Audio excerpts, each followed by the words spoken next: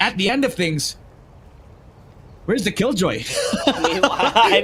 I'm a bit confused what the play here is. Are they gonna stay on A? Are they gonna go back to B? What's the answer here? Spectre still at hand on towards the killjoy. And there you have it. AK-47 gets that kill. Rambutatoy. I mean, they were rather stubborn on staying towards the A side, but they made it work just because of Salty Bunch being, I guess, not too disciplined on when to peek and when to not. I mean, they already had a good angle. They already knew where they were going to be peeking from. They didn't really have to push the boundaries on defending that side. You just had to stay in and you have the crosshair, just, crossfire up and running. But they decided to go for the aggressive peeks, and it did bite them in the end as they lost that round. I like the middle though, because then that will be able to play out more and they can chew Reyna. There's a reason why this duelist, you can pop in and out because of the dismiss. 847 opening up again a long. It's giving themselves a rushed attempt over at A. It was as crispy as it was precise. 3 versus 5 Salty Bunch forced off again. The pistols out for 3 players on the CT side. Saeed peeked out, but he wants to support it with a flash, but the only type of intel that they have is not as reliable as they want it to be. They got walled off yet again, and that's the value of the Sage. Sendo's not able to give them that entrance that they needed. Ren and everybody else on Salty Bunch lying right after that first pick to the Reyna, but maybe that's the only thing that they can get. It's so difficult. They don't have guns. They don't really have anything. They're just jumping down and oh, what? Saeed! He dies from the fall damage! Oh, whoopsie-doo, buddy! Did not calculate that properly. As he dies in the end. 2 for 2. It's even. Stevens. I guess right now they finally have money for the guns. But this is something they have to win. It's necessary for them to at least even it out if they can. But this time, Screech, though, he buys a Judge, and I do love Judge and Haven. Pretty just unfortunate here for Reyna.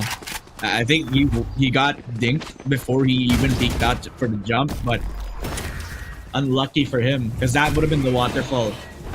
Out for players on around the pathway, but hold on, AK-47 with the right click secures the control over B site, but he overpushed and Ren punishes with the wall bang, finding AK-47. The ultimate out for both of the initiator and the killjoy as Saeed and Screech, they peek out with a double kill for Saeed and Screech. They're giving themselves all of these free picks over B.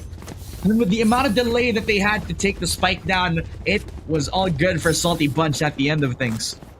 You gotta give it to them, right? For Salty Bunch, the way they played their utility, that was amazing, phenomenal.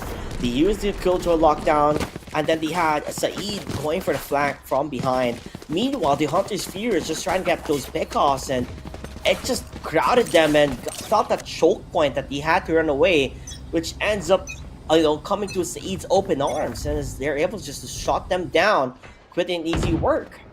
This time though, they have to figure out what can work with them, but easy with an opener. Too easy for easy. Not really something you want to happen for your Jet player dying quite quickly. 3 Zs for the Jet means he's asleep before he can even entry on, which is definitely a really, really close call, but the best way for you to actually get that entry. Rambutatoy lying on the Omen, and Reyna pushing on through, but that's really risky. And the initiators, they are the ones who punish 4 positions out for both the Jet and the Reyna. E60 Gaming trying to hold things down on C, while Easy gets a double kill, finding Saeed over towards that courtyard side, while V60 Gaming gets himself the lineup, but he does not expect the guy behind him, because that's a really open plant on the C side. Ren again giving another frag over to Easy. The Omen pops off where they need them the most. Equalizations for Rambutatoy as they climb up at an impasse against Salty Bunch. It's been coming back and forth, back and forth. E with a triple Z getting a triple kill on that same round, putting, like you said, all of them to sleep. As it's all the easy show right now, ladies and gentlemen. Rambutatoy, they've been playing quite okay, but there's clearly no big advantage between one another. It's just quite even. So this is the moment for them to step things up. This is the moment for them to lead the way if they're able to find that one. And Void missing those kitchen knives. The Blade Storm not working on their favor. It looks like Reyna's also able to find an opener here on towards Saeed. So numbers dwindle down. They don't really have much, I guess, guns at hand too. As only Ren has a Stinger and the kitchen knives are almost gone. It's only a matter of time. But the Stinger, it bites, it hits, and it kills. How did he control those shots, man? Those bullets from the Stinger, it's not the most reliable gun, but he counted all the stars just so he could hit all of the bullets towards the head of Reyna, but he gets himself the revive. The stage brings him back to life, a second life, a chance towards the redemption arc. Void, though, a lineup, possibly a straight after. Geek 60 Gaming and Reyna fall to the ground. A 2-for-1. Got themselves complete control of Garage and converts it down towards C, but by AK-47, he falls to Squishy, who just defends the C site like its own life. It's easy. 1v2 now. So low on HP, he jumps up to window, and Screech will cut him down. 4-3. A salty bunch. They lost the lead, but they regain it back after a salty push over B site. Oh, I mean, I don't want to say a Killjoy, really. He's the anchor of C side. He owns its side, and he really pushes them off the boundaries here. They really can't stop him. He's just playing phenomenal. Squishy, you know, he's not as squishy as you think he would be, but maybe he named himself Squishy because they're also squishy when they're up against him. That C side, although he's been, you know, putting with the nano swarms at the same position at the same time as per round, but it's working out. And then why, if it's working, why stop? And there you have it, Void with an opener. Judge at hand. Close combat here. Ren with a spray down makes it work. The op was wasted. It's a Marshall though. Oh, sorry. It's not much losses, as it is just an eco round for everybody on Rampatata. Sometimes, you know, the op and the Marshall just has the same amount of damage if you put it on the head, so it's all good. Sometimes people just don't recognize that much. Easy. Has to actually lay down the blueprint for Rambotato. They got themselves the A-side push, but Screech with the flank. That gives them less coverage, less secure over A. 4 versus 2, and they sandwich them inside of sight. They even smoke off the bomb, and it doesn't matter at all. Reyna, a lineup towards Zaid and Squishy, and Sage with the flag. It's all on the salty bunch Void, who just knocks them down. An updraft into a Judge kill. Sage had nowhere else to run, a 5-3, and finally, Salty Bunch has put an end to his impasse. All I could see is like Jazz playing with a and just flies with a Judge, you know? That's just how it felt to me. Yeah, when I saw that, he's like an angel coming from above, and with Judgment there is. Void made it work out in their favor. It looked amazing and tremendous, by the way, for Reyna with that double kill as they lined up. But I guess it was just not enough at the end of the day. Rambotato, they're pulling everything that they can with a double duelist. I mean, it is a double duelist. It should technically be working as attackers, but so far, they're having difficulties one after another. Make men's meet this time over at the A-long push, but they are waterfalling every single utility as Void will catch off Reyna before they can even get control over the default plant. And after the 2 picks, the duelists are down. That's the point of contention that we've had, right? The double duelists to open up space, but because they have been picked up before they get secure, and then they're not able to set foot over at that A side and not even plant the spike at this point. Trying to pray for a mistake. Bit of a positional mistake of that for any player on Salty Bunch, and the closest they could get is Void, who tries to pick off over towards that A-short push. That's something at least, but they need more than that if they want to work through this. They're really just testing the waters, but how long can you truly test the waters?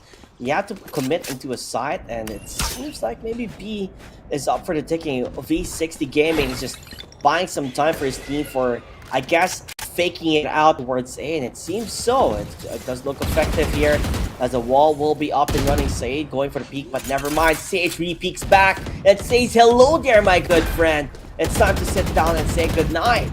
B side still in control. E triple Z is raining from above. A bit harder to push. Squishy to see where Sage is, but does not get the repositioning as he finds yet another kill. You know where I guess the remaining players from Salty Bunch is going to be coming from. They did get tagged down quite so low, but you have to make it work. 10 HP, and I don't know. It's hard, and it's not going to end up in their favor. Rambutatoi wins another round. Even save up one more gun because Sage, he had an extra revive, another life into the mix for V60 Gaming. And the backup plan towards B is usually what other teams would go for if the initial plan over to the A site was definitely not fruitful towards their eyes. And understandably so, it was pretty heated exchange over the lobby that requires Rambutatoi to do something more crafty. But it actually paid off. Says one smoke towards A link made them hesitate to even push forward. And it's kind of ironic since Owen is one of those controllers that have the least amount of util power. But if you line up the smoke and the flash at the right place, then they're able to secure themselves an open plant here. But no, Salty Bunch, they get denied. And Rambutatoi, they're able to get the 4th round win. The B push, inevitable. The only contention here is that A link player, Silva, just has to make it big if he wants. Make sure that their gate kept at all easy, and V60 Gaming, they get 2 picks. The initiators after the count for SB. They fall back to the 2 versus 5, and they're left with the 2 players on Salty Bunch to play their hearts out. And yeah, there you have it. E-Triple-Z closes it out in a flawless round for Rambutatoi. And I don't know, dude. It's neck and neck. We talked about early on that we wanted to see a close game, and boy, are they delivering in Haven. Salty Bunch and Rambutatoi, back and forth action. Honestly, this might be the closest game in the tournament we're ever gonna see. Hopefully not, though, as I would love to see more of these type of games because it does bring it until the bitter end here, fighting for their lives in a best of 1 do or die. Yeah. Showing that both Rambutatoi and Salty Bunch want to push forward towards the next round of our playoffs, but Saeed and Void, they just want to take picks left and right. It's like the momentum never lost on their favor, right? It's like they never even lost any sort of grip towards this Haven map on the CT side. Now controlling this A-long position. Both Ren and AK-47 are so close to each other that they're practically smelling each other. The V60 Gaming on the other side, BC takes 1 here. AK-47 pushes on, and Ren will punish him. That's a 2 versus 4. It's very early in the round. Yeah, it's gonna be looking rather hard now again for Rambutatoi. It seems like it's a give and take in terms of rounds because right now Salty Bunch are ahead. I guess Sky tried to go forward. Any information with the flash, but it did not pop, so doesn't necessarily know where the players can be. And C side, that is where the gaming is lurking around, but he does not. Oh, never mind. He finds Saeed. Saeed misses the shot, unable to put precisely on the location of where V60 Gaming was. Now the spike being planted here on towards CD, know where they are at, but they just have to play it smart. Screens for the shot, and it seems like it ain't gonna be Rambutatoi in the winning end of this round, as number 6 will be claimed for the Salty Bunch. Look at the default that they had after the picks are picked off again for Salty Bunch. The punish, because the push out from the Jet over a lobby, it made a pretty big sense of how Rambutatoi are able to approach the C-long, where yes, they got the plant down, but Salty Bunch to fight off with more members to wrap around from CT. It's beautifully done. Plus, they even depleted a bit of the util. You saw that they're able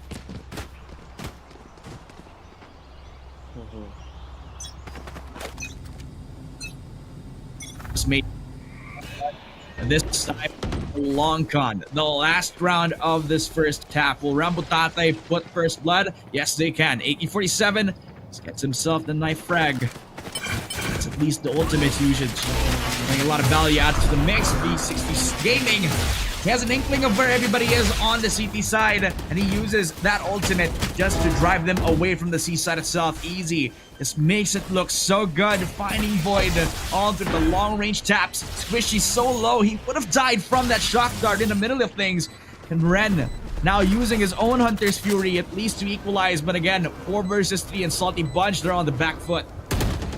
Yeah, in the back foot that team would never want to be in. As you can see, AK-47 getting the kill, finding another, making it triple streak. They know where he is. The right click with the Blaze Storm. Not gonna even work out in his favor as V60 Gaming clears it out. First half is now done. 6-6. It's like we're back at 0-0, you know. Second half now. As this time around Butatoy, you don't necessarily have a defending centric lineup compared to Salty Bunch. So now the tables have turned. There are weaknesses towards this agent composition. So now we just have to see how well can they make it work on their end. As it seems like Salty Bunch, they're aiming for the A side, and that's where the double duos are. Yeah, I mean, they don't have a hard sentence to put a trap over a B, so it opens up a lot of lurking potential, and that's where the Killjoy can shine through. They can push on to B with no problem, as long as they can devoid the value out of that Omen on the B site. They actually decide to rush on with 5 people over at the A long position. The Jet, the one to pull the trigger over A short, but Reyna, it's a bait and switch counter, but a 1-for-1 in red. Actually expecting AK-47 to be on the other side of that double stack. And that's actually a really good job done for Salty Bunch. They get themselves the first pick off, and they even deny that lurk potential, that flank watch that they could have if the Killjoy was still alive for Salty Bunch. So what's the plan here? They have 2 choices. They could either rotate on back, try to fight off against the only guy over at B, or force off the garage control and play against that Sage, or go back to where they're committed. They already have 4 people inside the A side anyway, so maybe the rush on is the way to go. V60 Gaming never expected the position that Void had held in the previous game. Saeed with a double kill. The classic is now singing with the 1 versus 4 Sage all alone. Well, let's see how well you can right-click here, Sage. I mean, that's the only opportunity you have. Goes for the right-click, not even hitting. As Void is going to be taking that one. Salty Bunch winning the first round in the second half, which leads them to a possible, for a bonus round. And it seems like they are going to go for the bonus round here. A Bulldog currently are being purchased from Void, and a couple of Spectres with full armor. I mean, they really stuck their guns on towards A, waited for them to commit to look towards sewers, and they never knew that Void was just right around the corner, waiting for that opportunity to strike. They play around the utilities with the Omens, I guess, Flash or Blind, and then it stopped from there. Now A side, it's open arms for free. No one's stopping them from taking this at all. I kind of respect this because Rambutatoy, they acknowledge that they don't have the best guns, so if they stack 5 classics into 1 C site, then that's eventually a Vandal in hand for one team, right? But no, that's a shot towards the smoke and Screech. Never expected that. One of the better guns from Salty Bunch, and that's an opportunity for an upgrade if they choose to do so. Void, though, take their hand over at trying to control that heaven side. Saeed with a spray down, and even capitalizing on them trying to catch corners. Reyna, he's with a ghost frag. The only thing that they can hope for are these exit rounds as Void and Saeed, everybody else on Salty Bunch, peppering all the salt towards Rambutatoy.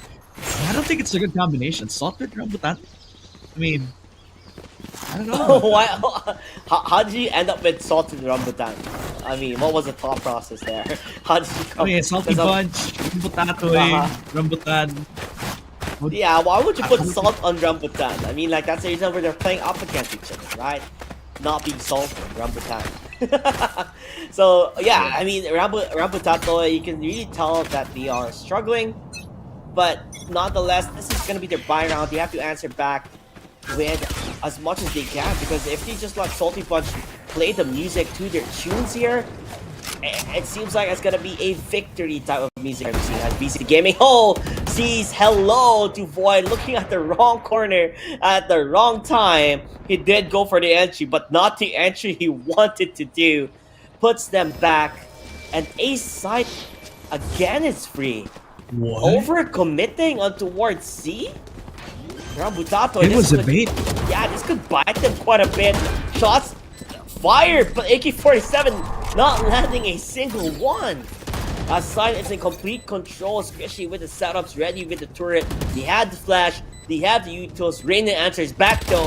Gets a Bammy, another kill on towards Reina.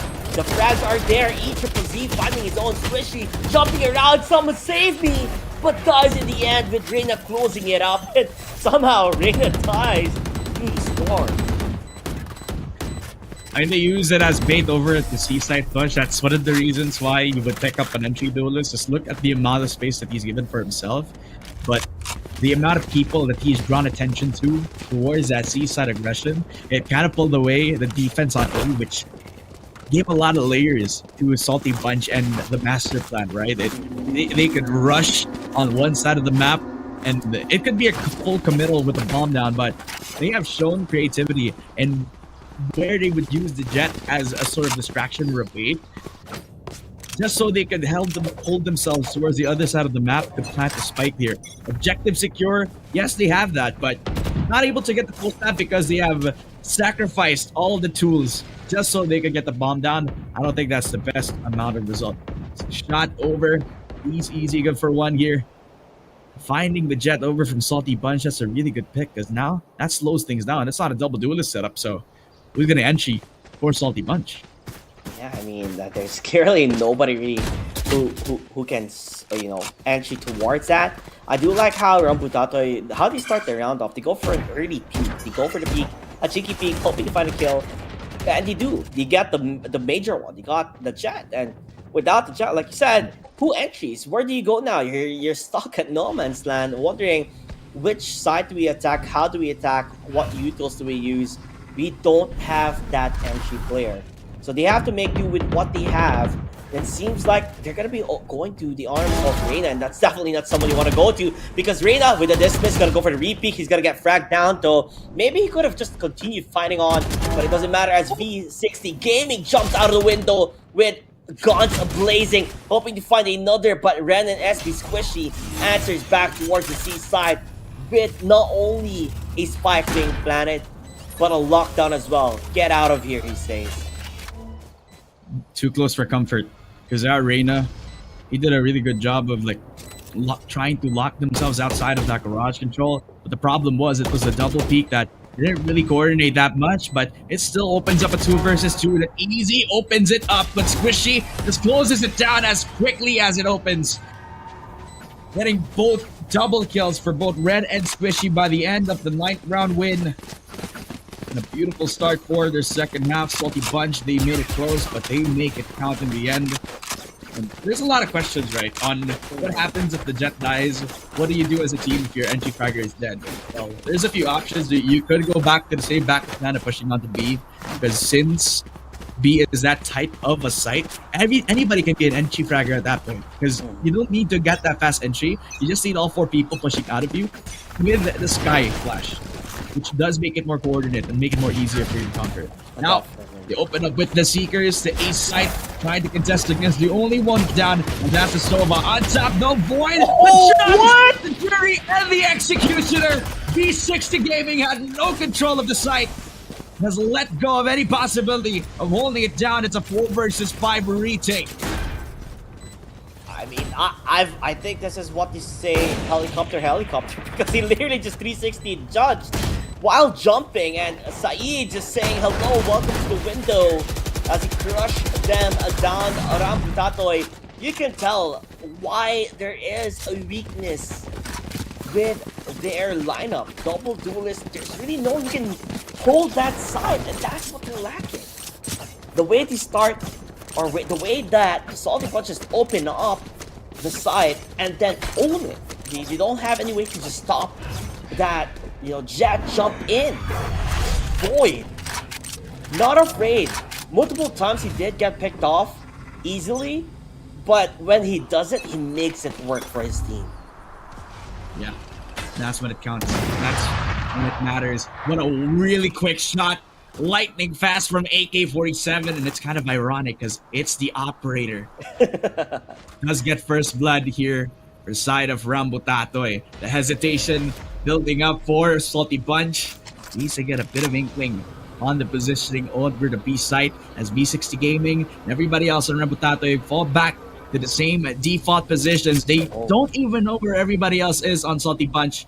That one smoke, the only coverage that they had, but Void, a quick shot. That's a quick entry on through. But not enough to even get themselves a quick score over B, because that's a really nice usage of that Stage Orb. But B60 Gaming peppers them with that Hunter's Fury. Stage has no business being in B site, but he opens it up. Stage and B60 Gaming, they get themselves B, and it's forcing a double duelist to make a move. Ren, a double kill for the Silva. Falling down to the arena, Rambutato has crumbled as Salty Bunch have peppered all over the B site with every single possibility. 11 round wins for the attacking side. I don't know, Rambutato, DR going for, I guess, too much of an aggressive peak here.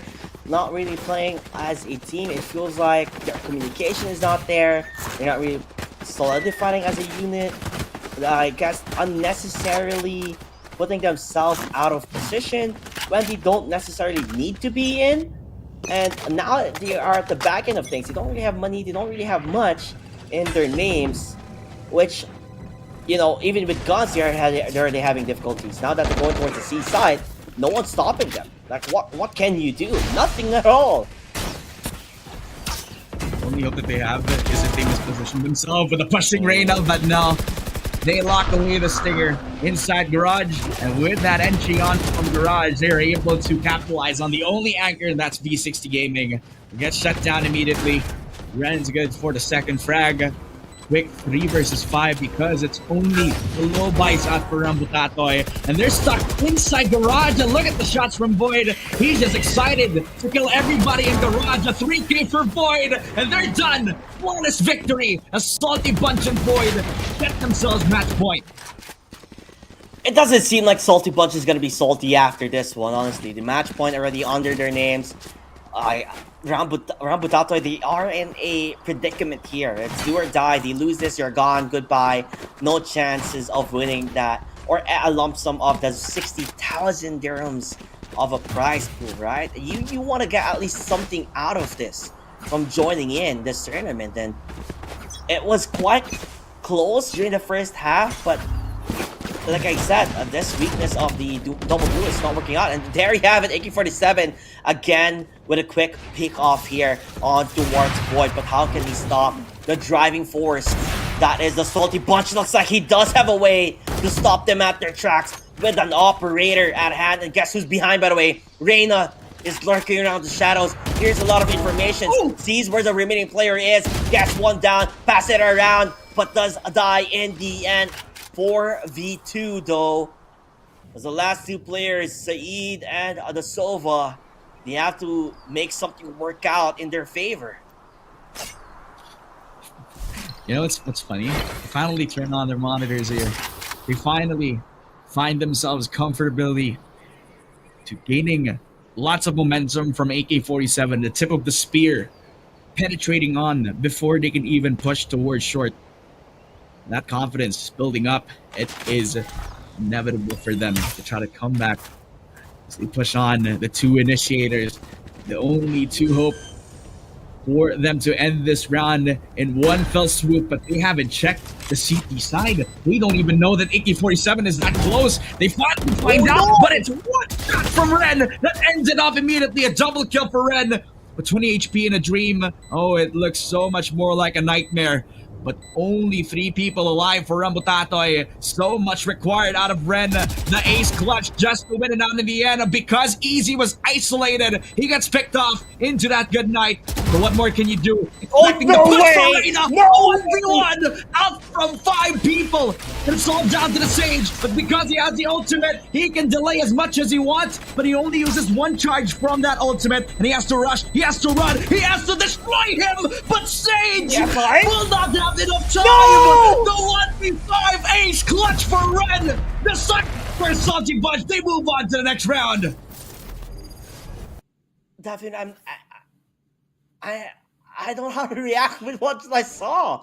I mean, it was what was that, 3v1? And the way that they lost this is that they went one by one. They don't I don't understand that they didn't go all together as a unit, like go in the same area. Increases their chances of winning, but Rambutatoy, it just goes to show that they are not the best on this day.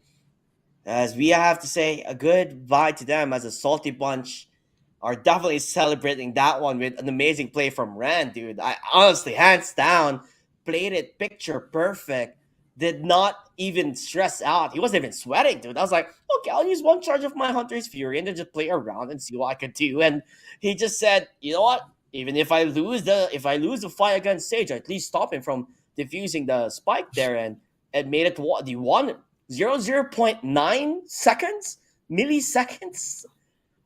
Honestly, what a way to end the series. Congratulations to Salty Bunch, and goodbye to Ramputatoy. We had a fun time watching you guys play, but in the end, the double duelist lineup just did not work out in the second half. No, no, not the most amount of utility. That and the firepower out for Salty Bunch just proved to be the victor in our best of one. When we come back, we'll have a lot more in store for you guys today. We're not done with the elimination games. We have more best of ones to come through. But we'll be back after a video from our sponsors, so don't go anywhere. As to the Dubai Police Game Save Tournament, we'll be right back.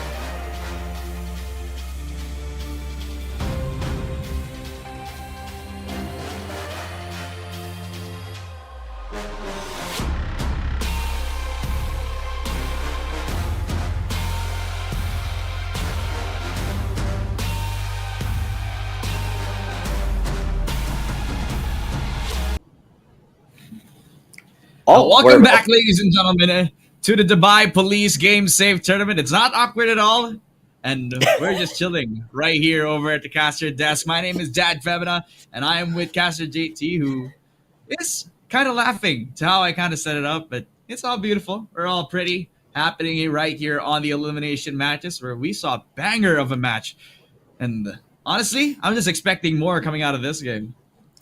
Yeah, I'm hoping to see more again. Like I said, may the best team, win, right? So as only the strong will survive until the very end.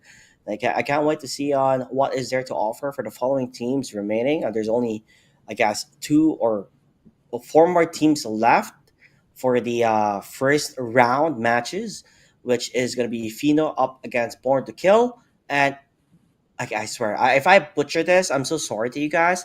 Mishakal team up against NPCS. I'm not really sure yet or any confirmation given on which game will be casting. But maybe if you guys have a fan favorite, the production team will check out your messages and chat. So be sure to tell people what match you want to see. So maybe we'll end up watching those instead. Now, with that said, what map have we not been into that Vimina? Lotus.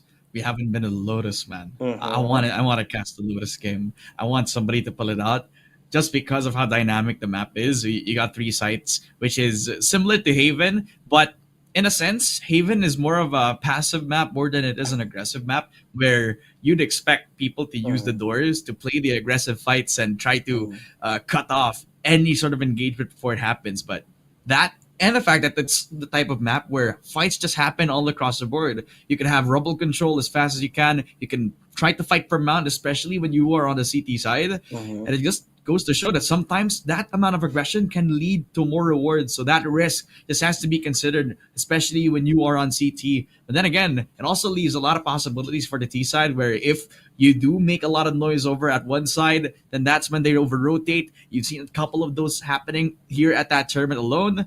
And mind games, just a lot of mind games that can be used in a map like Lotus is just effective to whoever is on the CT side. So just they need to be disciplined in order to hold down any sort of ground when they do so. But maybe we don't get Lotus. Maybe we go back to a vanilla map like Ascent, where we're used to it at this point. It's on the mid side where it's all happening in the hood, where you also have to hold down the B main and the A main extremity. You have to aggress whenever that you can if you don't want to lose map control. But that's also a point of flaw, which if you push too far, then you're giving away a lot of space for the T side of things, and it's not going to end well, especially if you don't win out on the timing. Yeah, definitely. I kind of want to know what cheat codes you're looking at. I mean, you're looking down, so I'm wondering like, what cheat codes do you have there, Defin? What are you not showing? But definitely, I Yep. do like I told you since the get go, since the beginning, guys. I do like Ascent. There are a lot of is Breeze still up and running? Is it still available? I'm not entirely sure. My No. another fan favorite is Bind. I do like my Bind. What else is free? I mean, there's not entirely a map. We already seen Haven. We've seen Pearl already, and there's like you said, Lotus. I guess which not a lot of people like Lotus per se. It still feels like a bit kind of awkward, but there are fan favorites here and there. By the way, since we're talking about Valorant, have you seen the new skins? Looks freaking dope, don't Oh they? yeah, the arcade ones where you have three different game themed Yeah, weapons or exactly, skins for all of the weapons that they have: the Phantom, the Bulldog, the Ghost, and I believe a fist weapon. That's really cool dude. because the fist weapon, whenever you use it, it has an effect whenever you left click or Punch. right click, which Uh is huh. kind of unique for a few of the weapons in the pool that we have in terms of melees. But the different finishes that we have, depending on the variant that you have for each weapon, is just cool. I like the fighting game finisher the most out of the three, Exactly. but I'm sure that it caters to a lot of other genres that other people will like as well. Yeah, I mean, you know what they say, skins give better aim. I don't know. This is why you get all the skins in the game, You get all the skins in the game. But with that said, Yeah. do we have any information on which match we're gonna be watching on?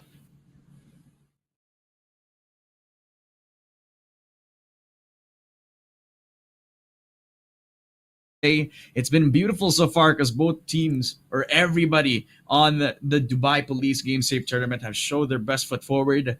It's just unfortunate that we can't cater to every single team to move into the second round of Mm-hmm. things. But to all that have deserved their second round, it's congratulations to everybody, as we're not done with all of our elimination matches just yet Yep. because we have a lot more to come through. It's Mashakal team versus NPCs yet again, and we are yet to know what type of bat we're going to be going for. I'm seeing a lot of comments saying it's kind of mixed. Some people like Lotus; they think it's a good map.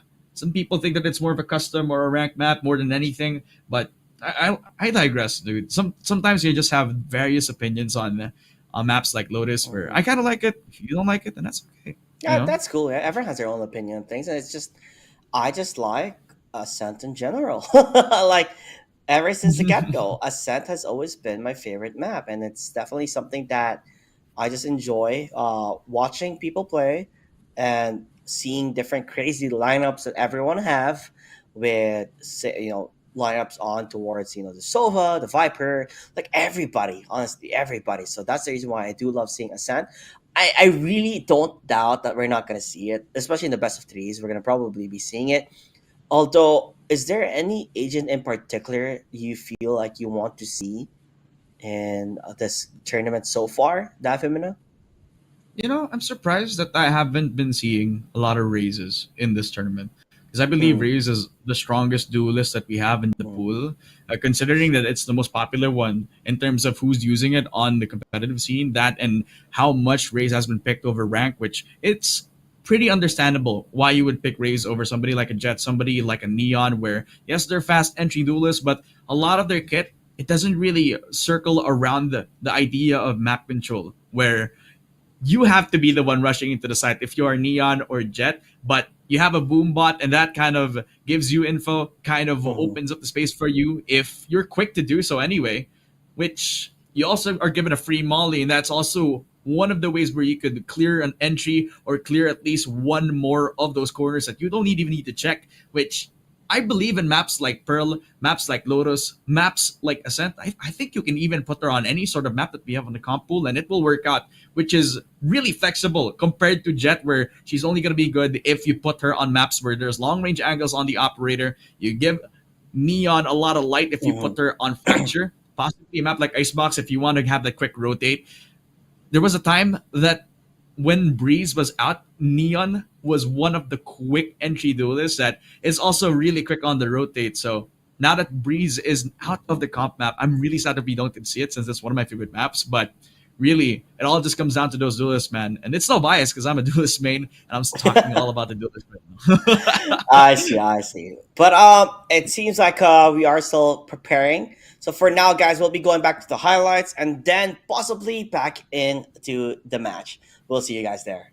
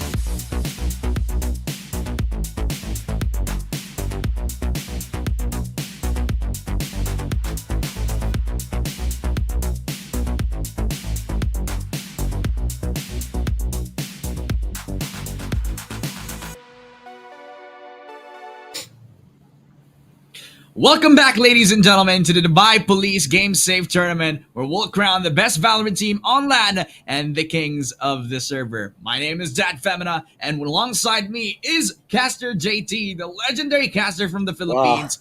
We'll be commentating all over the elimination games. And possibly the last one for tonight is Mashakal versus NPCs before we move on to the round 2 games, which will also be featured today. What an mhm. exciting bout so far, JT. We had a lot of good games and possibly a really good one at the next here.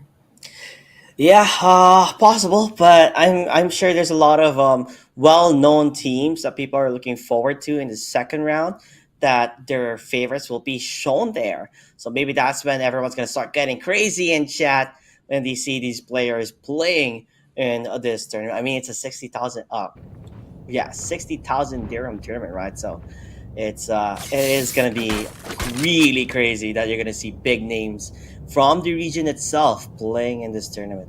Now, with that said, Mishako up against NPCS, aka the NPCs.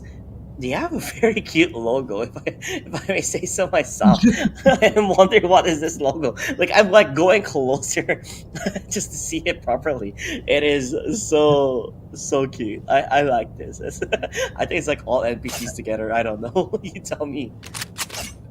I mean, that would make sense. I thought I kind of can squint and I could see Silva on the back of things, but maybe it's not Silva. Maybe somebody who just has similar clothing. I can't really tell because it's pretty close up to the monitor. No, I it's still not can't Sova. I still can't recognize. I don't think it's Silva. I just think they're just 5 NPC models bunched up together. Just one of them kind of differently colored compared to the others. But all right, well, this looks pretty interesting because a few of these players are LFT. I think I saw Hoshi or Dice actually, the Sova from the T side of things, NPCs. Looking like a pretty strong team. I'm not gonna lie. A double initiator comp. If you compare it to the Sky earlier, we have a bunch more of that counter ability, which will counter the Sniper on the other side of things from a Shackle. On the other side of the map, on the A side as well. So probably not the best approach here for the CT side of things. Mhm. Nevertheless, we will funnel every single player except for the Sky and the Cypher on both the B and Garage of that side of things. Probably best to play for the retake later because, you know, it's better to play off in the full retake against a double initiator comp if they do not overstep. And they really need to make sure that the Omen from a Shackle is still alive and well once that happens. Because I really do feel like after they get the seaside push, they will fall back to the C long control after. Mm. Yeah, they all have their own anchors, but then something about Cypher for me it just feels a bit iffy. He doesn't really necessarily provide as much compared to the Killjoy, I would say, but as a defender, he does wonders for sure. So it's gonna be interesting to see how he plays as an attacker later on. By the way, in chat, if you guys know the proper way to pronounce the team, Mishakal, we're just guessing that's the proper pronunciation. But obviously, if you guys know how to pronounce it, we're all open ears here. Meanwhile, the seaside is gonna be up for the taking. We do have a way to enter here with Rain setting the beginning of all things here, making it work out in their What? favor. Already a double kill, just 180, buddy, there to get that kill towards Moha as they are in complete control of the seaside. And that was a very quick one, by the way. That was a 1-2 punch provided by Mohawk. Guy to entry on for the NPCs. They're showing that the main character is of the team. Rain with a triple kill. This time the Jet is popping off. 2 quick picks off for New and Hoshi. Both providing security on C and Garage respectively. NPCs have shown that they can aggress as quickly as they come. And Rain, the guy to lead the charge, has not been stopped at all. Leading a triple kill very early towards the execute on C. And I like that they also have various outside pressure. Mhm. Except for the one on C2 where it's already inevitable that they'll be holding on C. But it's nice that they also have control over Garage, which means that they need to control like 2 sectors of the map before they Yeah. push on and defuse the spike later. And I guess that's the beauty of it. Now that we are on just classics right now, more or less, this should possibly be a free sign, unless you know, Meshakal can be able to get a couple of kills here and there, but no says no. The cute name he has there. But regardless of that, window is where everybody's clumped Rain? up together. Rain from behind, getting those shots fired. New getting triple, and Hoshi closes that one out. Wasn't even sweating on that one. So an easy victory for the NPCs. Meanwhile, Meshakal is gonna be the buy round. Let's see how well they can defend that side. I mean, they have a Sage, they have a Cypher, so more opportunities for them to take control. But it just seems like NPCs, they're just not entering the sites where the setups are located. No. See, the thing is, I actually disagree when you talked about the Cypher a little bit lightly, because I really feel like the higher the ceiling the Cypher player is, the harder it is to control the site compared to how a Killjoy, an average Killjoy can be, right? Where the perfect setup just lays out on how you use these cages, right? And that's not only a semi-smoke, but you can also pop in and out of it, and nobody from the other side of things or the other team will not hear when you go in and out of it. And that's one layer of mind games that he can play on. That, and it's not as easy to even clear out where these trap wires are put out, because some Cypher players, the ones that are from Radio, right, they never place it on the default spots. Places where they never expected. Sometimes they put it right down on your feet. Sometimes is around the torso area, where that's more than enough to expect, right? But you never expect the other one to actually be very close to it. New though, that's the shot towards Link, and that's the kill all towards it. Smile and Moa, they take two for themselves. And a 3 versus 3, and even one. But before they can even capitalize on the seed rush, Ace side is open as Dice takes full advantage. Yep, I mean, there's a Cypher trap, but they already pushed them off towards the side. So now that they have control, they have, you know, the setup's gone, other than the camera just being a total question mark on where it could be hiding. But the information could be given. The shots from Rain, he misses those, but it doesn't matter. He gets the with the Cypher, and seems like they're just going to take control off this side as Hoshi clears out Smile. I mean, Smile did quite a lot. I mean, he got 3 kills, could have gotten more, but Hoshi ends that one down from the buy round for Meshakal, right? And of course, I do believe in the Cypher that you're talking about the topic. Yes, Cypher is amazing as a defender. I know he's amazing as a defender, but I've seen of times for professional players, especially since when I was able to cast, you know, the off-season VCT of Valorant India Invitationals, they tend to struggle as attackers. So hopefully here we can see something different. Maybe when we get to that phase though. But for now, they have to survive in the first half because they're having difficult times up against NPCS. The pick that they needed over at C-Long, it would have been the best chance for them, because he was playing the reserve angle, conservative to even get themselves a wide peak. The Reyna does not fall, and they still have control over C. Look at the amount of people around that quadrant of the map, actually. If they push to garage, they're walking into a death trap. If they force themselves in towards B, even if they destroy the wall, then you're facing up against 4 that can double peek, triple peek, quad peek on you. So A side might be the best call, especially since it's only the Cypher who falls, especially from the rain, and that's the only entry frag that they need to open up the A side. The convert over to B and New only takes 1 on the Smile, while Sad just takes 1 with the Ghost, and the conversion up from top. They destroy the Omen on the other side in a 4 versus 2 in the blink of an eye. I just don't really think they have any ways to defend this one out. They're losing in terms of guns, and there you have it. NPCS just clear on a victory. Only Killjoy falling down. But regardless of that, they have lockdown now available on their end. 4-0, and Team Meshakal. It feels like their arms and their legs are shackled when they're playing up against NPCS, because I guess the firepower is not there. The aim is not precise as they want it to be. It's time to wake up for them, because NPCS, they could literally just roll them over, and it seems that is what is happening at our very moment.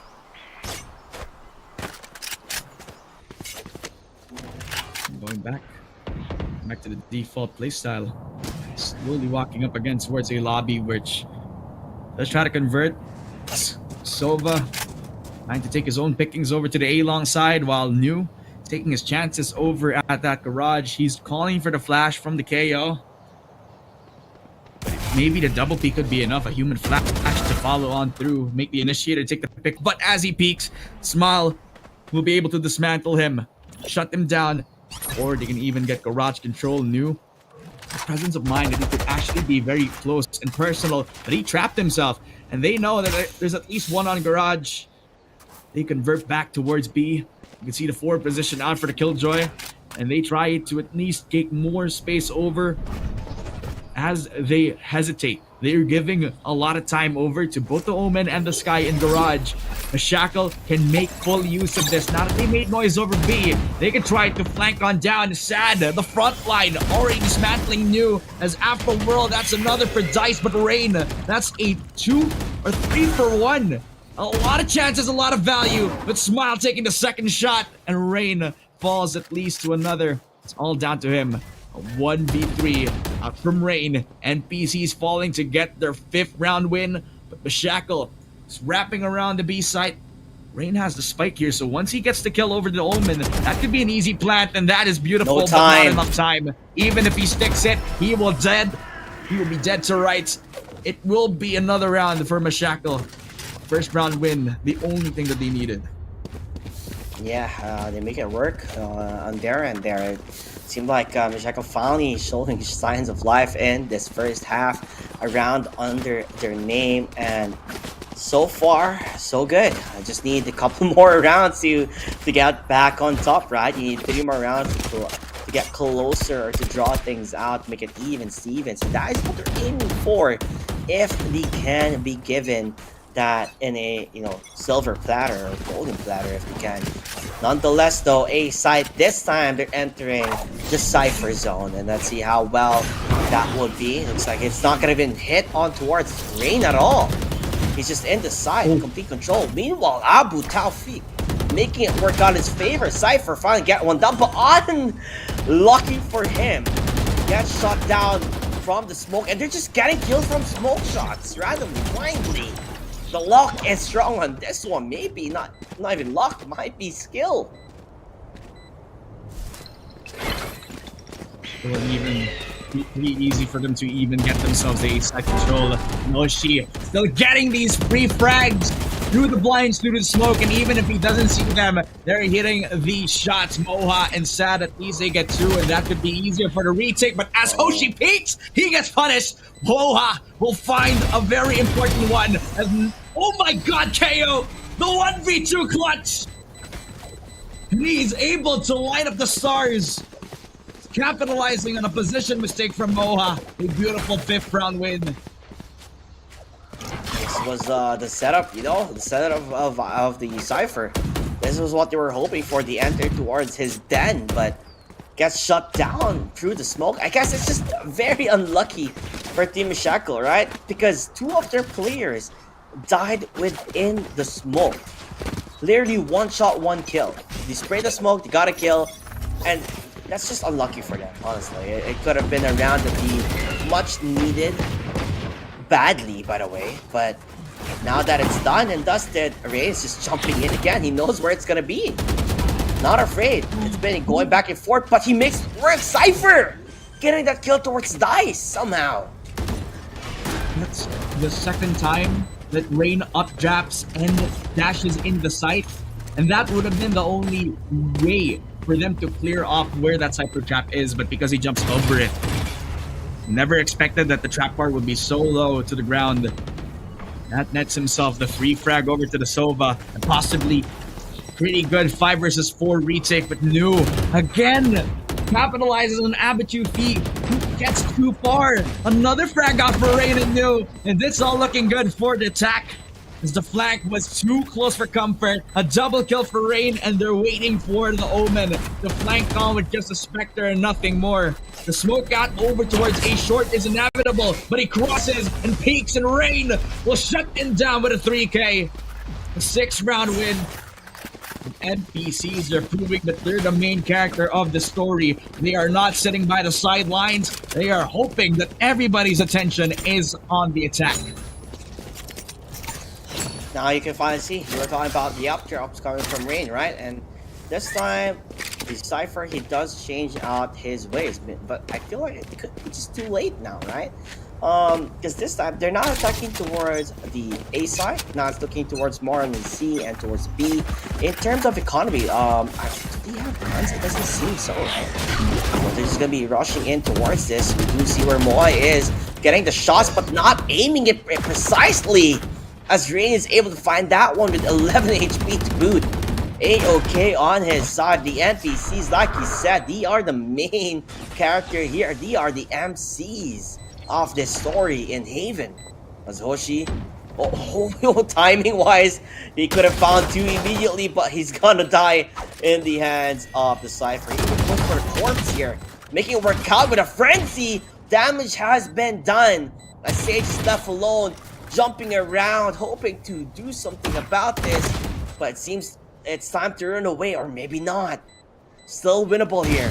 Waiting for the shot, but never mind. Rain with a flick to the wrist gets a kill towards Sad, and NPCs are up for running here. 7-1. Quick snowball. A landslide in towards their T side. NPCs, no hesitation after really good round from the previous one. Long push, and after in towards the post plant, that was when they were overheating. That's a bit of a window for Mashakal, plus they were kind of feeling the wrath of the frenzy from Abitao Fiku. I'm being honest, but becomes a very, very easy gun to underestimate. Now they go back to the same way they won. But this time, Rain gets eaten by the trap fire and he has to run for his dear life, but Hoshi got his back. He's able to go back to the C push as Hoshi gets a double kill. Dice will get the third for NPCs. It's looking so good on their attack. They lock away Mashakal, forcing a 2 versus 5 with Reyna and the Sky being the lone 2 players on Mashakal. Forcing a 2 versus 5 retake, but nice the flash was beautiful from Nick. Moa gets the double kill, but maybe that's the only thing they can hope for as the Leer pops out, but not enough to dissuade New. As he gets the last frag, 8-round win for NPCs. You can tell Cypher is struggling. I mean, the moment you're up against a KO, you get suppressed, all your traps go to waste. And that's basically what happened. He got suppressed, the site is free to take. Nothing to worry about. Just have the entire team rush towards him. I mean, if he gets a kill, that's cool and all, but they take the site in control. So I guess there is the struggle when you're playing up against a composition that plays really well against your agents. And it just goes to show there are weaknesses, and this is one of the major weaknesses that we can tell and see for now. As the B side, they're taking it already so quickly, and Rain, he's waiting for the wraparound, or for the A side players to come towards here. They're gonna get flashed quite a bit. You have a lot coming, so it's time to retreat. Go back towards the B side. Noah getting the kill towards Kick, and New finding his own. Couple more seconds remaining and seeing how things will go out. Going for the, I guess Dai is going for a cheeky play here with 1 HP with a 4 HP teammate as well. Seeing how things will work out in their favor. 3-on-2. Mashakal still has the opportunity to win this one out because they have more HP. Pushes in towards the hands of Sad. That's working out. New, what can he do? Not much at all. As Moa finally takes it out for his team. The spike is sticking, but you still have no time. What? 0.18 milliseconds? You gotta be kidding me. You gotta be kidding me. They're gonna be scratching their heads. They're scratching their heads. This is unbelievable. This is unbelievable. I was so sure that they had it because he got it at the very last second, where the third circle of the spike actually appeared, but that was right after he touched it, and that was when I thought that he had it, but no, he just wasn't good for it. Man, the B-side wraparound is so close for both of these squads. Mashakal and NPCs giving it their all. Mashakal not giving enough because NPCs are dismantling every single part of their defense this time around. They don't need the Cypher. They trade off blows with both players on the anchors. fighting blow for blow on this one. With Hoshi and Nick, they get 2 for 1 despite that kill from Smile. It's not enough to dissuade them from the push. It's a 3 versus 4 this time. Relying on the 3-man push for Mashakal, but they're locked away because of the Molly. And after that dissipates, that is when they attempt that one tap, a triple from Nick. KO is online, and it's all on Afro World. What more can he do with no util? Nothing. Not even an inkling of what he can do here. Run and gun, possibly. Knife out for No Dice. way! That slices him up into the 10th round win. Slicing, dicing. Dude. I don't know. Honestly, if I'm in Mashako's side, call a timeout. They have to call a timeout. It's just not working. They're getting hurt badly, and right now they're probably up in their heads, just saying this is over. You can't just give up. You need to regroup, recuperate. Never say die. Keep fighting until there is still to fight for. So in the Philippines, we call it lakad matatag. yes, lakad matatag, exactly. But I don't know how much lakad can they do. Seems like they're already tired before they can even walk their way. As NGS does not go for the right shot at the right time. Rain jumping in, flying like the eagle that he is, like a bird. As they're just dominating and crushing Mashako. Have no answers on how they're playing. Rain looking for another die, sees the target. Eyes on the prize, he says, yeah, get a flash. But not gonna be enough to stop my team from taking this one down. Rain with a 1-tap, 1 bullet, 1 kill. Nothing to chill. Omen left alone. Goes for the shot, even dies when he had the opportunity to get that one too. You can tell they are in a disarray. They are affected on how this game has been going. Their morale is definitely really low.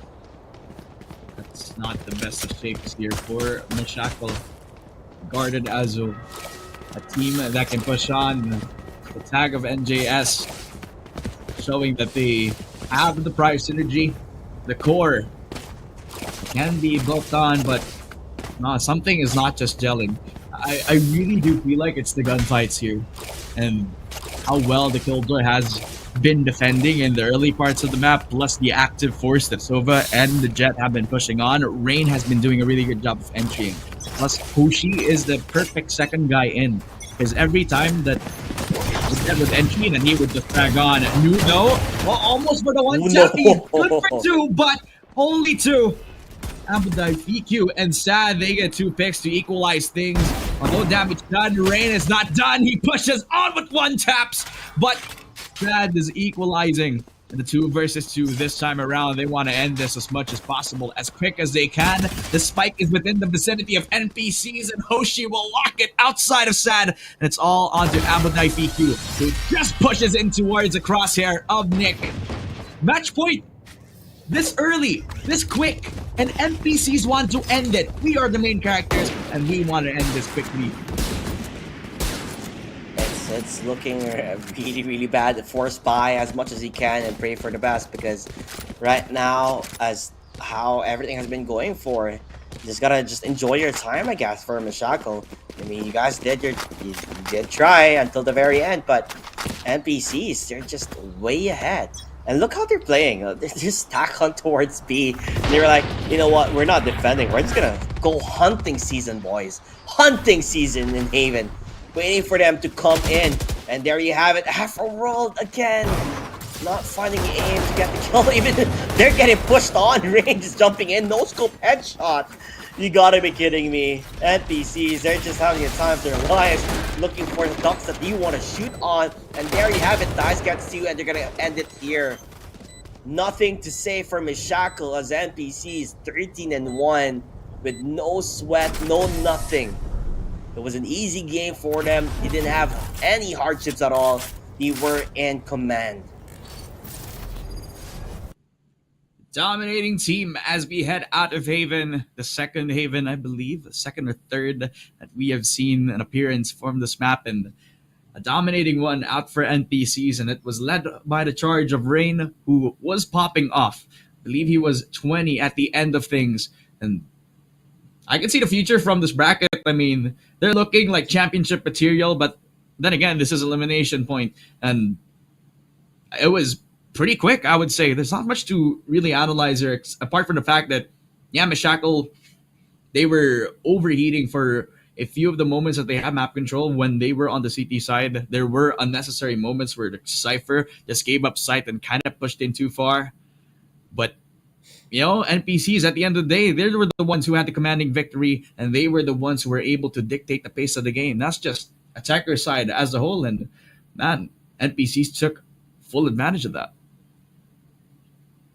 Now, yeah, like you said, there's really not much to decipher about. It's just that it was just a very rough game for Mishakal. They really had no answers on the aggression that NPCs were playing. They did have Sage and Cypher really good defending, I guess, composition, but they didn't necessarily adjust. So that could be maybe the stubbornness of just really putting an agent there. And when they did adjust, it was just too late already. A good again, like I said, I think the opposing team just had the better composition, the better strategy coming into mind. At the same time, NPCs, their aim were really, really good, pinpoint Yeah. precision. So, nonetheless, that is it for round number one, as we're going to be going to round number two in the brackets. But with that said, we have a couple of messages from our sponsors, everybody. So, we'll see you guys after those videos.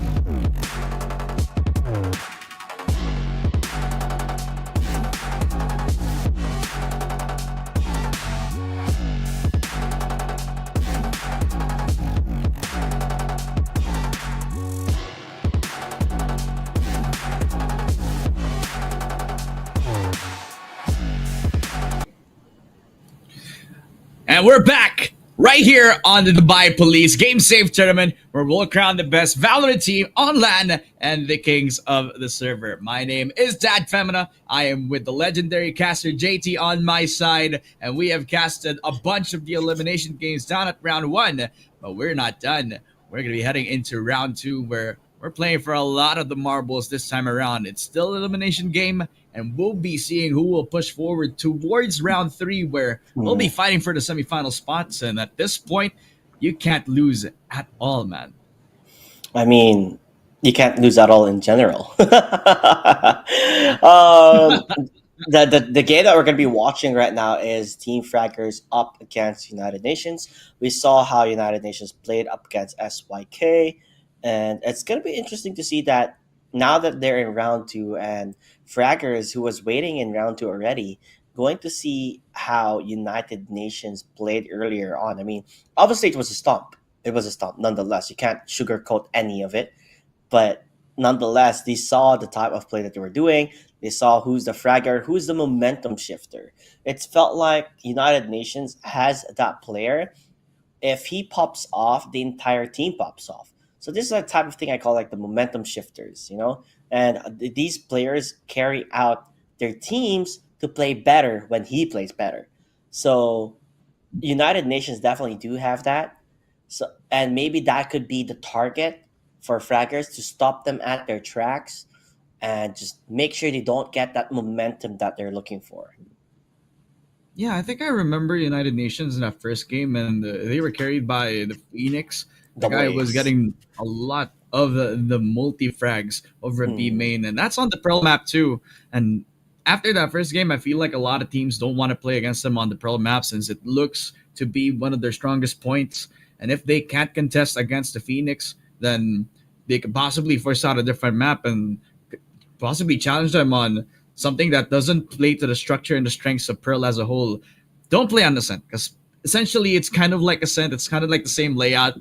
You'd expect like the mid push, but not a lot of that dynamic Hmm. feel to it compared to how you would have on the Pearl map. Maybe something like a split map just to change things up. But I do kind of share the same sentiments for a lot of teams who don't like to play split, where it's kind of claustrophobic around the extremity pushes. And sometimes if you don't control that heavens position, then you don't have that Hmm. flexibility of a post plan if you want to go about with that.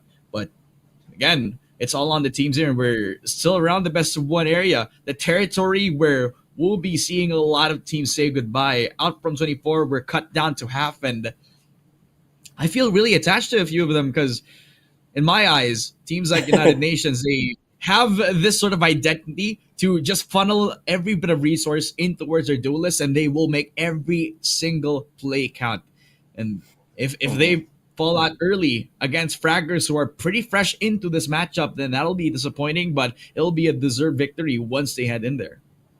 Yeah, DZX. I mean, he popped off. It was the first ever double ace in a row. It was in a row. It wasn't even subtle at all. He's just like, "Oh, I'm gonna pop off. I'm gonna pop off," and it just worked Yeah, out in that's his in favor. round six and a round seven, both aces. Yeah, Imagine.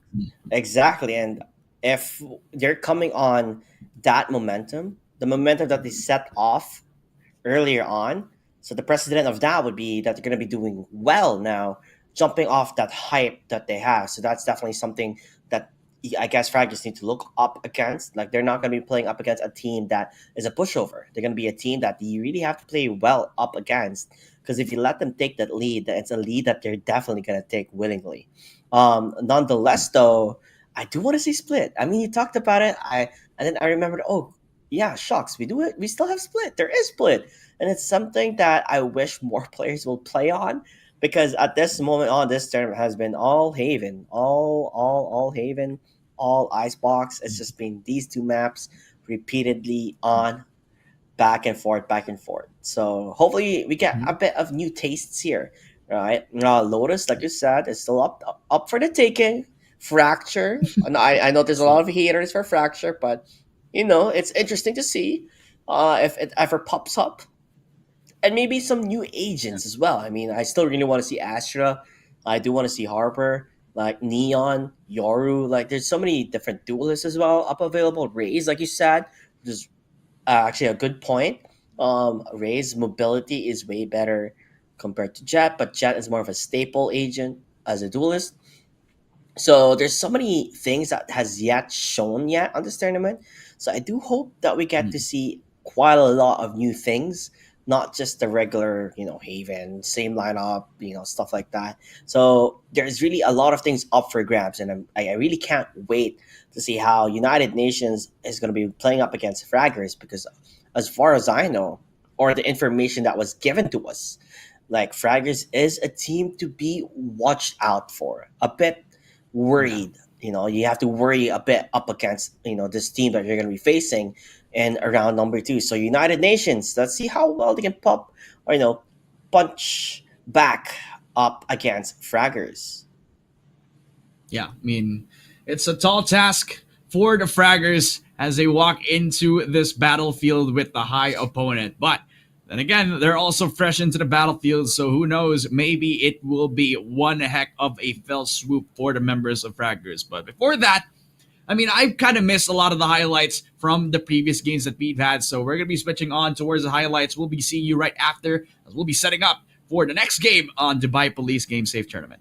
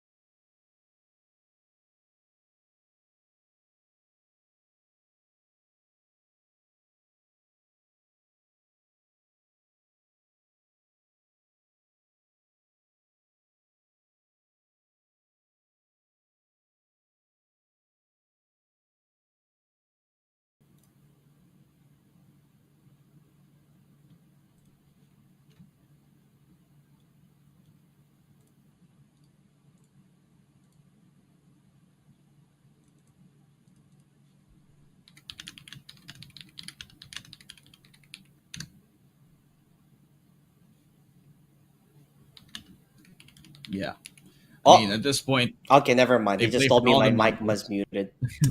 So you No, no, guys no. were It just was hearing mine. It was me. mine. No, I think it was mine. I just saw mine was muted. Jeez, Louise. No, Now, no. You okay, know what? you know what? I'm gonna roll it You know back. what? Let's roll it back.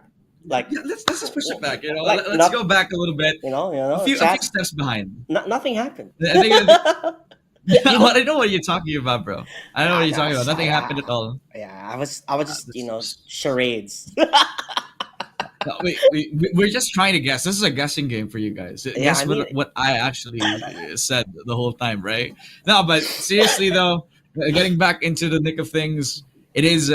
It has been one heck of a show for a lot of the elimination games. Round one, a lot of stomps, a close one to get at least like a bit of an interesting taste of what we can expect for the whole tournament, mhm. where this whole elimination game was so fruitful that we already expect that everybody's going to put their best foot forward. And now this is the storyline I was going for with United Nations versus Fraggers, right? You got the best first impression team of United Nations with the strongest duelists that we have in this tournament so far in the Phoenix that we saw in that Pearl game.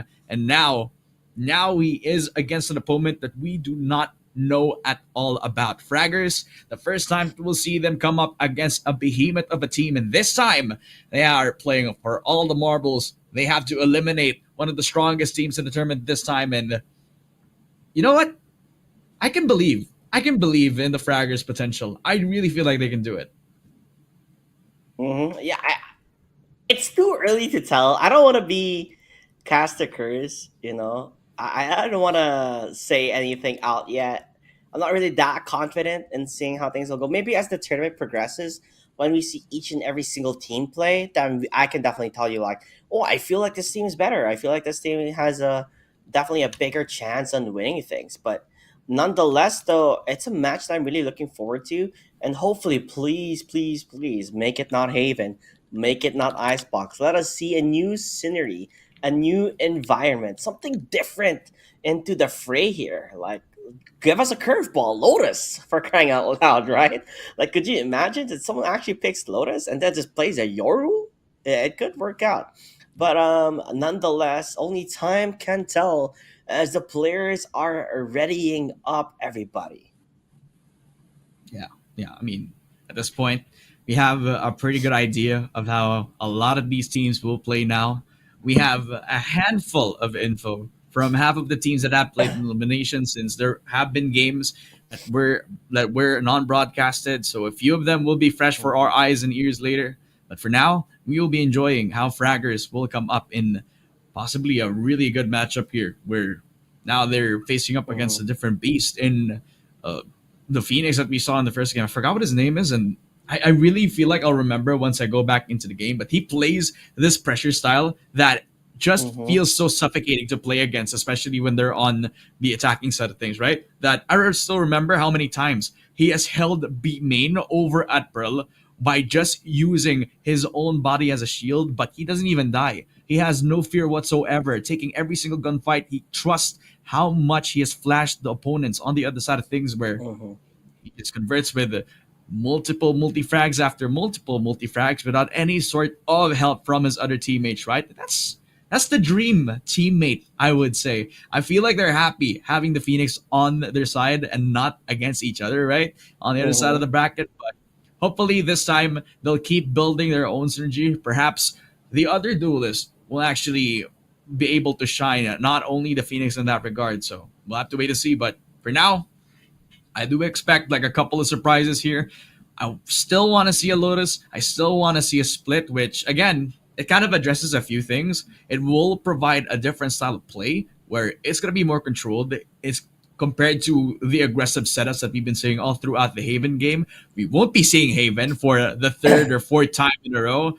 And we'll also be seeing less Jet because, in my opinion, even if you play Jet on split, it will be good, but not the most optimal of states. I feel like Mhm. Raze will still be a primary pick.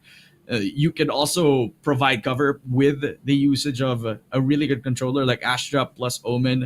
I'm kind Yeah. of predicting like team comps now, where I could see Sky actually do well with any of the duelists whatsoever. So in my eyes, Split is going to be one dynamic map to look out for. If we are going to get that in this tournament, one heck of a way to actually open up the round two is if we open up with a really new map, possibly Lotus, possibly Ascent. And I'm kind of surprised that we're not seeing Ascent too, because that's also a pretty good map. Well, we kind of saw Pearl, and that's kind of the same thing too, right? Mhm. Yeah, yeah. Well, to be honest, Ascent to me is like Dust 2. Like, because that's how much I love Ascent. It just reminds me of it.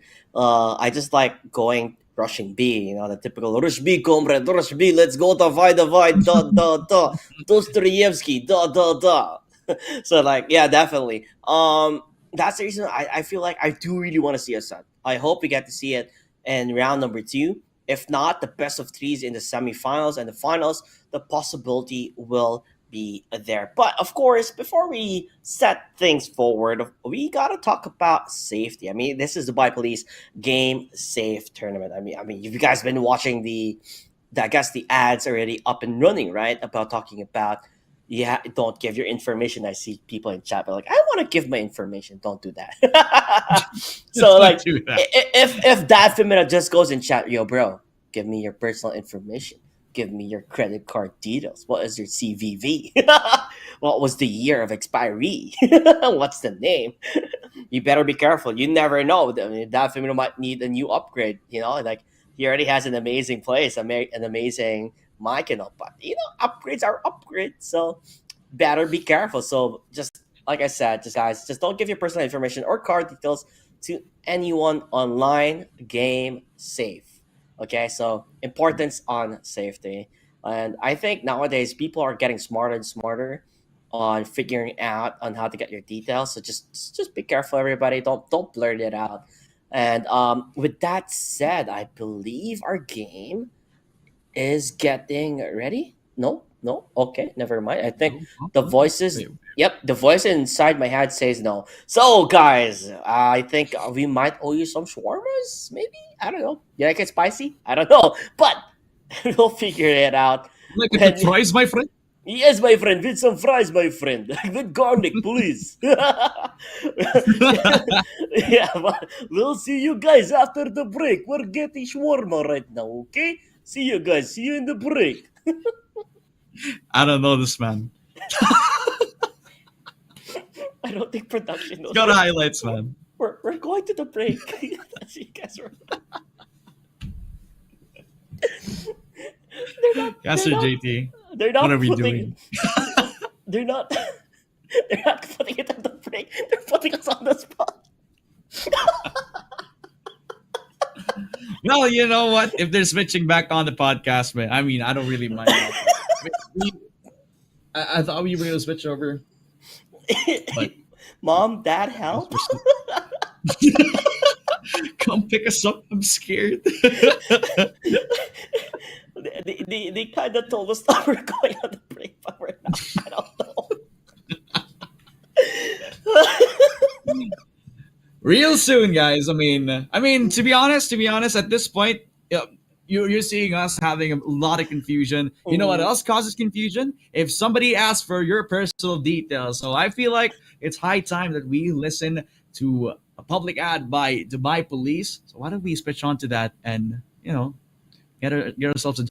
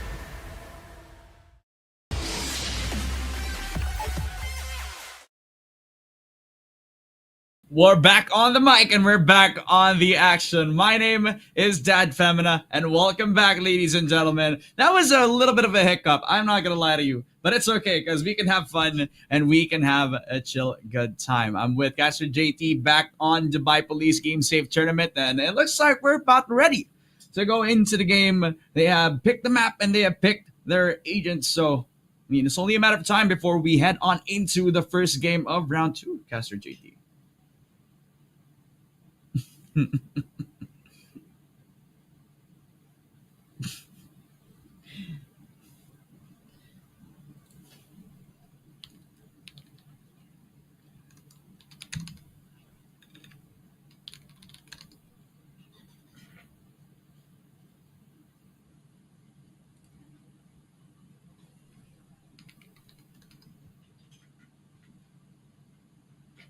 Yeah. Yeah. I mean, at this point, even if I don't hear JT through the Phoenix, that's okay because I can hear his beautiful voice just transcending towards my mind, and I'm Comrade, just I blessed don't know to what's be said. happening, comrade. Now it's working, comrade. Comrade, I can't. it's been a while. I kind of missed your voice, but it's okay because this point we are just ready to hop back into the game. We have picked the Pearl map, ladies and gentlemen. It's the Again. same map where United Nations have popped up with the Phoenix, but we're not going towards that any longer. We're actually heading in with the Neon at this time around for United Nations. This is a banger because this time the Fraggers have put together a really aggressive team comp, a double duelist one at that, and this is looking like it is not a blunder at all. Yeah, definitely not gonna be a blunder, but different composition design for United Nations. And like, there's no Phoenix, so definitely something different on what we saw last time. So it's gonna be interesting to see on how they're gonna be doing this. As the A side is up for the taking here. They do have one lurker, but with that said, they are still gonna take their time, right? I think that's the best thing to do. Just take your time, gotta pick off, and then finally commit. As information has been taken now, they know, like, I mean, Tyke is just pushing so far deep. He's in. And then when he's in for a penny, he's in for a pound. The right click interlude stops him in his tracks before he can get more value. TZX already traded off, as that was the Phoenix from the previous game. Now he has been shut off before he can provide anything towards the game. United Nations, Benzo lurking in the shadows. Secret has been secured. Daddy of all things has denied Benzo from getting space on CT, while Aim Hunter, he concusses himself. What is just happening? Xenox against the Killjoy, but he is able to tap on. He was so low on HP, and the Sheriff will do its work. 1-0, and Fraggers, they're able to get the first round, and what was seemingly a chaotic one at that. Yeah, I mean, you wouldn't want to concuss yourself, right? You don't want to stun yourself with that electrifying neon that you have there. It's something also, by the way, I want to touch on neon on towards Pearl. Not only is neon fantastic and going back and forth in between sides, but the kit itself, though, quite strong. So you can tell neon's already just rushing in. And with that said, with that amount of information, it kind of work out in their favor. Meanwhile, Headhunter, DZX, the man, the myth, the legend, starts it off with a bang there. But they're not checking their corners, EB. Just getting the shots on the right time at the right moment. They're just going to continue pushing on forward towards the mid side here. And they do have the gun advantage. Hence, they are still ahead. 2v3 with Aim Hunter from behind. Gonna hear this Cypher walk and run, but he doesn't shoot! Is that just being disciplined at this point? It seems so, as he does get the kill at the end of the day, as Quinn is left alone with a Sheriff at hand, but not enough to see anything out of this game. Fraggers starting out with a shebanger 2-0 right now in their rounds. You know what? I'm kind of noticing like a lot of character debuts as we head into this next game. First time that we'll be seeing Neon, Astra, and the Chamber on TZX, the guy who I have heralded as a very cracked Phoenix, but he decides to switch things up, go into a more of a lurker position, use his Headhunter to make full use of the pistol rounds. not really to the best of shapes and effect whatsoever for the first two. United Nations on the back foot, laying on the eco. For players on fraggers, they pushed up onto B main as quickly as they can. It's a triple flank too, supported by the double duelist. Plus, now that Sova has given that space, they can lead the two duelists to wreak havoc all towards TZX. Now, who's spraying down but Tyke? Just locks him out before he can capitalize on them. That's the only rifle that they got, and they're making it count. The peek out from Quid, the only guy who can try to stop this, but Xenox uses that as contact. Finally finding Tyke before they can even control the spray onto Aim Hunter. That's the shot. Quid is fallen. He converts back to the other Vandal from the other duelist. He picks it up. 5 bullets in the dream. He runs it back towards B main. Interlude the spray towards Rezi, but on the other side of things, AB found himself the kill to the Jet and the Spike as well. Yeah, there's a lot of skirmishes happening back and forth. And there's really no clear advantage on who's up ahead, but Fraggers, in terms of health-wise, they are ahead here, as a shot from Aim Hunter is there. Precise gunplay, if I say so myself, as Interlude left on his own devices. No information on where a DV Doof can be coming from. And there you have it, the shots have been fired, but it does not land, it does not hit. B side is where he wants to go, as there's only a couple of seconds remaining. You have to make a play here. 15 seconds, that's not enough to go for a side.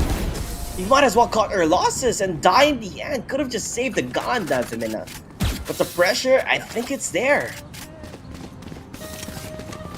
That amount of pressure from Fraggers is very well put, but even if they weren't able to see anybody around that shops, right?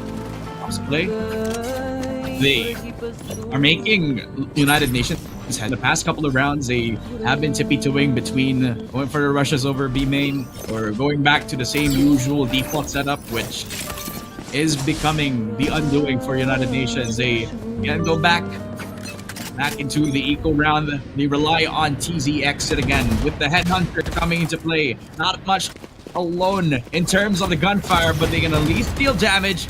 Interlude to start off onto Aim Hunter, and this is looking really good, especially now that they have obtained one of the rifles up over at that art side, while on the other side of things, Tyke, that's a beautiful shot and an entry back as well. He pushes back towards B, but one tap to Quid just neutralizes the jet factor. 3 versus 4 in United Nations. They have found themselves an open beast plant, waiting for the Viper to even walk on down. They even have a lurker over at art. This is so good for their setup. Yeah, without Lurk, definitely could be a double-edged sword here. It could work out in their favor. The shots have been fired with. Well, it's okay. I guess the trade-offs will be there. 3v1. Fraggers only have DV Dove left alone. He does get 1 but 30 HP in a dream. It's the chances of that happening is not necessarily high. Slowing him down as well. Highly unlikely for him to win this one out. Maybe just cut your losses and just save a gun, or if you want, get some exit frags when you can. He's not going for the peak, but it's just not enough, I believe so here. As he have his number, there you have it, Fraggers. They do lose a round in United Nations up on an eco. They get it back, and they made it work. Like, they weren't even using their Vandals. That's the round that they lost, and this round pistols itself was enough for them to win it out. Yeah, I mean, too close for comfort too, because now the aggressive setups have been pretty much biting Fraggers back in the rear. That initial hesitation kind of affecting how the double duelists have been pushing on. And that art push actually was the benefactor, or actually like the most important thing about it, because they were able to get that secured frag that gave them that winning Vandal, that gave themselves that confidence to fight. Hampered down again towards B, the same pressure that they have been dealing towards that Sentinel. And when they use that ulti, they can't hear anything but that up. Is just too good of a gun. It's a shot over to Quid, a double out for the Dove. So far so good. It's another out for the players on Fragger. So 1v5 Interlude with that ultimate Viper spit. And he has to wrap around Halls and try to make this thing work, but the operator just does not miss. You deal with the Killjoy, you deal with his operator. A 4-1, as this time in point, the buy round just goes flawlessly. Yeah, Davidov just held that tremendously well. Nightfall was used, but not to its best effect here. I guess the only thing to say, they don't necessarily have any flashes, right? I mean, any for these two teams don't really have any flash, and not having that utility just goes to show how hard it is to play up against. Yes, you have Nightfall, but it just removes your sound cues. You're still able to see, you're still able to shoot, and that's the reason why they were able to hold the A side or the B side. Sorry about that, the B side. So now United Nations, they are in a pickle here. They're just getting picked off one after another. And it feels like Fraggers has their number. They already know how they're playing. And they're just playing to the tone or to the song that is Fraggers. So far, the rhythm has been swinging so well into the way. Oh, the off shot and the draft in towards the what a save. Tyke tried to jump away, but he hits the shot. The operator just denying Benzo from getting anything after the rash. This time, Interlude, he forgets the spike, and that is his undoing. Aim Hunter, too good with how he has responded to the pick out on mid. Back of his mind, there's at least one who, after he pushes out the word shop, he already expects the objective. He sees the spike within his vicinity, and he uses it as a bait, a trap of sorts. Fraggers, they're not relenting at all. They're just pushed side of where they should be defending.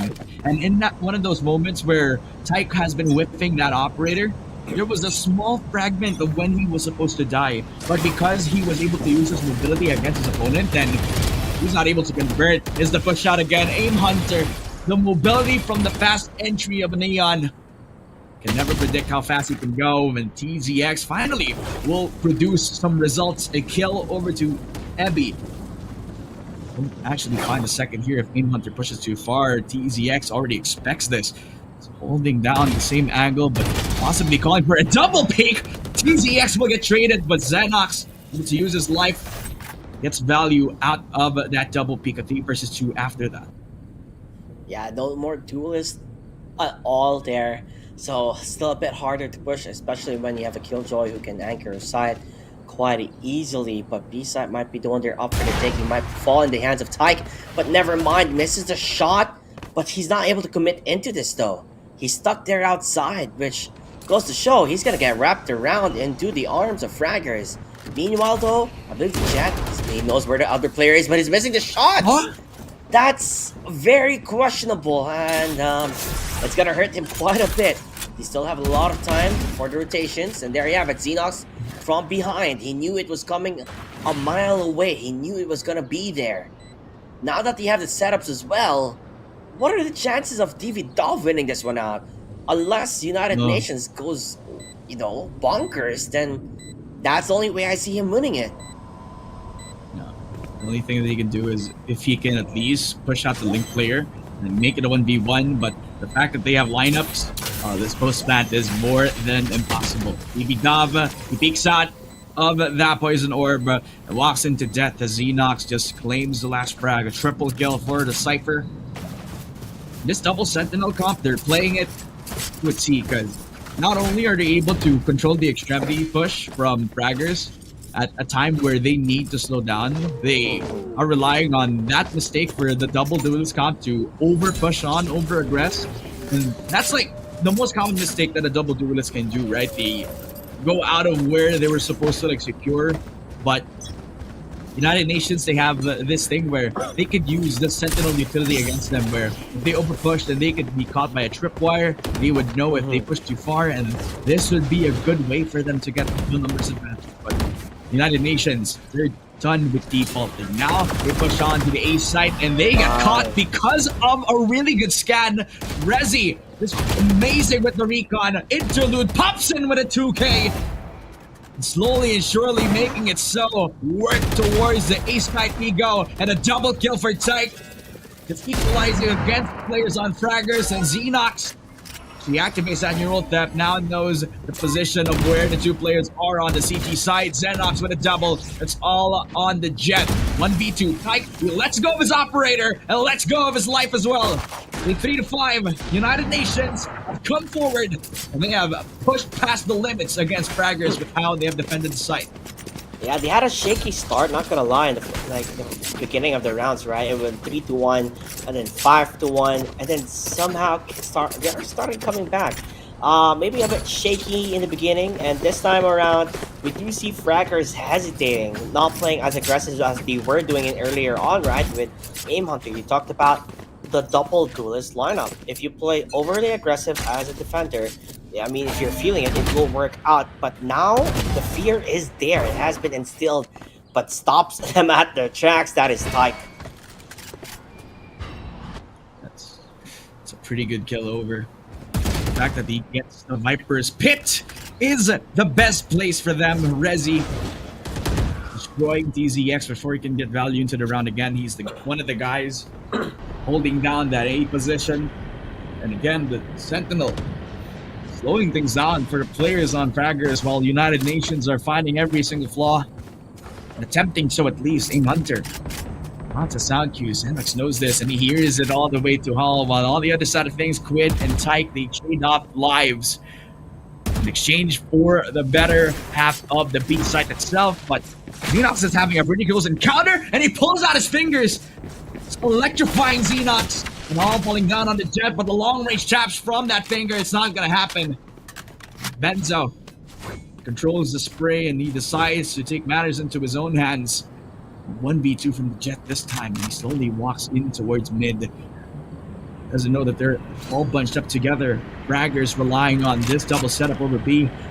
He haven't even checked that link position. They're looking at the same position. They're respecting the call over B main, but hasn't seen that he is pushed onto link. But now they do a triple for Tyke, and it was so close. He would have gotten the lineup, but the presence of mind got to them. Yeah, I mean, time was off the essence. He had to move quite a bit more faster, and just because he was taking too long, he figured out he might have went towards A. Thus, he went on the swing, and there you have it. They were able to just catch him off guard and catch him in surprise. Like you said, if he was just a ample more time earlier, then it would have been a rather dangerous time for Fraggers to play up against that one. Regardless of that, though, still United Nations, not too shabby. They still have a chance to answer back, but never mind. When they're just rushing in towards you in mid with Tyke just going and showing you who's boss. Same with Aim Hunter. They're just playing rootless aggression. You don't even play like it's defending, attacking. No, it's just pure and attacking in our end. We're not afraid to aim it out. We don't need strategies. We just need to have better aim, and it just seems like it. Fraggers, literally, that is their name. They just go in for frags. I mean, I feel like if they were called defenders with a Z by the end, then they would be holding their sights. But since they're called fraggers and they have a double duelist, you would expect that they would be pushing outside of their sights anyway. United Nations losing the call yet again after an aggressive setup over mid, a shot towards the heads of each and every player on United Nations. Although their double duelist comp has been traded out, but they still have enough of manpower to even things out once we head into the later stages of the game. So Fraggers, a good call to split up their manpower this time, but leaving mid open is... I wouldn't do that, because that's pretty risky, and United Nations could exploit that as a flaw, an open thing for them. They're pushing. He has no fear. He's pushing, and he finds one. The Aim Hunter destroys him with a Phantom, and even confers to a second, despite the Jet losing the fight. But Xenox with a double kill. The Sheriff is in town. Two ain't big enough for the both of us. 3 versus 3 on our hands. A side the call for the players on Fraggers, but because of that rotate and the neural theft, they know that majority of the players on Fraggers have set up over at A. That's why you see Benzo rotating on down to mid, trying to fight off onto the Killjoy. Dadov is ready, waiting for that perfect moment. And there he goes. 1v3. Interlude, the last man alive. And once he gets the spike on down to B, then he has the Viper's pit, but he has to deal against so many Killjoy gadgets. I don't the rest know. Of the squad. Even if he goes for a Viper's pit, they have a lockdown, right? And it just pushes you in an awkward position that you don't necessarily want to be in. So with that said, United Nations, they're running short. I mean, 30 seconds remaining on the clock here. Goes for the Viper's pit, but wants to get a pick off at least. Looks like he might be able to find one. Never mind the quick peek I love the confidence. I love the way they play this. They're just baiting it out, getting information. Now that it's on in an awkward situation, will he be able to get this work? Okay, no, he does not. As Fraggers yet again with Dividov. Just, I don't know. I think he stopped fragging right now for his team. He's just playing phenomenal. Fraggers back to how they have been playing. Aggressive setup outside of the extremity pushes too. They're not holding A or B at all. After the double duelist push on, they decide to leave open like both sides, just so they could let the spike even get planted, so that they would push with numbers after that. The double duelists are the ones making plays around the map, while United Nations are kind of lost to the call. After the double duelist push, they're already struggling with numbers to keep up. Tempo just does not seem to falter because we start out very fast like this. Triple push onto mid, something that they need to expect now. Xenox, although he is concussed, although he is stunned, he has nowhere else to run. Tyke dashes in very close to him and smokes him out. 2 kills for Tyke as he destroys 2 sentinels in exchange for his own life. 4 versus 3. He didn't expect that ulti, but because he gets scanned, he can't run away. The wrath of Ebby just destroys them before he can reposition. In the 2 versus 4 attempt, Fraggers, they have dealt with so much, and this time they are delivering with every sort of regard. No, some info gathering there. The dog knows what's up. He knows where they're gonna be. He goes for the shot, gets that kill, looks for more. But at the end of the day, Banzo is hurt. 45 HP, Dashu, Aim Hunter, styling on them. And I think this double duelist, like it's a double-edged sword. But if you have the aim and if you have, I guess, the communication between the other duelists, right? Which they do. But the way they play this is that Aim Hunter would go for the concuss, Tyke jumps in, gets the kill, goes for the shots. They just bounce around each other. And you can really tell that this team is rather quite experienced in terms of their playstyle. Now, what's rather frightening, by the way, for United Nations this time is that they're the ones defending up against a double duelist, who, by the way, as defenders, weren't even really defending at all, right? They were just attacking non-stop. This time they won't stop at all, because the ultimate goal is pure fast map control.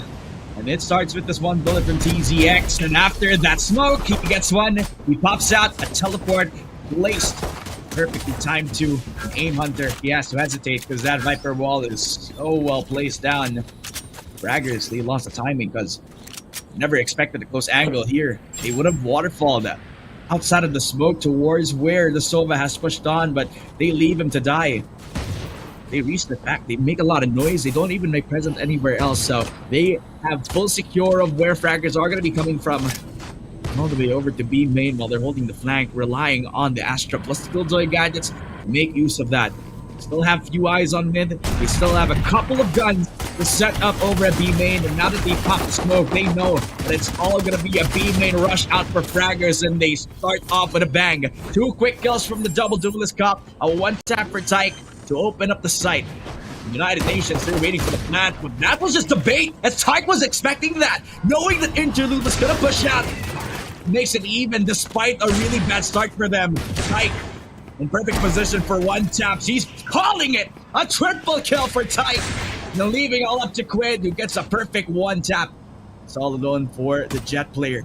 Quid playing this masterfully, beautifully so, and eventually will clutch up a 1v2 for Quid. The United Nations, they have delivered. Quid just playing it right, just going for the 1v1s and gets those kills. This time as defenders, we talked about one of the star players who has been rather silent. DZX. We barely have seen his presence. And I would love to see him work it out. Like, he did get that opener, right, for his team, United Nations, on towards the side, on getting that kill towards Sova, but afterwards, he did fall down rather quickly. But nonetheless, this is his moment to shine, because this is what they're really good at. And look at Tyke.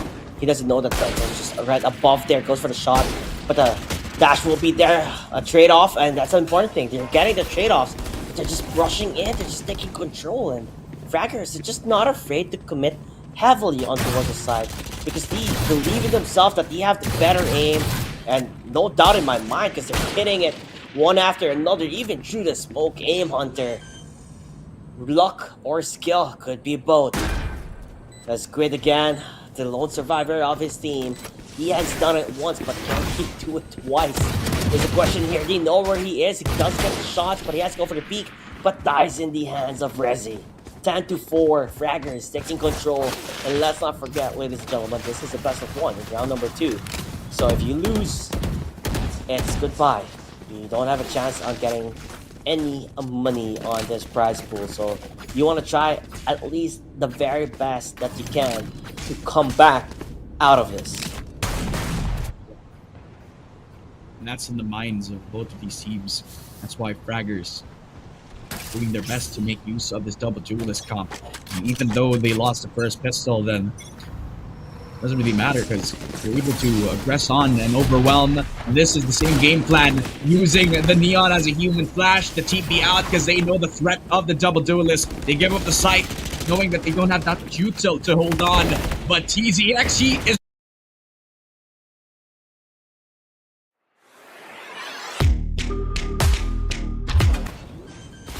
and after that, Team now is able to get Quid in the process. A 3v2, but a quick martial tap to the head of Rezi just decides the matchup because the spike is in no man's land. Xenox, though, right behind the pillar, creeping and crawling, lurking in towards the flank. Aim Hunter with a wallbang headshot, and it's all on Xenox. They had no info where he was all throughout this aggressive push. Since they have enough time, they can just rotate on. Look at where they're at. They're over at B-Link, and they can rotate onto the A side. I like this play coming out because you have no information or any clue on where Xenox can be. So what the answer is here, he probably rotated from behind, and you can tell the game sense coming from Fraggers is phenomenal. As Aim Hunter, he's just waiting. And I don't think Xenox is prepared for this. He's gonna get shot, but never mind. Xenox answers back. It's gonna be a 1v1. He even has the camera still on towards its side, and I don't think they're ready for this. Davidov, he doesn't know where his camera is, so I guess information could be in the hands of Xenox if it's played right here. They're going for the peak, but never mind. Another one will bite the dust as Davidov yet again being able to save this team for more rounds after another 19 frags on your Killjoy. Way more, surprisingly, than Aim Hunter, who's been just rushing in towards the side multiple times. United Nations, they are in shambles. Not everybody's able to get those kills that they need. Only Xenox is like really wide awake in their team with 16 frags. It's heavy for him to carry everyone on his shoulders. Everyone needs to carry their own weight. Defensive setup again for United Nations. It's easy to read. Tyke expecting TZX on the same angle, the same position. He was relying on one TP, but because he was late to the call, he was not able to get anything out of that but his death. Rezi pushes on towards Link, and it could be a disastrous one. So close to the call interlude on the other side of the smoke. Very well just wait for it to dissipate as Rezi finally shuts him down. That's one of the biggest utility players on United Nations. They even planted the spike over at A. After all the action was happening on B, they were hesitating to make a move because the decisions and the overwhelmness of these players, they're just using everybody as bait. Benzo finding Rezi before he could reposition back on CT. Now Aim Hunter is the one among us. Imposter among us for CT push out for the Neon, and Benzo, he's just too busy. While Aim Hunter, he might be going for the knife. He's so close. He almost can taste it. Benzo, turn around, my friend. He's putting on. No, you gotta be kidding me. Go for it. You want to got it.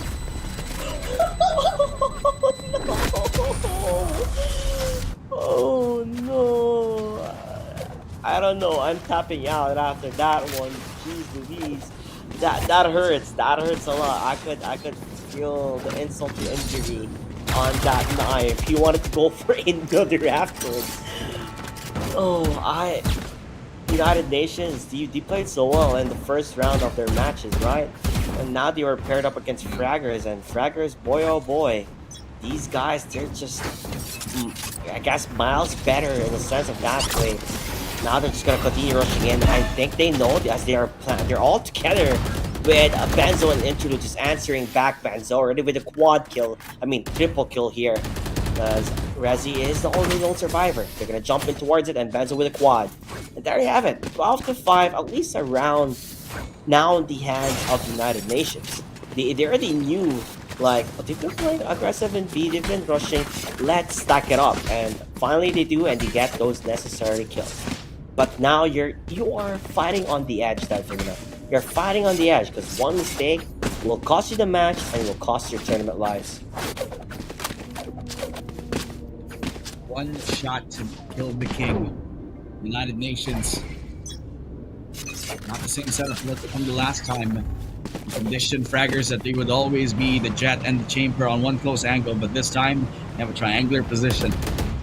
Easy. That TP is just too close, but he gets one, a double kill in towards the mix. He could have gotten three, but not able to convert. Tyke too quick to get that 2-for-1, but that's more than enough for United Nations. After the fact, they got the Killjoy lockdown and they could force away these players outside of B. You're aware of this, and they just give it up. They had nothing to contest against that. They have numbers. Still play 4 versus 3 right here, right now, but at the end of things, Fraggers, they had the short end of the stick in that B main push. This time could be the last call for United Nations, JT. Yeah, they're trapped in the corner they don't want to be, but Quid at least answers back, gets that kill. As the trade-offs will be there, Davidov answers back, Xenox falls down. They do have the spike already planted out in the open. Have the stars have aligned for Fraggers? That is the main question. It's just gonna hide at towards corner. But they're baiting it out. They're baiting it out and they're making it work. Unbelievable play. You know what? Where I've seen that play? I've seen that play in TikTok, by the way.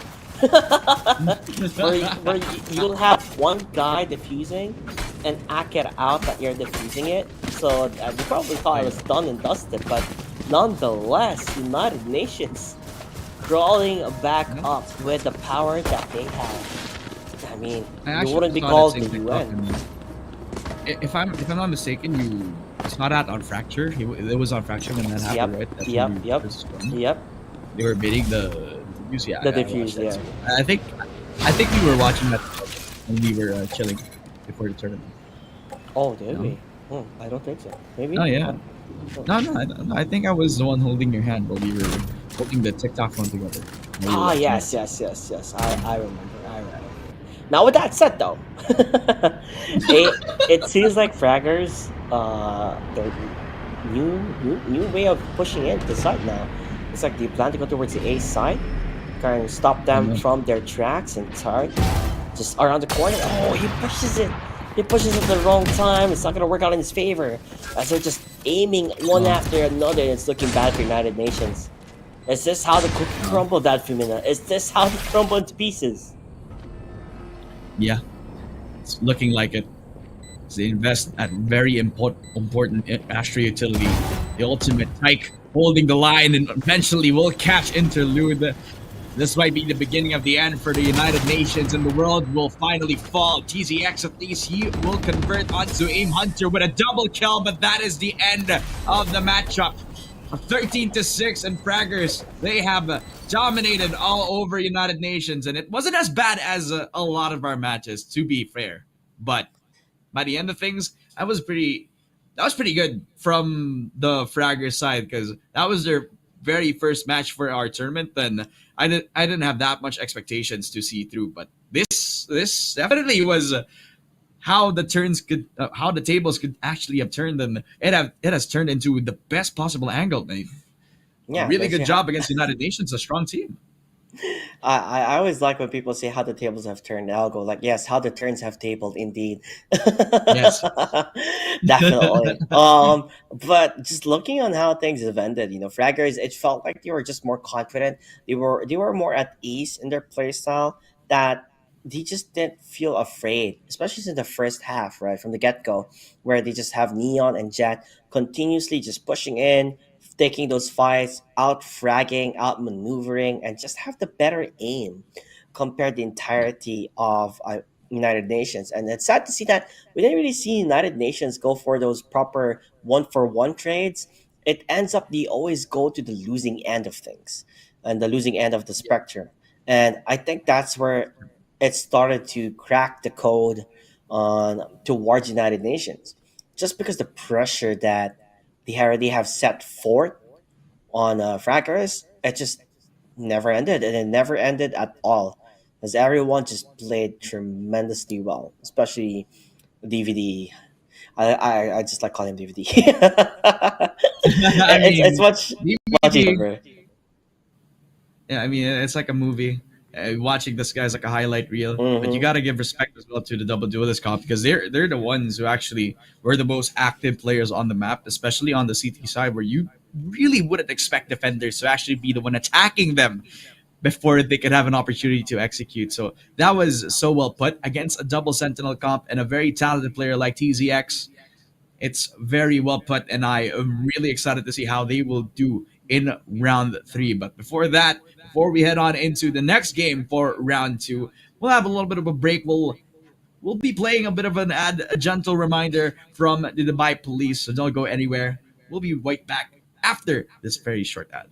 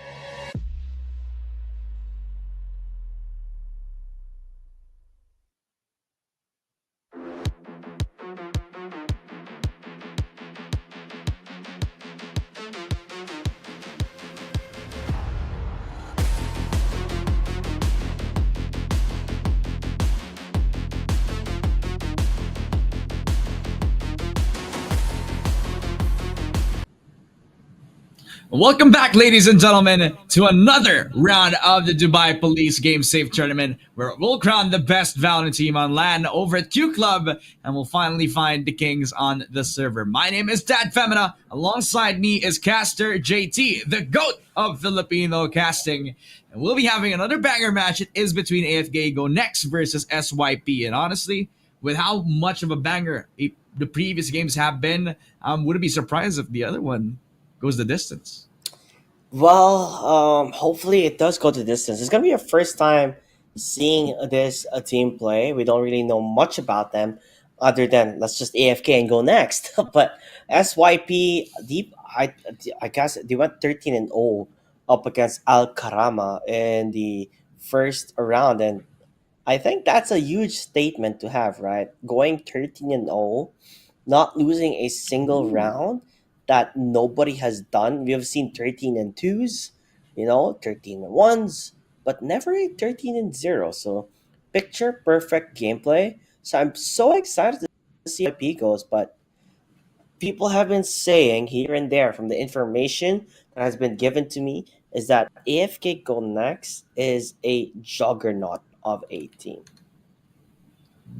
Well, if it'll be the 13-0 from the place on SYP to Al Karama, then Mm. if they aren't going to be able to deliver in the next game, then maybe it's Al Karamba for these players on the SYP and possibly a pretty early exit. High expectations from the squad with the performance on their first round. So I wouldn't be surprised if we pull out some surprises happening over at this next round.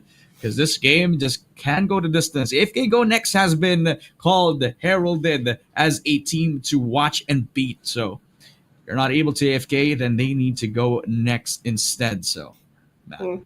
the hype for this matchup is just wonderfully put forward. We've had a bunch of bangers be happening over at the By Police Game Safe tournament. I've been seeing a lot of good matchups. Double duelists being very, very aggressive, which is becoming the norm, is becoming a very prevalent pick. A Mhm. lot of Jets all throughout the tournament. The most popular duelist at that is the Jet. It has been picked by majority of any other team that I have seen that are on the winning side as well. So it's kind of disappointing that we saw an early exit out for United Nations because they were the team and had very unique choices, right? The Phoenix from the first game and then the Chamber on the same map, but they were on the back foot at that time around. So Mhm. feel like a lot of variety will be shown from a lot of the teams that haven't been broadcasted from the first round. Maybe we were missing the Reina picks that have popped off once we, and now maybe we could get that chance. Now that we're going to be seeing one of the non-broadcasted teams play on now, maybe we could see another Phoenix rise up now that TDZ is not in the matchup anymore. But at this point, I'm just ready and hyped up because more storylines, another player to rise up to the ranks. That's just something that is fueling my desire to just cast some really good Valorant right now. And I really do hope both of these teams deliver. Yeah, I really do hope for that. Like I said, AFK Go Next is such a big statement of a name, right? Like, dude, like just go AFK, we go next. It's gonna be interesting to see how things will be played, how things will be going on. Just a quick time check for everybody. It's 8:34 p.m. in Dubai, so dinner time for each and every one of you who haven't eaten yet, because we are up for a recipe that you guys will definitely enjoy in this game.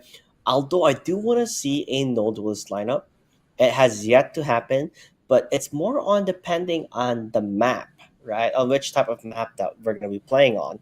Hopefully, it's not the repeat after me, Haven.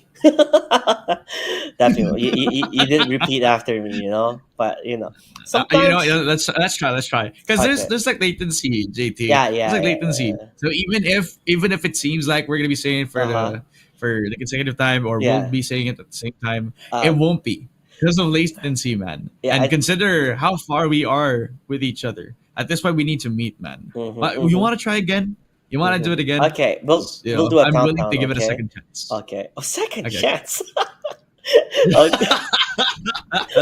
The chemistry, it's unreal. I'll tell you that. Electrifying. Neon could feel it. Okay. Three, two, one. Haven. I can't. Wait. I kind of forgot what we were talking about. Uh, I'm sorry. No third chance for you. No third chance. No. That was it. Okay, we were saying the Haven. Okay, okay. No, You no, know it's too what? late. That's on me. It's too late. We're That's on it's like gone. We uh, don't talk about it anymore. Yeah, yeah. Because I hope we're not going to go to Haven again or Icebox. I hope the organizer were are like whispering in their ear, "Let's play a different map, please. Stop picking Pearl. Go maybe play Ascent or Split. You know, for the viewers to enjoy. Like I don't know. I think it's a good idea. like you know, like I'd be surprised. I'd be surprised if we pull up the dust too, man. Are we even in Valorant anymore? I don't think so. You, I can't. Oh my god, you'll see Jet wearing like a That's scarf on the head and everything. I can't believe it. or since we're talking about like different other maps here, Mm-hmm. I thought I could tour around people to the best map of all tactical shooters. Mm-hmm. Welcome to Cobblestone. It is one of the best maps in the competitive pool of any sort of tactical shooter, and I really do hope that in the next map we'll be playing right here. But it's a distant dream. Um. Wait. I'm serious. I think the voice inside of my head is telling me, you better remove that, or else Valorant will chase after your career. Okay, Yeah. my bad. You bet. I'm gonna teleport back. Wait. Yeah. Okay. Sorry, guys. It's just so you know, it's 12:37 in the morning here, and my neighbors. I'm not gonna lie, my neighbors will probably come knocking on my door and say, "Hey, JT, shut up." You'll just hear a loud bang. Yeah. You want to sleep? Wait. There are gonna be noise complaints. You're gonna hear sirens in the background, and What you're gonna see sirens? Caster JT. No, Mm-hmm. I mean, Mm-hmm. Okay. singing in the background. Oh, sirens. I see. I see.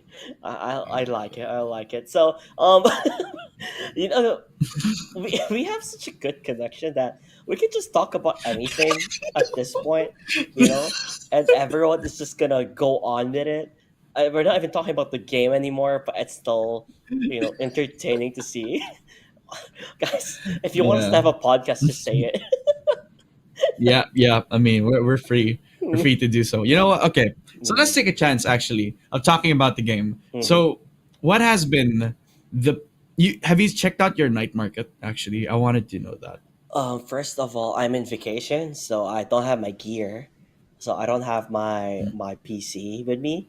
So I'm making do with Yeah. what I have. Like this is my current mic. Of course, Oh, it's Elgato Wave 3, I believe. yeah. And Yeah. yeah, it's not my main mic. My main mic is a Shure Yeah. MV7X, same as you. Oh, So yeah, yeah, that's I do miss my mic because this mic magic. makes me sound differently. Yes, but anyway, Yeah. like everyone in chat is saying, we do hope there won't be any more delays. Exactly, because we are just gonna go off with our shenanigans one after Yeah. another. And to everyone who believes, by the way, that that's that Femina's bedroom, you have been lied to, guys. You have been lied to. It's all a lie. It's like No, it's not. Inception to the next No, level, you know. no. I'm not Mhm. lying. You guys know we Filipinos, we never lie at all about anything. We're very As a honest people. Filipino, that is a lie.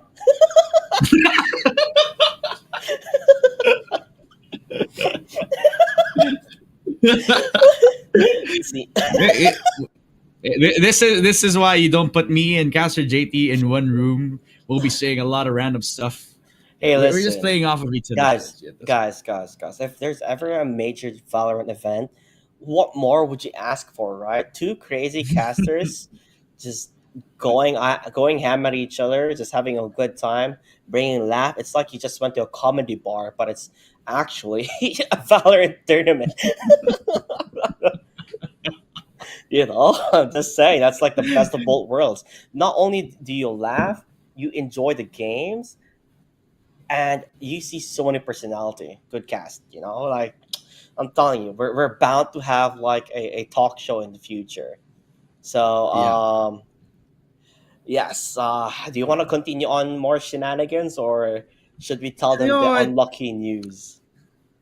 Yeah, well, unfortunately, although I miss and I love listening to JT's voice, Hmm. almost as much as I love the randomness. Unfortunately, we're gonna have to switch on. We'll be going back into a really short break. We'll be testing things out, ironing out the next match. But don't go anywhere, ladies and gentlemen. Come back with a lot of your snacks and with your friends, because the Dubai Police Game Safe Tournament will be right back after the short messages from our sponsors.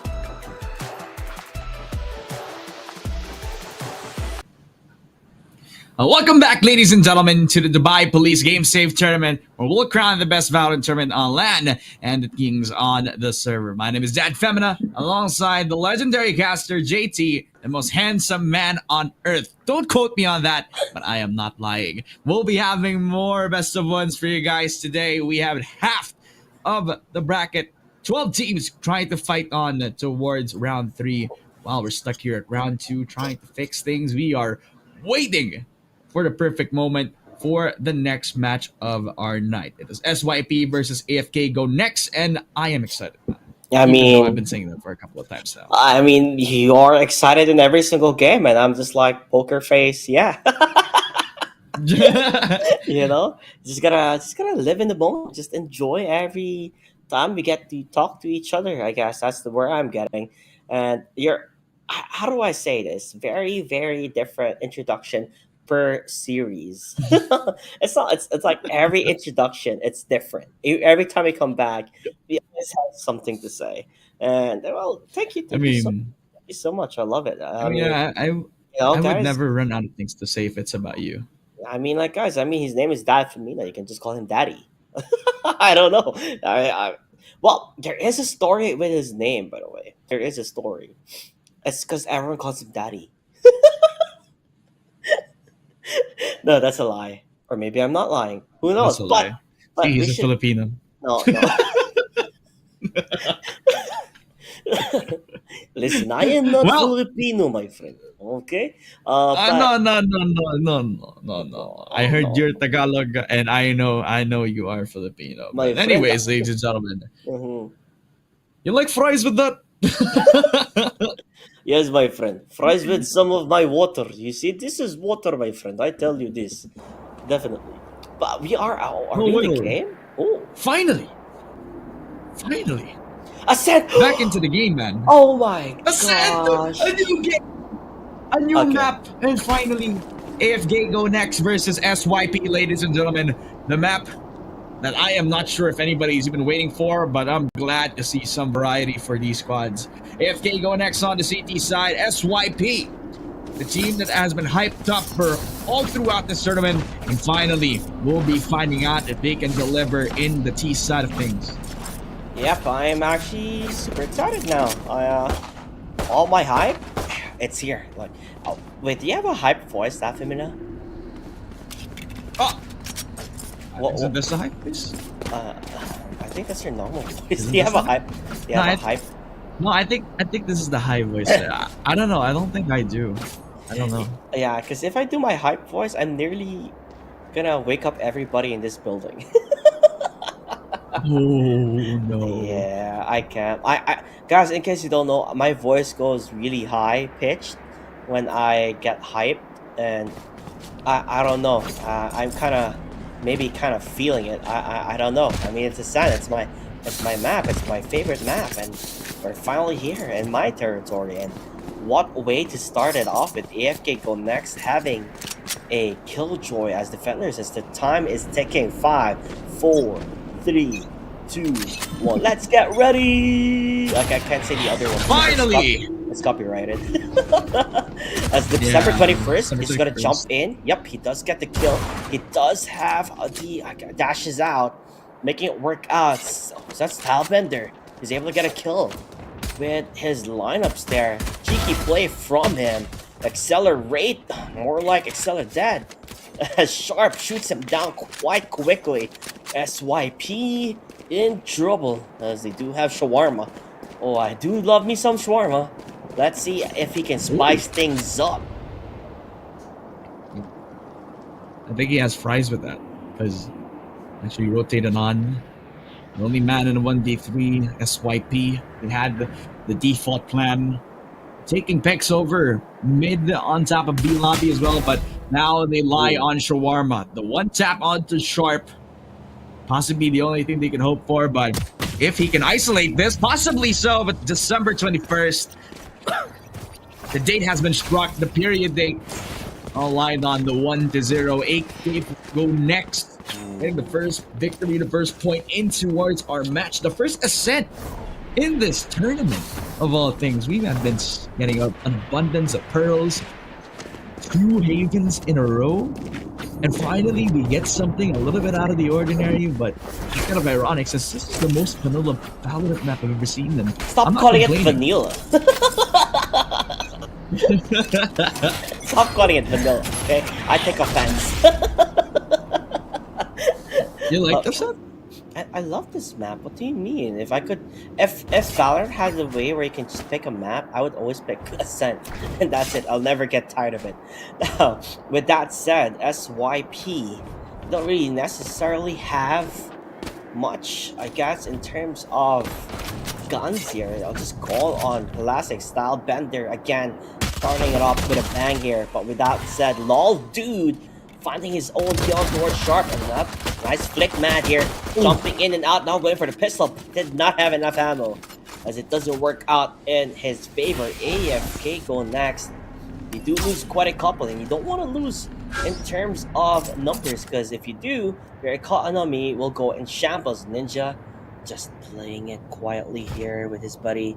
Ready for December 21st to go for the strike. Misses the shot, but he got them sandwiched on towards the corner here of Stylebender. Waiting with the ADS, he does confirm that one has crossed. Gonna go for accelerate, gets the shot, finds one. Now, lol dude, definitely left alone, not lolling enough. Stuck on that corner, he gets the shot though. Answers back, does not have any more Devour, so low HP and one tapping from Stylebender. Just doing wonders for them with a 2-2-0 currently up and running. Pretty aggressive setup though for AFK going next. They decide to risk the double push shot over the A main of things. It's the Omen, actually the one who initiates that sort of fight. It's kind of in a usual setup, you wouldn't want the controller to be the one initiating the fights. You wouldn't want the guy with the most amount of util on your team to do so, because you usually would do that on the Jet. But you gotta respect the double or the 2 rounds that they needed here. Build up confidence, build up economy. It just does affect them in the long run. Double shock darts does not land it. Stylebender trying to use his geometry just to try to get themselves the pick here. But December 21st, he's on the corner. He's even using Stylebender's drone so that they wouldn't even try to check it out. December 21st, not able to land a shot. Oh, dude opens up the sight. 2 picks already. Even going back after the long con, the rotate out for everybody else on AFK go next. This is perfect because now they can rush on A short only the KO to push on and try to defend that. Sharp has a bit of that inkling, knowing that they have already pushed on to A short, but 4 peaks and 4 people to overwhelm him. As Flick Matt, he pulls out his own flash, but not enough and not too fast. It's all on to Killjoy. 1v5 and Shawarma already on top of Heaven, trying to lurk on, possibly to hold Heaven together with the Omen. Finding Ninja a lot of space and a lot of presence as Shawarma, a double kill for the Cypher. AFK go next, they lose the round. The SYP finally recover a flawless victory. Yeah, a much needed one too, so that flawless victory will set them up, I guess, for the upcoming round. Although it is going to be, I guess, how do I say this? Vandals up against Vandals, Phantoms up against Phantoms, just to see how things will work out. I mean, entering towards mid, it did work out in their favor, but this time they have to find maybe a different approach. Maybe go for ace split play here and there. I do like the preemptive, by the way. I don't know if that was a mistake or it wasn't, but that was a preemptive Jet smoke thrown on towards the A side. Maybe they were expecting any Sova lineups that happened. I think that's the reason why, because it would be rather awkward just to use your smoke there. Ninja moving on mid, they just B the turret. If the turret is not going to do anything of value over B, then he's the one that has to be the turret over. That's a wallbang onto Ninja over at CT. They expected that. They knew that he was rotating on back. Flick Mad and December 21st making it work for the CT side. He pulls out the shorty. The Flick Mad uses him as cover. A triple kill for the Omen. Leaving it all to Ether. Ether in a 1v2 for SYP, but Sharp just penetrating onto the Omen. Last mark on towards SYP. AFK go next. They do go next, but in the winning is passions. Yeah, SYP, he got stuck on towards mid. Not necessarily getting the kills that they wanted. The Jet, December 21st, just making it work out in their favor. I mean, he had the Blade Storm and just sliced and diced them one after another. Even went for a shorty kill, but dies in the end. But regardless of that, AFK go next. It feels like they're not really as much in a hot seat right now compared to SYP. I think it's always going to be the attackers who are on the hot seat, just because they have to figure out what is their way of attacking. What is the best way of attacking? Seasoned veterans in the way they play is that they play around the utilities. But when you look at the utilities, it isn't really necessarily that much, right? You really need your Jet to just somehow find an entry and take control or take ownership. No, man. They tried mid, they tried every sort of default, but they're falling back to what they know best. Aggressing with the double duelist, and finally, they reach their senses. Lol dude, finding the headshot over. A short, even locking it away with just that door. Just to try to delay the push out over A short, and everybody else in AFK go next to try split up 2 versus 2 on towards the both sectors of the entrances. AFK go next, relying on Sharp to open, but no. SYP, they get 2 frags out in the end. They still got the numbers, and they even lock away Stylebender. A 1 versus 3 Ninja required out of him, but no. He cannot deliver. A triple kill for Ether. And SYP, at least the second round, they build things back up and pop the second round. That was an opener for SYP. Reyna just getting that entry that he needed just to take control of the side and take ownership, and then just have Ether with the smokes to, block things off for them. So far, so good. I mean, it is a double duelist setup that should technically be working as attackers. So in that retrospect, they have to really make a play if they can.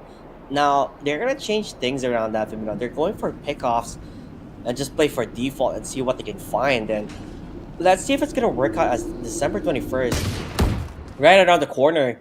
Gets a kill immediately. Looking for more with the Sheriff at hand. But definitely that damage, it has been done. It has been made. And it's not really what SYP is looking for. No. They even deny that one Vandal that he would have picked up because the Sova wasn't pushing out with him. Shawarma now to push towards A short. He even destroys Flick Mad, and that neural theft, it's insult to the wound, insult to injury. They're already down, but they're getting kicked out by SYP. Even that shot from Lol Dude, what the heck was that? Stylebender had no chance at all. The Sheriff was not enough. And they're even pushing on to the Nano Swarms, despite them getting invulnerable, despite them losing out on HP. They just have no care. Shawarma with the shot. What a peek out, what a swing. A 1v4. Sharp. One Vandal from that one encounter that they had. But will that be enough? The Hero Rifler from Sharp. The door has been locked down. Plus, the only thing they can hope for is this one frag from Shawarma, and that's beautifully done. All the players on SYP, they have fully controlled that B side. Plus B main, 2 players, that's difficult. It's bad enough that they had 1, but 2 is impossible to clear. As Lol Dude will finally end things for Sharp. Only suppressing his misery, a 3-3 equalization for both squads. Yeah, it was looking rather good right in the beginning of the first few rounds for AFK will next. But SYP, they're slowly really figuring out what works for them. And it's just this really good set split of pickoffs, and Lol Dude setting things up for the team. And by the way, I just want to say Accelerate. I don't know if you guys watched Ben 10 back in the day. I think that's definitely a Ben 10 name right there, if I've ever seen one. But it's not spelled like this. You don't see the E somewhere there when you watch the show. It literally is just the 4 or the 3 letters and 1 number on 8. Jet though, taking out Stylebender. A good timing, unfortunate for Shawarma, but the crouch peek and the spray and pray. Lil Dude was not able to actually get himself a second because Ninja's so quick. swing out yet again. They double dip. If they go next, they hit them where it hurts the most over at mid link, where they actually wanted to dismantle them over at link before they can make a move. Now this puts them in an awkward predicament, right? Because you do see that the Killjoy is getting a lot of information with the positioning that he has now.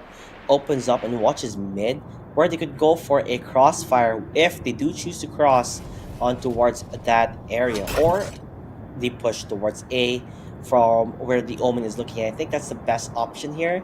Have your Jet jump in towards the side and dash, and then take control. And that seems like the perfect opportunity as they're setting things up with the smokes, with the utils of Sharp, which is looking around the corner, able to find one, looking for another. They're not checking their corners here. As he does get the pop flash, it will be used, but not. That's not gonna hit the shots there. Just a couple of more seconds remaining. Make that. Then he has to go for the plant. He has to commit in towards this, but stops instead. Maybe, just maybe, if he does go for the plant, that's at least a couple of credits for his team. I like how SRP actually started out with now using both of, or at least both of their duelists to just set up the team. Lil Dude has been hitting wonderful shots, and playing as a team is pretty crispy in my regard. The problem that I had was that they were holding the same position with the 3 players. So they never even checked the door, they never even closed it down. Sharp had a great angle from trying to hold that A short for a very long time now. Perfectly even paying off with that patience play. Now they go back, the Killjoy. She jump-shotting over, trying to see if he can see anybody around mid. And with that presence, no one detected by that KO knife, that triggers that ultimate from the Sova.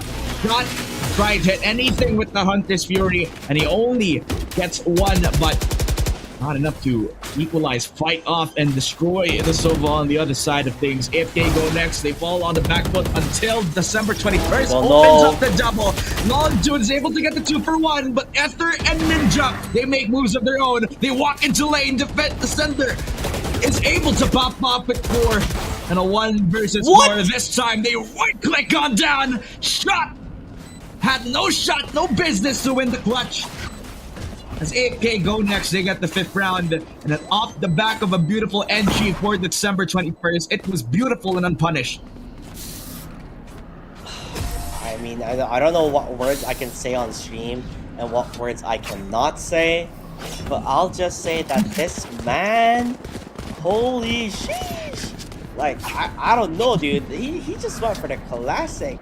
Like, I don't need no Vandal. I don't need no ammo here. I can kill it with a classic. If I whip, I'm gonna make sure and just right click you to that. And boy, oh boy, did he do so. December 21st. Which, by the way, I don't know what significance is that date, but holy camoli, dude, that guy he wasn't afraid. And I think that goes to show, or that definitely what makes a player, right? A player with full of confidence as your duelist can really bring out the best of them, because that's what you want on your duelist. You want them to be confident enough to take those risks, to take those fights. And if they're not that confident, then their performance-wise will start getting shaky. As we can see, Lol Dude again, perfect always on finding those kills. This guy has been doing wonders for his team. Tremendous effort all the time, and he's doing rather well. A side could be up for the taking here, that Femina. Small inkling, the small info that they had was that Accelerate was tagged by the knife. They're playing off of that. They're trying to hold A short, even though they had no business, they had no info. And now Accelerate, now he picks on, now 1v1 is Sharp. Ironic, because he was on the end of the blades. Lol Dude opens up again in the B site, and Flick Mad, that's the ultimate, out towards backside, and finally, he gets value out of this, a double kill for him, but he finds himself a man on an island. Only 2 frags and nothing more, nobody else to help him out. Another round for SYP, their coordination back to where they need to the most, a 4-5. If they go next, they lost out yet again on the timing. SYP playing around, again, presence made known on mid. And a lot of noise set up on A opens up the B side itself. This double duelist comp paying dividends for them, even though they have the KO that you could say technically it does counter both the double duelist. But if the KO does not actually provide value with the utility that he has, then they're just gonna let the double duelist shine here. Yep, and so they are accelerated again. Finally popping off. We have seen Aldo being the one who was popping off. And this time it's accelerated, showing that, hey guys, I'm still here. Flick Mad gonna go for the shots. Gets 2 here. And stops the force of SYP. Gets a triple. Flick Mad ready to look on where the eyes are set on. But lol dude looks like he wants to make a statement here. He may kill my teammates, but I'm the guy that you should be looking for. Still no information. Yep, it's still scary though. We don't really have much information to play around against, but it is still double duelist. And more or less, Killjoy. There you have it. Ninja. He gets the kill towards Accelerate. They had a good opener here on SYP, but they faltered badly up against this Omen from AFK Go Next. Now time is off the essence. He goes for the shot. He gets the kill. Lol dude. The man, the myth, the legend, the 1D that we need to clutch it out. He's just gonna fall down with a quadra kill for Flick Man. He is insane. He's ready. He's got those cha-cha-chas. I would like to see you with those cha-cha-chas sometime. I've never seen those. I can take you, it takes 2 to tango, buddy. Yeah, that's true. When we find ourselves in dance class, I could possibly invite you.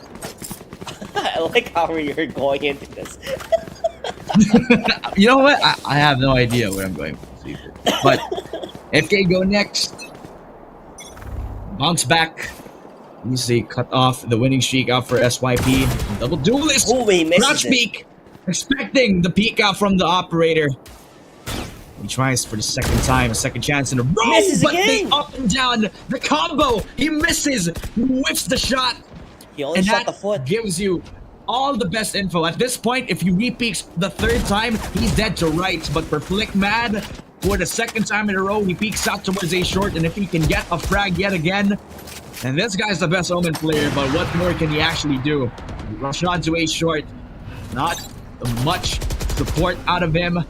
The KO has finally put himself over at Wine. The hesitation for SYP could bite them in the rear this time, but the double peek and the double set up for the players on AFK Go Next. Look at where the Killjoy is already hand in hand with the Omen, but short. That's from the Spectre all the way back in with the Phantom shot.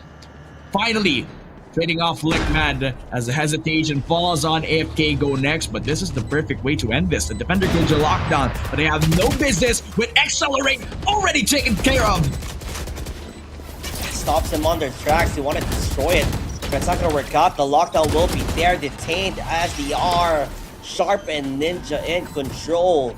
And AFK Go Next is reigning dominance here up against SYP. And if they lose their momentum, that's when things go rather risky for SYP.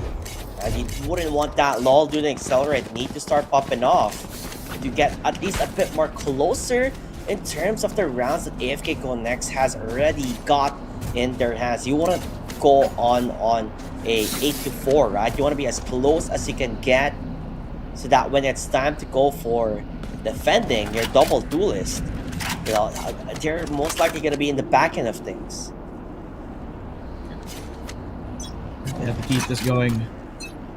If they go next, this is still a pretty close game too. Because if they actually stumble all the way to the T side with a double initiative comp, then that's as much of a fumble than it has to be. Accelerate, a one tap over. At least they find one of the key players, and that's the only duelist that they have for AFK Go Next, and that's possibly more than enough. That's the operator too, and that picks up by Ninja. Right click flash just to delay a little bit longer. It's not going to peek out of it because he's the only one over at A main, even letting the Omen smoke off his own rotation. But Sharp is just playing this calmly, expecting the peek out with the leer. He knows that he can shoot it down. He knows that if he plays that close angle, maybe possibly Snowy can do something. But the operator, still a lot of damage over to the Jet. kind of doesn't dissuade them from taking this A short position. And Flickman, he lost the timing. Now he opens it up because he teleports on back. But he's back to where he started, and they know where he is. Shawarma will run and gun.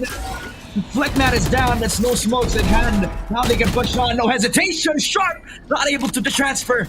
He only gets one onto Lil Dude, but maybe that is more than enough for them. But AFK go next. They only have 2 people to stand up against 4 SYP. They have aggressed on, pushed and pull, and this is the result of it. Accelerate also with the flank, and this is amazing. The peek out and another shot from the Guardian. All falls on how Ninja can clutch up this 1v4 now, JT. Yeah, Ninja, it's gonna be a tough toll for him to take, honestly. He needs to go for the 1v1s, but how can he play up against the usual usage? They already know where he's gonna be located as Shawarma eats him up. Another victory for SYP. A much needed one in the final round of the first half, I believe. So now we're gonna switch things around. Double duelists as defenders. I mean, we've seen this happen already in, I guess, Pearl, but Ascent is a different map. It's a different way of playing things. You can't just do the Neon Rush like they were doing before in the game that we saw in Pearl. So it's more on how well they can play around the double duelist setup as defenders. Are they going to be more aggressive on their peekings, or are they going to be just standing still and go for trade-offs, or just watch corners? Because when you look at things, you don't necessarily have the best defenders other than the Cypher. Yeah. No. And it relies on how he sets it up for his team. I like that they put it at the very close corner and possibly something that's very easy to destroy. December 21st, the free gadget to destroy. And that trip bar becomes an afterthought. Now they don't even need any threat. They don't need to check their corners. Just one camera to look on if they want to keep pressing the B side push. But look at where they're rotating on down. It's all the way over to the A lobby position. The only thing that they need to worry about is Lol Dude and the one flash that this Omen has in his pocket, that he even expends one of the smokes. So this is becoming more and more like a pretty decision. They don't even know about the setup. December 21st, he gets blindsided. Shawarma, a headshot, but they don't know about the peek out on A. This is the attempt for AFK Go Next to play them like a fiddle. But now that they have known their presence, now that they have used Sharp's knife, they have called upon a fight, and it's a 3 versus 4 with Ether already linked to the cross. A double, a triple kill. He's playing aim labs at this point, flawlessly taking the round as SYP, they bounce back. They definitely do. It's a good round to win. I guess the double duelist, it does work out in the end. AFK Go Next, December 21st. He wasn't spotted by the camera. It was just pure timing wise that Cypher was able to spot him, that he was just there on the corner. He was able to get the shot towards the head during the Cypher was looking at the camera. Maybe things would have been different. But nonetheless, a much needed bonus round now coming from SYP to stabilize the rounds here, just to get it back to an even Steven playoff. As Accelerate gets 1, gets 2, gets 3, might even get 4. Could be an ace if he chooses to find the final one. They're calling it. They know where he is, and there you have it. Accelerate to the top of the leaderboard. This is what he wants, as the ace will be there. Eco round ace for the other side of things. The Marshall. That's 101 damage onto the AFK Go Next players who don't even have money to buy armor. Which Accelerate is just playing off of momentum at that point, not even running out of steam. He didn't break a sweat. He didn't waste a bullet. Every single shot penetrating on even the icing on top of this beautiful Sunday for AFK Go Next. SYP and Accelerate even finishing on with a 7-7, and Ether, he gets overwhelmed, overrun by December 21st's entry. Accelerate with a good shot over to Flickman, and possibly the best one you can actually hope for. a one-for-one trade-off, and they back on. They are relying on the spike to be put down, but because of the delay, because it is when they are able to reposition themselves, SYP have full control, and possibly so they could turn the tables on this round. 3 versus 3, and despite the rifles, they're getting dropped like flies. A double kill from Shawarma, and a triple kill, and Accelerate will finish the round. The Sheriffs have been singing all throughout the east site, and the retake was just possible, and SYP made it.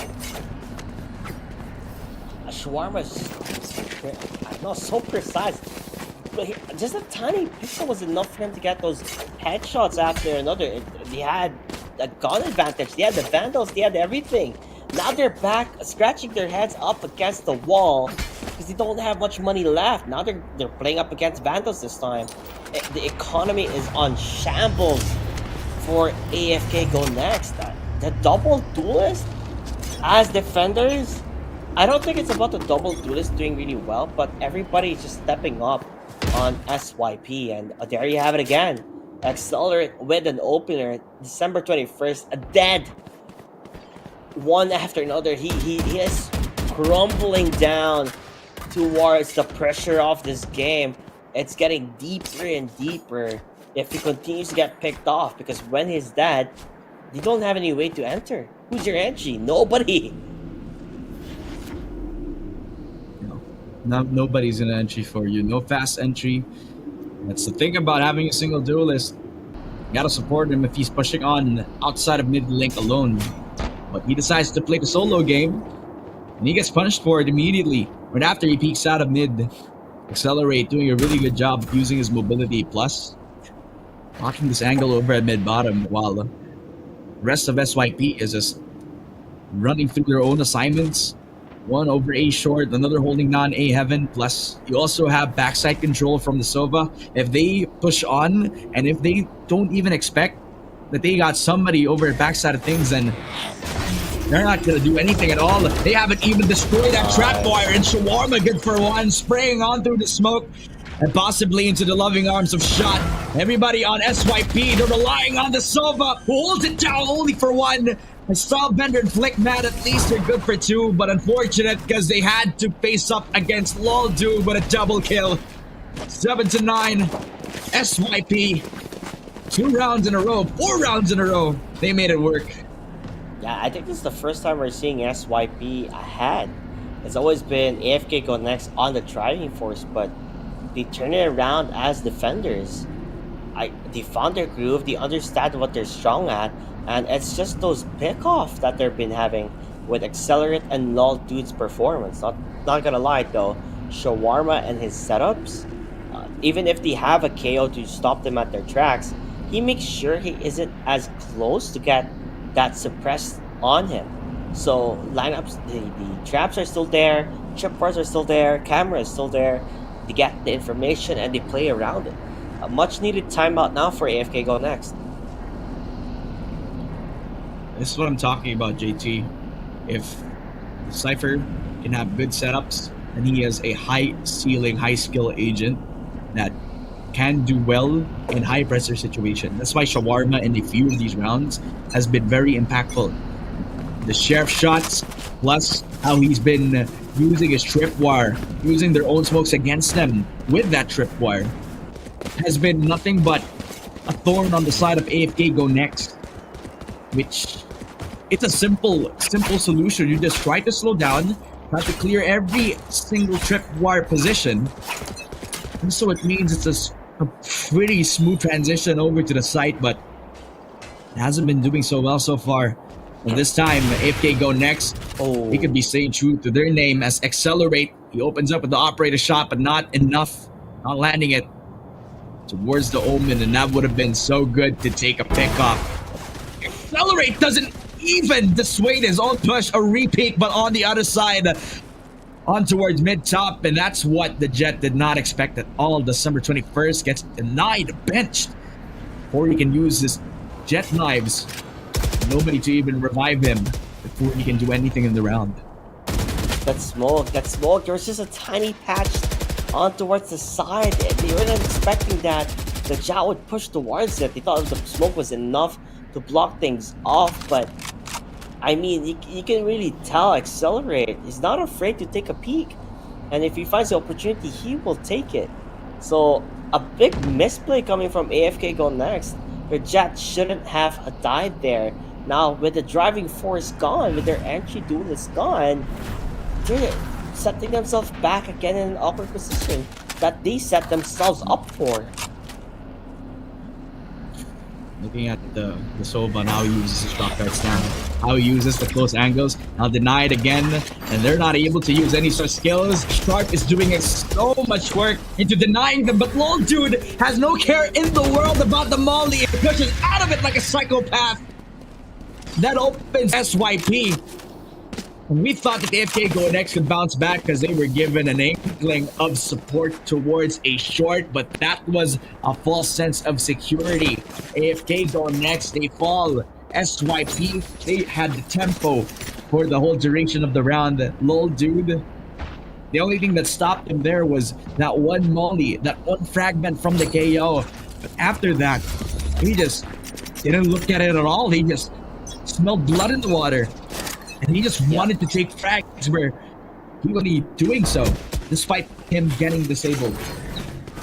I feel like AFK Go Next needs to play rather quick, and that's what they're doing. They realize that if we play slow, we just play to the rhythm of SYP, where they just find pickoffs after pickoffs. So let's try and change things up, and they're playing rather quickly this time, with SYP at either finally falling down and dying.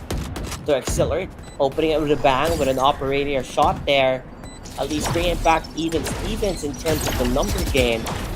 They're able to at least find out where December 21st is, but the trade-offs will be there still. A 3-on-3. Make that a 3-on-1 somehow. SYP, you're winning it out. Shawarma.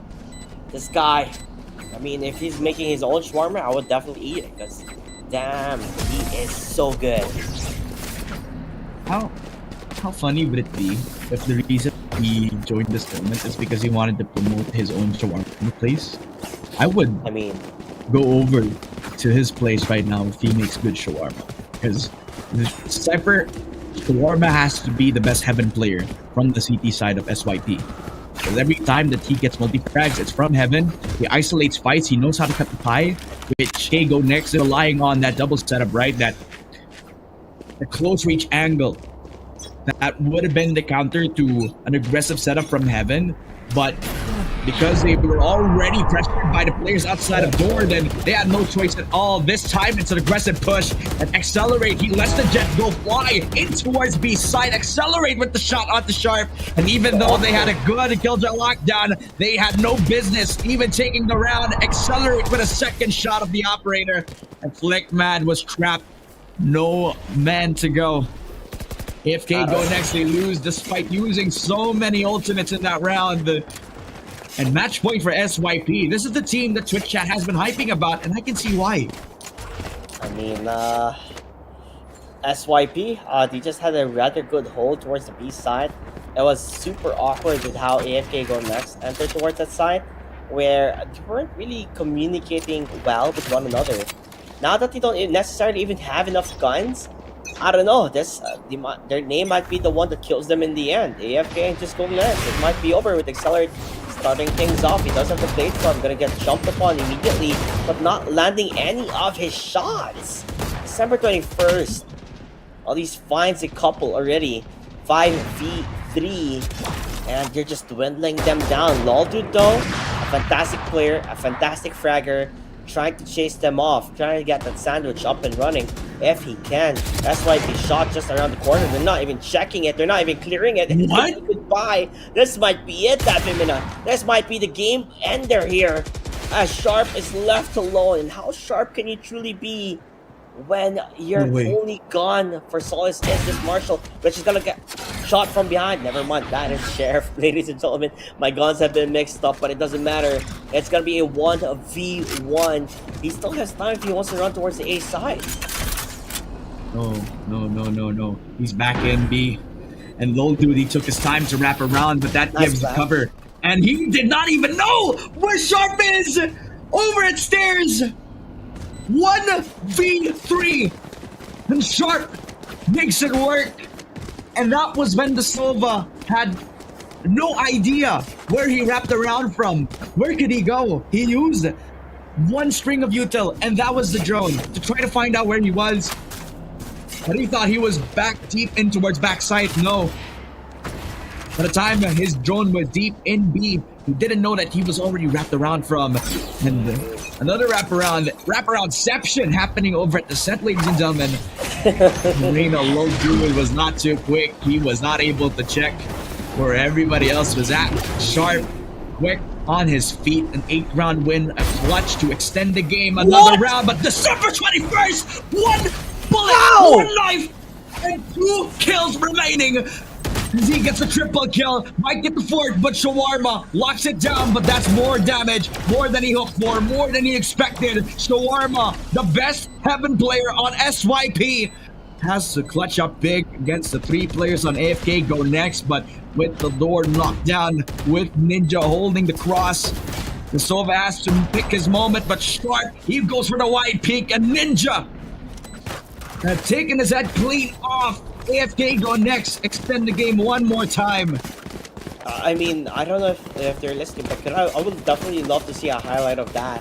Like, bring it back. I want to watch that on how Please. He peeks from above, and then as he glides down, taps twice. Gets 1, gets 2 headshots with his blade storm, with those knives. That's the best opener you could ever ask for. And yes, they are 1 round left from losing it, but this type of plays is what keeps you working on. Oh man, I'm on the edge of my seat here. Even though we know that this has been a really good game, any team can win, but SYP, they're getting played like a fiddle. Look at the amount of noise that they made over at B, but where's the spike? 3 players of AFK Go Next. They want to rotate on down, but they are smelling it. Shawarma knows that this is happening. They have read the call because they haven't even pushed outside of the smoke offered up by SYP. They're not challenging it anymore. And they wasted a very important ultimate. But December 21st, they made it possible. The mid-cross after killing Accelerate is beautiful. And SYP relying on the double setup. Goes for Shawarma.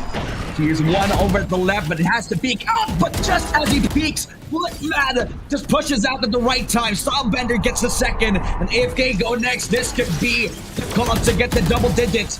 Ether gets the spray down and finally gets the jet.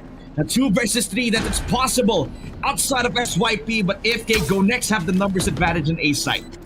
Yeah, they also have Hunter's Fury to defend things if they need it, if it's necessarily. They have the Swarm, they have a lot of setups here to not necessarily even need to be in the site if they choose to do so. But nonetheless, they're gonna go for the peek. Ninja gets that kill from Ether. And now the double peek. Quick and easy work for AFK Go Next, and they're slowly climbing up again. And I think the economy, is it still looking good for SYP? Do they have enough for a full buy? No, it doesn't seem like it. It's gonna be a forced mix buy, and I'm not sold on that idea, because if you lose the 11th, I guess if you lose this round, right, which is fine, the next round, the do or die round, you won't have enough money to do a full buy. And I feel like they do need to go for a full buy in the next round instead. Force it. When you still have money, you could try the Guardian shot. Oh man, if he was 1 second earlier, Accelerate would have opened this wide open. SYP, a little bit too passive with the shorter guns that they have. They need to kick the tempo up. They need to make proactive moves, but they're scared to make a mistake. They're scared to get momentum back towards AFK Go Next. It's the only point of contention that they have. The only proactive push that they got. December 21st, he's immune to any sort of Cypher setup, but now that he jumped, SYP have an inkling of where he is now. Shawarma even activates one of the trips, one of the cages. November 21st, he is on mid-market. There is an imposter among us, but they have been spotted before they can push on B. But Ether finally neutralizing the jet problem, and December 21st is the pest. They have already neutralized them. They push on to A short. the best backup plan that they could hope for. But lol, dude, look at this position. This is the best passive angle that you can hope for. But the push, the peek out, they Why know that the he's flash? holding it. The shot, finally, they find lol, dude, flick mad with a Miss. second. And SYP, they're getting dismembered one after another. And they fall onto the 3 players. SYP have to work through this if they want to end it. Oh, definitely, it's gonna be difficult. I mean, for starters, it was supposed to be going under side here. He get the first frag, but it's not working out. Stylebender, he gets the shot. They're still stuck on towards the smoke. They have to push it if they choose to do so. Gonna get flashed though from the Omen. Paranoia is up in the hands. Here is up in the air. It's in the environment. They smell it. It might be the defeat, and it would be a juicy next round for AFK Go Next if make it work out, and they do. The double peak. As AFK Go Next, they live to see another day, one more round to go to overtime. And it's something that SYP needs to fight for their lives if they want to go next. Or, you know, want to go to the next round. Want to go to the quarterfinals. It's the quarterfinals, so you're one step closer. It's just from 8 to 12. That's 8 to 12. They played 3 rounds perfectly. Now bring it to 11 to 12. One more round is all it takes. And I hope it doesn't go anticlimactic. No. They had 1 foot on the door, out the door. But they need 2 steps to make it work now. SYP. Losing confidence in every sort of peak that they got. Now they give confidence to AFK Go Next. Now they have the Killjoy lockdown. The primary piece to the puzzle. Nobody on backside, nobody to hold towards that B site. Instead, they even use every single util and the ultimate of the Hunter's Fury Stylebender, making sure that it's a safe transfer. Ether finding eventually shot, but what a lineup! December 21st, the date where you remember that the Jet has made this work. A 4 versus 3. Lol, dude, finally late to the party, but it's better late than never. A 3 versus 3 on our hands, and they have held back all over Beast, but all their eggs in one basket. But what a perfect shot! The recall was perfect. Flick Mad just peeks on, and 1 versus 3 shot just loses the 1v3. And finally, the first overtime over at Dubai Police Game Safe Tournament. What the heck, AFK Go Next? They finally pushed us to the Holy Grail, and this is the test if they are committed and dedicated to it. This is scary. I mean, like, you were so far ahead. You could imagine the psychological warfare that's happening already in this game on how it could take a toll on you. I mean, emotions are up in the air, and you don't want to hang on too much on those emotions because it could be a make it or break it. Although they are back on the attacking side, which I believe SYP favor more on, is to go onto the attacking side rather than defending. But with the momentum that is on AFK Go Next, it's looking rather scary, honestly. This could go any way here, Davina.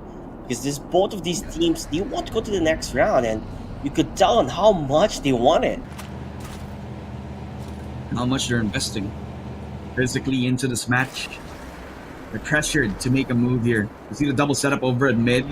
This is at a cost of not having an initiator to back up this Jet. But after the peek out, Sharp never expected the Jet to be that close. Too close for comfort with Accelerate finding the shot. December 21st, actually getting another, but Shawarma, the right place, the right time, neutralizes the prime factor for AFK Go Next. And now they overwhelm Flick Mad. The guy who was ready. No way! A lineup! Ether and shot! They had an audition and they lost! His Stylebender and the Killjoy versus Shawarma. The best Heaven player has been locked out into hell. Ninja gets the 13th round. And possibly the last round for AFK Go Next. If they win the T side, then they have won it all. That was a round that SYP was supposed to win. Supposed to win. Flick Mad wins pulls out a hat trick here. Unbelievable play from him. The way he was able to reposition for the refrag there, getting 2 before he falls down.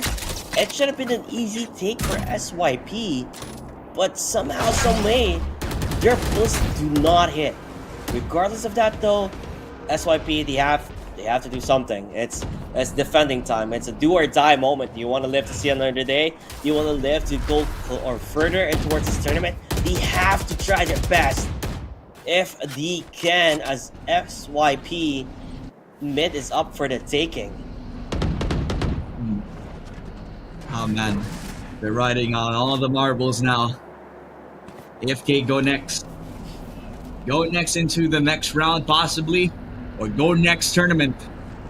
Because all the weight on the shoulders of the attack, every single investment, 5 people lurking in towards that A main position. And SYP, they are seemingly ready for this. Look at the try setup. It's holding back before they can even push on with the initial play. They're waiting for the smokes, they're waiting for the flash, and this is the time. Now that they peeked out, now that they jump peek, they know that they're going for this A push. Now that they close the door, now that they have the shot, now that they have lined up every single people around Generator, this is when they get the objective. This is when they are seemingly most dangerous. AFK go next, they fall back towards the 5 versus 5, and SYP relied, but look at that recon! Perfectly placing December 21st to death, but Sharp, a good nade, and the beautiful shot to hell. As Ether finds another one, Shawarma, the best player on Heaven, another one with Long Dude whipping another shot, and finally, a double overtime. SYP are not going into that good night. Not today, they say, not today. We're not gonna hand you this in a silver platter. We're gonna fight for our lives. We're gonna fight until the very end. And you can tell, that's gonna be a long day. Who knows how many rounds we're gonna be watching between these two teams, because they're going neck to neck, non-stop. The only thing that SYP needs to do is to figure out their moment to strike.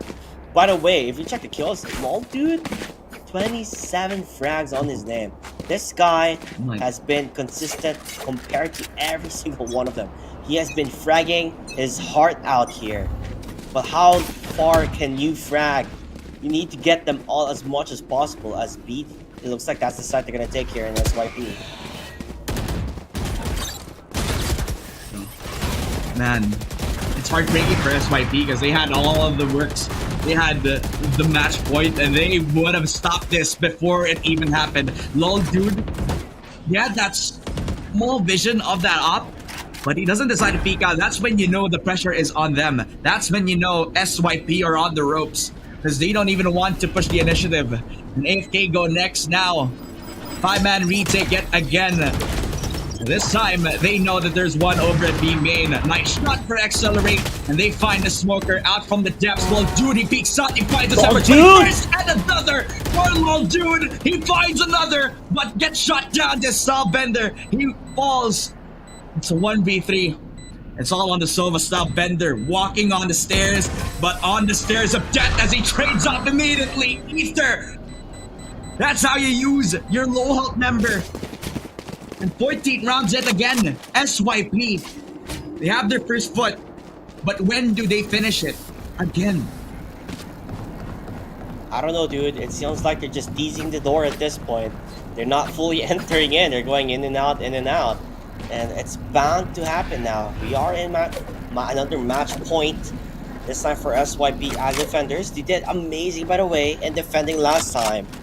You talked about Shawarma and how well he can defend the side. Oh boy, yes he can.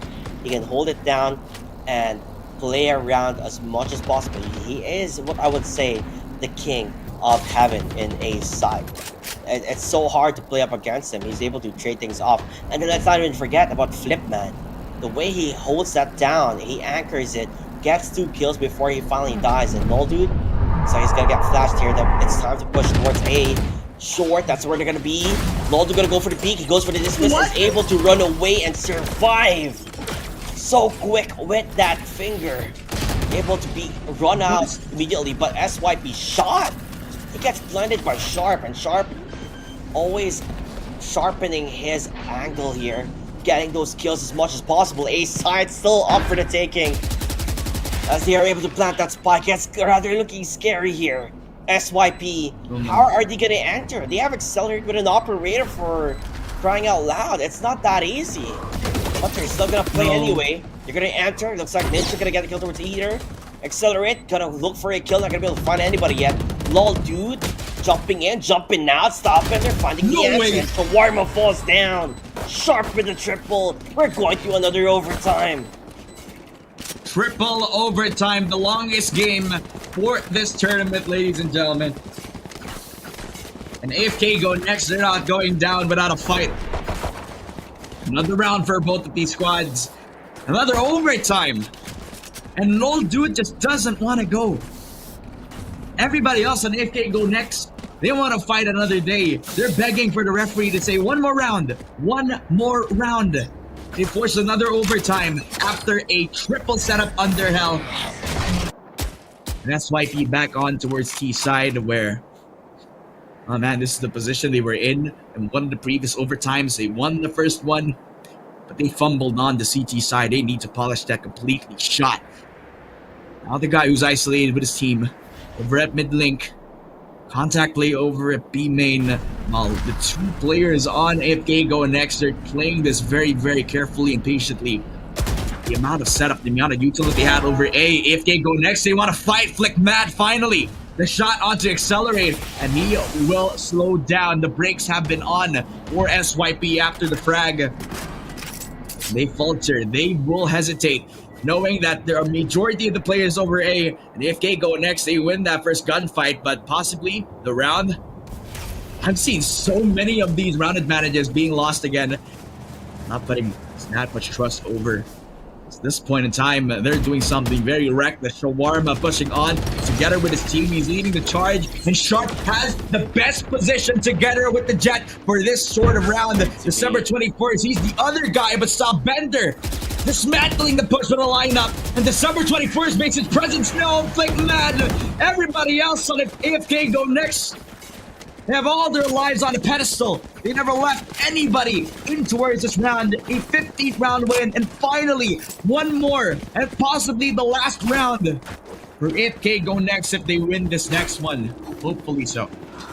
I mean, it was a flawless one for AFK Go next, and it seems like they might have finally figured out what works for them. And as attackers, as we saw last time, they just rush in. That's everything that they need to do. Rush into the side, take control, make it chaotic, make it messy, but win your duels, and that's what they've been doing, and that's what they're going to continue doing. There's nothing stopping them. As you can see, December 21st jumping in, but dies immediately on the hands of Either. Meanwhile, Lol Dude stuck on towards the side here. Does not want to push, does not want to commit. Even gets shot so close yet so far. Still survives that one out instead. As Ninja does not look at the right time. Oh, timing. Not working on your favor, but numbers are in the favor of SYP. They're not giving up here. Never say die, never give up. As they are going to be able to get the shot. Lol Dude with the triple. Even tags Sharp quite a bit. Shark left alone. 14 HP. And they still live to see another day. SYP. I am not going down like this. We're going 15 to 15. Quadruple overtime, ladies and gentlemen. It has been a banger of a match. Both SYP and AFK go next do not want to go down without a fight again and again and again and again. And I don't blame them. I mean, who else would want to go in towards the next round of this tournament? This is one of the elimination games yet. And we're getting the best match of the night. I mean, I can't blame them. It's the second round. And it's do or die that way. It's do or die. December 21st again. Playing this aggressive angle that he loves to do so. But if he gets picked off, he's dead. He's done and dusted, and he doesn't want to do that. He has to play it safe. They're going for the tag. They should check towards the corner here, but they don't either. Falls down December 21st. It's insane to the membrane. He's just continuing on, popping off one after another. AFK go next, setting themselves up for victory in this round with the number advantage. Not only that, Lol Dude's rather hurt. 15 HP. Oh. That's from the peek out from the Jet over B main. And because he got the lineup, plus he got the dink out too, he would have gotten a triple kill if he still committed towards the spray. But look at that timing. December 21st just smelled another Jet, and you know what? He trusted his own intuition, and AFK go next. They look more confident into this game, more confident than their CT side. The push out from the Jet. December 21st. They got one hell of a monster of a duelist. And from that last round, he just went gung-ho. A Rambo cosplay of sorts. Didn't even let go of that left click before he even dashed out of safety. That's beautiful because you never even had any chance at all to refrag out. But this is when December 21st is most dangerous. The longer the game goes, the better chance that you have at reaching December, because now the Jet has been caught on fire. The operator casts her curse. Whatever that you may want to blame on, the fact remains that the operator has shut down the Jet. They look lost right after that. December 21st was their entry. Possibly SYP could have a shot, but Style Bender says, no, I want this to end right here, right now. Finding the Reina is that one shot to do so. How could they build upon that? They develop another state of mind, possibly to get back over towards B main, where the only man in contention of that are a few tripwires plus one Sova. But if they take care of that, if they smoke him off, then that Swoba will be an afterthought. That's a new decision here from AFK Go Next. It seems like these struggles going A. Every overtime and attacking side, they have been consistently going A, but this time they are going to be going on towards the B side. But the problem here is that's where the traps are coming from Cypher. There's really no way to stop it. They're just trying to destroy it as soon as they can, and CMT are able to do so. SYP shot. Not gonna be able to really find much information as the recon does get shut down, but he gets a kill through the smoke. What? How did he make it work? Okay. What's the answer here? No. As SYP, you want to bring it back again to overtime. As Accelerate shuts them down, Sharp is dead. AFK go next. There's no such thing as AFKing in this game, and this is why I told you that, Firmino. This is why I love Ascent. It's just crazy, and these two teams going to another overtime, it's insane. Clearly insane. It's not ending here yet. 8 to 12. That's where we started. And now we're at 16 to 16. Penta overtime. This is probably the longest game I've ever captured in my career. Wow. Which is not saying much because I only started like 2 years ago. Well, welcome I heard that in other games. This is just child's play, you know? This is like rookie numbers. It's kind of quite awkward on where they paused the game.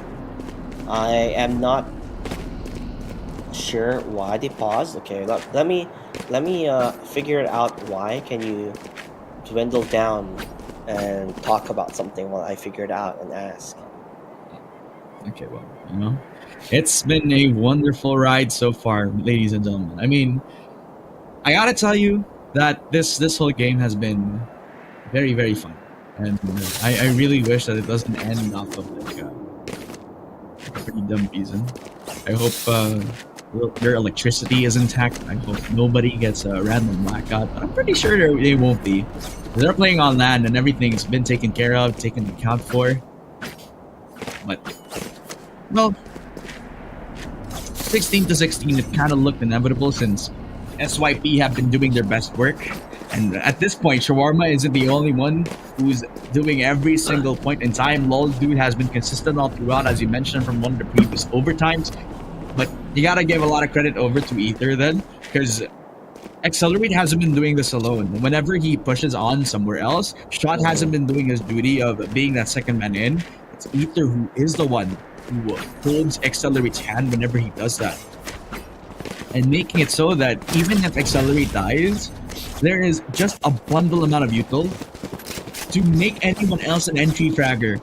That's why you gotta put a lot of your money on the omen from the players on SYP. Where AFK go next now. give respect to the double initiator comp. This is the reason why December 21st has a lot of firepower and a lot of confidence to move on, because in a lot of these situations where he pushes on B main, there's usually somebody watching his back. But I've been noticing in the overtime rounds, he's been playing solo, and it works. Like lineup kills, lots of damage, but he hasn't been picking the operator, and that's kind of worrying. Just an FYI to everybody watching right now, we are currently on a pause due to the fact that the players' time, because they are playing in the LAN cafe, has exceeded. So they are just putting more time again so that we can continue on and this wonderful overtime of a game, 16-16. I think there's one thing I want to talk about as well, is that when you have this type of long pauses, it can make or break a team's momentum. Like, they are all playing insane right now, but because of this long pause, it could really destroy that momentum that we have been building since the beginning. And I do like the fact that you did say that this all started from 8 to 12. From 8 to 12, AFK Go Next played perfectly. They won 9, they won 10, 11, 12, overtime. Now, when overtime came up, SYP was like, this is just not how it's going to end. We are not going to give up. We are going to fight for our tournament lives, as we do want to reach the grand finals. And you can tell that they wanted it badly. 16-16 already between these two teams. AFK Go Next up against SYP. LOL dude having so much frags on his name. It's just impossible.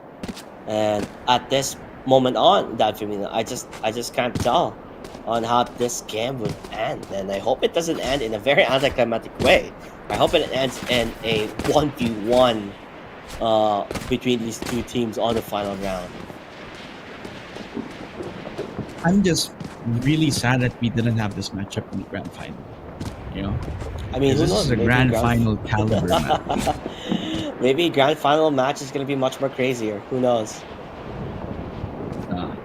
So we got one heck of a carrot cake, and then we're getting a cupcake later. I wouldn't do that. I mean, what if it was the best best cupcake in the world? Then that's a different perspective. Oh, right. Oh, that's true. That's true.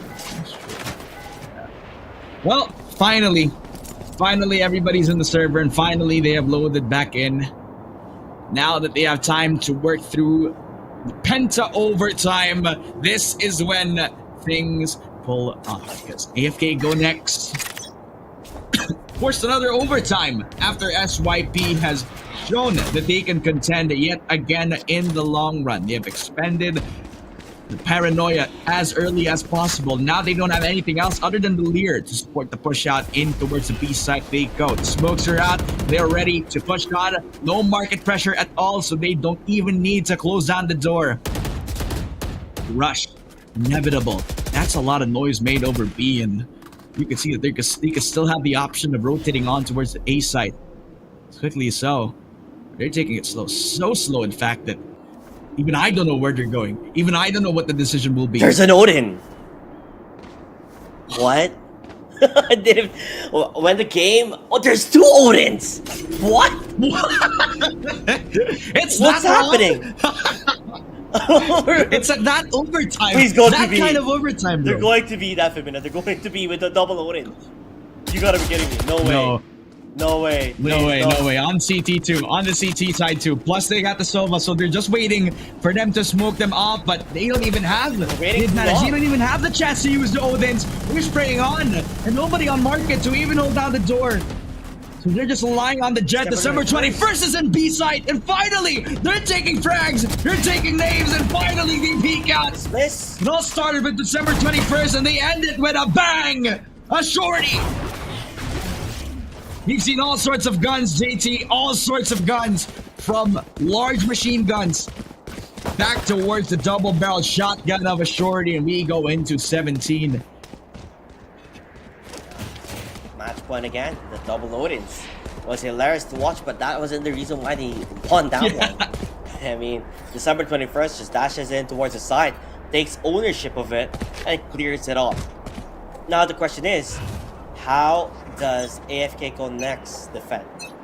It's gonna be hard as SYP has been playing phenomenal as defenders. Accelerate with an operator this time, not going for a vandal, looking above, but needs to be a bit more careful. He's gonna get found down. He has to dash out immediately, save his own self if he can, but he's getting rushed on by a classic of all sorts.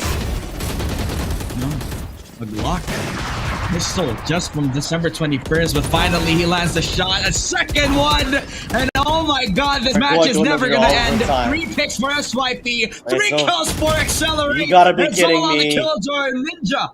A 1v4. But this is impossible. No, this is impossible. He can't put this to bed. You can't do this. 38 HP. No, even after the recon dart, he's trapped. He can't. He's in between a rock and a hard place. He cannot do this. The lane play. That's the only point where the spike is, but it is held down by the op. But he is pushing on as slowly but surely. Finds Accelerate. Finally, a triple kill. The 8th clutch. No! Denied by shot. No shot in hell. And we go to another overtime. The 6th one in this series. What if, what if they both talked to each other and said, hey, let's play in this tournament and just go overtime until we never end it. Let's just keep playing overtime until 5 in the morning, 6 in the morning, maybe 10 in the morning. Who knows? You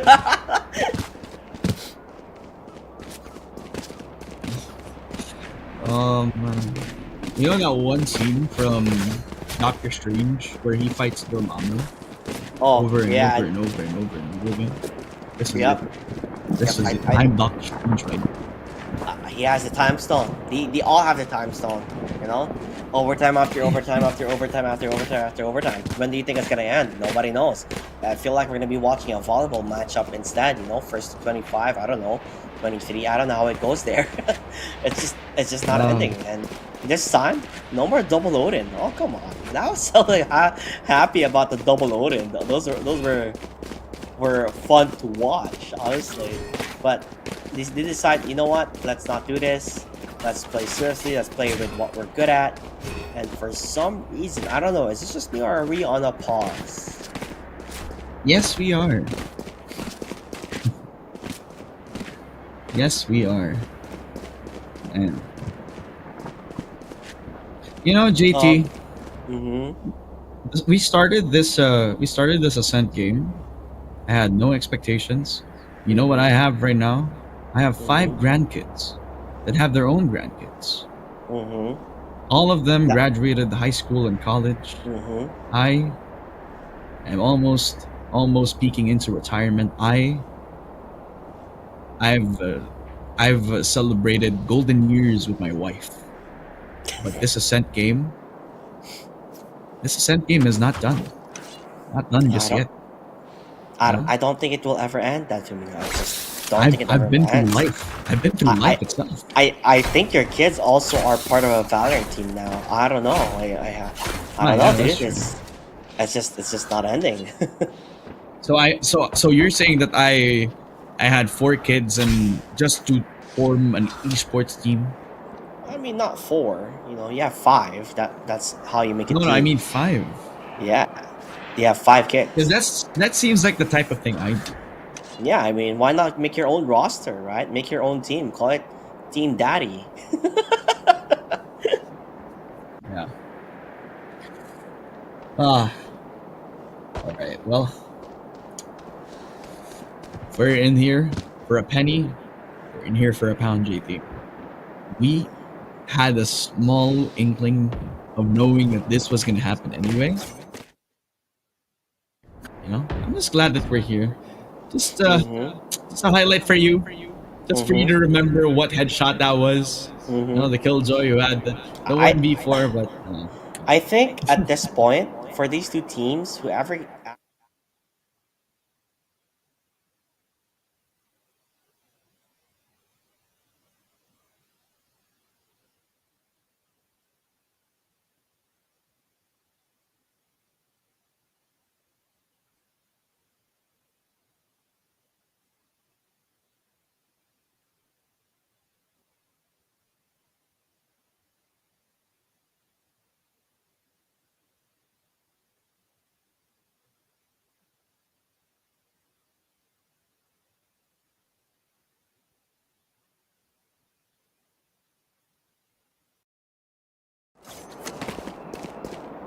Oh, Ah. Well, hello, JT. hello, Did you good miss sir. me? 50-50. Of course I did, buddy. I would miss you. I wouldn't want you to miss out who wins this.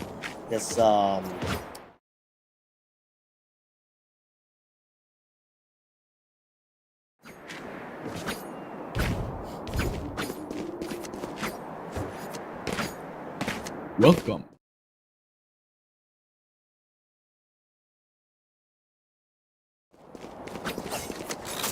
Hello. Are we back? Seems like we are. I am back. I'm Batman. Do you know? Do you know that funny moment in Batman versus Superman where they became friends because of No? saying, "Where's Martha?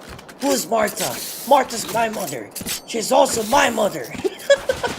What? Yeah, I Okay. don't know if you guys ever watched Batman versus Superman, but it was a funny way to stop someone from fighting.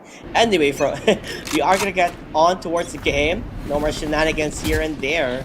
As Team SYP, they're just rushing towards the B side, and there's nothing there. There's no one there. Only Omen's on towards the side, but that's all there is to it. Wait. Double flank, too. And finally, they know about it. He even dashes in. He doesn't even care about it. No. Even if he gets covered, he knows. Shawarma! Dismantling December 21st. That's the double flank.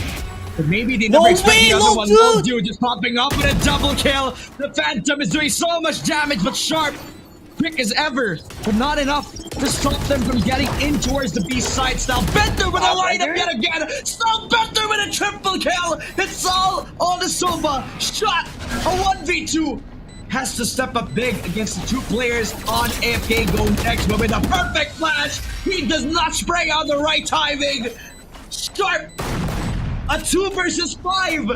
The impossible gets conquered, and AFK Go next. Who is this man? Where have you been? Style Bender just destroys them.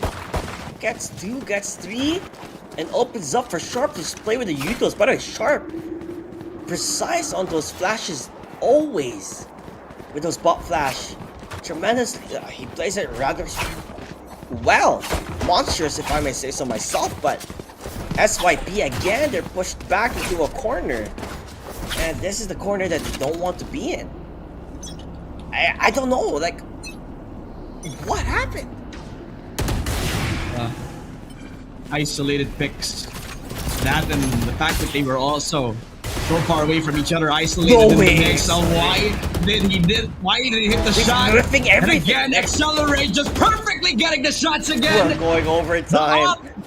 He's doing so much damage again. AFK Go next. They win the CT side, but not on the T side. No, falling down on Stop Bender. He did it before, but can he do it again? The spike not within his grasp. And SYP, a strong defensive team, demonstrating their strengths yet again. 4 versus 1, leaving Stop Bender all on his lonesome. The spike, so close yet so far. He peeks out, he gets denied by the op. He peeks out, he will get punished with a crossfire. He has to make this work. Oh, 17 HP, got legged out, and a repeat. Accelerate will extend to another overtime. We're not done. Definitely not for SYP. I don't think we're ever gonna be done. I mean, you talked about Dormammu, and it feels like we are gonna be stuck here with the time stone, as it's 18-18. AFK Go next. Maybe call it AFK Go OT. I don't know. Change your names, guys, because this is a rough one. I mean, 18-18. How many rounds have they been playing? How many games are happening as this game is going on? Because I don't know know that if we're there's playing any simultaneous games. matches. I don't know if there's any games happening right now, dude. Because it's not ending. At this point, if I was No. organized, I'd be like, hey guys, maybe we can play other games while they're still playing. And then the other game will be finished, and this game is still going on. Yeah, I know. Sharp though. They're pushing Oh! One shot! Possibly not enough. Shawarma. Shawarma. Good for one. And this guy has been the prime factor for SYP. And finally, he makes some moves happen. Finally, he makes some money. Yeah, Shot got hurt quite a bit there. He's kind of tagged down, but nonetheless, they are still in that number advantage, 4-on-3. Flick Matt, we have seen him play rather crazy here. If he finds the opportunity to do so, sees a shooting star pass by, but that kind of gives information that it could be towards the B side, and that is where they're going to be going for. Style Bender just right around the corner. He does have a way to check them out. Flickman starting it off with a bang. Gets a shot done. They know where they're at. They're going for the shots, and Shawarma finding his own set of kills too. Law Dude as well. Only the Jet is, Killjoy is left alone. Ninja, what can you do up against 3? No. Against 3 players, Ninja. This is another tough ask for him. A tough task for the Killjoy. And again, it falls on him. Required to get the 1v3 clutch. And as he pushes onto lane, the only point of contact is the Sova. Oh, the Cypher gets cut off. He was balled and he gets a kill. And as he pushes on, he doesn't even know where they are. He clears every single corner, but not backside. And that's where Lol Dude strikes him down 18-19. And this is when you bet that this is over right now. We have one more round to go. SYP need to finish this right here, right now, to solidify themselves as the victors. But then again, you can't say never. You can't say never without OT. I don't know, dude. At this point, my mind has been going crazy. And honestly, SYP, they are on the lead. But if they go next, if they get picked off here, by Accelerate, this could be a SYP's game to win. So they're gonna go for the peak. Nice smoke, blocks him off from that opportunity to get the pick off, pushes him back, and it seems like mid control is the name of the game here, Dafimina. They peek out, they already know how many people are on towards mid. He confirms the location of the Jet and the KO, but not the Omen. So if they push on, they'll risk fighting off against 3, holding down that mid-market position. And he has no cover. The only point of connection that he has, or any sort of protection for that matter, is that very shallow wall that he could use just to wall bang through. And then again, the Sova's not really close to that matter, right? He can be safe. If he falls back towards that market door, only looking towards that B main spot. The only point of counter that they have is if they push on to Sharp. If they push on to mid-bottom, it's a very dangerous position. But now that they go back to B main, where they started everything now, they want to challenge all the traps, every single util from Shawarma, who's holding down mid-bottom. There's the Odin. Just waiting for the smokes. They're waiting. The Odin as well from Shot. This is the best sort of defense that they got. And now they pull the trigger. Now they use gets the kill. Finally, they neutralize the kill. 2 kills for Flick Matt though. And a 2 for 1. And possibly one more round to go. 10 seconds. They have enough time to plant. And SYP, they're late to the call. And possibly one more, JT. It's not gonna end, I'm telling you this. You can see Short's positioning. It's just around the corner. I don't think they're gonna check that one out.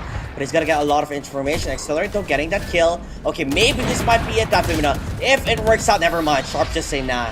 Not today, casters. Not today, as we're going to another overtime. 19-19. It won't stop, don't stop, never gonna stop. As AFK go next, I think that the time they're gonna go AFK is when it's the next game. I don't know how long it's gonna go, but I'll tell you this for sure, that these two teams are hungry. And you know what they're hungry for? They're hungry for victory. Do you want that win? Do you want that W? Do you want that easy dub? If they can get it. But again, push into a corner between these two. No one is just giving up. They're fighting for their tournament lives. You know, this is like a chess match, like the greatest chess match of all time. It's like it's Magnus Carlsen versus another Magnus Carlsen, a clone, just to prove who the real Magnus Carlsen is. An infinite amount of pawns And even if they trade knights, they seemingly find another opening to checkmate each other, but it just does not give. Just one blunder, one wrong step for either of these squads, and SYP, they're pushing the buttons on AFK Go Next. They double invest the players over at Wine. 4 people on A, 1 player on mid, and this is the best time for them to rush on to B. SYP, this is the best shot, because now the only man that can stop them is Ninja, and he needs to trigger those nano swarms at the perfect possible spot. But December 21st, he decides to make They're not looking. as Ether runs it down, one on the style vendor, but doesn't hit the shot to Ninja. Doesn't even know that he's there. Shawarma leads the charge. Eventually, the B plant goes on fire. Yeah, and they're trapped in all certain angles here. But they just have to make it work out if they can. SYP, left and right. I don't know if you're going to play aggressive, but you do have the paranoia. It's going to hit. It's going to be a bit more difficult to even have the flash. Shawarma falling down. Sharp again. Aiming perfectly. Ninja also getting those kills. 20-19. AFK Go Next this time are on the driver's seat. They were all huddled up in towards B because of Shawarma's late push and December 21st peeking too far over at that A short position. That's a ton of punishments that resulted in them leaving B main open. That usually is the pressure point for any attacking team. And they were late to the call, so they weren't able to actually have 2 pressure points. Usually want to have somebody hold down that B main side. But because they were all funneled on B, they had nowhere else to run. And they had no chance at all. This time, they need to make this count. Possibly the last round, and we've been saying it so for the past couple. But now Accelerate turns on the shot, but not hitting. It doesn't die, and will live for another second. At least they reposition back. The short push again for AFK Go Next. Possibly the death march that they needed. And they need to make this count, because every single time that they do, they fumble on one extra step. Make one more mistake. You could possibly see one more overtime, one more into the mix. And it starts with lol, dude, you gotta be kidding me. December 21st, unbelievable. Towards the smoke too, something that they never expected. And Ninja expected the Pika with the Odin. He could get denied, he could die towards the wall, but Easy's covered, Easy's safe. Maybe the Shocker could do everything, but no, he runs away, he flees, he gives back that control over B. And possibly the round, possibly SYP regaining control back on A, because that is where AFK Go Next is running towards now. I know. They're coming back. I don't know. AFK Go Next, they have shaky feet here. They don't know if you commit or not. Commit, but they are gonna go for it. Rushing in towards the side, paranoia. It hits them hard though. Brings them blinded to his team, and there you have it. Looks like SYP will win this one out, and we're going back to another, guess what, overtime. Stick double for Sharp though, because it's the most that he could hope for. 2020! We started this game 12-8. AFK Go Next. They don't want to go next. They want head into the next round. SYP fumbled one more time. 41 rounds, Mr. JT. 41 rounds. And I'm not saying I'm losing my mind. I think my water is running out. I'll tell you what, definitely. I think this is it. This is it. They wanted to go 2022. Maybe that's the idea. The plan here, right? Even though it's 2023 already, but gonna be rushing in towards the side. They're already in the A side right now. SYP in control, but the spike has not been planted yet. As we see Accelerate just jumping in towards here and towards the fray, on towards Hell, creating havoc as much as they can. The Lions will be there to get tagged down quite a bit, and it's not looking good for them as December 21st gets a triple Accelerate left alone. AFK Go Next. It's a 1v2. He's going for the reload. You do know where he is going to be coming from, but he gets a shot down. 47 and 99 HP. He's still A-okay. They're going to jump towards it. Even goes for the dash, and he makes it work out. Ninja. Cool guys don't look back on their kills, but he doesn't know that he doesn't get a kill at all. SYP again ahead. The impatience now paying off as SYP. They punish AFK Go Next for getting a little too comfortable on that Heaven play. You see how many people were dying all throughout that A Heaven push? 1, 2, 3 punch over. And that was from the push out over from A main. And the wall bang. December 21st had this locked in, but now they're hungry. Now they want to finish this. Now is when they invest that Odin again onto shot. Guy wants to wreak havoc over a B main. Look at how much that Odin is singing towards that A B main side. That's opening space up towards mid, and that could be the possibility for AFK Go Next. Nobody's pushing towards B main for the CT side. SYP are giving this for free. And Shot is in a world of hurt. In a matter of seconds, he's gonna die. The turret is not spotted just yet. They know that he's towards that stairs, but he's not punished. December 21st opens up the site. And finally, AFK Go Next. They get one more man count advantage and possibly one more round into overtime. I mean, I believe that they all wanted to finish this game since the first overtime, but you know, it is what it is. They're gonna keep trying their best here, but it's not gonna work in their favor. December 21st even picks up his own Odin coming from that kill, and there you have it. We are back. Ladies and gentlemen, guess what? We're back to overtime. 21-21. We're back. Yep, and oh, wait, what happened? We went to 21-21 and something happened. I think the game could not handle it. Interesting. That is also very awkward. That is that's it, ladies and gentlemen. We are all gonna go to sleep now. No freaking way. No freaking way are we not gonna find conclusion for this game. Because this has been you know that film, it's like that movie that you really wanted to watch, and then you see the ending, it's a cliffhanger. And then they said they're gonna release the second movie, but then they don't have budget, so they don't. So you just stuck there in that cliffhanger forever and wondered what will happen next. I think that's what it is, honestly. I think I have an inkling of what happened. I think the game went so long that we have reached the limit for the game timer. That's the worst thing that could happen. The worst thing that could happen right now for this type of series. I was enjoying this. 2020 was the max score. And possibly we have reached the limits of what we can achieve in a custom game. And I'm not saying I'm complaining, because this has been the one heck of a beautiful game. You know, both teams are giving it their best. You see both December 21st and the other Jet from the other side of things on SYP doing their best mark every single time, but all I could tell you is that, again, long pauses don't really help any of these teams, as momentums will be gone. So, like I said, whatever is happening right now, it will definitely hinder one of the teams. And maybe the next time we go see the game, it's just gonna be over. So I don't know if it's a good thing. I don't know if it's a bad thing. Maybe I want it to never end.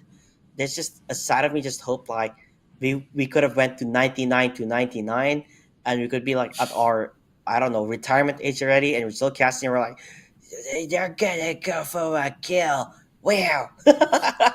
like, I don't know. Well, maybe, I got bad news for you. I don't know. Like maybe we go like different accents on our cast. Like we start with an Englishman accent, and then go to a Russian, then go to Chinese, and then I don't know. Like at this point, it's just crazy to the point I'm going crazy, to the point chat is going crazy, and it's just never gonna end. Never. No. No, because at this game, a game like this where nobody wants to make a mistake, that's kind of understandable. But oh man, I have never casted a game this close. To be completely honest with you, 21-21. I'm telling you, these guys are sweating hard. I'm already sweating as I cast, so I'm guessing they're sweating 10 times harder. You know, because the game is just so intense. It's just so back and forth, and like you said, the part where they answered back on towards B side, where they just left it open, and then they had a Sova on top of the box with an Odin without anyone really watching his back. It was so awkward. It was awkwardly positioned because you just leave mid open, which opens up a recipe for disaster. Definitely, that's the reason why we went back to overtime. Jeez Louise. These two team, AFK go next, and SYP, I'm out of words. I'm appalled. Maybe it was destined for us never to end the game. Mm, maybe you're right. Maybe you're Hmm. right. Maybe, you know, Mm-hmm. Mm-hmm. maybe because maybe you know what? Maybe maybe the real victory was the friends we had along the way. The relationships that we have made, the people that we hyped up, like I think that's the true essence of victory, the experience, right? Huh. Dude, I don't know. Do you guys just want to watch me drink water? It's like when you're out of tricks, you were like, son, do something quick. I could drink water. I don't know. I think they're figuring out on what they can do. Oh, okay. So we're gonna be getting back into the game just for a couple more minutes. We'll see. Let's not forget, scoreline was 8-12, and AFK go next from that, and then we played another couple more rounds, 21-21. So that's a total of 42 rounds. And then maybe if you want to go overtime again, they're gonna bring another 21-21. So that's another 42 rounds, which will probably mean we're playing 84 rounds already in a one game, which is just insane when you think about it. Like, Yep. I Yep. have never seen any game competitively be played that much. So Yeah. if we can like put our name out there, like I'm pretty sure there's a record, right? Like there is a record, right? There should be the world's longest Valorant game, and it would be said that it was casted by Caster JT and Dafimina. I think I'll take that. I'll take it. I'll take the dub. It's a dub for both of us. You Mm, know. It's comment in the chat. My name is now W Ad Femina. You know, we're mhm. Wad Femina now, ladies and gentlemen. We're taking the W's. We're taking the most out of the longest game that we've had in Dubai Police Game Save Tournament, which, in my eyes, it's a W for the production too. This has been a banger of a match. Although we're tired, although we have run out of water, and look at my water jug, ladies and gentlemen. This is my water. Like, I'm this is the sorry, amount of water that I have. I went back with dude. a full range of water, and I have run out. I have run Like out, but I'm I also am running out. I'm also running out. Like right. we're already But here, I'm not so. complaining. I'm not complaining. Mm. I love doing this. I love casting Valorant. And with that said, we are coming back into the Ascent map. We're not done, ladies and gentlemen. 21-21. Oh my! We're not done. This could possibly be the final overtime, but I have jinxed us yet again unintentionally. But you How know what? about If we uh, cast our curse ourselves and say that it's never gonna end, and then it ends. What if we mind game this out, right? Like we say, oh, it's never gonna end, and then it ends the next round. I'm just saying, yeah, at this point, yeah, like I think everyone just wants to see who wins and who loses. But I honestly, yeah. I think deep inside, everyone watching is just hoping it doesn't end. Like I actually feel Mm, it. Like deep inside, they're saying, "Please don't let it end." I think that's what they're saying. mm. And if it never ends, guys, at least send us food, dude. We're hungry. I miss shawarma, bro. Hmm, I went to I went mhm, to Jordan like early last year because it was mhm, the marriage of my sister to a mhm. Jordanian brother-in-law, Congratulations. and it was the first time. Thank you. It was the first time that I've had authentic shawarma because shawarma is also really, really big here, where we live in the Philippines, Mhm. but it is miles, miles ahead. Jordanian or at least authentic shawarma is miles ahead of what we have right now, and I really want to try it out, dude. You Again, are making me hungry with what you're telling me right now, and I just want to say it's currently 2:30 in the morning in the Philippines. So you talking about such a delicious food makes me crave it, and I know that this craving will never be answered unless I go back to Dubai. So yeah, I'm just saying. By the way, chat, I can see everyone talking about the longest game ever. I'm just saying, what if we go and become the new record? I'm just saying, new record, not bad, right? Like I'm just saying, if we keep playing, why not play longer, and then eventually, become the longest game in the world? I'm just saying, it's possible, right? you know, I've been uh, I've been rubbing my facial hair throughout the game, and I can feel it going back now. I shaved like yesterday, and that's Mm-hmm. when you know how long this game has been. That's when you know that both of these teams are pulling their best effort, going over the limit. Have you guys ever watched wrestling, professional wrestling? And Mm-hmm. you guys know the I Quit matches, the Iron I Man do, I matches. do, Those I are do. yeah, those are the type of matches that go even longer than where we are at right now. And Yeah. I feel like we're at that point where both of them they're drawing for overtime after overtime because they have the same amount of points and the same amount of scores.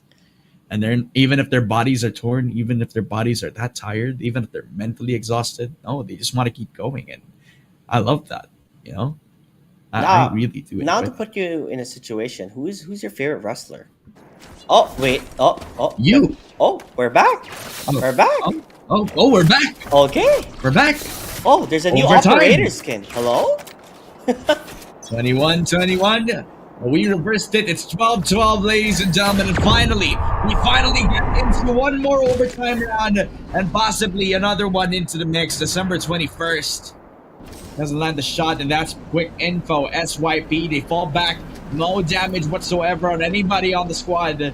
They pull back, they reposition A site now for the taking. They reclaim control of A and start to push out, but that's a lot of damage out for the lot of the utility that they've had so far. Look at the What? killjoy. Look at the Omen line up, perfectly placed. 3 kills in the round. The triple kill for the Omen. 1v4, and it's Accelerate who puts on the brakes. A 4K for Flick, man. And hopefully, will be one more round to go. Please don't end. Please don't end. Please. I want the record. At this point, I want that record. Please, please. I'm not even doing the cast and curse. Just please don't end. I want it. I want it to be the record. Come on. Come on now. Please. We're currently 13 to 12, or aka 22 to 21, right? As per, I'm gonna put a mental note on that. So it's basically 22 to 21, and AFK Go Next is leading the charge. SYP, oh, they're quite shaky on defenders, right? They usually do well as attackers, so being in this predicament, this could be the beginning of the end, Femina. The beginning of the end, and I don't know about that. I don't know how to feel about that. You know why? Because I don't believe it. I don't believe it. We are not reaching the end of things. We are just beginning. This is a new Valorant match. A new engagement for SYP and AFK Go Next. This is the only time that they have faced each other. And now they have put on an instant classic. Now, AFK Go Next. A split push on A, no pressure at all from SYP, and they reposition. They fall back on a back foot. The Nice flash and the spray shot is good for one, and a double peek. SYP.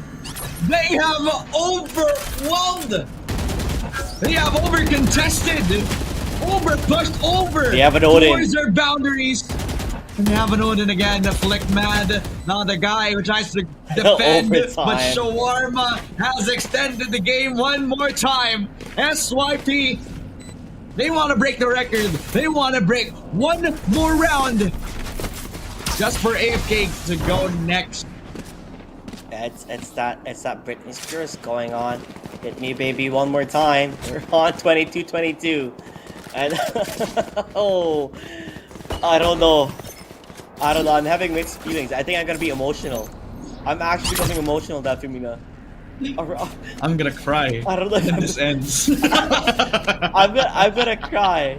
I am gonna cry. Okay, chat. I'm gonna cry when this ends, man. Let's all be here together. Okay, we are gonna witness history. 22 to 22. Let's see how Hold far. hands with me. I am holding your hands. It's like that part with Goku with his spirit bomb. That's what we're doing right now. But again, SYP attacking here, but falling down rather quickly with Sharp leading the fray here. Flick Mad playing tremendously well as a defender, by the way. He does really good.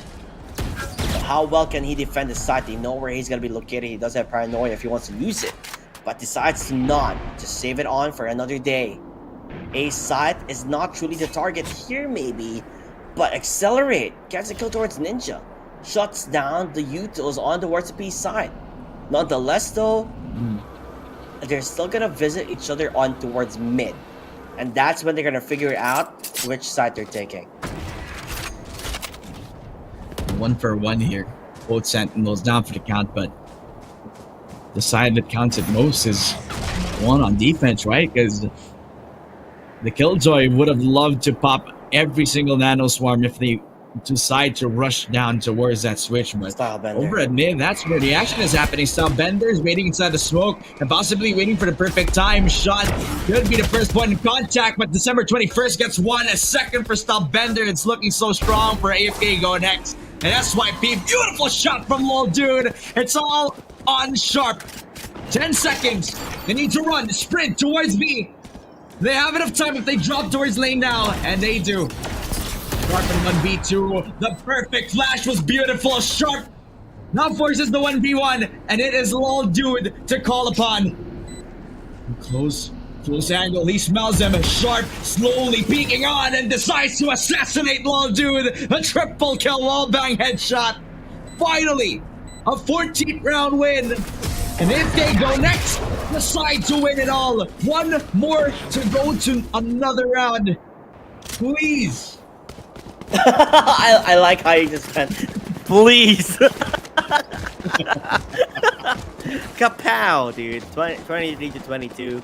AFK go next, leading the charge again. I'm holding my mic. I'm holding my mic now. I mean, this game has gone for far too long, and I'm just up. I'm up until the very end. As SYP, they're trying to win this one out with Accelerate leading the charge with an operator currently up and running. He's gonna go for the peak, but does not get the shot. Has to run instead. That's Mina. But that's Odin. Finally, the Odin has some value into this, because he was just running in blind, nothing. After that smoke, just took a risk of just pushing out of nowhere, out in the open, out with his pants down. This time, the Jet and the brakes have been forced onto players on AFK go next. They can't even push onto the B side, even if the tripwires are still active. They destroyed the camera. They don't even know that the Omen is that close over at A short, and Lol Dude, he's just trying to tangle his own arms and accelerate. Another shot from the up. At this point, you know what? I'm not even complaining. This is some good-ass Valorant we're looking at. And AFK go next. Called upon. Has to deliver a 3 versus 5. Everybody isolated. They're all running to A. The only point of contact, the only guy making a noise is Ninja, making sure that the B side is open. And they do so well. Shot with a double kill. That's the Odin. But they know that they already have rotated onto the B side. And because of that tripwire, they make things possible for SYP. Because of the 3 picks, because AFK go next will not rely the 2 players. He'll clutch up big against 5. A 2 versus 5 retake happening. And it's possible because Ether has found one. And Sharp a 1v5. He does not flick onto Lol Dude. One more round. One more round. Okay, wait. I'm scrolling up right now just to see what chat said was the longest match competitively. How 26 to 28. So that's the world record overall. We're currently at 23-23. So we're slowly climbing up there. 30-30 is a new world record? Okay. So can someone just tell like, hey guys, AFK connects. I mean like we're already here anyway, right? So why not we go 40-40? Let's go new record. Let's play 80 rounds of Valorant. You know, I mean, I'm just saying, I'm just putting out there. Maybe that's a possibility. Well, I don't know an update. I don't know an update. While this game is still going on, TDK and On Guard, their series is done. Their best of both. All the other games have doing been this started already. Versus Salty Punch have already been done and decided. Tip Tap and Prime, that was supposed to be the third game that we've had to broadcast, but that is also done. We have 2 more games in round 2, and we're not even done with this one. Okay, go next.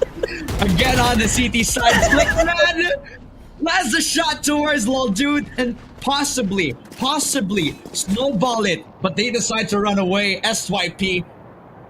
Understandable. They have already rotated, so they fall back to mid bottom.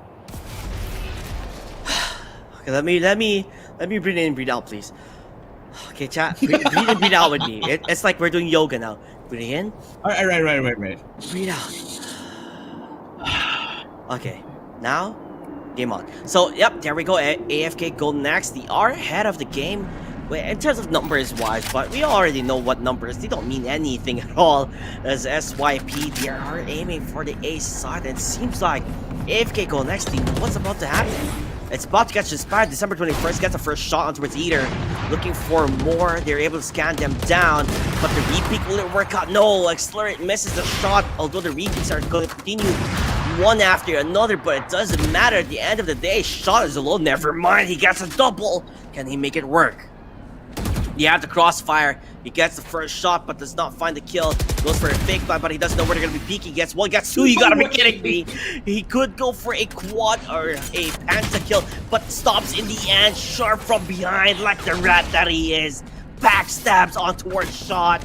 Could have been an ace, but gets denied. SYP in trouble. But they have been in trouble in a lot of times. We all know that. But nonetheless, 24-23. This might be it, ladies and gentlemen. Or, you know, just under overtime. I don't know. Yeah. You know, we could be grateful. Because some games, we can't finish. I We mean, need like 10 minutes, 15 minutes. No, we're going for the long haul. We're going for the extra mile. We're going the distance, ladies and gentlemen. yes. Now, I mean, I just want to say, one more round. like you said, this game has been so long that so many games already ended. Yeah. One more round, and we are good to go. AFK go next, start on the attack. Double setup over mid, one mid market, and the operator. And holding the line if they decide to peek on down. Does he have an Odin? He does. He does have the Odin. Again? But he's being wary of the tripwires. Shawarma gets killed. He made extremity. Shawarma gets another. A double for Shawarma. Sharp finds another. A double kill for Sharp. And this could be possible. This could be the end. This could For be Sharp, it. He opens up the side for the players on AFK go next. No way! Accelerate gets killed! Bender from downtown! You gotta be The kidding operator me! gets denied! And finally, they find the operator! The 2 versus 3, they push on to Link, but they get denied because of that fragment, because Sharp has been doing wonders. He's doing God's work. And now they peek on a double peek. Sharp gets a triple. It's but over! they end it up entirely! Finally! AFK go next! They move on to the next round! Finally! It almost feels like my life has ended. Well, I'm scared. What do I do next? The world record was so close.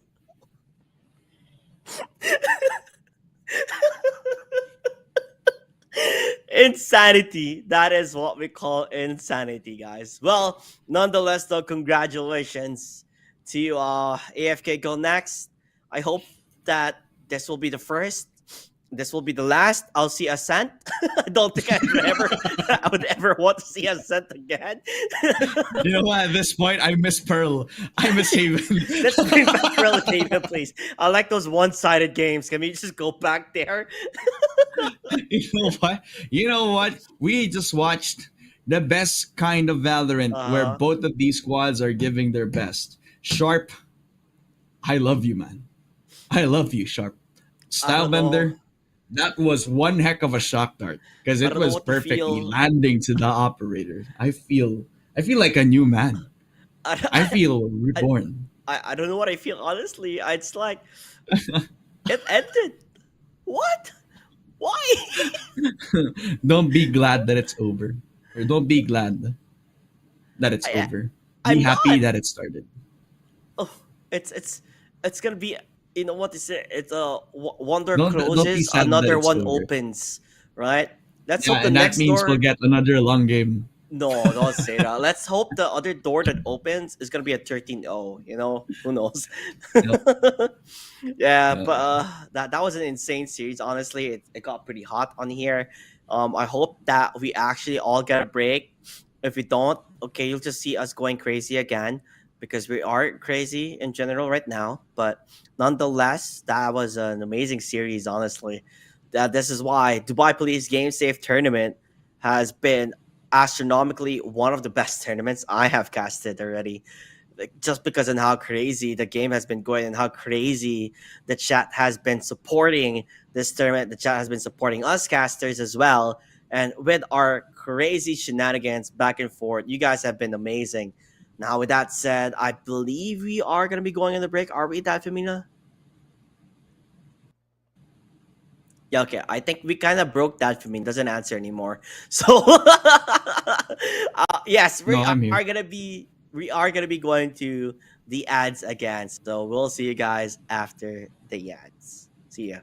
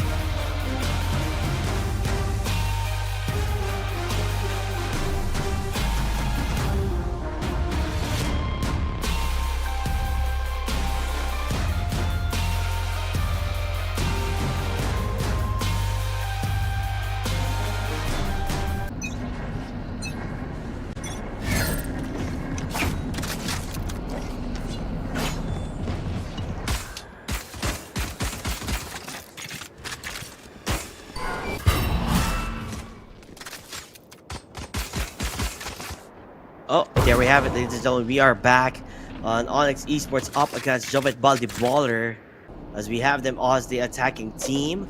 Very different composition between the two. That is one big logo, by the way, for Jovet Baldi Baller. But let's see how things will go as Diablo is holding the fort right now, making sure that nobody is able to really enter towards the side. FLX trying to win that one out, but does not work out in his favor. But AC W making it work out in their favor. Innos, what the heck? Innovacion. Trying to make things work out, but it's gonna be a 2-on-1 as Wow Factor. Bring it back to a 1v1, even gets that Devour plus armor. But ACW, here's where he's gonna be coming from. The Crouching Tiger. Wow. Gets that one for his team. As Team Jovet Baldi Baller, he went the pistol round, which also, by the way, gives you that bonus round.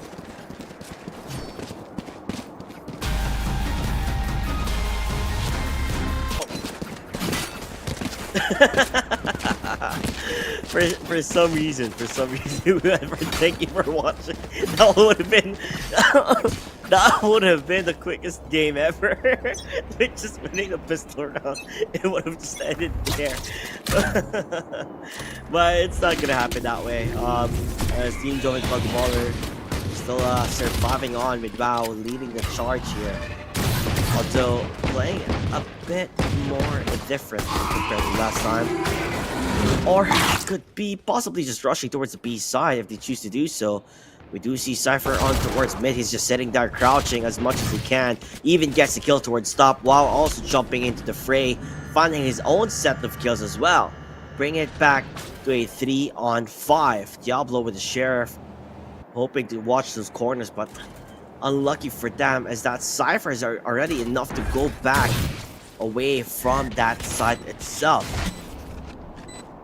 Still in control. I guess Innovacion, he's able to scout them out. He already knows what's happening, as he's looking for the flank here.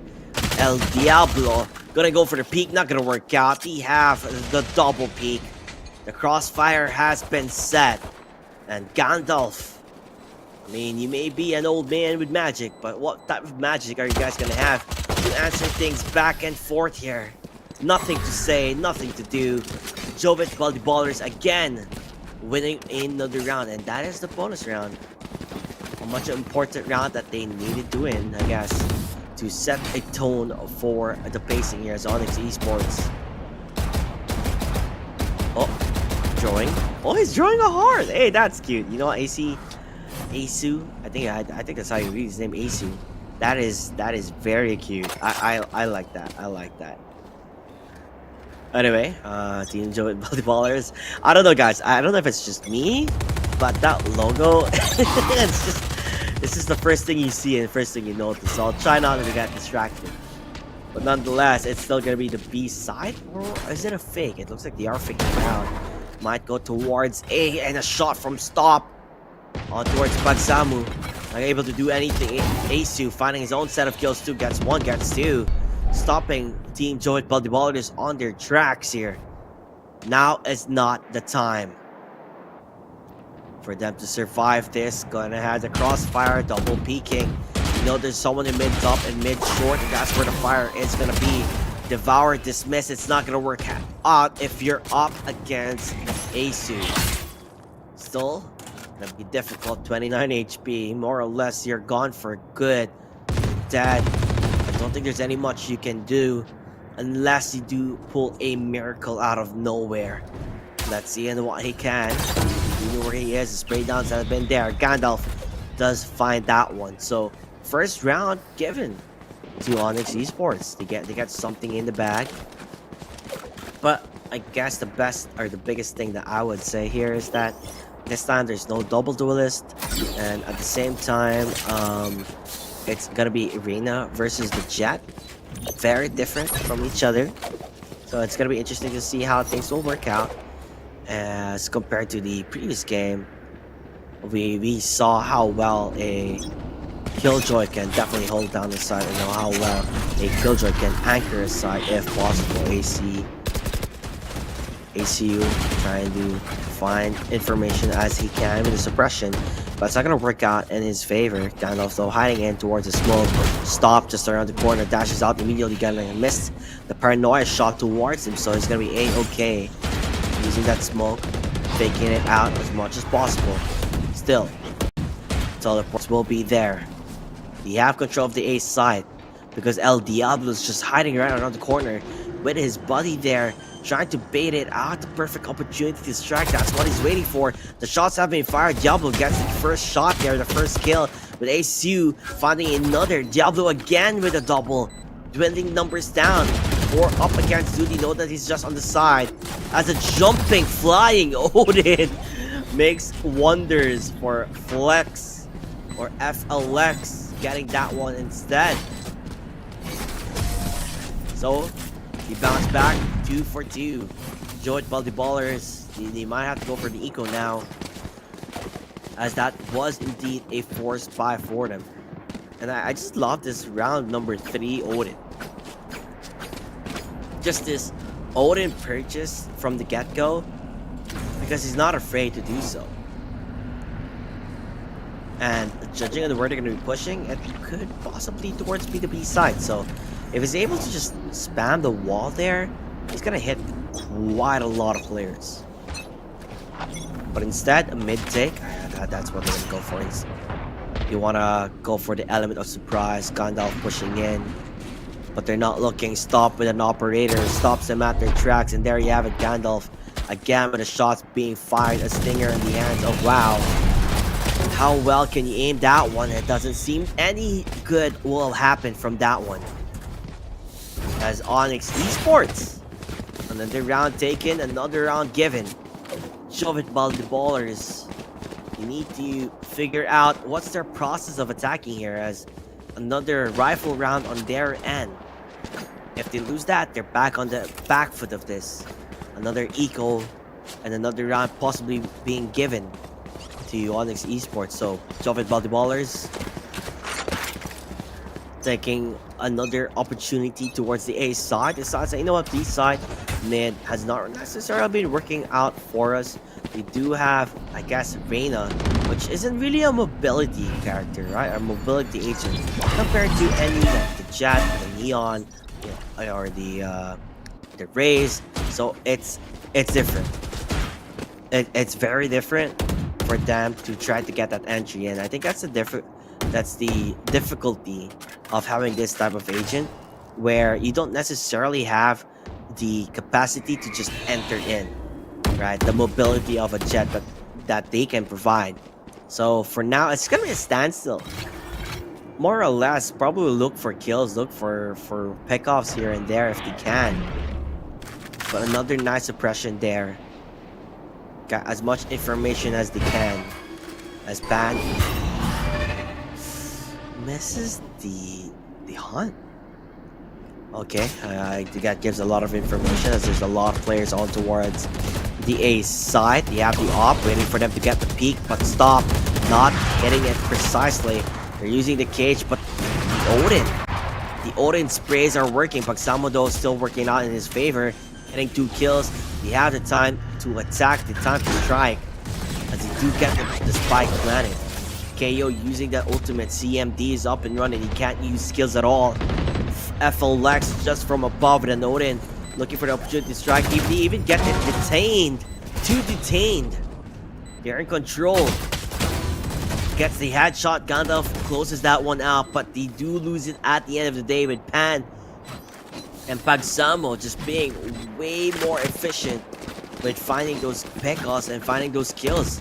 Back again on a 3-on-3 round score. Joet Ballers quite happy with what we have right now.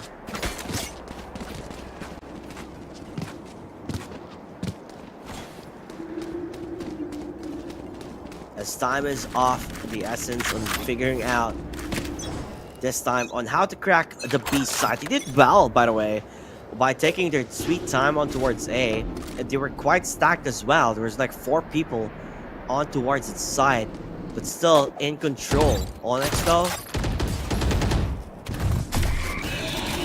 holding defending on the fort, that is B. Will the continue on towards the pressure is the main question. We have Stop here, just around the corner with the kitchen knives. He decides to back off instead. Pan falling down in the hands of Asu. As the spray is on the wards, the smokes are there. They find the information. They know that they're there. It's time to regroup, or maybe go back, or force the issue. And it seems like the force the issue. I don't know, buddy. It's gonna be hard for Team Joey's Ballers, but they are confident enough to pull it off. Time is of the essence, though. Only 40 seconds remaining. They have to go in. They have to make a play. That's gonna be in trouble. Gandalf gonna get flashed here by the paranoia, but FLX with the shots being fired. He's getting 1, getting 3. Could be even a quad, but Light shots them down, but still not enough as Asu is able to close things out. Onyx again back on the board, ahead by only a single round. But the main issue here is that Joey Ballers, they don't have money for guns. They're gonna be on the eco, and maybe I feel like they should start playing faster. They take their sweet time. Yes, it works out from here and then, but they need more.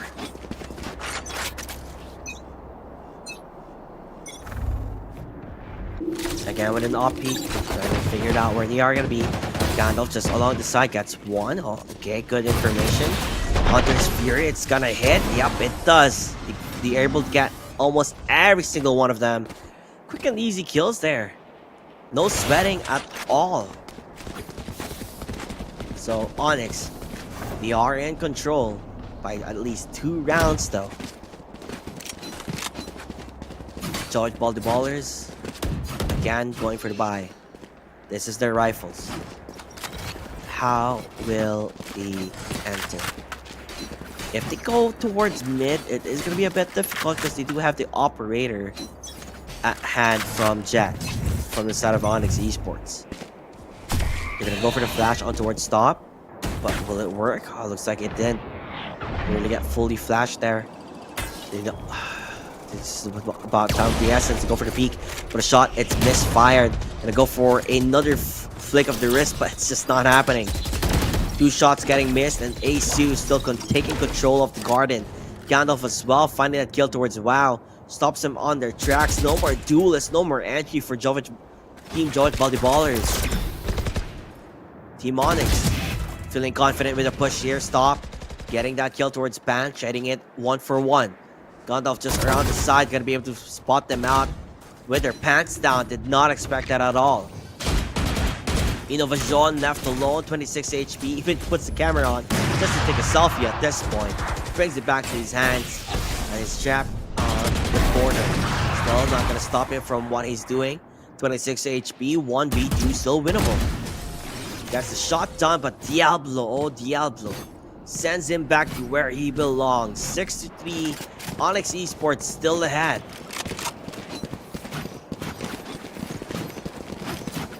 Jovic Ballers, I know a lot of people in chat have been expecting them, but sadly they're not bringing their best A game here yet, or they're just having a difficult read on towards Onyx Esports.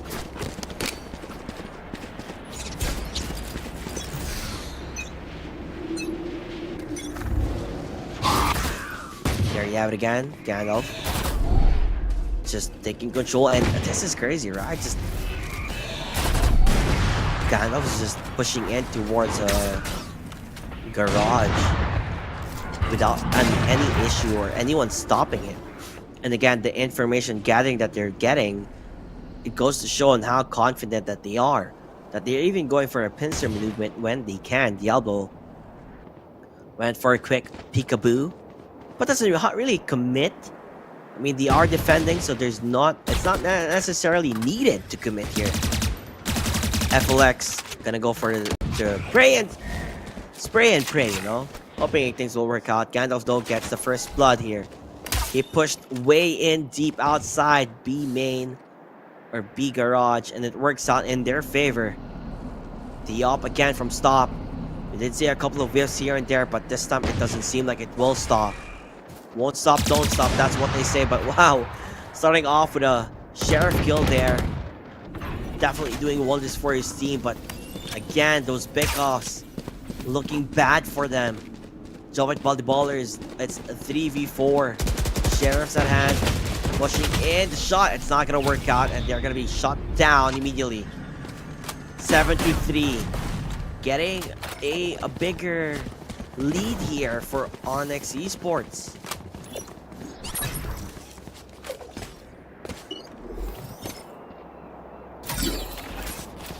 Actually, I don't know if they register as Oni Esports or Onyx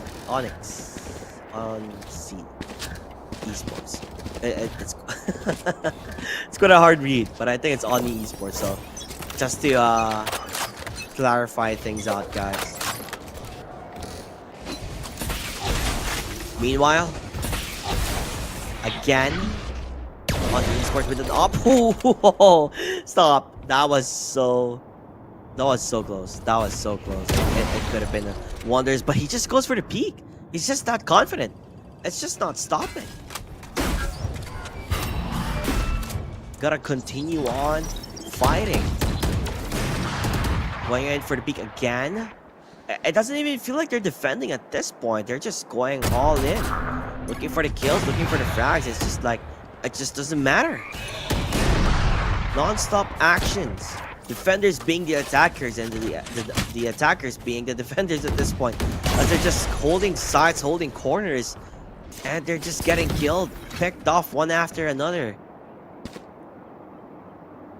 They are stuck. You don't have the spike. It is in the hands of Onyx Esports. Joy Volleyball to Pagsamu getting the first shot, getting another. The Sova doing really good. His gun shots have been precise. But wow, falling down, and there you have it. Diablo again getting the final kill here, the final frag. 8-3. And it's looking bad on the first half. I think this is the part where you take a timeout, take a breather, talk about what you can do, re-strategize, because Joy Volleyballers, everything we throw at Onyx Esports is just not working. It's just getting dismantled and answered back. But it doesn't seem like they want to go for a stop here. It's gonna continue on. No timeouts here, sir. That suppression, it detects quite a lot of players. They do have information now that they could possibly be going towards the A side. Look at that, having El Diablo with a judge. He has that up and ready. You want to push me, you gotta get through the security guard here. That is Omen. Grace, they might know where he is. He's actually getting tagged down quite a bit.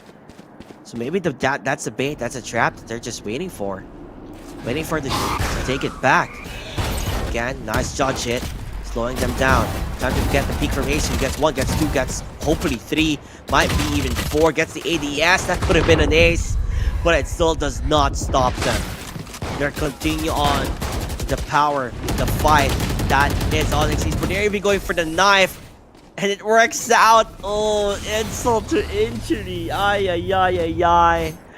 That's gotta hurt. That is gotta hurt. 9-3. That's how the first half ends, by the way, with a knife kill. What more could you expect? It's painful to watch. It's painful to see. Joy Volleyballers, they're in shambles.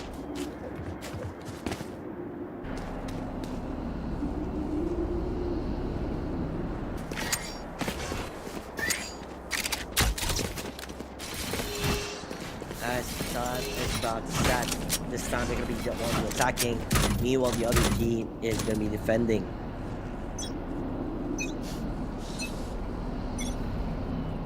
Well, their defending lineup isn't as bad. I mean, Chamber is pretty good at defending too, so it's rather decent.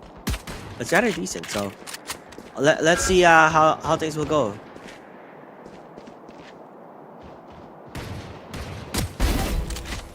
Spagsamu getting the first shot here for the first kill. Okay, that That's awkward. It's just the peekaboo. Oh wait a minute, you're the enemy. We're not teammates here. You're the enemy. So gets a kill immediately on towards KO. 2v3, still winnable. Wait a minute. Huh? Did you see that cipher trap there? The one that's way above? That's interesting. I think that's for when they jump. So innovation, really putting the innovation, I'm guessing, in towards this game. Although 2v2, trying to get the recon, trying to go for the double peek here, and maybe possibly get a kill. You have the turret set up, give information. Gandalf getting those kills, make it a quad.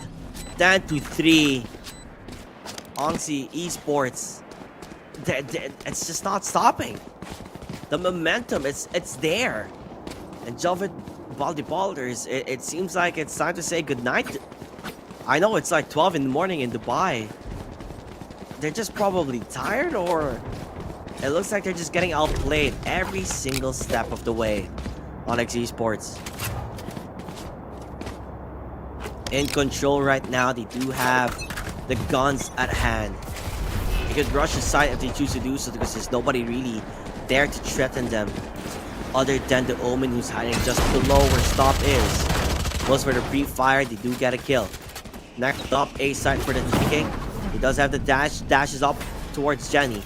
Going up close and personal with a judge. Finds one. Looks for more. But he doesn't know there's just one around the corner. 40 HP and another stop again with those judge shots. Working out. Flawless round for Oni Esports. As Jovid Volleyballers, they're just in shambles. They're probably just tired or what. Because right now, we barely see any signs of life from Jovid Volleyballers. They're having a difficult time trying to even survive at this game. But that's a very high drone. I mean, setup. See? Do you guys see that tripwire? I feel like that's too high to hit anybody, but anyway, Highway. Probably it's for the jet. Oh yeah, this is for the jet when he out drops. Never mind then. Got me a bit confused. I was like, wait, that's a bit too high. And I guess that's the reason why. As Gandalf again gets the kill towards Bug. Samu and Stop again getting the kill towards Pan. They're just jump shotting. They're just styling on them. Without any chill in the world. Without any care in the world. The judge shots, they do really well. But they know where Stop is. Playing a bit more safe there. But again, the judge. It's just working, and Asu closing it out. 12-3 match point, ladies and gentlemen. And this game could be over so quickly.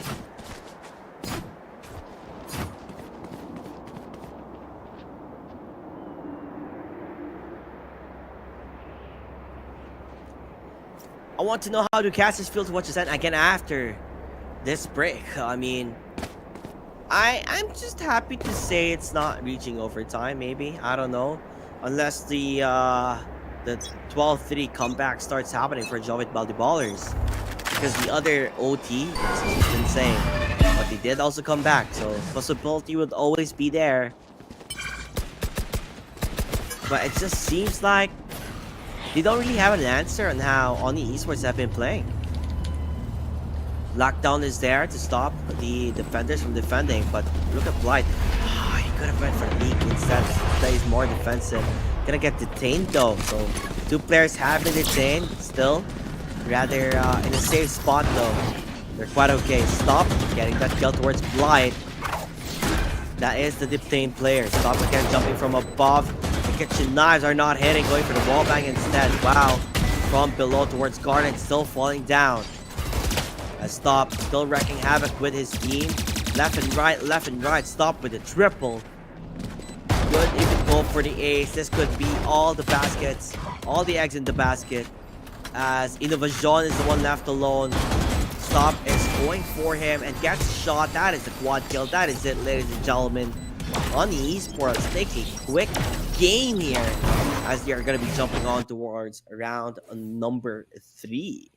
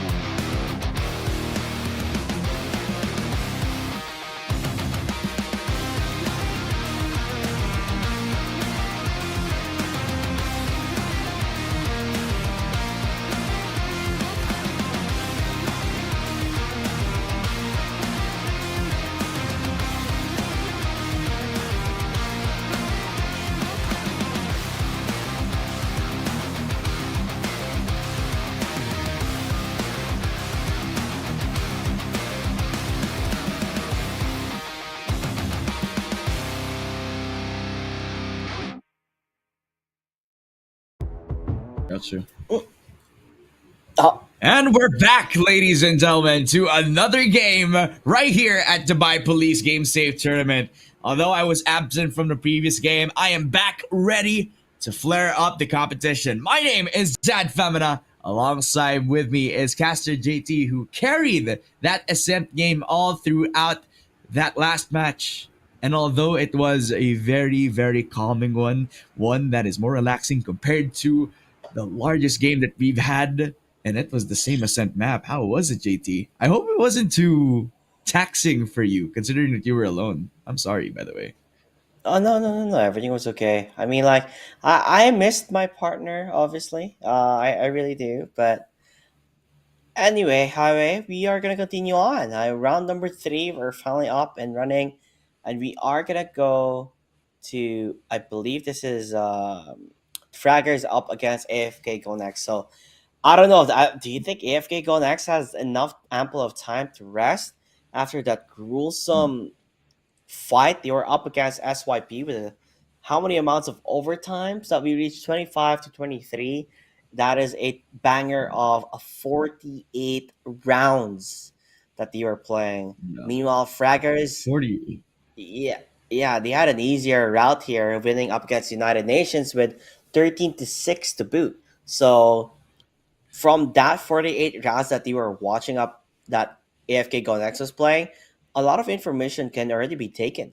You're gonna understand quite a lot from the players on how they're doing and how they Yeah. think and how they play, on what their weaknesses could possibly be as well. Yeah, I mean, they're up wide in the open. They have definitely watched the previous Ascent game where AFK go next. The star team that has gone the distance against SYP.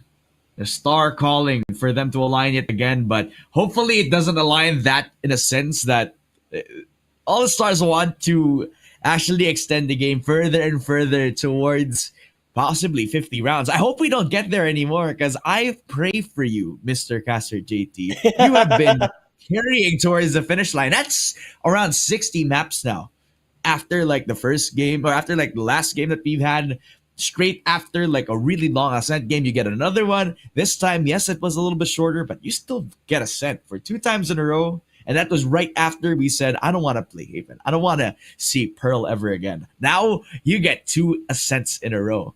Now that must be taxing for you. That must be exhausting. I want to Yeah, carry the weight of it all now. yeah. If I see another son, it's gonna be PTSD.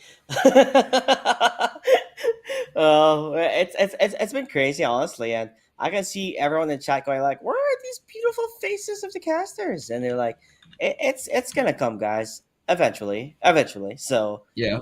I mean, we don't handle the scenes here, but I know that you guys enjoy seeing our faces, how goofy we are from time to time. But don't just just worry. just just imagine the smile of Caster JT and the amount of laughs that I'm gonna be pulling out because it's very easy to make me laugh, especially when I see Oh, I JT mean, smile. and then you see Dad Firmino with the winky, with the winky face, doing like that guy. That guy's a lot of riz, buddy. A lot of riz. I'm telling you that right now. And No, no, no. I mean, Oh, I'm pretty sure you do. you know what? You know what? At this point, I want to see for admin store in Valorant just to see if he has a lot of luck. You Oh, know? can we see your night market to the admin? Yes, Yeah. yes, please. Can we Do can you have a Recon Phantom in your store? I mean, who knows? Maybe you have all the best skins in the world on your night market. We're playing night market musical just You to know see it what out. I have in my night market? I only What? have a spline knife and what was that? The Smite Phantom. Then I have a Neptune Shorty, which the Neptune skins are really good, but I don't really like the Neptune Shorty as a whole. You know? Uh huh. I kind of stopped looking at Valorant skins just because I have bought every gun skin that has a kill animation. So that means my entire loadout has skill animations, you know? So yeah, I don't want to buy some more. And then if people check my account and see, they're going to understand that I've used a lot of money on.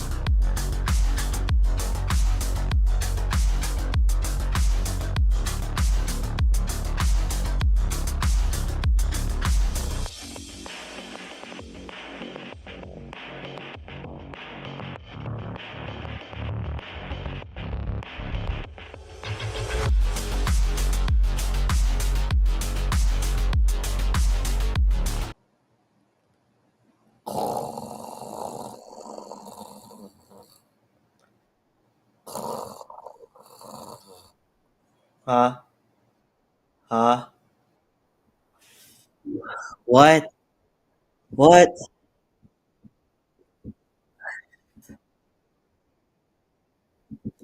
Oh, I mean, I'm awake. I'm awake. I'm awake. I'm awake. I'm Yo, definitely yo, awake. yo, yo, we're back. We're back. Yeah. Finally, JT is up and ready, and I'm back from the dead. My name is Dad Femin, and this is Mhm. Caster JT. We are live back online in the Dubai Police Game Save Tournament, and we were done with a little bit of our naps. Thank you so much for a little bit of our Yeah. time, and thank you so much for waiting very patiently for the next game. But finally, we can go back and we can focus on the present. JT, what was your nap? Hashtag resident sleeper. Everybody in chat. Just gotta get some rest here and there. But I hope you guys don't think we were actually sleeping, right? Because we were. Definitely. We are Mm. professionals. We just want to remind everybody that For we will future not we for future references for legal references. mhm. You know, just want to point that out. But Yeah. nevertheless, guys, after the long retching BO1s on ascent for round two, we are finally done with the whole engagement of round two, ladies and Mhm. gentlemen. We're back and better than ever. Round three, that is when all the pressure is on. Because again, we're back to the elimination matches. We're back on the map of Pearl. After two straight Ascent games, we are back to Ascent, but much, much better. Oh, no wonder. I mean, I listen. I would take this than a cent again. So I'm happy enough that we're here. And guess what? Fraggers, they're just on the same, I guess the same lineup as before. No difference. Gotta start strong. Gotta go fast with a double duelist lineup again. And we've seen these two teams battle it out up against the other teams. So it's gonna be interesting to see how AFK Go Next will readjust themselves, right? On how it will work out. Yeah. I mean, AFK go next and Fraggers, let's look at a little bit of history from both of these teams from the tournament. They are the opposite of each other. AFK go next, they had the longest game for the whole of this tournament. 25 to 23, but you know, guys, that, you know, that was like a doozy of a game, if I do say so myself. Winning it out on the Ascent map, while Fraggers, this is a team that actually won it a little bit more convincingly compared to AFK go next against SYP. So this could be the chance now. This could be the start of a really, really hype up match as AFK go next. We'll be seeing a Stylebender back on the Clutch Viper. And this guy has been putting on a really good use, especially on Ascent. Now we see him shine. Viper into the Pearl map we go.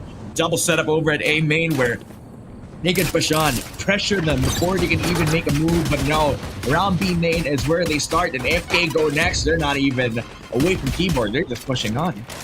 Yeah, definitely full force on. But it's interesting to see how Fraggers have been playing this. Normally, you would necessarily see them just go on the aggression, but he rather tamed it down. Very uncharacteristic coming from them. Meanwhile, Ninja, like the ninja he is, going for the flank. Here's one of long players, but the Prowler will be there to confirm it out. Blinded by Um, that Prowler, Resi is enough to claim that one. So at least they get something out of it, right? wait, They get one kill on AFK Go Next, and wait. They're all there. AFK? W- w- Well, well then. I think they're staying true with their names. They literally just went AFK and go next. We're getting information that they disconnected. So um they took to heart their names. Yeah, too good. It was too good to be true. And they stayed true to their name. AFK go next. Actually, everybody on the server just Mm. TCing everywhere. Which I mean, we'll have a few seconds or a few minutes to reconnect back. But well, my eyes, that pistol round, it was interesting because they it was the classic setup where you make noise on one side and then you allow your one lurker to push towards mid. And you saw that from Ninja where he was staying true to his name as well. He was crawling ever so slightly, using a bit of that sound cue around that B main side, using as much of the noise AFK go next to leave open that space over to mid. I'm just surprised that he wasn't detected by any sort of killjoy gadgets, Mhm. since the turret was also placed around B, so there wasn't any hard info or hard util at all to find him. That's why he lurked around the shadows. It actually started when Art was open for the business. They already rotate 4 people around B, and that's how he got into connector. That's Mhm. how they're able to expect him because he made a bit of noise before he DC'd. So Mm. that's why Fraggers just placed that utility because he was running back before he DC'd off, and that Mhm. kind of was the kicker for Rezi at that point. That's probably the Yeah, reason why they also disconnected as a whole. it seems like I'm not entirely sure if they're gonna restart the round or replay it because it does feel kind of unfair that the moment he Yeah. disconnected, the prowler does hit, and he couldn't really run away. He was just standing there at awe, like, "Oh, I can't move. I disconnected." So hopefully they get to replay the round and just seeing how it goes. With that said, a double duelist up against double duelist, very different. I think I wasn't really able to get a clear look on towards their lineup other than seeing the staple again, which is the Jet Neon for Team Fraggers, which surprisingly they were playing rather slow, but yeah, it's something that they're really good at. And at the same time, I think this is the first time we're seeing Astra in the game. No, no, No, when was no, no. We've already seen an Astra. It was on Haven. Okay, yeah, we did. Yeah, yeah, yeah, yeah. I just remembered.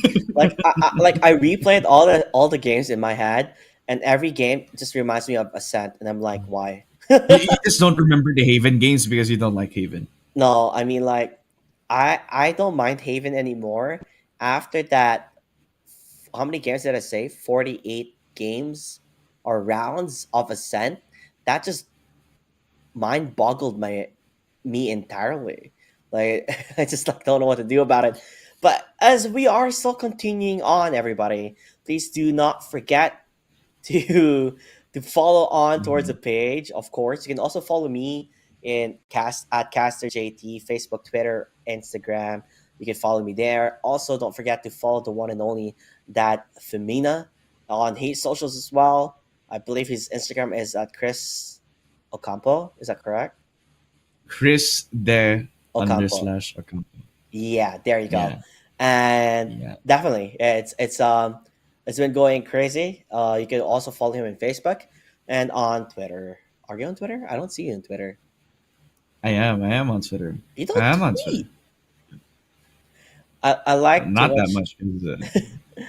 'Cause, I just like reading Twitch chat. I was like, apparently my eyebrows are so heavy. Yes, they are. Like you thought we were really doing a skit. Nah, man, we were sleeping. No, I'm just I kidding. think he was Please. talking about me, dude. No, I haven't How had my eyebrows done yet. wait, I'm going as close as I can. I don't know.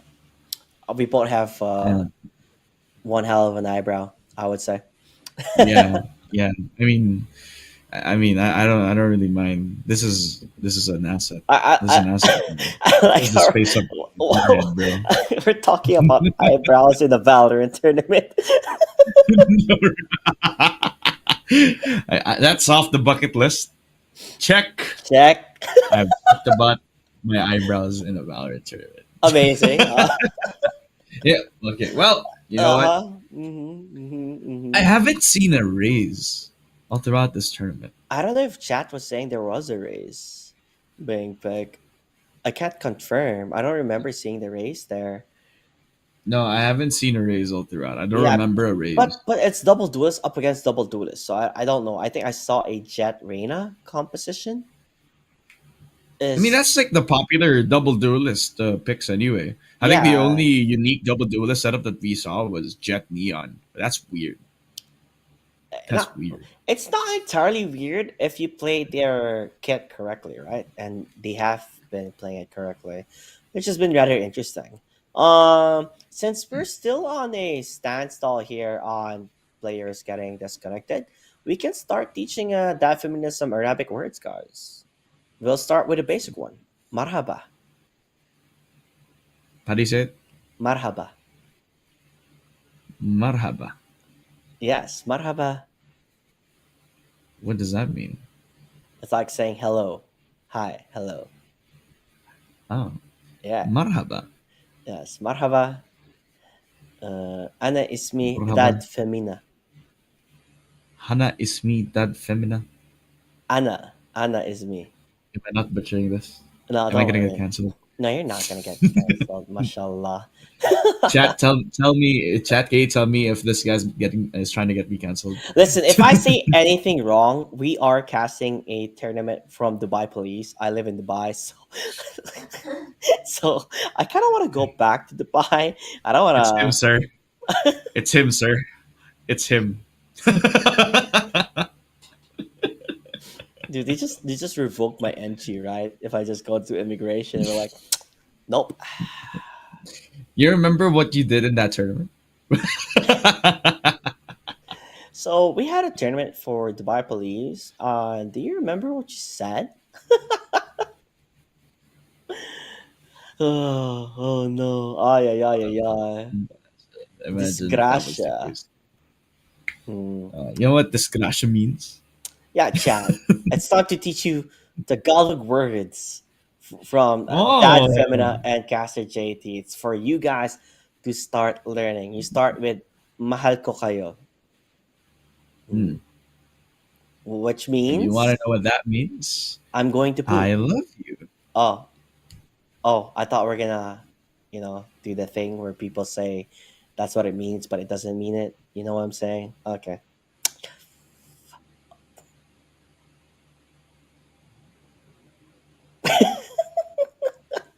It was him, officer. It No. was him, officer.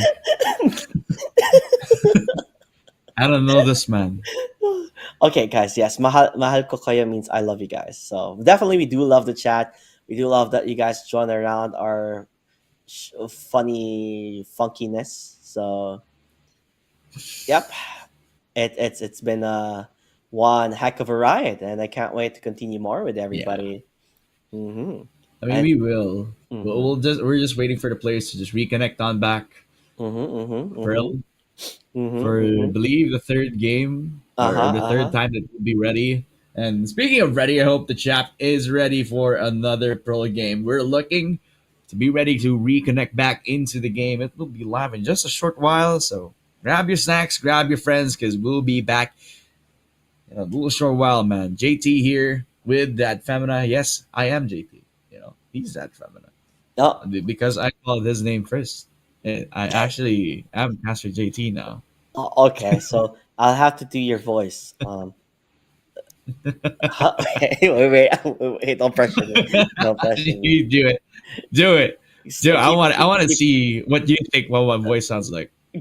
no, keep talking. I'll get it. Habibi.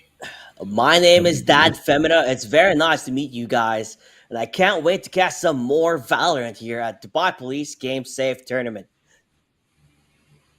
I, I mean, I think that's pretty good. I think a bit spot on. A bit. I mean, I'm losing my voice, but I think still a bit. You got that oomph in it. My name is Dad Femina. It's nice to meet you all. I sound like that? I sound No, like that? my voice is I sound almost like that? gone. So I if my voice were still complete, I could probably do a good Dad Femina impression. You know? No, no, no. No, I don't think so. I call cap on that. What do you I call mean? cap on that. No, I Uh, call cap on I'm that. gonna copy what you said. I call cap on that. I call cap on that. Listen, Listen, we're still trying. We're still trying, guys. We're still trying. We're running out of copium. We need more copium. You know, that's what we're missing right now. Yeah. But I believe Well, you we know what? are about to get ready into the lobby. I mean, that's what No. Mister someone talking to my ear said. You know. Yeah. Yeah. We're buckled up. We're ready. We're just waiting for the get go, the green light. As of yet, like, me and Caster JT are just geared up, and here we go. Oh, Finally, oh. Pearl map. We're restarting the first pistol round, and this is when AFK Go Next can become hungry with their decision. In the previous round, they had hesitation, they had lag, but this time they have no lag. What is lag in this world? I have no clue, and that Sorry. is where AFK Go Next can shine through because they have nothing holding them back yet again.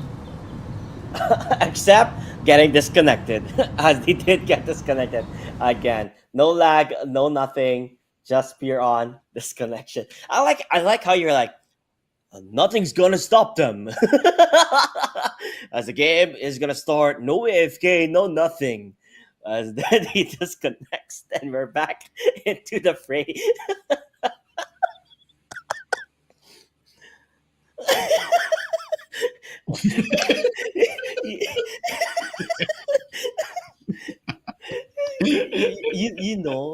You know the fact when your mom says, smile to the camera, thumbs up, and you're like,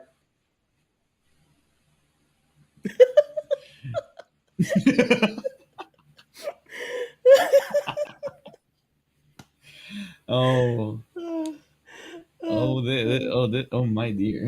hey. I'm just gonna say, just now, chat was able to hear my impression, and apparently, you do sound Okay. like that. So I'm gonna give myself a pat on the shoulder. Yep, good impression. Thank you, chat, for that amazing. I am mighty disappointed. Do I really sound like that? Really? Do you think my impression sounds wrong? What do you mean? Well, You have that thing where you I go don't like, know. "Hey guys, my name is Dan Femina here, and we're gonna start playing this game." Why? Do I really sound like that? Oh my God. You just have that radio voice. I think that's the thing. You have that radio voice that No, you I have. think you have a radio voice. You Listen, know, my voice is too you like have. quirky, I guess, too high and all that. And I don't think it's a radio voice, but I think it's a special voice. At first, when I first heard my Because voice, I you're was like, special. "Yeah, I know I am. Thank you." Because you're special. That's why. You Yes. know. I don't know how far we're gonna go on with this conversation, but okay, thank you. Yeah. Ah, oh, oh, Me neither. hey, hey, Yeah. hey, hey, hey, hey. I know what we can talk What's up? about. What's up? What's up? I know what we can talk about. Okay, We what's up? we we haven't done this in quite some time already. I think we have to bring this up. Okay. What's up? Do you like computer shops? Computer shops. Of course Yeah. I do. I mean, I feel like I wouldn't become a caster if I never spent 10 hours in computer shops back in my youth. What was You your? know? Oh, we can't share anything that is against. Yeah. So fondest memory that isn't bad per se. I joined tournaments. Yeah, dude. I think that's the beauty of it. Like when I started going to internet cafes, that's when learned how to play other games with my friends. And then I don't know, something about computer shop food is good. I don't know why it's Yeah. always good, but it's just Ramen. good. Oh, Dubai is very different from the Philippines. Oh, really? Philippines is like pancit canton, right? Like instant Yeah. noodles. And Dubai, Yeah. there's an actual menu. An So actual what? menu. There's a menu. Menu. Yeah, so Oh, you can get pasta, you can get burger, you can get chicken, depending on where you go. And that cafe I'm talking about is actually Q Club. That's my most favorite cafe growing up. really? Yeah, I'm not being a sellout, guys, but I may sound like it. But I'm just telling you, like my fondest memories were in Q Club. It was the first tournament I have ever played on LAN. It was the first tournament I've ever casted on LAN. So like I have a lot of memories in Q Club, and I don't know, it's just amazing to see. And one thing's for sure, guys, if you want to see more updates, be sure to follow Q Club and all their socials. There's gonna be a lot of events that's gonna be happening soon in Q Club, so be sure to give them a follow.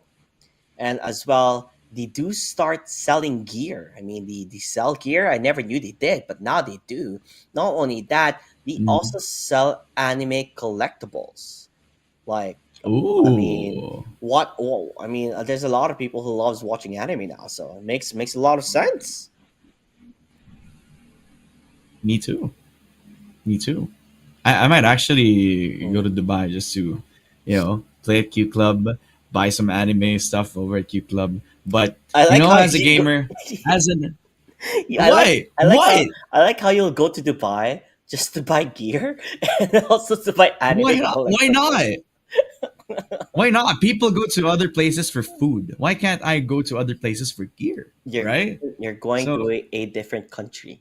It's not like it's so I don't close. mind. No, no, no, Okay. no. I got this. It's fine. It's fine. Hmm, Well, hmm. you know what? As a gamer, I'm highly dedicated to reach my potential in terms Hmm. of playing Valorant, playing a lot of other tactical shooters, and a lot of other video games. And I believe that when I have the next level peripherals, then that is when I can unlock my potential. Which is why I want to segue this to one of the sponsors that we have, which is you guys have to try out this one mouse. And this mouse has been marketed as the type of mouse that can unlock anybody's potential, especially if you are an FPS gamer. That is the ROG Harpay Ace Aim Labs Edition.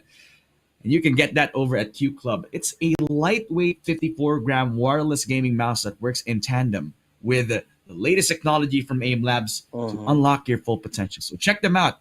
Check them out over at Q Club. Honestly, that's like the best place for you to even get like this mouse. It's one of the hypest mouse on the market right now, and I'm pretty sure that any pro player, once they check this mouse out, instantly they will feel more refreshed with how it is.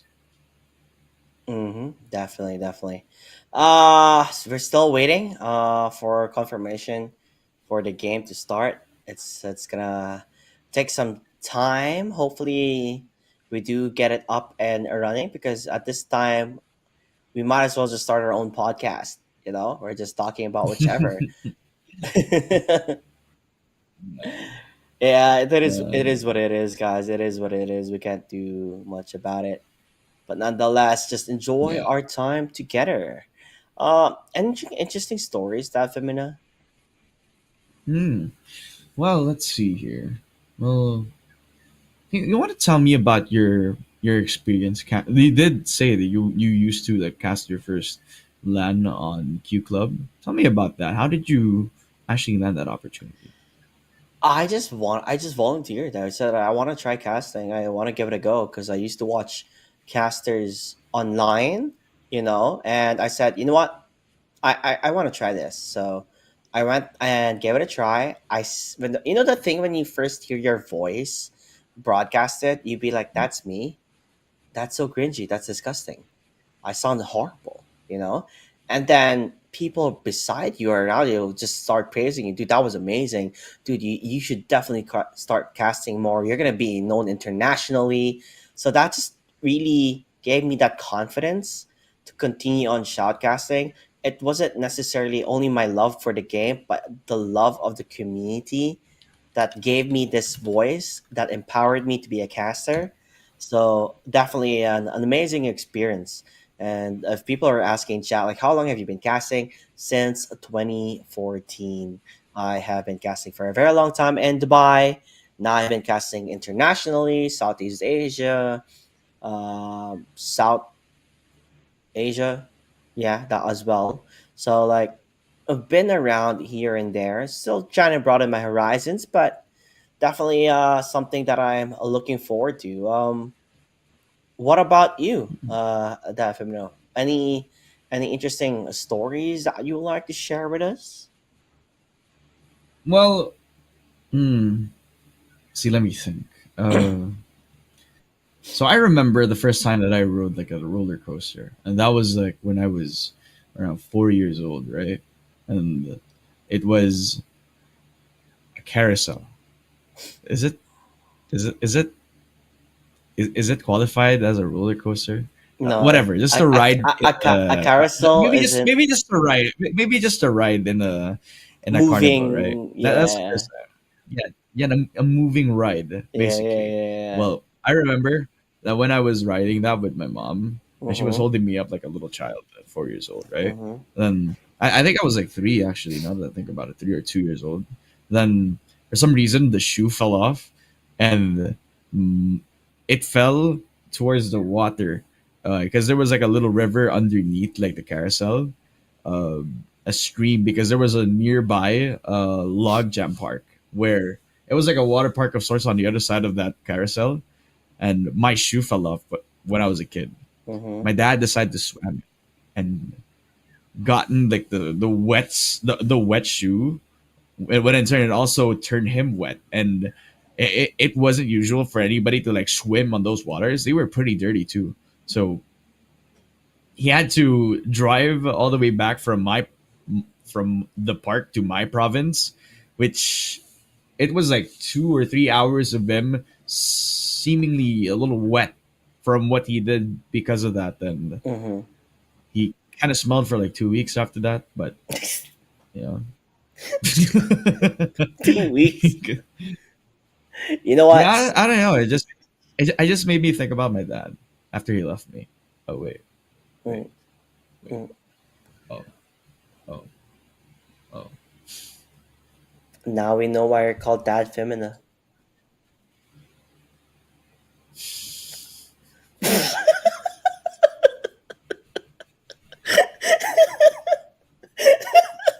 Why did we have to go so deep into this? Devin, why? You need sleep, buddy.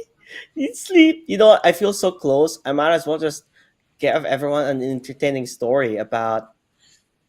I don't know how free are we to talk about things here, to be honest. I don't know, You man. I went don't in know, deep, buddy. man. You went in deep. I was gonna talk about, well, if we're like overly sharing, I was gonna overly share about how I sister zoned someone, but Sister Zone. yeah. Okay, But I don't think okay. I want to go there after hearing your story. You kind of woke me up and told me, Josh, don't overshare. You know, like JT, don't overshare, buddy. Don't overshare. Yeah.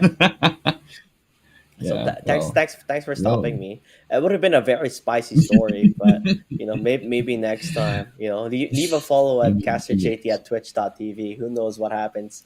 Maybe maybe I'll tell it to maybe you guys JT there. will post a thread about that story. That's I why we don't should follow him. I don't want the person I sisters on to see that post, you know. So yeah, we will not do that. So yeah, Dang. it's been a long day for each and every one of us. 8 hour Yeah. stream already. Apparently, damn, that has been Yeah. I mean, a long from the time. start of the stream, I'm still seeing like people who started from the stream and are still here. That's crazy. Hmm.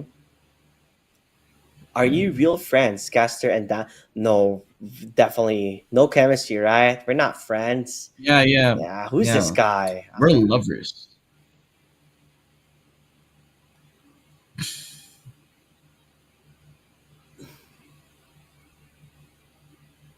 Uh,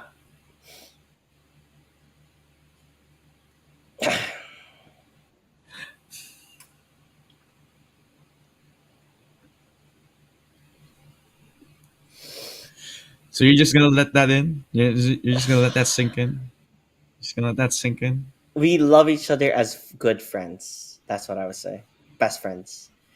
People could argue. Not what I heard. Yep, Okay. yep, yep. People could argue best friends type of love. Yeah, No. romance. Yeah, No. stuff like that. But nothing different that is not allowed No. in a Yeah. country. You know. Mm, yes. Yeah. Yes. You got the message? Well, So let's no, let's no. Why do we keep talking about Valorant? let's stop imploding ourselves before it gets to Yeah, a point of no return. You know. yeah. Hmm. Maybe we might say something that we'd regret.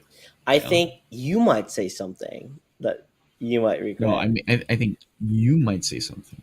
No, I'm pretty sure by track record right now, you've been saying a lot of questionable stuff. That's true. Hmm. That's So, true. But hmm. anyways, okay. Let's talk about Valorant a little bit, Uh okay? huh. So, in a lot of your streams, I've been watching you stream a lot before, Hmm. and when you were active, and you're, I don't know if the chat knows this, but when you stream on Facebook with when you play Valorant, you're known as like the playing caster. Like Hmm. whenever you Hmm. play unrated or ranked on stream, sometimes in rounds where people need to clutch, you will be opening your voice chat and then you will start casting just for Yeah. people to know Y- that you do that. Yeah. You I know? mean, if Caster JT wasn't a dead giveaway, I would also shoutcast our gameplay. So whenever I die, I would be like, looks like Omen's going to go for a clutch here. He does use his smoke. The paranoia will hit. He does get one. Could he find the other with a flick? He does! So close yet so far. Just one more remaining. Can Omen shut down this Reina as he is still trying to defend the spike that has been planted? Just a couple more seconds as the spike is ticking down, and there you have it. He gets Rina out of nowhere, and that is That's cool. it. Like stuff like that. Yeah, yeah. I mean that's cool and all. But you want to know what's cooler than that? What? We're heading on into a break, so don't go anywhere, ladies and gentlemen. Right after this, we'll be going back to the game for the By Police Game Save Tournament. We'll see you after a bit. Mm-hmm. See ya.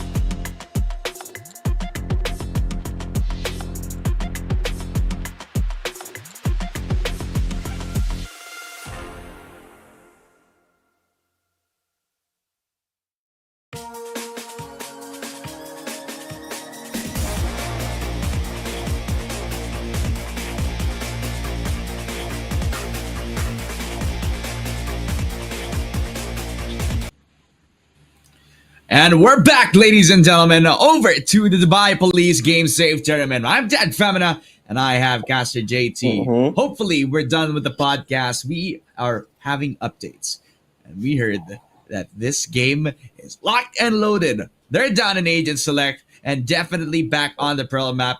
We're not done with Fraggers versus AFK Go next, and we are definitely sure that this is finally the time to head into the round 3 games, JT. Well, I mean, it's much awaited. Everyone tossed a lot of speculation. AFK, Team AFK, GG next or whatever. AFK. My mind. AFK Go next. There you go. AFK go next. But my mind is like drifting off through the distance. But yes, AFK go next up against Fraggers. There's a lot of speculation between these two teams. There are people saying that Fraggers hasn't necessarily fought anyone that is on par up against them.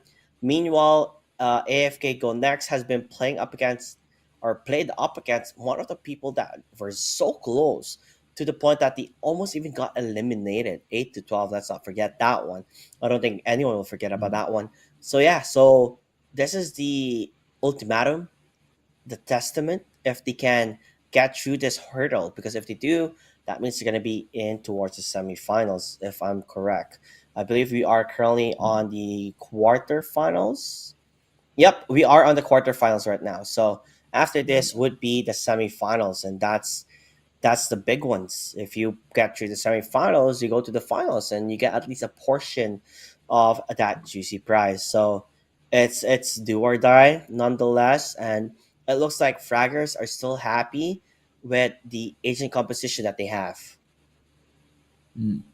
I'm looking at like the team list for everybody who participated in the tournament, and it's interesting Mm, that both Fraggers and the AFK Go Next have a 6 man to be used later. Possibly after this game, whoever wins, they can use them as a refreshing teammate.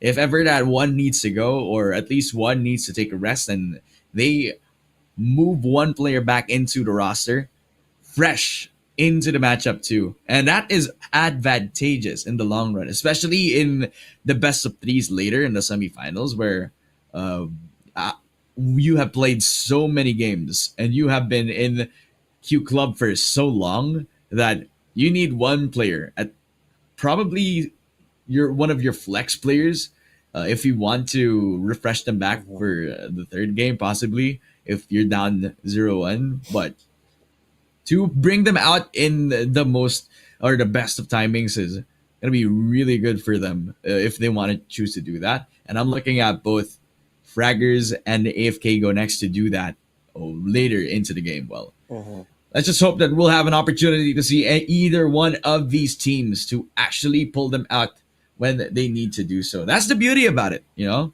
mhm, Sometimes 6 man, 7 man rosters they can pull out a bit of magic, and you never expect that to do, right? mhm. Now that we have talked about talking about 6 man and all that, I just gave a good business proposition on towards for everybody else. Okay. Or to Q Club. Think about this Q Club. You have a long tournament, right? And it's a long tournament and it's a long wait time here and there. How about you guys start having beds in Q Club? Think about it, right? Not only can people rest, but they can also game afterwards. I think that's a win-win. You get a comfy king size bed or any type of bed, and then a massager. I think that's like Q Club is gonna be like a place where you could just live in.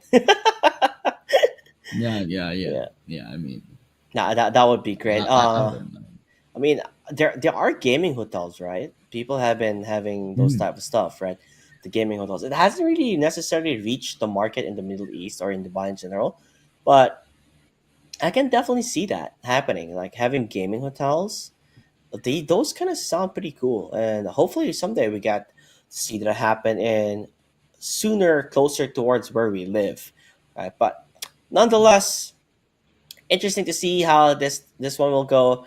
I think if we're gonna predict, if I'm gonna do a toss up, What I see here is if Fraggers have the momentum that they had in the previous game, the moment with their Jet and their Neon just wreaking havoc and just playing very aggressive, and they're not getting punished because of it, then more or less it is Fraggers' game. But if you know AFK Go Next is able to capitalize on that aggression, then definitely AFK Go Next has a higher probability or a higher chance on winning this best of one. And so far, we're Hmm. just waiting for the player comms to be up and running, as the server is already a-okay. We're just waiting for confirmation on the admins to tell us when we can start, so that we can toss you all back up Hmm. into this No. round number three. No. The way I see it, JT, AFK go next. The longer the game goes, that is when they shine, right? That is Mhm. when they're most comfortable. That is when the Phenon comes out. That's when Stylebender hits every single shock dart, and Ninja, his perfect timings on on the lurks. Flickmad has been doing a phenomenal job as the Omen back when he was the controller back on the Ascent map, and possibly he could have he could be reborn. Possibly into another controller pick. I don't really remember what he picked up in the Pearl map, which I'm pretty excited to see actually once we head back into the nick of things. Where for fraggers, what their strength is if they have the potential to end the games very very quickly, especially when they dominate on the first half and on second half they adapt pretty quickly to whatever is thrown at them, and that's been shown in round one and round two games for fraggers where they are just capable to stop the matchup before they can get to their base power level. So this is interesting to see. I really am sad that we were delayed of this matchup for a while because of the technical issues.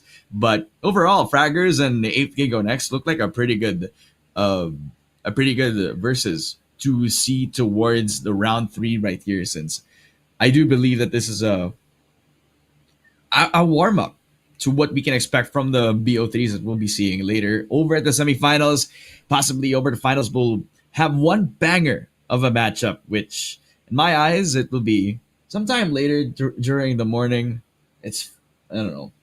I Uh, believe uh, it's like late at night over at Dubai right now. it's 1 in the morning in Dubai, 1:28 in the No. morning, and currently I can already see the sunrise from where I'm at. So that's Yeah, pretty me too. interesting. So now, with that said, though, let's talk about like the games and the bracket right now. So there's Fraggers up against AFK Go Next that we're going to be watching, and then there's TDK versus Oni Esports, and then there's going to be Team Duelist that we have yet to see play. So that's another pretty interesting thing against Piff Puff. And then we have Bald Boomers. Oh, I would love to watch Bald Boomers up I against want to see that. NPCs. And NPCs one up against Sites, which is pretty interesting to take note as well. So a lot of interesting matches still available for a lot of you guys. And I really can't wait to see how Bald Boomers will be playing up against NPCs. I think that's a game I would love Mm. to see after Fragger is up against AFK Connects. But like I said, we still have yet any information if they're gonna be starting anytime soon. Hopefully they do, or else we're gonna be back at us talking about Valorant. I hope. Yeah, yeah. I mean, you know, talking about Valorant, we have a lot of topics to cover. I mean, what kind of agents haven't we seen, right? I mean, When is before we can Gecko? answer that question, though, hmm? I was gonna say, when is What's Gecko up? gonna be in competitive scene? Is he already in the competitive scene? Not yet, I right? think he's already in.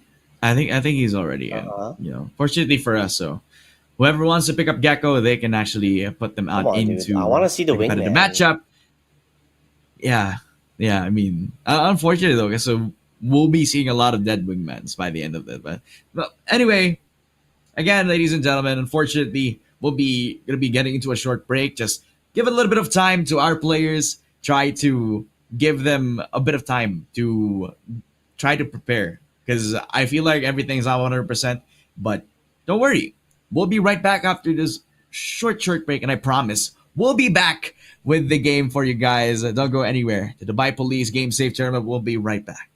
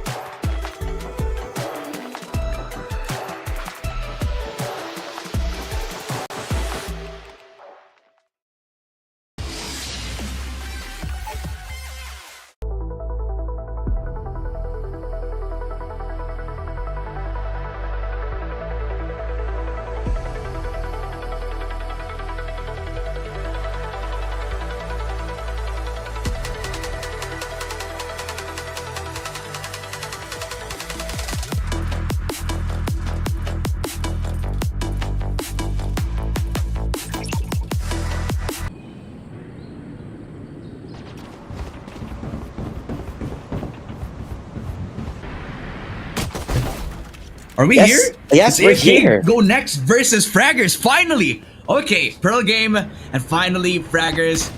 Unfortunate for them, because again, the Neon taken out of the picture very early in the round. DB Dov retreats back towards the back of CT spawn. Retreating, giving the space over to AFK Go Next. We are back, ladies and gentlemen. Dubai Police Game Safe Tournament round 3 games at a go. A double flank out, and Ninja is good for the hat trick. And a 2 versus 5, and that's it. Fraggers are left to the dust. Yes, they are. As you can tell, Fragger is still continuing on.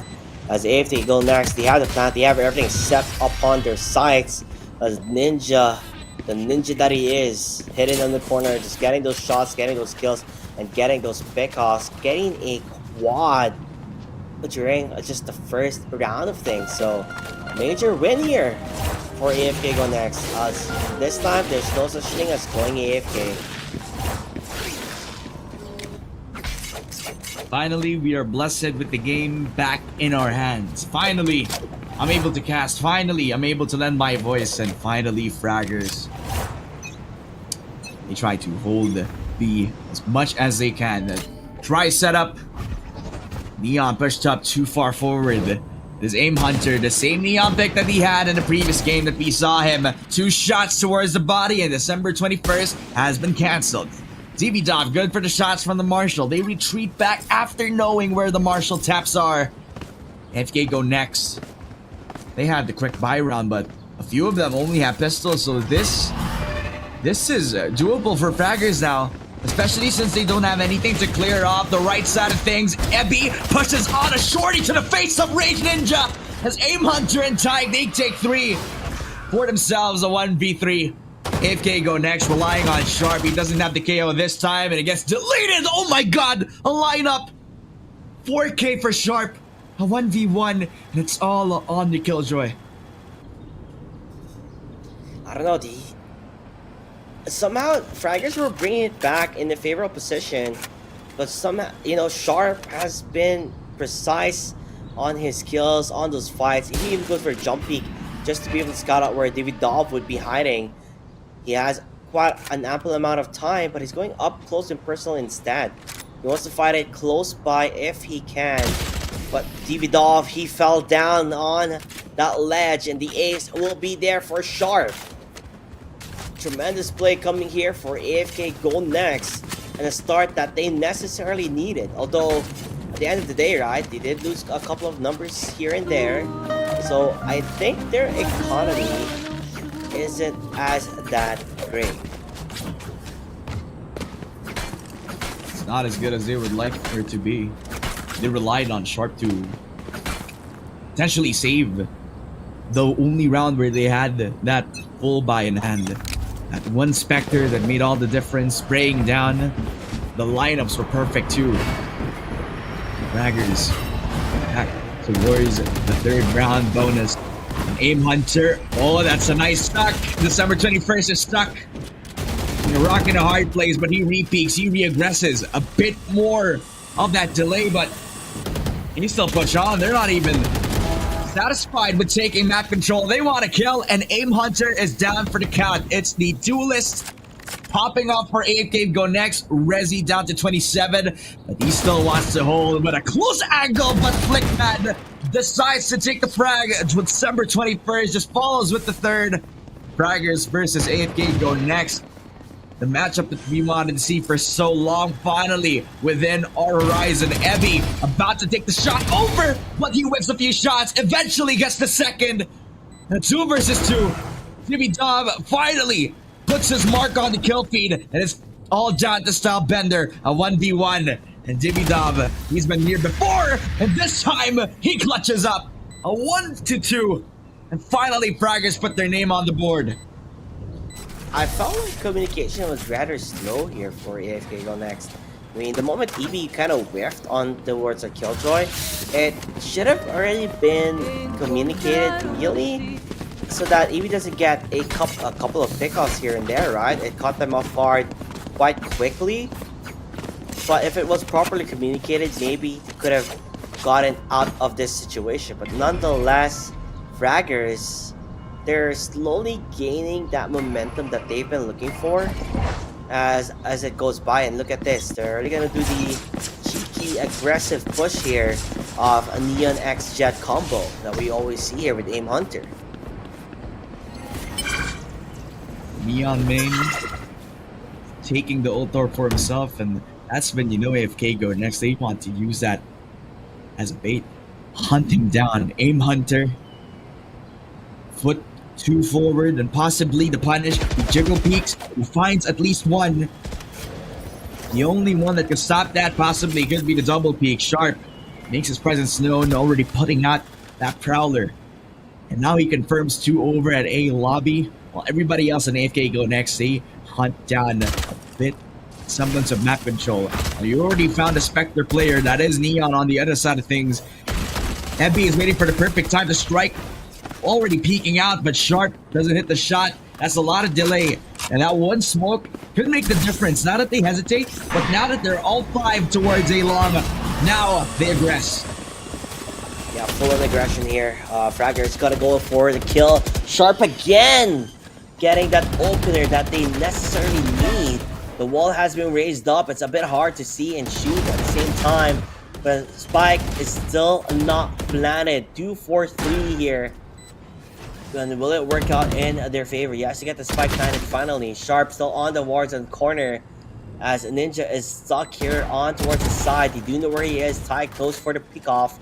Gets a kill in Flick. Mad playing around his utilities. No pressure here. Just wait for a couple more seconds. Get that spike. But here it get diffused. He's playing it smart. He's not over peeking, not being overzealous. But at the end of the day, it is going to be Tyke the one taking that kill. 3 under his name on this round alone, as Spike is going to get diffused.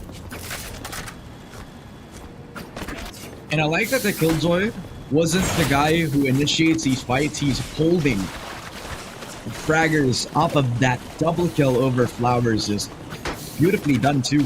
Played off of that momentum, holding down that Flowers position. DV Dob was just the type of guy that can play off patience so perfectly. Just lined up to his crosshair. He wasn't the one overly aggressing towards that.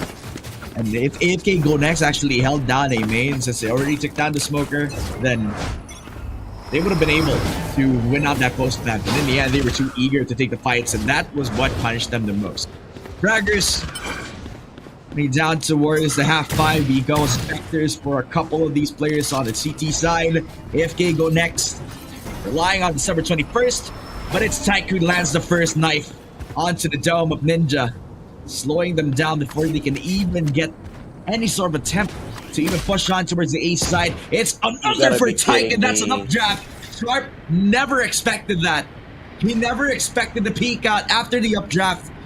And that small little hole, that small little window that he had, he made full use of it, got himself a double kill. It feels like they're going to continue looking for more. There's nothing there to stop them. They don't necessarily have any guns. As we have the Jet versus Jet battle. It's like the top 10 animal battles that we always see and love. But out of this, no one is really the victor here, other than December 21st, as he gets 2 kills there. 20 HP, sees a gun on hand, immediately runs for it, books for it, wants to make a play if he can on towards the ace side. Information is super critical here, as you don't know where they're going to be coming from. They don't have a boom bot too, so this is definitely, this double peek is incredible. Not a peek out. Ebby, he neutralizes Flick. Mad Rezi right to the call. Again, the 2 versus 2, but eventually as the smoke dissipates and falls, a triple kill for December 21st that doesn't result in the round win. Ebby holding the line over ace side was so impactful. The patience from Fraggers. And again, it's timely, since in the last 2 rounds that we've had, Davidob, he wasn't willing to peek out as aggressively as he could, because he knew that once he had the perfect crosshair placement, that's more than enough for them. And that's the same case for Ebby. But his close range angle was more than aggressive compared to how the previous round went for Davidov, wherein he was repositioning after the close angle on towards a main, and after that he was on backside, where They were just so sure that he was around that short angle, but no, he wasn't. He repositioned. Yeah, a lot of things going correctly for Frag is the bad end of things. Like you saw Tyke getting the first 2 frags with the cheeky plays from here and there, and then, like you said, it doesn't work out in their favor, and they lined up together. These double duelists, they're just making it work out so far. Frag is again answering back with a huge hurrah from the team as they rush all down together towards mid as Stylebender spam as you may, but it's not gonna be enough to find anything at all. 4 up against 2. It's I guess it's still a possibility that they find a weak sign of weaknesses coming from fraggers, but they have yet to find any as Davidov with an operator just set and ready to hold this entirety down as Rezi does look around, but I don't know here, Dafimina. It doesn't seem like it's gonna work out in their end as he's getting hunted by the wolves that is fraggers. Or is he the one who's the hunter? As Rezi, he peeks on, doesn't expect the other one. Aim hunter, now he pushes, and this, he doesn't even need to push on too much. As long as he has that presence, then it's more than enough, but he decides to peek on anyway. Dash on, just so he can mess up his crosshair placement, just for the Astra to actually get the kill for Fraggers this time around. Then I was about to say that Aim Hunter, him showing his presence on B main would have been enough for him to not even attempt any sort of push over B main. He had no time and he had no chance at all killing all 4 people. The only hope that he had was to push on towards B, plant the spike as fast as he could, but by the time that he tried to, Killjoy was still on site, so it would have been easy to kill him. 1 bullet would have been easy to dissuade him from even pushing on, and that was more than enough. Rezi, that's the first shot, and that's the ultimate. The showstopper out, it doesn't hit as Rezi. The bullet lands onto the dome of Flick Mad. And this guy is the first raise of the tournament, but his rocket doesn't hit any sort of shots. But this time, Fraggers, they're looking to contain and sandwich AFK go next. They took too much time into trying to contain this A-site push, but then again, they could just try to aggress. Rezi with a triple kill, a 4K for Rezi. The control of the spray is beautiful. The Stylebender gets 2, not the third, until he proves me wrong. A judge, the jury and executioner for the round. And Stylebender, he was the clutch master from the Ascent game, and he can do it all over again. Tyke peeks on, makes a bit of noise, together with the Killjoy. The operator is up and ready, but Tyke is using his mobility, defending on the site, but Stylebender holds his ground, a 4K for the Viper. And now knows where the operator is. He uses the smoke, does force the Killjoy to even use his lockdown, but he just uses the smoke as cover. Davidov just snipes him down with the classic, a 5-round win for Fraggers. Yeah, he wanted to bait that one out badly. He goes for the fake plant. But yeah, you get it all covered out with a poison cloud and poison wall. But it just goes to show that Killjoy will automatically just shoot, right? Just shoot because you hear the guy planting, just see if it actually lands. And somehow it does land in the end. They push their luck too much, and Fraggers, they're taking advantage as they are always doing so in Pearl, and I think people need to take it seriously when they're up against Fraggers. Because Tyke getting those 3 kills, and it doesn't seem like you can't stop him. You can't stop him at all. He's gonna jump in, pure on confidence here.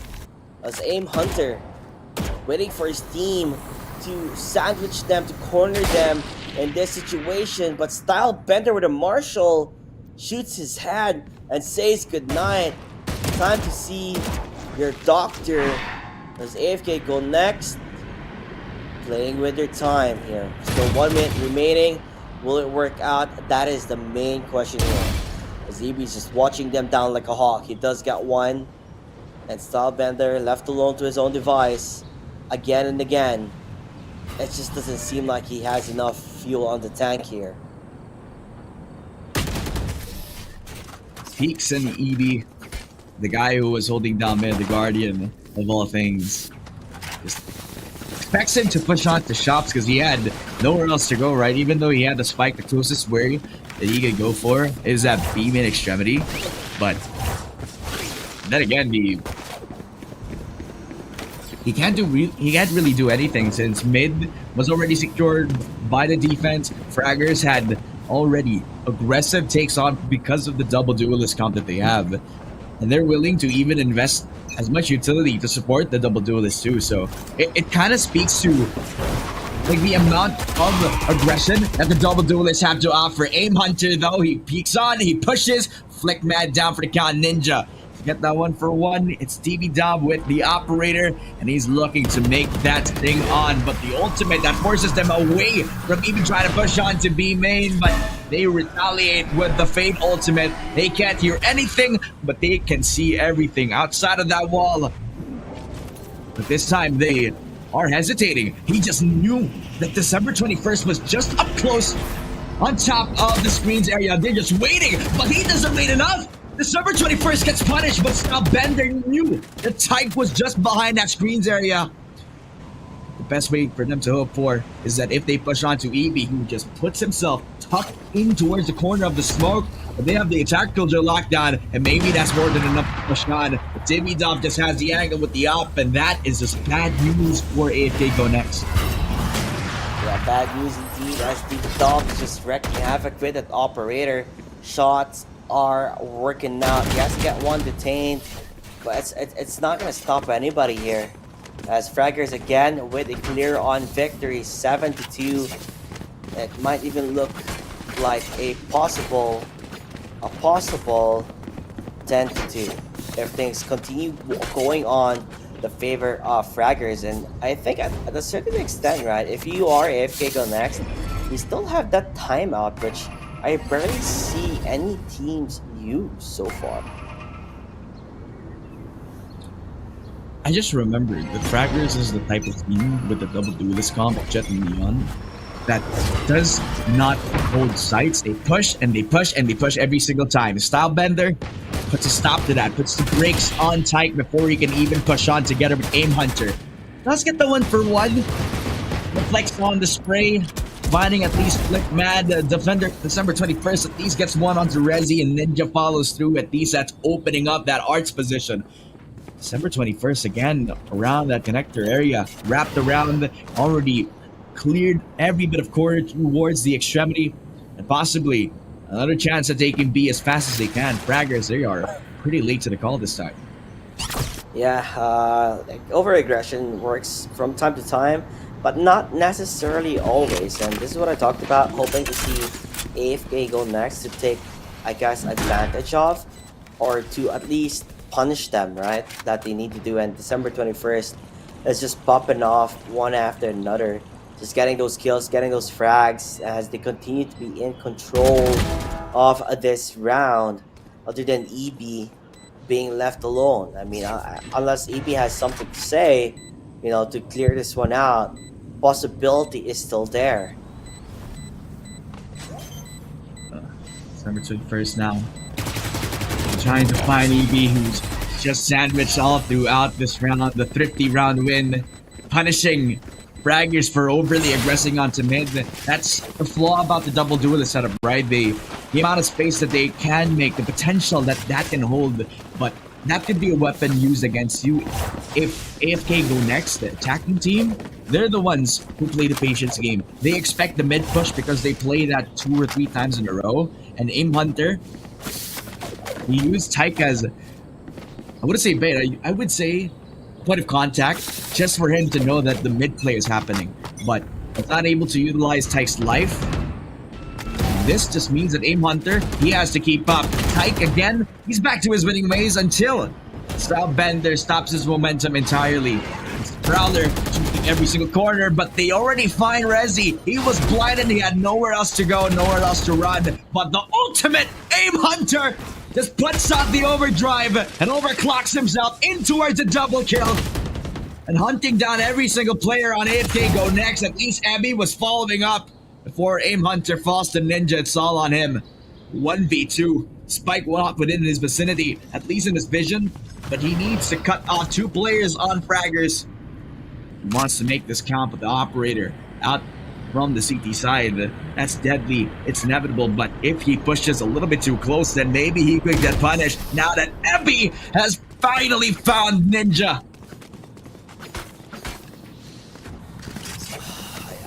Everything that AFK Go Next tries to throw upon Fraggers, it just falls short. Yes, they're able to get very close to a 1v2 or a 2v1 whenever the opportunity arises, but they have problems trying to close those one out. As in, they can't win on aggression alone, for real. Like, because in the previous game that we saw them on drill, they rely on that double duelist to make aggressive moves, proactive moves. And again, they're doing it. Look at the push out for Aim Hunter over at B main, already scouted by the Jet, who's trying to push on to the shop area. Really, yes, they got the frag, but if they can't get the second, oh my god! What was that? Right after the dash 2. How many times will they get away with this? JB Dom and Rezi, they even push on through as well. How many times are they gonna get away with this? 9-3. After pushing every single time, Fraggers are left unchecked and they're left unhinged. I mean, that's the first half already, and they're setting the tone for this game. They're not here to play fun games. They're here to play until the end. They are here to compete, to take the prize in the grand final.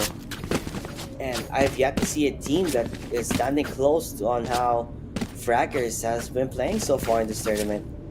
Of course, there are games that we still have not seen, and maybe those are the teams that is formidable enough to play up against Fraggers. Because right now, AFK Go Next, it seems like they're just crumbling into pieces and just playing the way that Fraggers wants to play, falling into their trap. They're full out. I kind of respect that. A shot from Stylebender. Inside before he can even entry on. He just dies before he can get space, but they still have Aim Hunter. That's the duelist.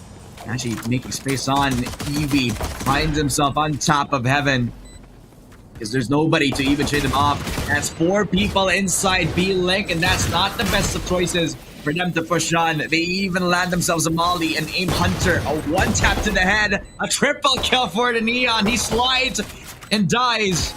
All left up to Flick Man, but DV Dov knows where he is. He marks him for death, and he dies 10-3. And it's a 9-3 blessing for Fraggers. They get a 10th round win. They get double digits as fast as they can. Yep, double digits, bonus round. Now that they have the guns, they have the utilities, they have everything on the bank here. AFK Go Next.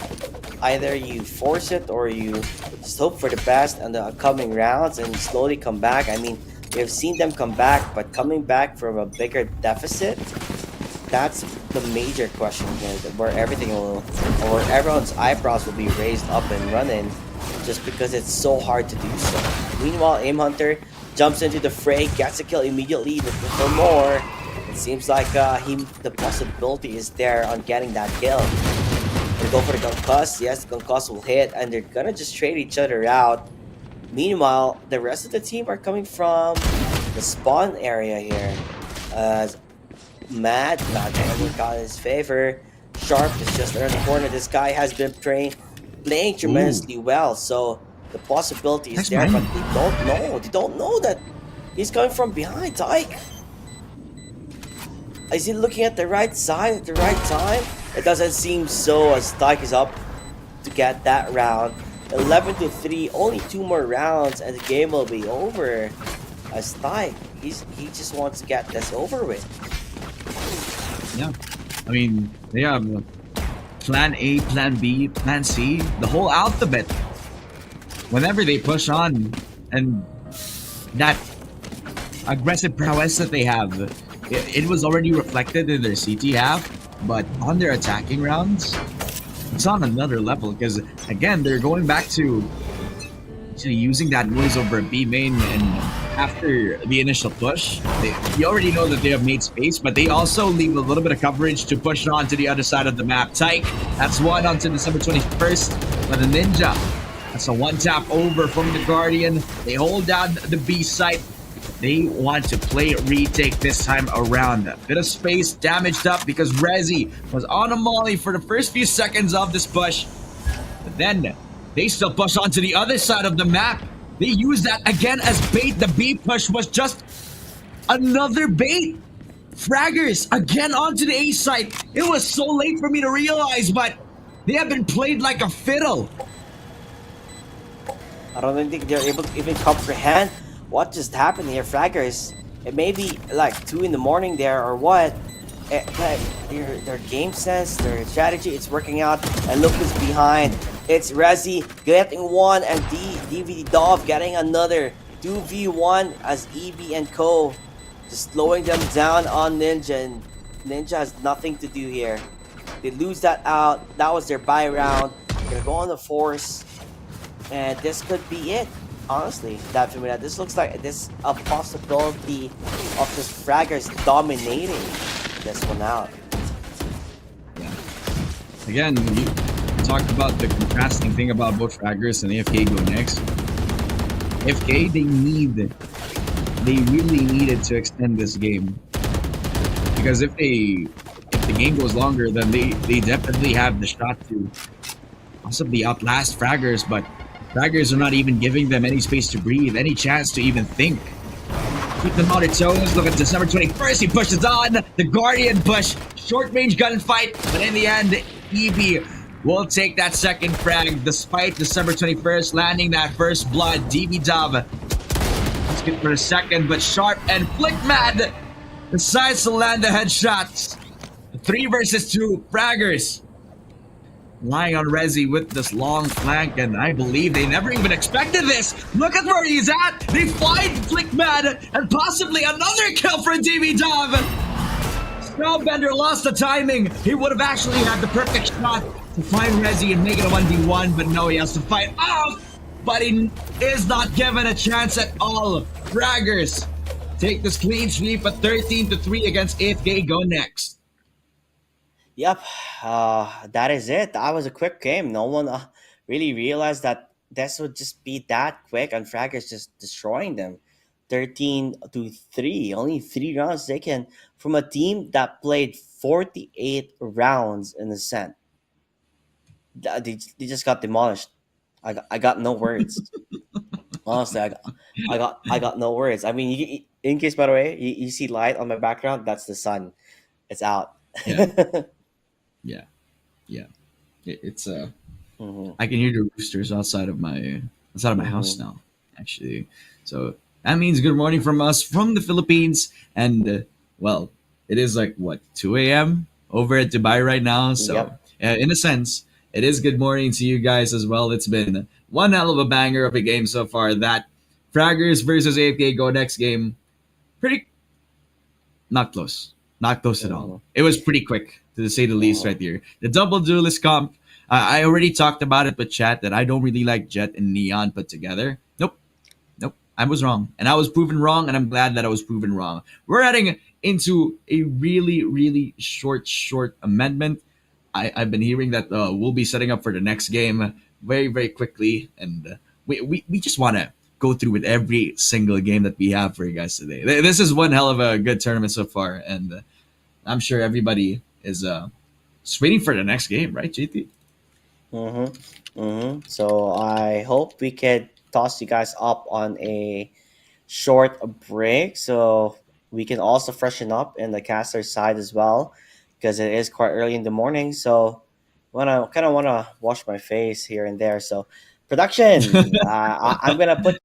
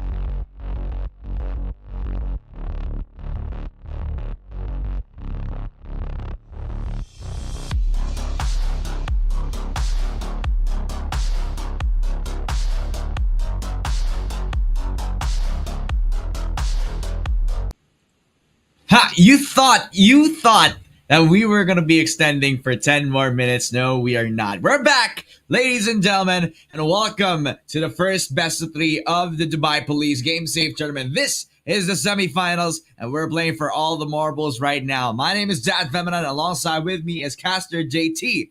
We're not of energy, but still a lot of spunk on his body. I'm pretty sure that we're going to be having a banger of a match. TDK versus Fraggers. And we've seen Fraggers so much throughout the tournament, but not TDK. So this is going to be very interesting.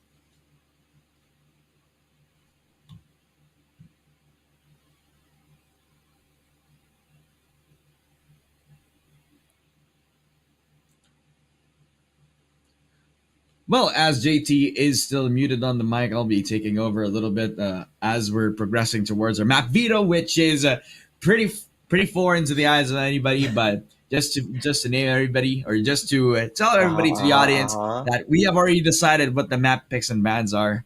You already saw on the screen, Fraggers, Mm-hmm. they're the first pick. They have banned away the split map, Fracture from TDK's side, Ascent from Fraggers, which in my eyes, I can believe that since a default map is something that fraggers do not want to give away.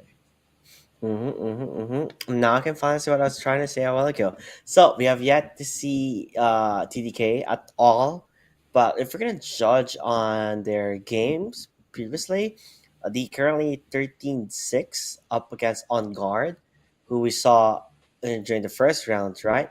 And on the third round, the actually 13-6 again up against Oni Esports. So rather interesting to see how well they can play up against Fragger. So I think this is going to be a neck to neck type of game. It could go to a third a map, and at least we're finally seeing something new.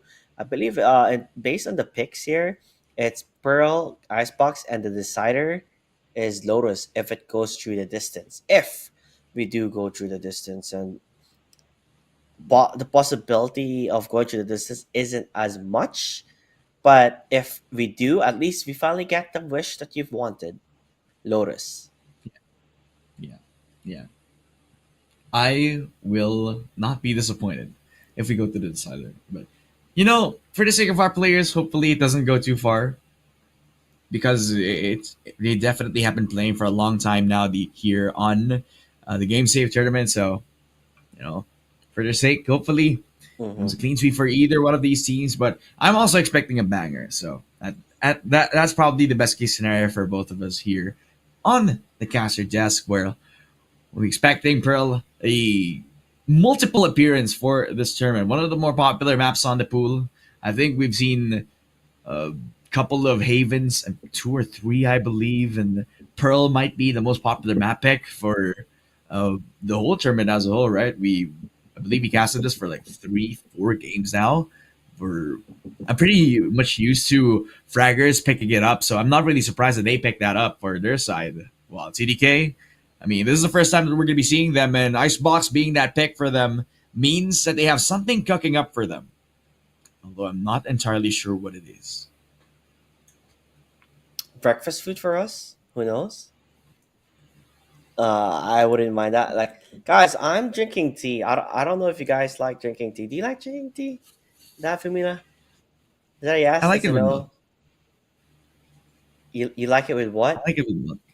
With I milk? like it Oh, with this milk. is this is without it. It's actually this is just ginger tea, just a tea bag, and hopefully we don't see any tea bags Oh. happening in this game.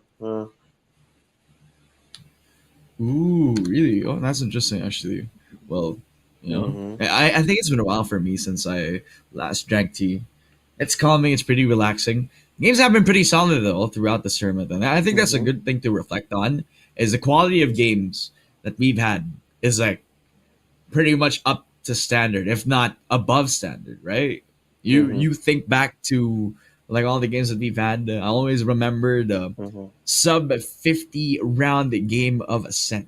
That followed up was one of the fastest games of Ascent that we've had, and Caster JT is just sighing from trauma and relief at the same time. I I just feel it hope from his voice. I hope I don't like I know for a fact I'm gonna be dreaming about Valorant. I just hope it's not a cent and I hope it's not 50 rounds of a cent.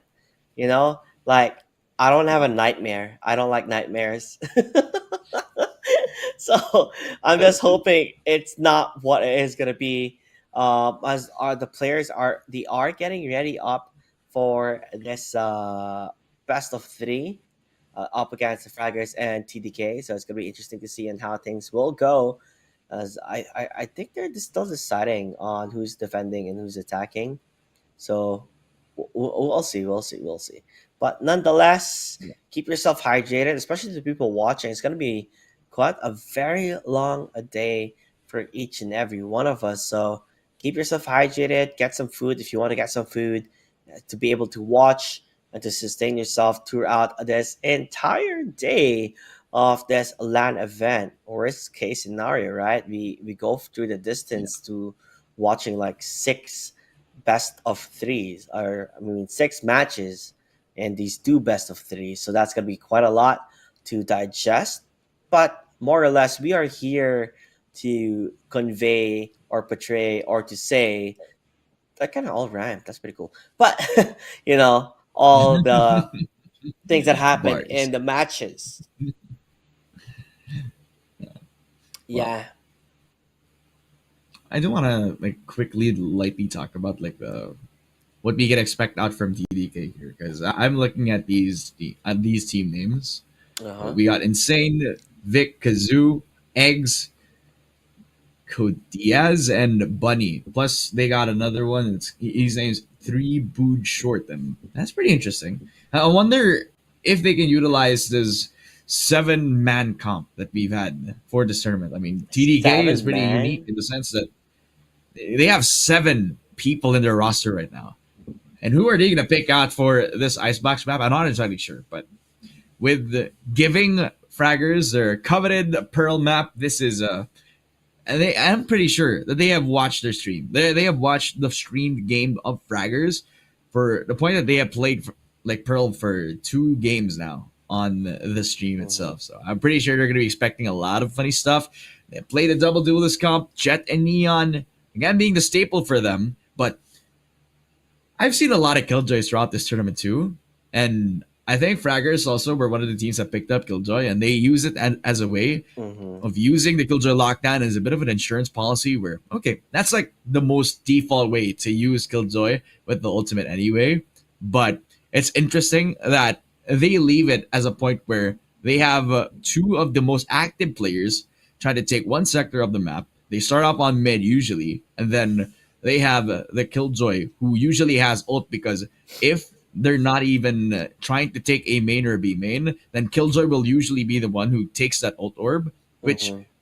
really goes to show that they're dedicated to getting this Killjoy fed, even if they put a lot of emphasis on the firepower that the double duelist comp has always been putting forward. So Fraggers, they have a dynamic sort of approach towards the Pearl map. I'm excited to see if the push towards B main will be again another thing that they put forward into towards the best of three, where I know that TDK will be expecting that because they have been showing that all throughout the stream, and I'm sure that they have reviewed every single hole that Fraggers have been.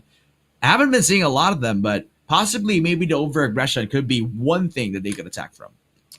Yeah, at a certain extent, you already see what's coming.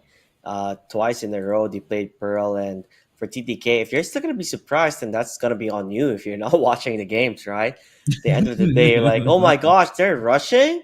Have you seen any of their games? I mean, that's gonna be on you then if you've never seen any of them. But that's the name of the game for, I guess, fraggers. Just rush and take control of the momentum, take control of the pacing, and let the music play in their hands for fraggers. Although I'm interested to see on them playing something else, which would be in Icebox. So that's gonna be different. We're gonna be finally be able to see Icebox instead. How well can they play in Icebox is the question here. And are they still gonna be aggressive as they play in Pearl, or is it just like it's just Pearl? That's the reason why it works.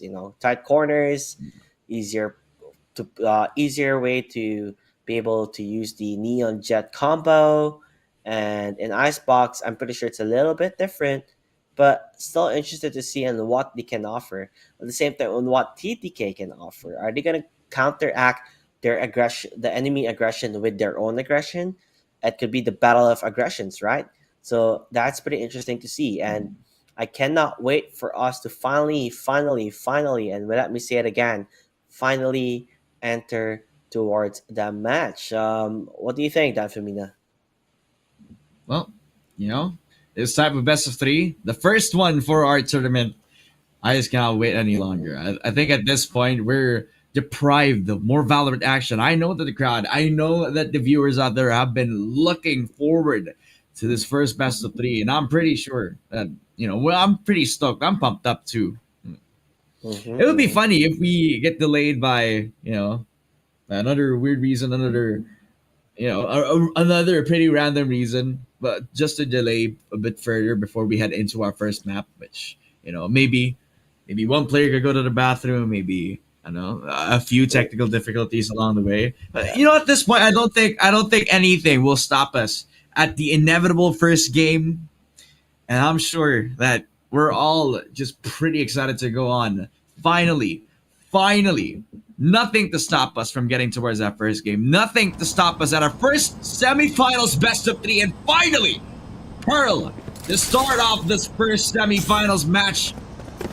First game of the best of three. Fragger starting on CT. That's where they have always been comfortable. And this is where they start their line.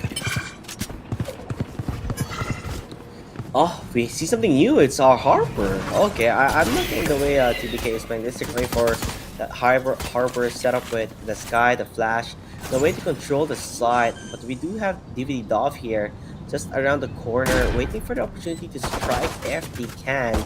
As Vic finds a kill towards Rezi, the spam towards that I guess the Harbor skills are gonna work out in the favor. Aim Hunter's just behind them, lurking through the shadows, gonna go for the concuss, but he has to play it quite quickly if he wants to get something out of it. Meanwhile, Tyke, he gets 3, could even get more. The numbers are in their advantage, but never mind. Tyke with a quad looking for the penta, and he does get that all. He goes for the ace, and he wins this one for his team, which was looking rather grim, by the way. But one way to start things out is by an ace. How many times we'll see this double duelist shine? And I thought it was a fumble because Aim Hunter, he lost out on the perfect quick timing in towards the flank, but never expected 3 people come out towards that aiming position. But he used that as distraction. His actually popping outside of flowers, and that's like the perfect angle to set forward and find multiple frags out through. Man, fraggers, another layer into how they've been using this double duelist comp. They use the faster one at that, as a point of distraction. If you want to flash at that, just look at me. Well, Jet actually was the one who picks them off one by one by one. The ace out for Tyke to start off this best of 3, and now convert themselves back over to the mid side. Aim Hunter, the second attempt at trying to flank on through. They're taking this very conservatively, very patiently. TDK, not aware of this. They got the spawn, and Kazoo, he's not able to convert back to the headshot. Aim Hunter, good for 1. Eggs with the headshot through, punishing DB-Dub. Following on with the aggression out from the Neon, but look at the setup. Rezi and Tyke holding down that arc position, but Eggs has no fear, pushing on to Aim Hunter and clipping his wings before he can fly. A 4 versus 3 fraggers. They're on the back foot this time. Yeah, definitely. I guess it goes to show over aggression. It's taking a toll on them. Yes, they got the first frag, but Aim Hunter was forcing the issue. They wanted to get something out of it. Ends up being a disaster for them instead, as well as Tyke falling down. This was their bonus round, and losing that bonus round isn't necessarily what you want to happen.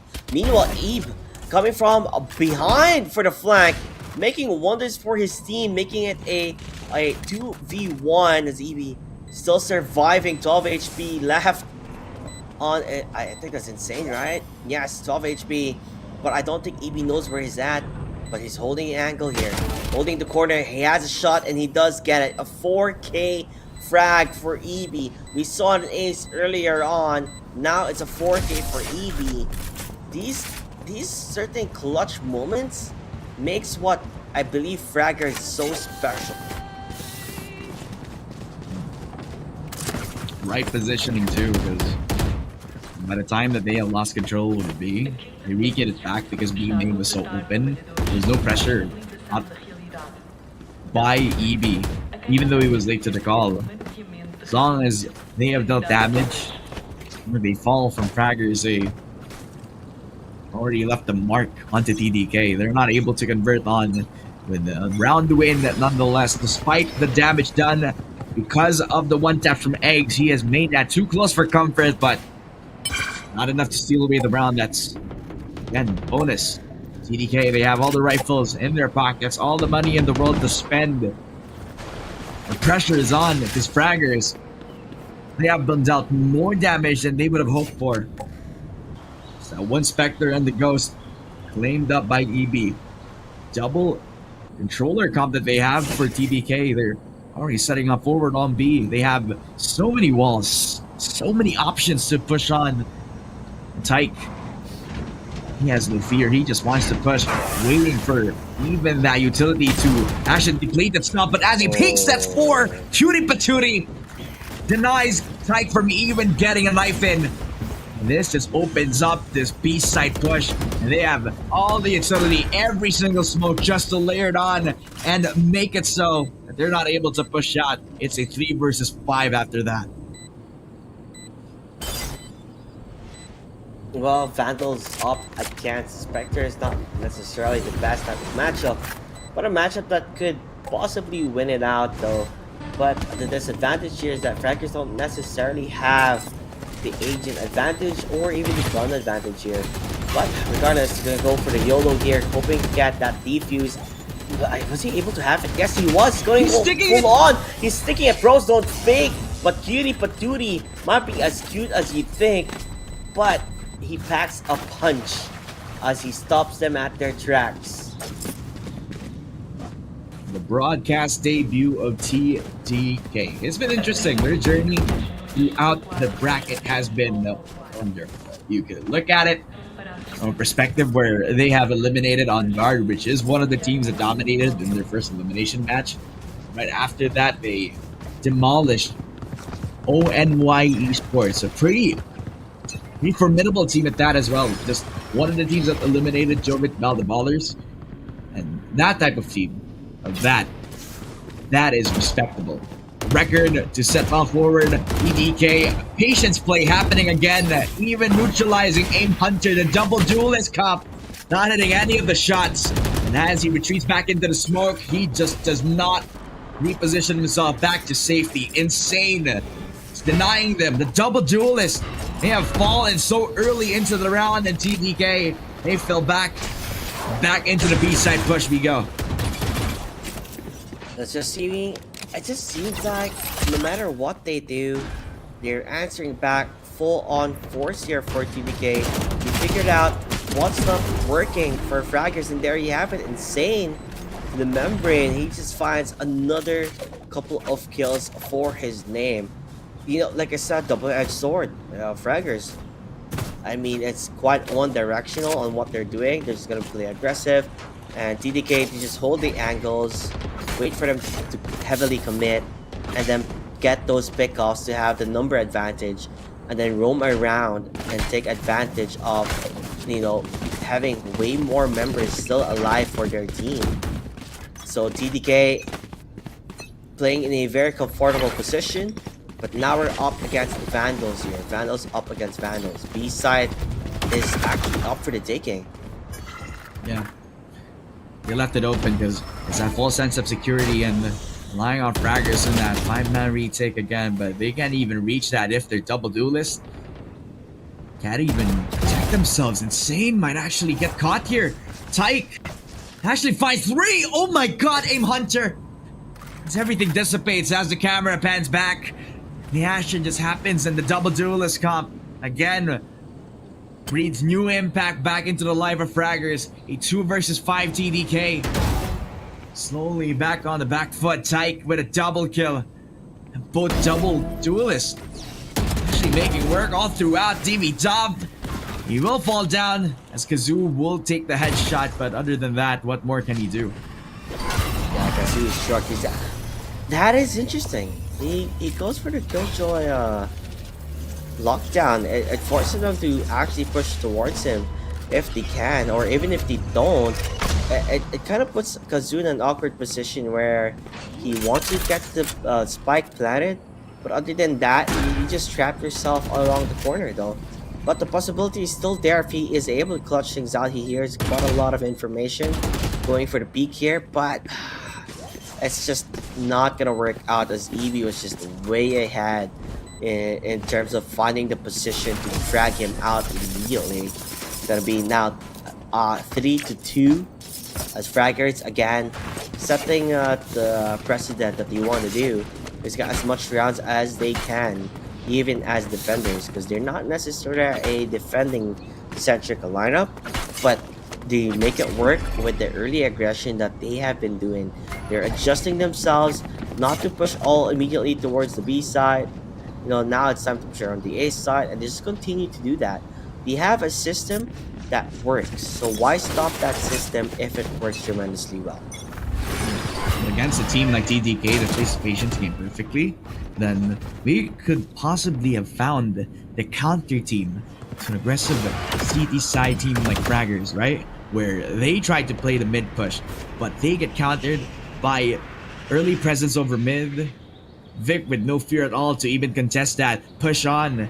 They hesitated because of that noise, and now Insane and everybody else on mid from TDK decided to knock on the door of Fraggers where they're most comfortable at. The mid pushes, double duelist yet again holding down that A-link position, but Vic just completely aware of this, so he doesn't even need to peek on out to know the danger lies ahead towards the peek on out to the left side.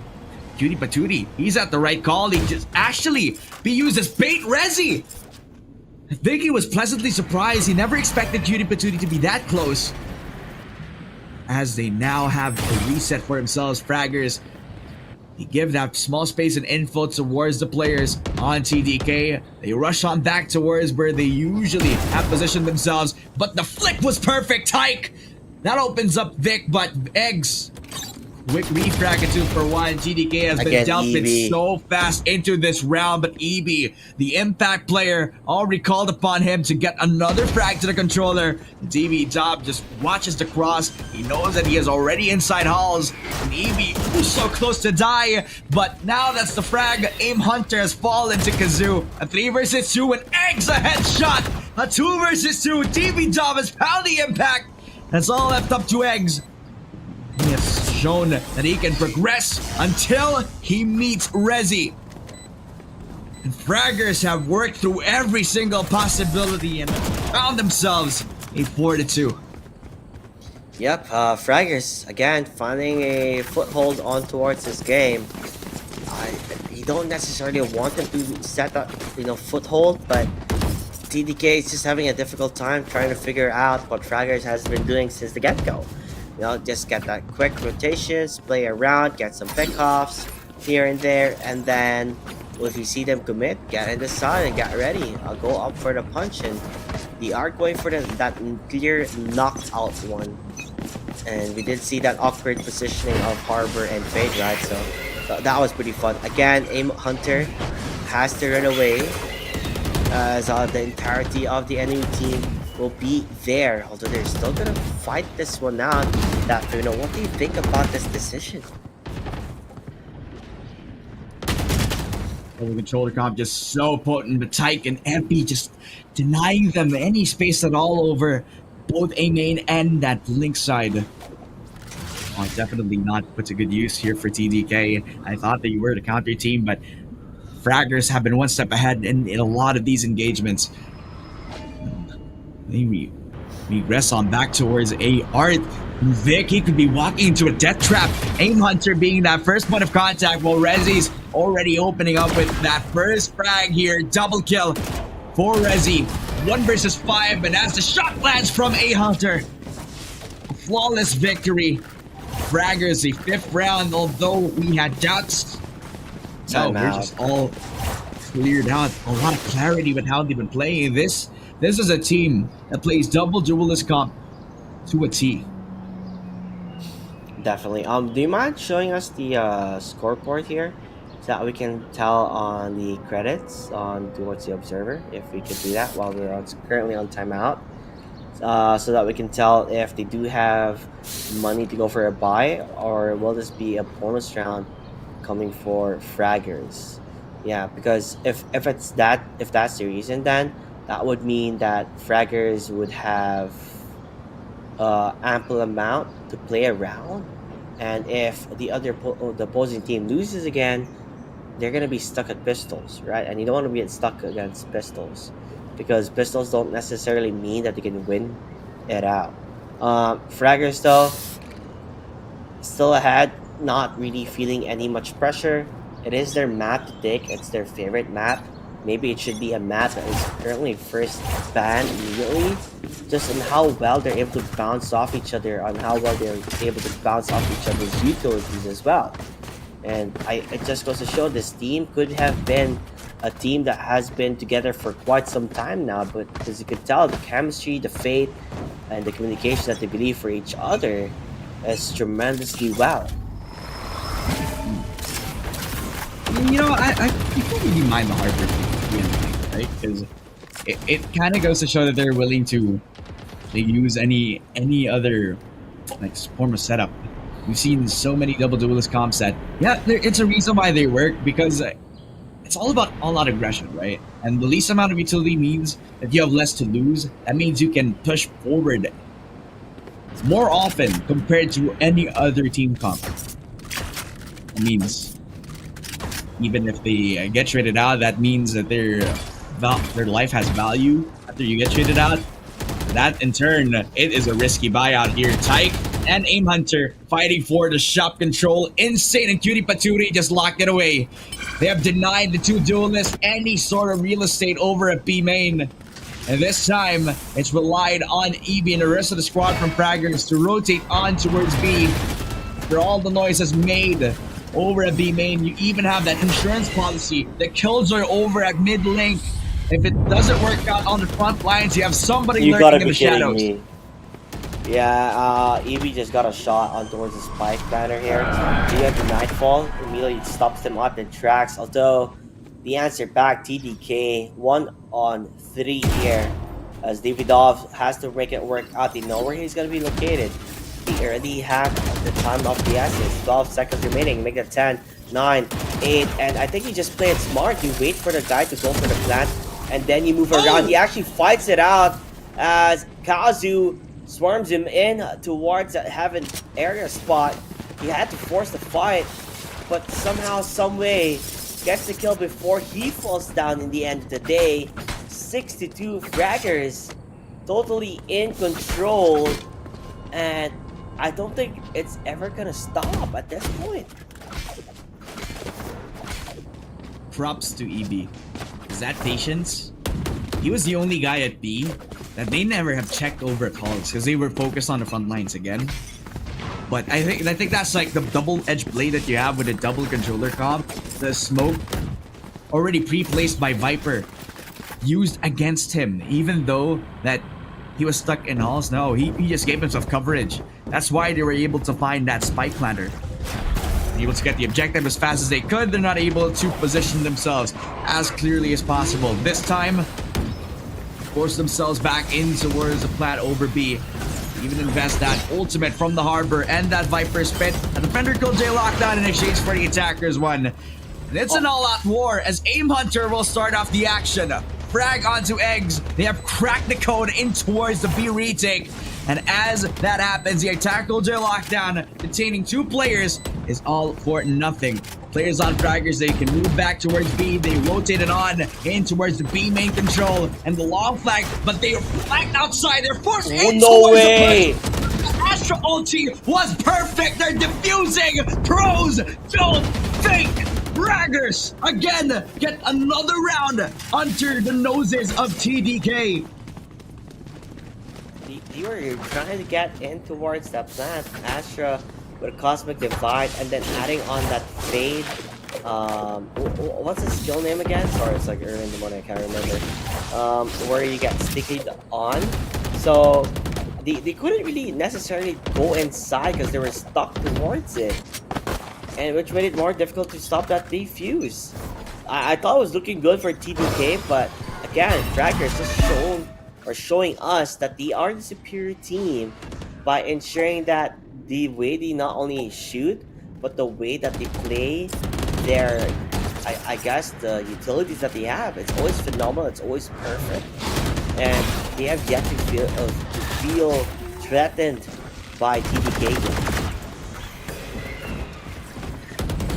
AB is having a really good game so far. He's always consistent. His ulti usage has been so fruitful, but TDK, they can still follow through. That's a 2-for-1. Got themselves an open plan over the A side. Nothing to even stop them. The Link players, they have been late to the call, and the Viper's wall that actually stops them before they can push on with a spray. A lot of presence made over Link. That's 2 players out for Fraggers, but 1 lurker over at Secret does not catch anybody else. They fall back towards a main. They need to fight off against the smokes and a lot of util. The guns out for Fraggers. Even though they have won against every single post plant, this time it might be tested. Eggs with the shot through the smoke, and finally they got the diffuser. They haven't even gotten the half, so they need to push it right here, right now. Tyke with a triple kill ends it out, and Fraggers, for some reason, by some divine intervention, Fraggers have found themselves the 8th round. Yeah, they do. I mean, it's their map. That's all I can say. It's their map. It's the map that they've played phenomenal from the get-go, from the best of 1s, and then bring it on the best of 3. The first map they're playing is Pearl, something they're so comfortable with, and they have yet to even drop an advantage on it. Honestly, they have been playing like a team that has been together for 10 years. That's how well that they have been communicating to one another. And Valorant has been out for 3 years. I know, it just feels like they've been together for 10 years. That's what I'm saying. Like, that's insane, right? That they're able to play this way. Tyke says hello, gets a shot, gets a kill towards Insane. Brings back TDK in a position that they're not comfortable with. Oh, he just ordered. He needs to just fight. Double kill for Tyke here. Kazoo only converts with 1, and probably more than enough damage out for Fraggers. They only had 2 players. Rezi with the movement. What the heck was that shot? That's after he pulled out the Prowler. But after that, he even dodged the flash. The conversion to eggs was perfect. Rezi is insane. Ridiculous shot from the initiator. Forcing Cutie Patootie in a 1 versus 4, but looks just don't matter in this sort of gunfight. He needs to isolate 4 of these picks. It's the demon himself, Rezi, so close to call, and just because of that turret, now they know where he is. Aim Hunter has been lurking through the shadows all throughout this round, and now finally he can prey on towards Cutie Patootie. Now that he used his own utility, Ebby could just walk in and find Cutie Patootie in the process. Fraggers, a 9th round win, and what is that shot from Rezi, man? I honestly, I don't know. It's just, it's so crazy to the point that my brain could not function on how insane Fraggers are playing as a unit, as a, as a squad, as a team. This is definitely where they shine the most in Pearl, but just seeing how they're performing, it could also be the same performance that they're gonna do on each and every single map possible. I don't know about that, because the only map that we've seen players over at Pearl, but if they can pull that out in this Icebox, then that is one heck of a team to play out in the finals. But really good Cove, just covers eggs, but just as they destroy the Cove, they just keep on spraying, and eventually they hit the headshot. But Vic, a beautiful one-tap, denying Aim Hunter, but Tyke just moves into the fight. The 2-for-1 Fraggers in positions. Tyke back in towards that Hall's position, and even using every single point of contact. Rezi playing aim labs over at B main. A 10-2, ladies and gentlemen. And Fraggers have shown why they have picked Pearl, and why they have been dominating with that double duelist comp. That and how EB has been performing as of late. 8 round deficit on the second half up against a team that is definitely a Pearl, team. It's just looking so hard for TTK. I mean, I hope that this doesn't necessarily breaks the morale, right? Because it's been a long day, but regardless of it being a long day, you want to continue on fighting until the grand finals because you're already out of semifinals, right? You're already there. You're already so close. Don't let your emotions make the best out of you. You just have to make do per round, one by one. That's what you gotta think about. Just one by one, round by round. You'll slowly get there. But Fraggers, I really got nothing much to say to them. They're just a phenomenal team in general. Now it's just the endurance test for TDK. They just need to play the long game again. It's forced out of them. They need to do this against Fraggers who are up 8 rounds now. They push on. Tyke has no fear at all, but he could just over-aggress and he could not get anything out of that, and that's what happens. Kazoo just punishes him after a kill from Aim Hunter, 1-for-1. First Fraggers back into the pistol, but look at how low both Aim Hunter and the Fade are for Fraggers. Kazoo is just waiting in the perfect moment. All the way over from backside, but Insane just lands the shot, but EB's just too quick on the finger. Wallbang headshot towards Eggs, and they have fallen. His EB, he was too quick. An Astral Form EB up is big. He decides to use that to his own advantage. A right click for DV Dov, but this time Insane quick on the finger, but another for the Killjoy. Fraggers on their post plat. It wasn't perfect, but it works. It's the one that works, dude. Yeah, it definitely was a bit scrappy here and there, but it's a round that gives you enough money to buy again for your bonus. And why not just buy and just bring it closer to a 12-2, right? And any round you can bring it closer to a total victory, you just force it out. And they're doing so well in this 1v1 situation clutches in the side of Fraggers. It feels like each and every single player of their team has that capability to always clutch when it matters the most. And oh boy, we are definitely making it known here on how well they've been clutching. And you can tell Aim Hunter just looking around as Vic will fall down as he does die in the end. Insane also falling down as well. Pushing again.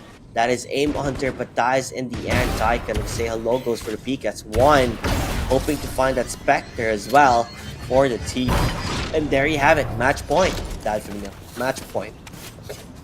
Match point. As quickly as that. Sweeping through this Pearl map as fast as they could. Fraggers just want to end this as quickly as possible. Get themselves towards that icebox map. Where I'm looking at the comments. I'm looking at the Twitch chat right now. They're all excited to see how TDK will perform on the icebox map, which hopefully they do, since this is the map pick of Fraggers. Pearl has been very coveted for them. I'm pretty sure whoever will be seated on the finals will be watching this best of these four. I think the Pearl is a weapon, and this time Vic, he just wants to put flames to the plans of Fraggers. Oh no. They exchange 2 for 2s this time. This could be possible. This could be potent because now Tyke, they could actually win this. Now they could just try to spray on to each and every corner, knowing that it's inevitable for TVK to try to fight back. Insane with the shot. It's another from the Bulldog, but DB Dov is a Bulldog of his own, munched down over towards the Viper. X has the long angle again, resulting in him holding down the line for himself. One shot with that Bulldog, and finally DB Dov has had enough of this. Triple kill from the Killjoy. And it's a Killjoy versus Killjoy matchup. Kazoo walks in, but no way from DB Dov ends it up with a 4K. That's the Pearl map gone. Fraggers have struck first blood. That was a quick match. That was way too quick. Did not expect that to happen.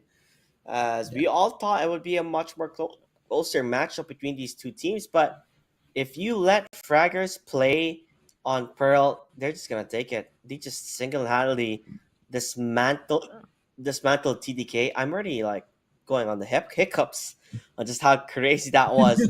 But this time around, we'll probably see what Fraggers have to play on the map of Icebox. It's gonna be pretty interesting to see, pretty interesting to watch. and maybe you might see something different this time around.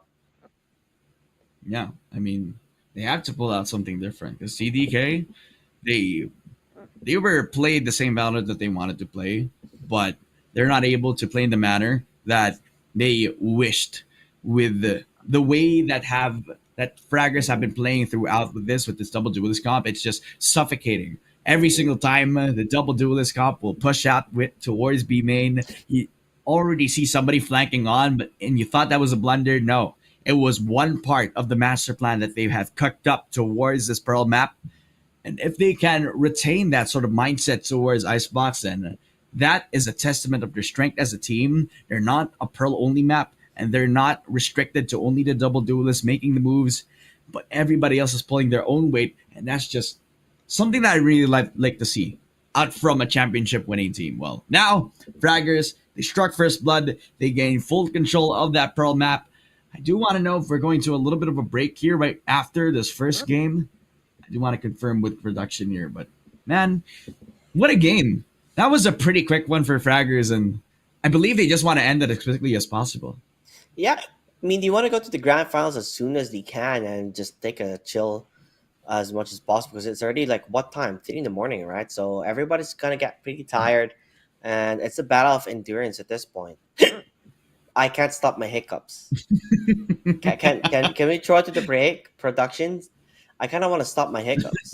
Like, bro, I'm gonna be No, I like, mean I'm we're gonna gonna be have like, to. I'm gonna be like, it's gonna be a 1v two. I don't want to do that.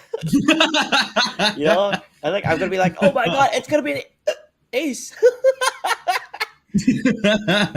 No, I can't. You say the ace part, then you get the hiccup, right? Yeah, ace. That, that, that would suck. But yeah, Yeah, yeah, I mean, at this point, definitely. we're gonna have to stick on to the break. Don't go anywhere, ladies and gentlemen, as the Dubai Police Game Safe Tournament. We'll be right back right after this short break.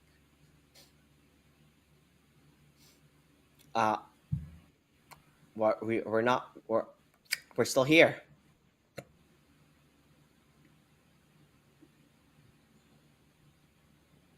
Oh,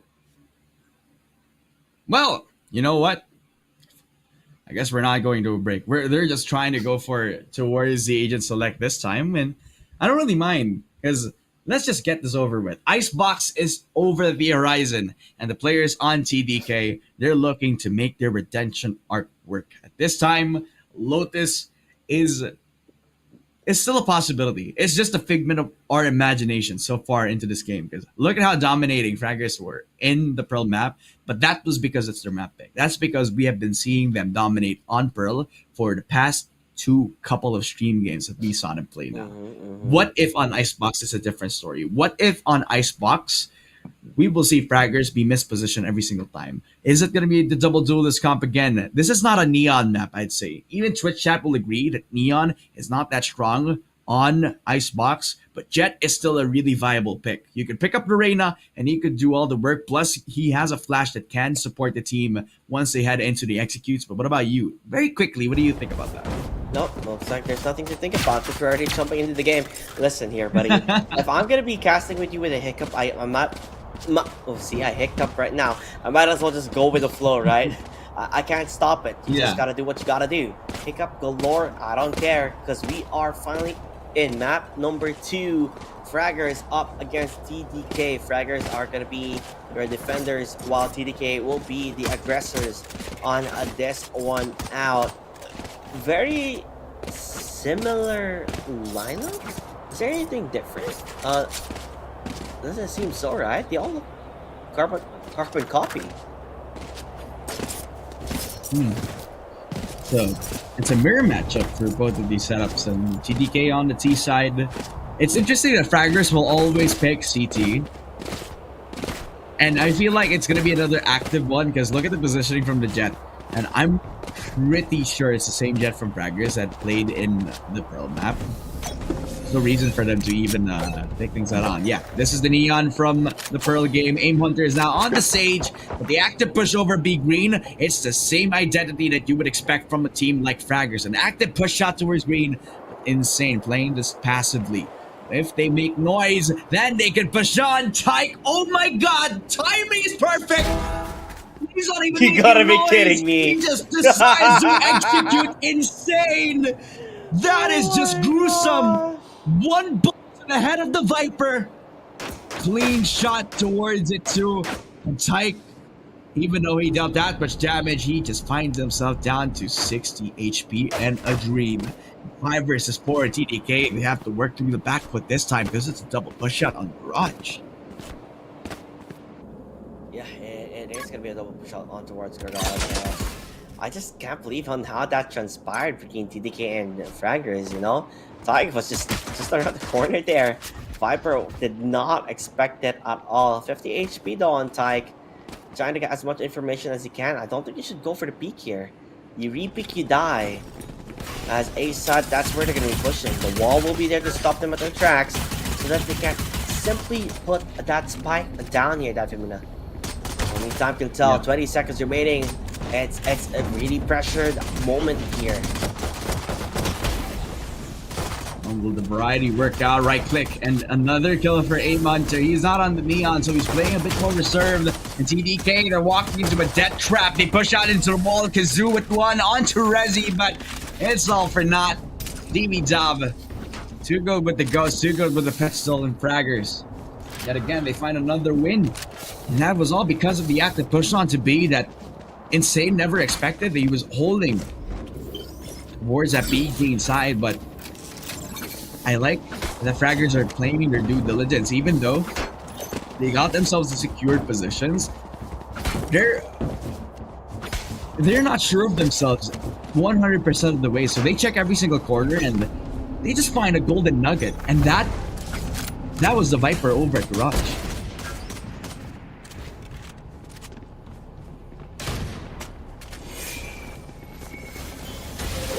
One tap from Kazoo at least, neutralizes Tyke, but Aim Hunter has no fear, pushes on with just a go, so he only has that full rifle, or full shield actually, and Marshall to work on through, but Cutie Patootie just punishes Rezi with that bulldog. Kazoo, he lays flat on the ground while TDK, they regroup, they recuperate after a momentous exchange of kills. 3 versus 2 Fraggers hold the two of their players on Rezi. The Bulldog doing so much damage. DB Dub to finally find Vic to neutralize TDK and leaving Cutie Patootie out alone in a 1v2 scenario. And that is when the Viper goes for the flag, but DB Dub so close to get the kill. Repositions back to 410, and finally, they take care of the Cutie Patootie problem. 2-0 for Fraggers.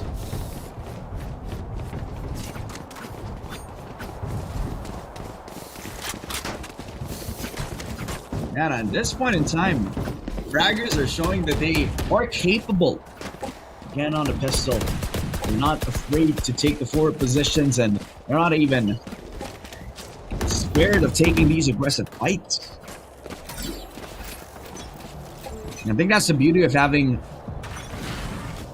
the Duelist and the Sova work together into taking map space and map control. It was prevalent in that first pistol round, and now whoa. Kazoo almost got the shot. He actually had the headshot here over to Aim Hunter, but Tyke surprising Vic and a second shot before he tailwinds out. Beautifully done for Tyke. Neutralizes the spike, and he even has it within his vicinity. 3 versus 4, you're just fighting them off. Long range gunfights. Kazoo finally will take the call. Finding Aim Hunter is a big pick. But Rezi on the close angle, leash trap, but is he? D takes Cutie Patootie down to the grave with him. Insane and Kazoo, a perfect shot to Tyke, and finally an inkling and possibly around here. TDK slowly walking through the Tacklejo lockdown, pushing through the smoke, and Kazoo, oh my god! DB Dub just fighting every single kill! And the lockdown destroyed. 3-0 victory all alone in the site.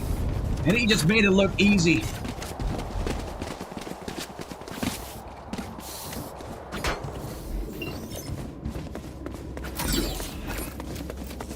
Oh man. Quick 3 rounds for Fraggers.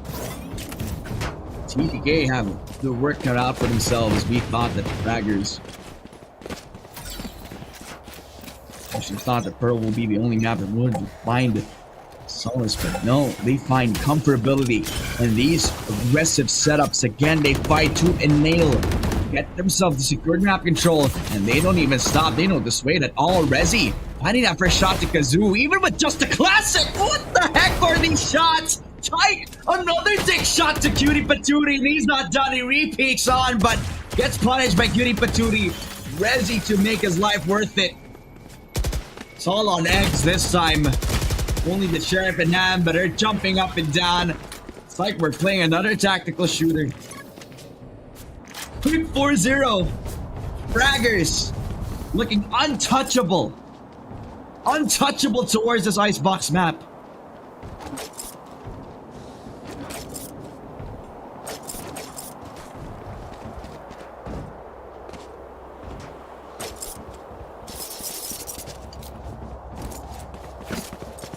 Go back in. TDK have the buy round this time. They only have pistols to push towards Fraggers this time. How aggressive they have been so far in this game. They now play the passive game. Fraggers as calm as collected. TDK now being the ones push on slowly but surely. They're unsure since Fraggers have been playing every proactive push out.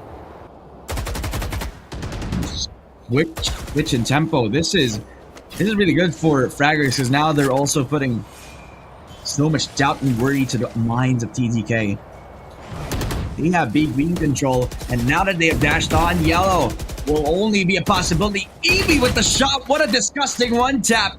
But Vic so close in towards yellow, and they have secured that side of the map. But because of the molly, they're able to demand a lot more time from TDK before they plant on, but once the smoke dissipates, they have already just that one phantom at the Hunter's Fury finally will lay the law onto Vic. It's all on the Viper, but one shot from the operator is good enough for a team ace. Everybody gets a kill on Fraggers.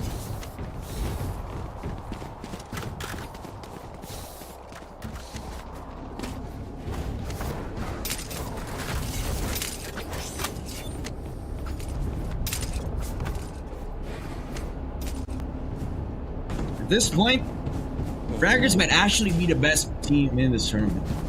Right up there with NPC, you know? Wait, do we have any update with NPC? No, NPC just got eliminated, buddy. They lost against Bald Boomers, 13-9. So what? Yeah, so semifinals that's happening right now is Team Duelist up against Bald Boomers. So yeah, no NPC is gone. Anyway, with that said and done, looks like again Fraggers, they're just taking control of this game non-stop. Whatever TK has to throw up against them, it's just not working out in their favor. And you can tell with the confidence that they have on the way they're peaking, on the way they're playing. Cutie Patootie even missing those shots.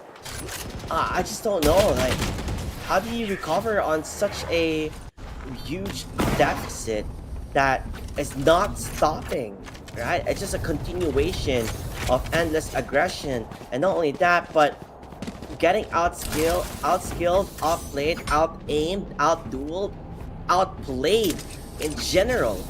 TDK, they have to wake up here. I mean, I know it's quite late. It's 3:25 in the morning, but if you let them play this game, it just feels like a repeat of Pearl, which is the best map of Fraggers. This might turn into a 13-0 if they continue letting it be. A little early to comment though, because TDK, they can still have this push over Vic, and that is a good opener, but Tyke expects it. Already quick with the reposition, and the operator in hand almost lands the shot. But Killjoy just knows better to peek on, re-peek on before you can do anything with that. They do have the res from Aim Hunter, and that brings Resi back to life. That means that they still have control over the mid-boiler area. DB job though, just too quick to find Kazoo before he can capitalize on that. Now Orange, prohibited from any point of contention for TDK. This time they rely on that B-green control. 3 players on TDK, desperately making a move over. Now they expend that much utility. They're waiting for the Viper smoke. Now that it's dissipating, Eggs will be able to peek out. Even though he lays down the law, Resi to find Eggs, and it's all on Insane. But how insane can he be? The first shot, a second, a running headshot onto Resi. It's winnable this time. They even have the Viper spit. They reconnect Tyke and Aim Hunter, the Jet and the Neon from the Pearl game. The biggest stars from Fraggers aligning for the possible 7th round win. With Insane emerging in towards the smoke, trying to expect the peek out for Aim Hunter. He tries to push in towards the shorty of Tyke. And never expected him to be that close. He had a shorty on top of an operator. Fraggers are just too good on these mid-round adaptations. Mistakes were made here. It was fine. I almost felt like it was TDK's round to win. Although, the way Fraggers have been playing, they've been playing phenomenal. It's just not stopping. And how do you stop it? I don't think there's a way out yet. I guess the moment he can finally get back into the game is maybe at least get a single round for TDK though. But Fraggers is just not giving them a single round at all. Just taking control of the entirety of this matchup.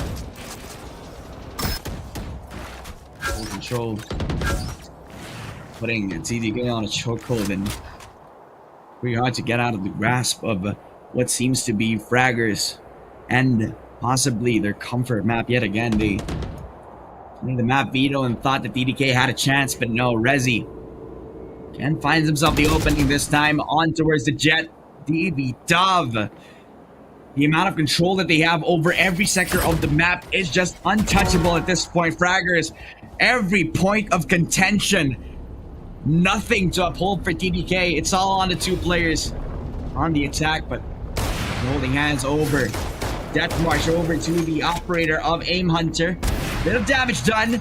And Aim Hunter finally landing the shot to Kazoo. It's all on the Guardian, but Eggs will be demoted. A triple kill for DB Dove and 8-0 for Fraggers. And round after round after round, they're looking really solid on the Icebox map. Yeah, another flawless victory on that round there. No one dying.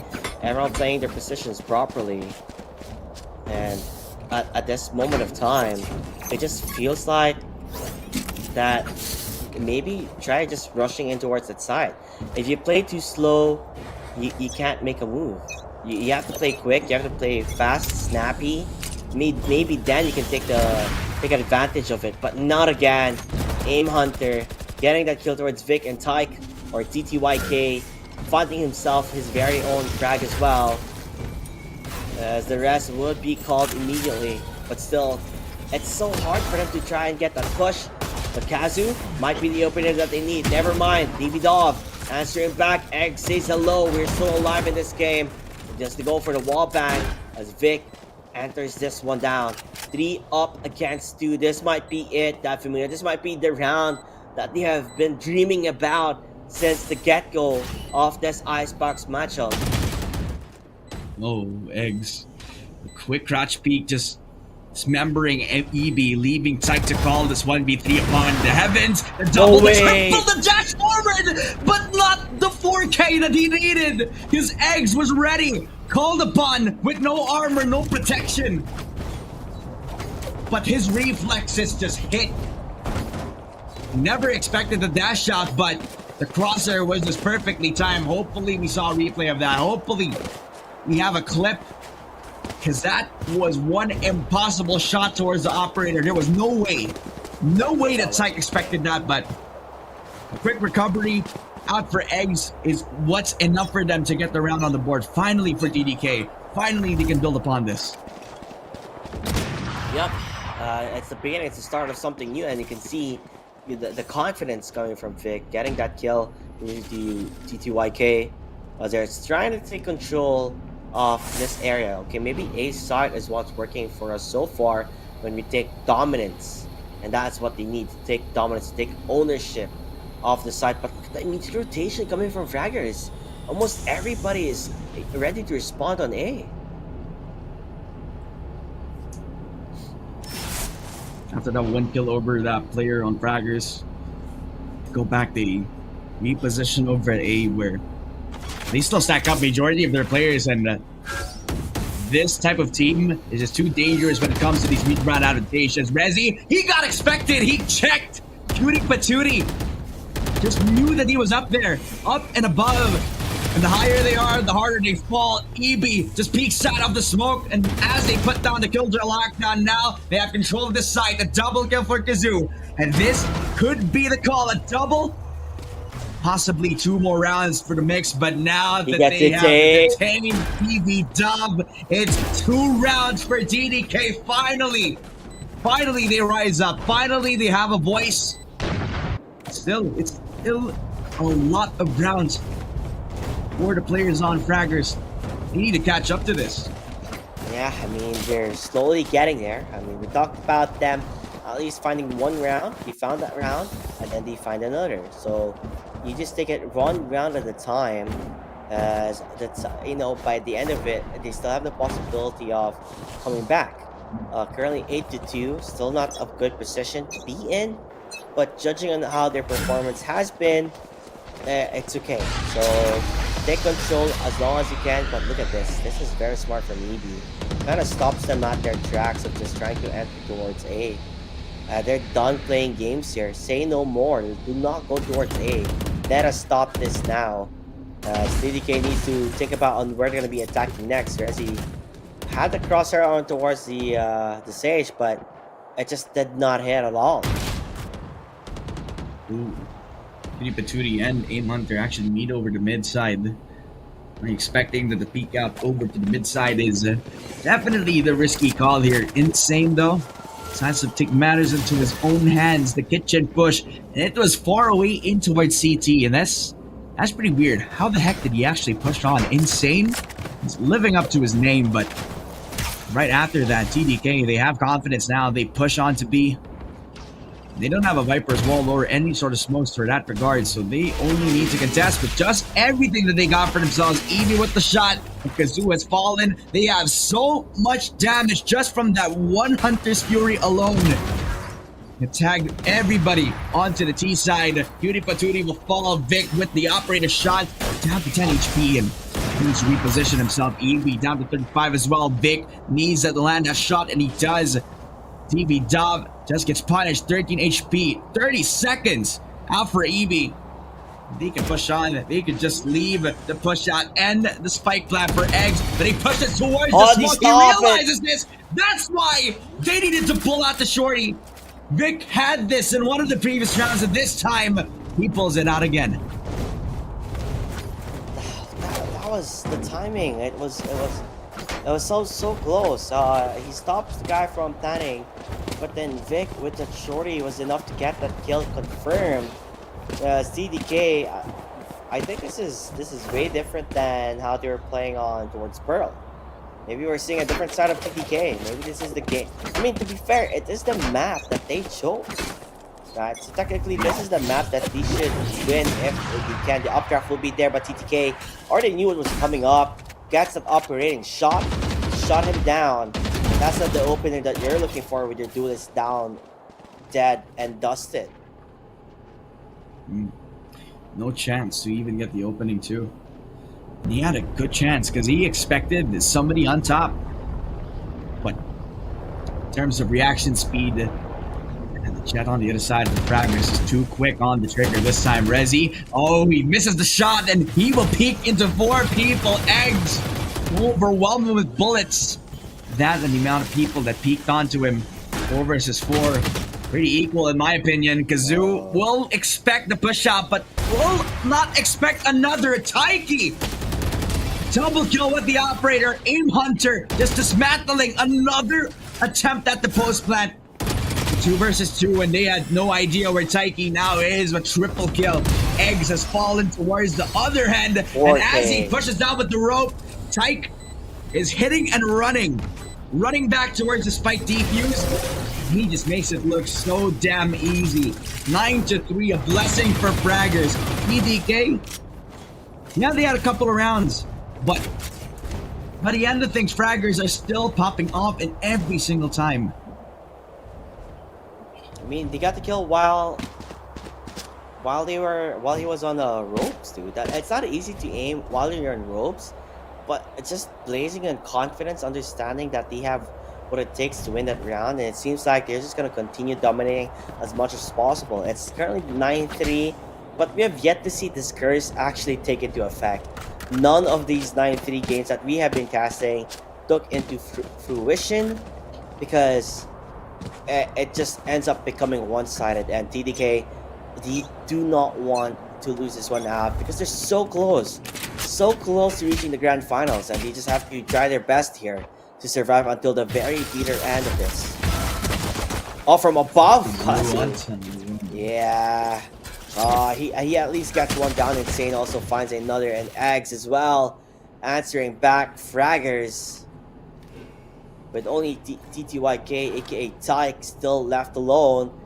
What can he do here? I don't know. It's a 1v4. He does not have the spike at all. The guy who needs to make a miracle happen, right? And it starts with one onto Vic. He's again back on the ropes. A lot of damage done onto Eggs, but he gets scrambled up. Tyke will be on the receiving end of a 3K for Eggs. Starts off with a bang towards the second pistol round. Again, the fourth round win for TDK. This is the time to actually make the comeback happen. The 9-3 curse, as we all call it, ladies and gentlemen. We've seen it before in this tournament, but not in the effect that we have hoped for, where whoever has the advantage, they got the win in the end. But maybe this could be a different light. Maybe TDK has something cooked up on the CT side. Maybe Fraggers are going to stumble upon this over at that icebox map. An early wall, they really wanted that ult orb as badly as they could, but they never even tried to do so because it was too deep in towards that ult orb itself. Yep, definitely. They didn't necessarily everybody go for a force or a buy here. We do see a force buy coming from Tyke with his Marshall. Hoping to find at least a couple of pickoffs if they can. They even have stingers. But nice placement here with the utility stops them at their tracks, not even able to push yet. At the same time, Sova, Rezi, he's pretty on beat here. I don't think they're checking, and there you have it. He does get a kill with its stinger. Looking for more, again, hiding on the corner. Hoping to find one, yes he does, that's two. Gonna get for the recon just to be able to spot them out, and Tyke getting a kill towards Cutie Patootie. As this force buy, it's making wonders, it's doing rounds, they're getting kills.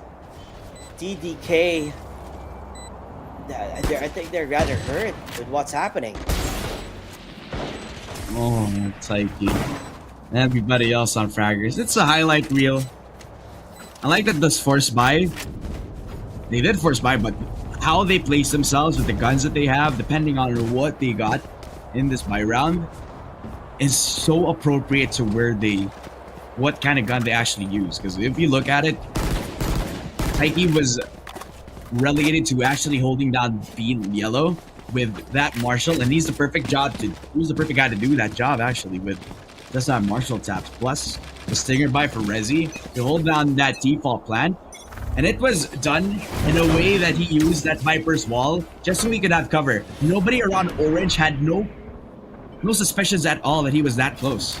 As in, that close, that easy, and this time Fraggers bounce back, get themselves the full buy in towards this round. The EV forcing the plant despite so much utility for the players on TDK, but what a shot from downtown.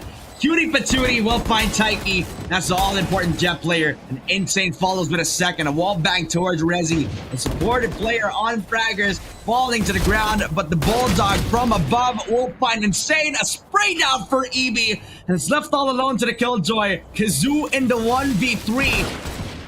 TDK will rely on him to clutch up, but a double peak will be more than enough. TV Dub with a triple kill. Getting the 11th round win. One more to get match point, and two get themselves the final spot. Okay, so it feels like they're gonna go for a buy. No Vandals, no nothing. Just a Bulldog and a couple of Guardians. I don't know. Any thoughts on this force buy that they're doing? I think it's do or die at this moment. So they would rather just have this awkward force fight rather than saving money for Vandals.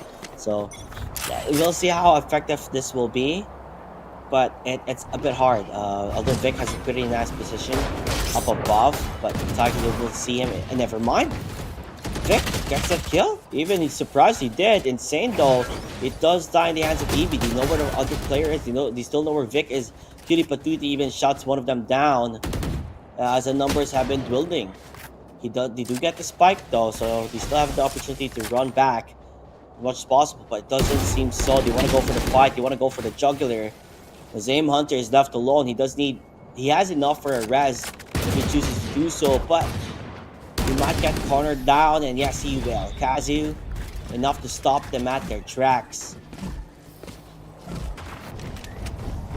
Yeah, and I like that you touched on the force spike, because that Guardian was really the primary thing that kind of stopped Taiki from even getting the real estate over at B green, right? Because that reposition from Vic on top of that yellow means that he has full layer and full coverage over that B green side. But because Taiki was too aggressive into trying to get that jump peek on, give full information for fraggers before they could peek towards B green, it was a risky, call it that, and the only point of movement error that he had was that one failed jump peek. And that was when they go for the punish. This time Taiki has the Vandal, and this time he punishes Vic. A movement error this time on the other side of things. Kazoo, 1-for-1 because he expected the peek out as well. He wasn't alone in that regard, but Rezi is going to be rezzed back up to life. DB Daba followed through with another kill to Eggs.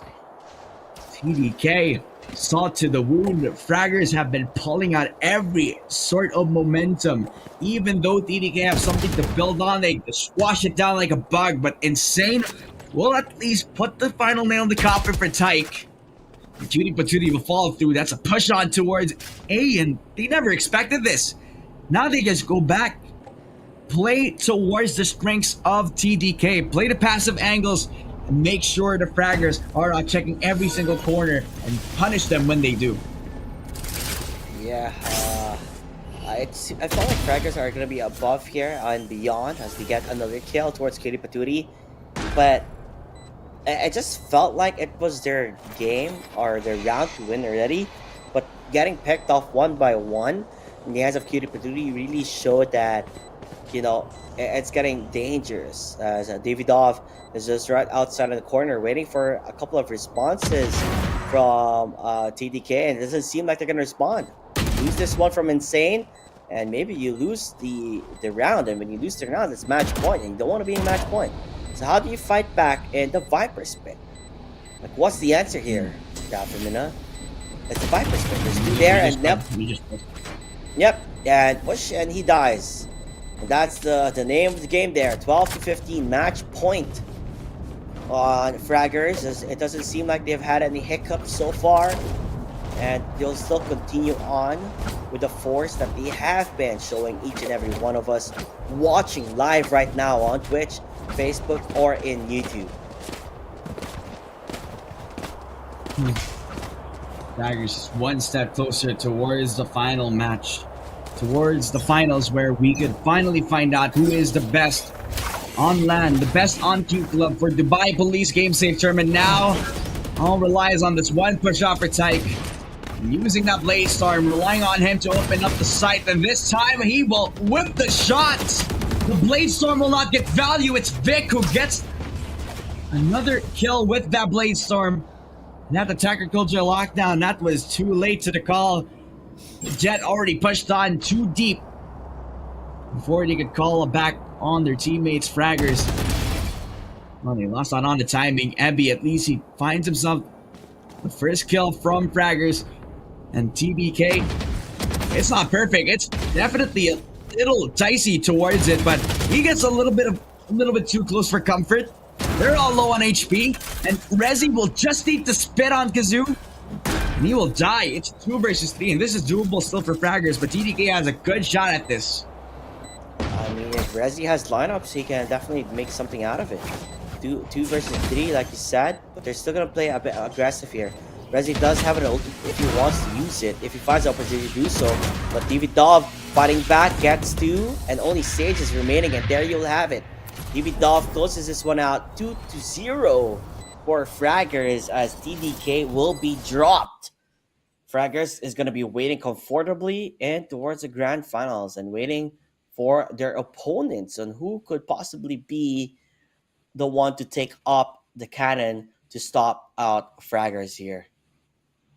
Yeah, I mean it's a pretty tough question to find because, but by the update, ball boomers versus NPCs actually went to the favor of ball boomers, 13-9, and they moved up Mm-hmm. in towards the next round. And it's Team Duelist versus ball boomers, and that match is happening right now as we speak. Mm-hmm. Man, what a best of three! Because it just displayed how fraggers are really good on both the Pearl and the Icebox map of things. We already found them being very comfortable on Pearl when we first saw them in the first two games that they played, but they surprised me with their Icebox, and their Icebox is hella good because I can see that flexibility. Tyke is still very much a really good jet duelist, and possibly the jet duelist that we have in this tournament so far. While Mm-hmm. Aim Hunter, you provide him as a flex. This guy can play Neon, but he has surprised me with how he played the Sage here. He still is aggressive, but he has more than enough opportunities and avenues to support his teammates whenever they need to win. Mm-hmm. I feel like that's just something that's really beautiful to watch out for Fraggers. It's the way that they play around both these two players, and they still have an amazing core that can provide the utility and the follow up needed out because of the fast fragging potential those two other players have. Perfect way to describe them over, and they have found themselves the spot over the finals. Fraggers, they have definitely deserved this, but I'm just really excited to see who will be facing up against them between Team Duelists and Bald Boomers. Yep, one step closer for that, grand finals victory, bragging rights for the first ever Dubai Police Game Safe tournament. And of course, quite a prestigious one if you're able to win that one out. So, with that said, we will be going on the break before we get to the grand finals, I believe so. So, thank you so much again. I would like to say to everyone watching, supporting, and giving us that good old energy from chat. You guys have been awesome, and we cannot wait to see the grand finals alongside you guys to see who will rise on top, who is going to be crowned the number one in this tournament.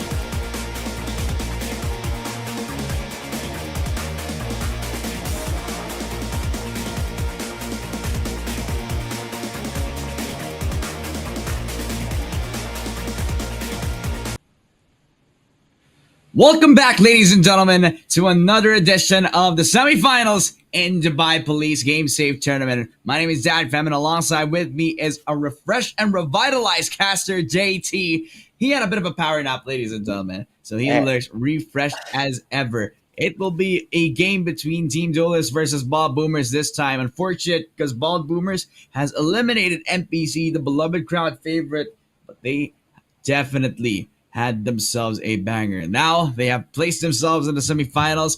We'll be seeing Lotus for the first time now in this tournament as a whole, man. That's beautiful. I love that. I am forever going to be speechless on how things will be coming here at the Dubai Police Game Safe Tournament because finally something new. Lotus, and I'm surprised. I thought this game was happening the same time the other game was happening, but it turns out it wasn't. So we're gonna see the entirety of this best of three. Gonna be a long day for everybody here. But I'm pretty sure a lot of you guys requested to see the other game too. So Team Duelist up against Bald Boomers. I have a question to all or to any people in the Bald Boomers. Are you all bald and are you all boomers? And We if all so, boomers. like, teach me your ways. I want to be a boomer. Oh, aren't you already a boomer though? You're just not bald though. I'm not a boomer, okay? I You're know on the my way words, there. bro. I know my words. I know like like the kids, the words that they use, or they like Riz and all that stuff, man. Come on, I have But you're TikTok. almost there. I'm not a But you're boomer. almost there. I'm You're not almost there. there. Might as well call yourself a boomer I, now. I'm not You there yet. know? I don't think I am a boomer. But you will be. Can you not make me a boomer? Like, not yet, not yet. I don't want to be, but regardless of that, though, Yeah. let's check on the journey that Team Duelist and Team Bald Boomers had from the get go, just to get a quick insight on how things have been going. So, Team Duelist played up against Salty Bunch, which was rather close, 13-10, and then they played up against Piff Paff afterwards, which went 13-6. Meanwhile, Bald Boomers went up against Born to Kill 13-5 and played up against NPCs, which went 13-9. And now they are here on the semifinals. They fought their lives out. Now we are back on a best of three. Gonna be crazy to see on how things will go, but if anyone wins, it could probably be the Boomers. Yeah. I mean, you know who I think about when I hear the name Bald and Boomer? I think of Sassy. And Sassy is from Sentinels. And if you remember the run that Sassy had before he went to Sentinels, he was on Loud and he was a world champion. So maybe that's a sign. Maybe that's an omen. Maybe Hmm. Bald Boomers is here to win it all. But then again, they're faced up against Team Duelists, and they have shown that they are definitely a capable opponent all throughout this bracket, that it makes it so this is looking a little unpredictable now that we're looking at this best of three matchup. Lotus for the first game, Icebox has the second, picked up by Bald Boomers, and now Ascent, the decider, a pretty straightforward one, will be that a very, very unique map of Lotus to start off. I feel like every single part of the map on Lotus will be an active part because you have Rubble, which is usually the default setup where you would want to get that early map control when you're on the Hmm. attacking side. Once you have Rubble control, then you can rotate onto the B side through the small opening of a door that you can destroy, Hmm. right? You use a harbor to try to use the cascade. They're not able to see what you're doing, and they're not able to even wrap themselves around what you're trying to do. Because not right after you destroy the door, you could actually use that for mind games, destroy the door, or actually wait the cascade out, but explode onto the site once they actually are prepared to do that. Mound is also a contestable place, but B side as a whole is just too claustrophobic, and it's still one of the favorable parts of the map where if you want to take that fast map control, it's like Beyond Haven, but it's even smaller compared to that, man. Hmm. Definitely, and I honestly just want to see this game get on already. As I think the teams are trying to guess agent selection at this point. More or less, it's all double time right now because we're trying to get or make sure that everyone gets home quite early as soon as possible. Because 4 in the morning, Yeah. it's quite crazy, and then you get Mhm. and it's just still the semifinals, and then you still have the grand finals. So more or less, with my calculations, if this goes to all of on the best of three, more or less, people will be sleeping around what, like 8 in the morning. I think is the latest time that I would say, possibly. But who knows? As are we gonna be coming in already that familiar? I don't know. I hear the ding dongs. Ding dongs. Yeah, it's my Yeah. keyboard. They're cherry reds. Actually, you want to listen to that? Oh, okay, sure. I'm pretty sure a lot of people actually likes keyboards here and there. So show us your keyboard. Did you build this up by Mm, yourself, or was it? not really. It's more of a pre-built, but Uh that's what my huh. keyboard looks like. What is It's an your? Echo. I forgot what it's called though. I just Uh thought huh. it's an Echo. Cherry wine switches.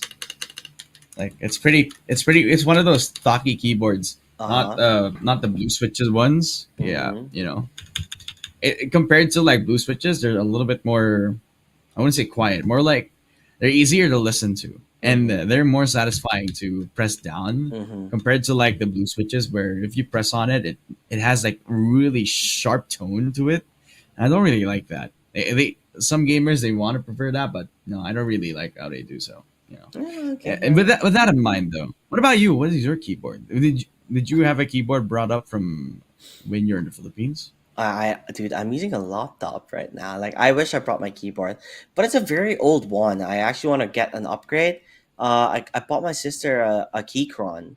I got it shipped internationally to Dubai, and then I can't remember which one, but it can basically become wired or wireless, which is pretty good. If you want to use it in the wireless mode. Of course, everybody loves RGB. It has to be glowing in lights, so of course, it has RGB as well in it if you would like it. And yeah, I'm using my very old keyboard, which is the Razer Chroma V2. I've always been, I guess, ever since I was in high school, I've always been a Razer fanboy. And then once you can finally start affording it, you kind of realize that there's more better keyboards out there, right? Maybe the ones from ROG. You guys better try that out because they also have that new mouse, right? Super lightweight, like a Mm-hmm. feather, wireless, and built for aim labs as well. So crispy aim, crispy game. Hell, I don't know. You could be like from bronze to radiant. Who knows? Who knows? Maybe it's about the mouse, right? Maybe it's about the mouse. I Yeah. just got listen. I got this mouse from Carrefour, guys. From Carrefour. So I'm like, maybe I need a new mouse. Maybe that's what I need. I think that's the answer for me to get into radiant. Yeah, right? And then I become a pro player. Like, come on, Aces RG, sponsor me, bro. I'm here. I'm ready. Hit up his DMs. Hit up his Yeah, emails. He'll that. be that. ready for you. You Mm-hmm, know. mm-hmm. Yeah. Yeah, I mean, for me now, I'm at a point where I'm just contented with where I'm at right now. I guess Oh, that's sweet. Now, oh, what time is it here? Oh, we've been announced. It's like 8:08 a.m. Where we're at right now in the Philippines. Yeah, I hear the You can see the window ambulance. over at JT. It's just I the mean, sun is out. It's I could, actually out and about now. I could technically show you guys what I see outside at this point. I really don't mind showing you. Like, you guys want to see my Yeah. view? Like, I could literally open this. Oh, guys, welcome to where I live. This is Yeah. a tour on where I am. Don't dox me, okay? Wait, since we're still waiting, might as well give them a tour, right? There's nothing wrong with that, I guess. Um, let me see, let me see, let me see, let me see. Oh well. What am I I looking think at at? one point now, I think they're trying to get ready. They're on Aegis Select now. Just a little bit of an update for the viewers out there, waiting for what is happening over. That's But my oh, view, look at that guys. view! Yeah, that's my view over That's there. cool. So not bad, right? I think that's pretty good. It's pretty good view. Yeah, we're bringing you on the tour, guys. We're bringing you guys on the tour. But Yeah. there you have it. Welcome, welcome, welcome. Yeah. Oh, welcome. Yeah, pretty good, pretty good. Nice view over at JT's place, over at the Yeah, Philippines. Yeah, I know. come on over. It has been pretty nice. Oh, I want to. Yeah, I'm waiting. Where are you? I want to. I mean, I'll be there in 10. But you want to Okay. know what else is coming in 10? What's Want to coming know in what else is 10? coming in 10? What's coming in 10? Well, we're done with Agent Select. Already done Mm-hmm. with Map Veto. You know what that means? We're down in the Lotus map for the first time in this whole tournament. Finally we get the Lotus map. I've been waiting for this for so long. I can feel it in my bones, my veins have been revitalized. I'm awake. I just hope We this. are. Each time we hope for a map to show up, Ascent went to overtime for 48 rounds. So I hope that you wanting to get a Lotus won't also be the same idea of another non-stop overtime, because that would be crazy. This more than we can hope for. We can only hope, right? We can only hope. That's the only thing we're clinging on to. Mm-hmm. For both Bald Boomers and Team Duelists, it's their time to write their destiny. Cement themselves among the stars, because now, one shot to get themselves towards the finals, and it starts with the semis. Oh, Jasmine, the guy who uses the chamber, and he whips on top, and the one tap! It's flying away, fly. And at least that's one, and the Killjoy moving in for the rest of the team. Everybody else on Bald Boomers on the back foot. What? Oh, Jasmine doesn't get hit by the Tasmanian Tiger at all hovers. This is a guy who actually planks around, but before they can even plant the bomb, they decide to neutralize that problem with the flag, with Casper using that door to his own advantage. Peps does not expect it. He could even open up the door back. They open it up just so they can rotate onto B side. Misty waiting in the smoke, but they did not check him at all. 2 kills from the Jet. And they have neutralized Team Duelists before they can capitalize. 1-0 for Bald Boomers. The Boomers are in town. I just gotta say it. The Boomers are in town. They may be bald, they may be Boomers, but boy oh boy are they strong.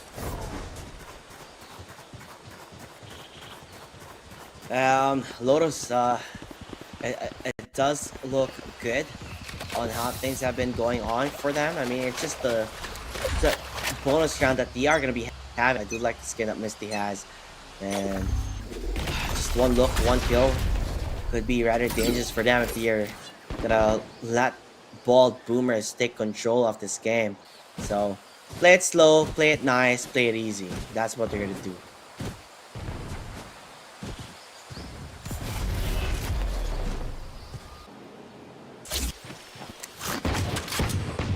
Back again towards an active round for both Team Duelists and Bald Boomers. Fry actually using that Sheriff, just a little bit of a noise. Not amount of damage to work on through. Peps already expecting, and he bops him down before he can even get real estate anywhere else. The Killjoy even trying to get that old orb, which is supported by the smoke set up by the Omen. They basically gave that old orb for free, and this time without contestment, Al Jazmi and Misty, 2 quick kills and a 3k for Al Jazmi. This guy's popping off. He started with a pistol with that one tap, and again he starts off with a bang. 4 kills probably, 4 Bald Boomers, and again 2-0. Team Duelist lost in the sauce on this Lotus map. Yeah, definitely. They are, I guess, a bit muddy in the waters right now. So that's probably the main issue. It is, I believe it was their map pick, right? They picked out Lotus. They wanted to play on this map itself in particular, but it's just not working out. By the way, just a short, quick note that I saw. How do you pronounce Killjoy's name here? It's like literally with that said though, they're just jumping into the fray here. Fry or Free or FR1 just jumping in and getting those kills. Same with Dutch. The Team Duelists, this is their moment to strike. This is their buy round as they win this one now. Will be the one getting the kill on towards Hovers. And I got it's literally What did you call? That's his name though, right? Come on. It's No like, way. It's literally the No way. name. You have to say his name is it's his name. Lol. We'll just call him as L, you know, like Light Yagami from that note, right? We'll just stick with the L. No.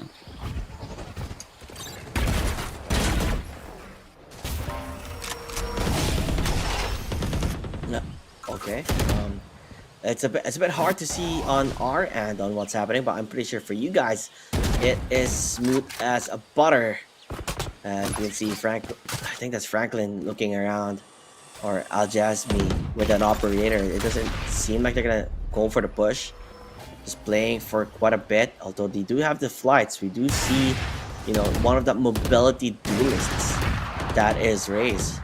It could technically work out for them as they enter towards the B side. I don't think they know that they're gonna get pushed from both angles here. Bab's gonna go for the shot. The arc concussed, like you said, gets a triple and make it work for his team, make it work out for them. But just saying that it is still not enough to stop him at all. Even using that lockdown just to pursue or just to be able to plant that spike as they do want to. Al Jasmi, I think he smells something fishy. He feels like there's gonna be someone coming from the flank, but Dutch is taking his sweet, sweet time before even making a move. So, Franklin over at Halls together with Al Jasmi, who again has been a prime chamber. Dutch had a plan and he has put himself inside waterfall. Al Jasmi with the flick, but it is all good. Because actually gets a triple kill. It sounds so weird.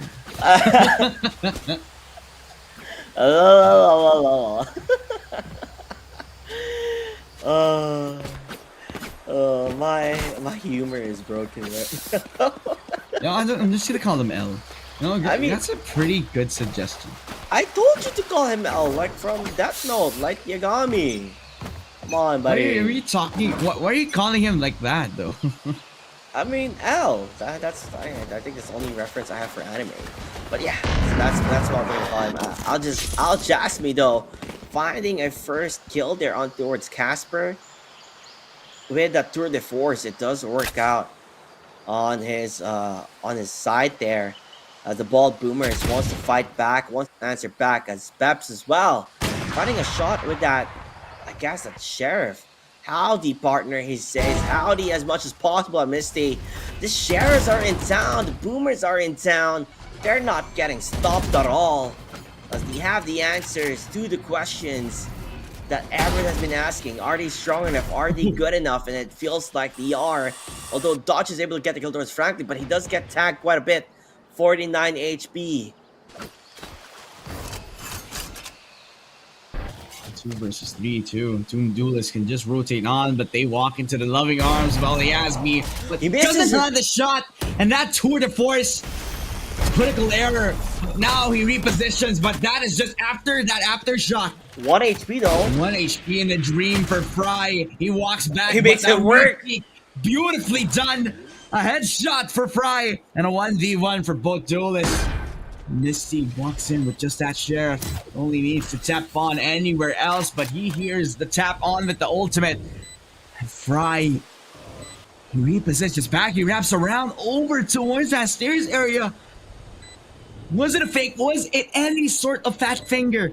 Because Fry has walked in towards stairs, and once Misty has made noise, that is when he peeks, and Fry will fall. 3-2, Bald Boomers off of the win from Misty will claim themselves a third win. That would be a trophy, good sir. The Boomers, that was an eco. That was an eco. You won? An eco. So like, can I repeat it again? An eco. With what? Sheriffs? I don't know. I mean, for some reason, Team Duelists, they did take their time far too long, and they just gave Bald Boomers that 1v1 matchups, which just really proved to be something that should not have happened, because if they went in as a team, then the disruptiveness of that type of chaos could stop them at their tracks. But because of it, Now they're back on the eco here. In a slow tempo.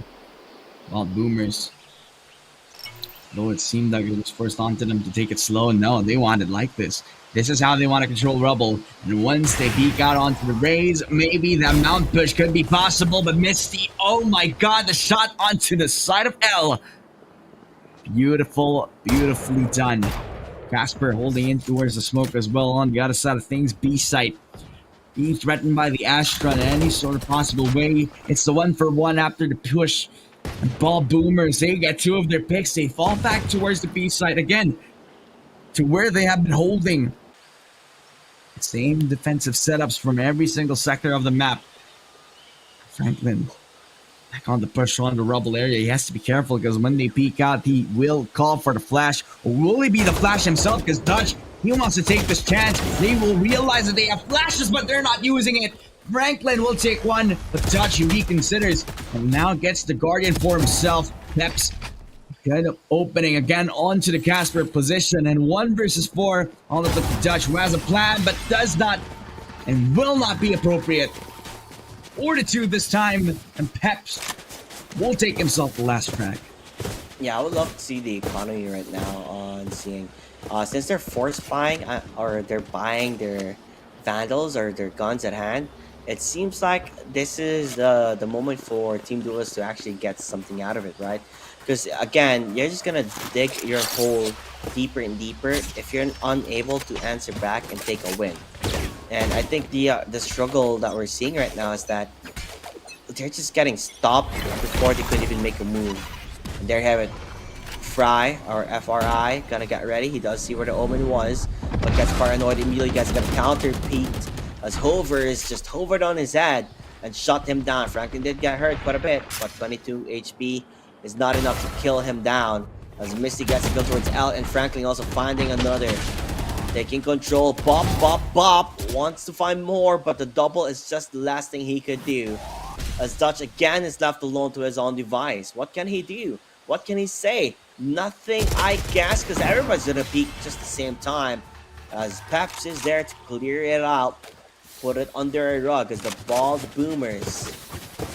At this point, they might be growing hair already because they're winning. It keeps on getting victories upon victories. And you see the value that they have over that Rubble area, and that's why they can test it as many times as they need to. With Team Duelists, they're not given real estate towards that Rubble area. They're not able to get that peak control. They're not able to get themselves that window to destroy the door or even open the door over to convert over to the tree area. No free real estate and nothing to make stop it to even claim that control. Yasby, good shot from the up. TP on down, quick in and out. Hovers over inside the smoke, even finding L in the process. Quick 2 kills out for Ball Boomers. Nothing to punish them so far. There's the Rubble area now being controlled by Franklin all alone, but no. He only needs himself. The frag out to Bob. He gets denied before he gets entry. Ali Yasmi with a second frag. That's the operator. Put it to good use. And with the peak got Hovers. He's hovering over on top of Casper. And he's clawed down to 6-2. And finally, Ball Boomers again another round. They're showing why they're comfortable, so comfortable on the Lotus map. Okay, pardon me, I was actually yawning, but Ball Boomers, they're already setting the tone on the pace of the game. That it feels like every single decision the Team Duelist makes, every single play that they make, it's just being stopped or being completely read. As you can tell, look at this. They know what's about to happen here. They're the 3 stack towards B, waiting for them to go for that push and answer back as much as possible. So they can't necessarily just full on enter because they are ready for it.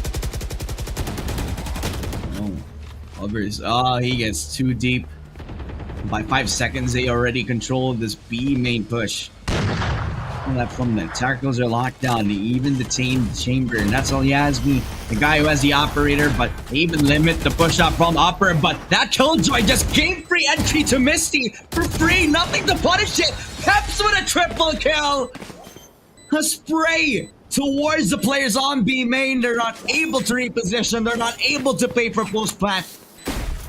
Misty, that one layering flaw, leaving B upper open because that Killjoy was second guessing. Where do I look? B upper, blink, anywhere else? No, he just had to watch.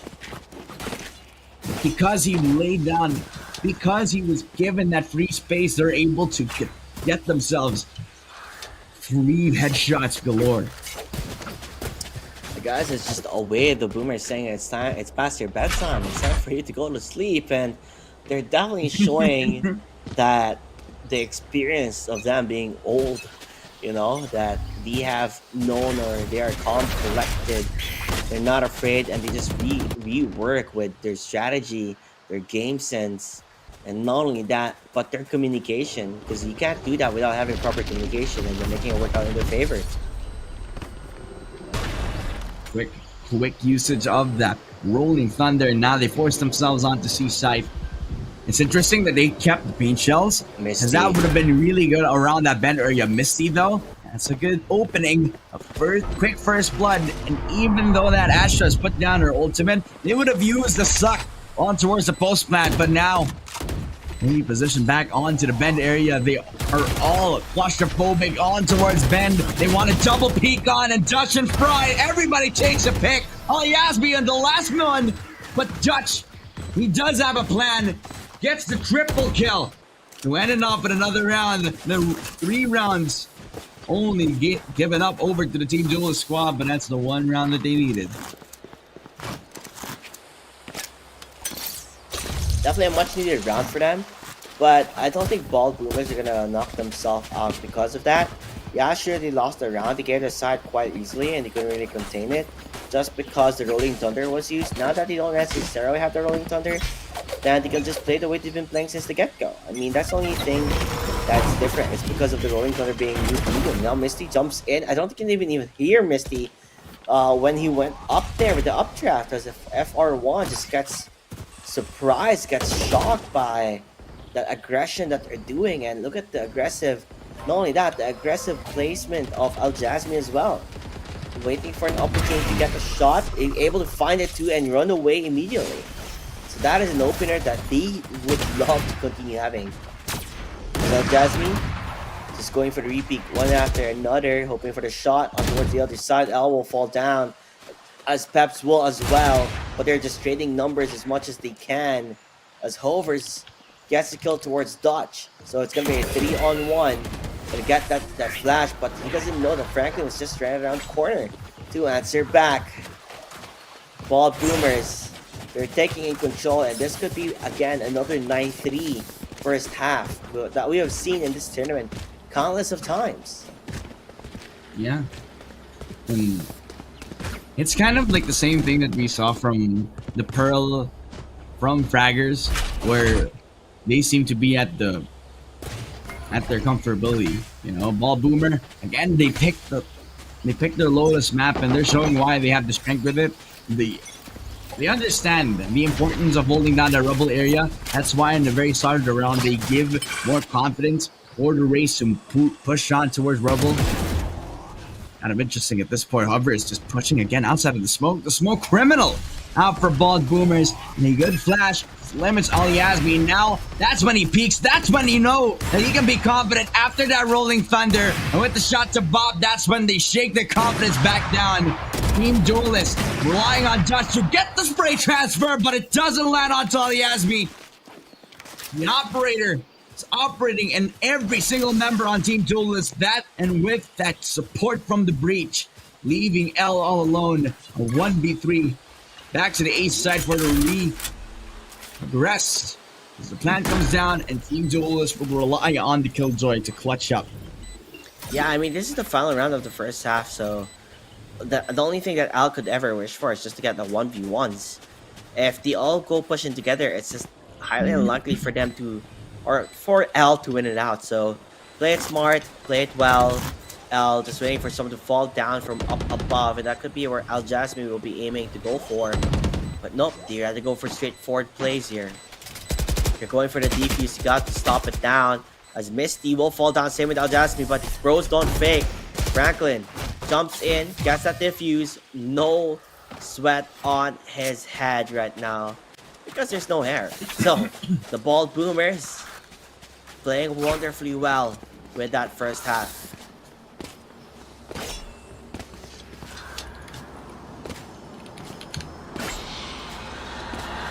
9-3 again for Bald Boomers, and same against a go for Team Duelist. It's pretty similar to how we saw it over at the Pearl map again. It's kind of similar. It's kind of the parallels that you've been expecting out. And people have been talking about Bald Boomers, man. They are showing that the experience that they have.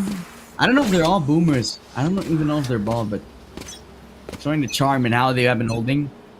Yasby with the opening picks, but the plus Peps has every single back turned, and now it's met here with the 9-3 Team Duelist. They're the ones on the back foot. They're the ones on the CT side, and now they're heralded with responsibility of disabling Bald Boomers before they can even push on. I like that the Jet is the one who has the spike, because now they're the ones who need to reconsider every single move if they do drop it down. And so entry on, they need to consider about that player over at Tree this time, as they're hesitating, but they're unrelenting this time.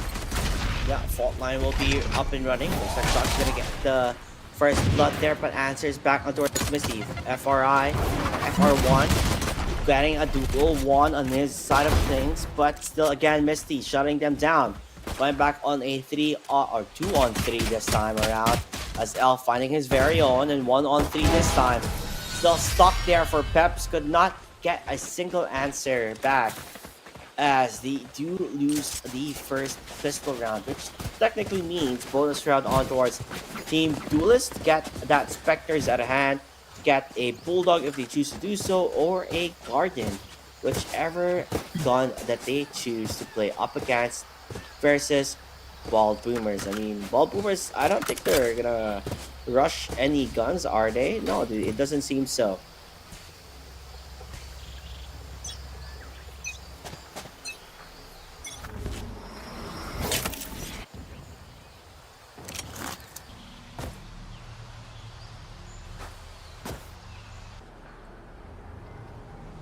Okay, so let's see how they'll be entering. It looks like they want to go towards the B side here. They're rushing. Misty leading the charge there with the Stinger. Gonna sting like a bee as much as possible on the rear end of things versus Team Duelist. Franklin already getting a kill with that shorty, surprisingly. Although Al finds his own as well.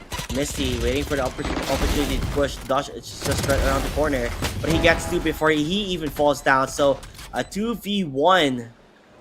And Bald Boomers could technically get far ahead because of this.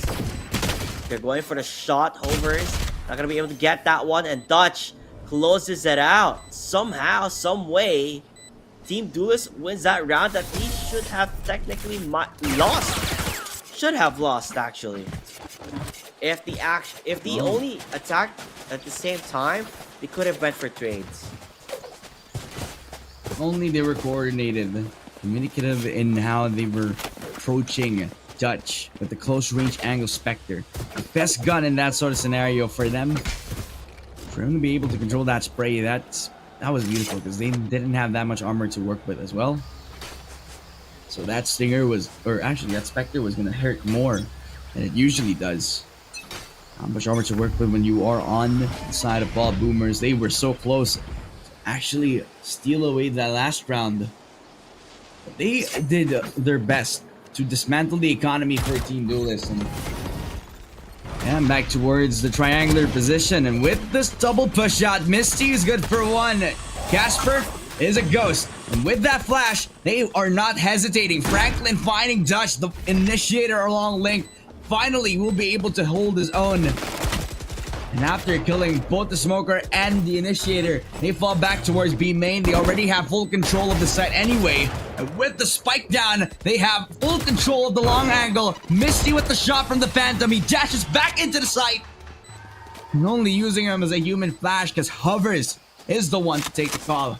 10-5, double digits for Bald Boomers in their buy round, and they made it so valuable, they only kept their damage to a minimum. Yeah, barely anyone died there. Just a couple of players, and the Bald Boomers, they have an opportunity right now to get a more lead on their side, right? Because Team Blues don't have gun. They don't have guns. So if you lose this, that's on you. Uh, Against the sheriffs that is on the side for Team Duelist, but they're gonna play it smart, play it slow, and then see what they can do afterwards from there. Wait, that was Hovers?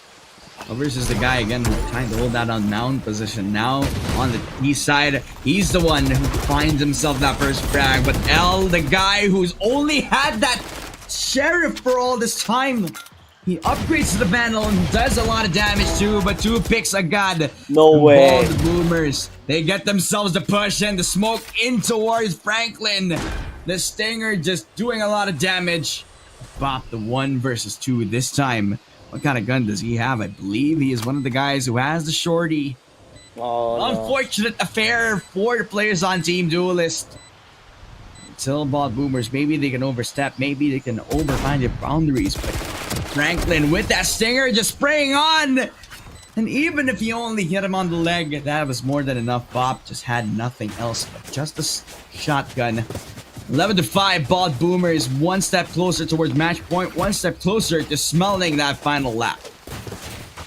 Yeah, although it's gonna be finally the buy round answering back from Team Duelist, it seems like I believe the Bald Boomers are able to find a signs of weakness from Team Duelist. I think it's either they go towards C or towards B, and they play around that because it seems like that is their weakest point so far for Team Duelist, not being able to really hold the fort down and not be able to give the side immediately to the side of Team Bald Boomers. It's interesting that they got a breach because they understand the strength of this. Now they can push on long line and cuss, but Casper makes Mystique Ghost. He's not able to hold a Pokemon any sort of angle whatsoever. Bald Boomers back into using that ultimate, and Hovers just gets caught! L, the presence of mind knowing that Hovers is committed towards that ultimate, the triple kill from the only Sentinel in Team Duelist. And isn't that ironic? Isn't that beautiful? A team that has shown that they can contend. And L, the silliest of names, but you have to be serious on how you approach this game. Now they forced out a tactical timeout. Bald Boomers are on the ropes and they know it, despite them having the lead this time around. I'll be tossing you a question that from if you're in the team of Bald Boomers as they go for a timeout, what do you tell your team during that moment? Like what would you tell them? I would ask them what kind of shampoo they're using. Really, I was gonna ask what deodorant they were gonna use, but okay. What a very insightful timeout, right? Hey, so you guys have eaten yet? No, not really. Are you guys tired already? No. We want to win. Oh, okay, cool. Yeah. Okay. All right. Okay. Well, But what a I kind of understand why Bald Boomers have been pretty understandable on how they've been controlling these mound pushes. It's been damaging into how they've been controlling the waterfall area. And a lot of the rounds are not able to convert that through pretty smoothly. It was at one round where L had a beautiful spray down from that one sheriff that he got from one of the rounds. And then you realize the aftershock usage from players on Team Duelist. It kind of slows them down. Possibly so they even have 3 ultimates to work with through. So Bald Boomers need to be very considerate on where they want to push on. With heavy stacked up utility onto the B site, they need to be ready for this. it's a bit hard to see if they are going to be ready for it at all. There's a couple of ultimates already coming on from Team Duelist that is up and running. So if they get lucky, they're going to able to make it work out. And it seems like they are going to be using that ultimate, taking control of this one so far. As you can tell, they're all crumbling and falling down like dominoes. As another round will be won by Team Duelist 11-7.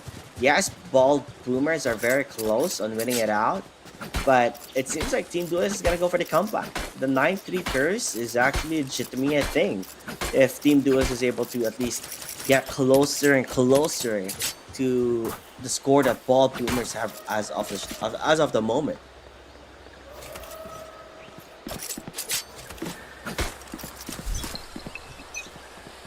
Need to reset the He's trying to make a game plan happen.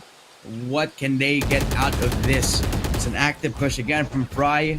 Supported by the breach over at that Rumble side, but they hesitate. Dutch just whiffs that operator shot, and Misty and everybody else on Ball Boomers pushing the buttons. An ultimate out for Fry, only gets one onto Misty, but at the end of things, the double duelist out for Ball Boomers. Gotten to Bop, expecting the push out for Franklin, and this could be possible. Now it's a 3 versus 3 on the Yasby holding down that drop area, and L is stuck between a rock and a hard place this time. Yeah, definitely a rock in the hard place, but because of that, Casper, he may not be the friendly ghost that they're looking for, but he does find the opportunity to strike, even using the Cosmic Divide. Not gonna be able to see anything for Al Jasmine, as Bop is just right around the corner. They get that defuse up and running. Yes, he moves on towards Bob, but the defenders, they take that dub, you know? That's a dub. And was that a teabag? Did I just see someone teabag?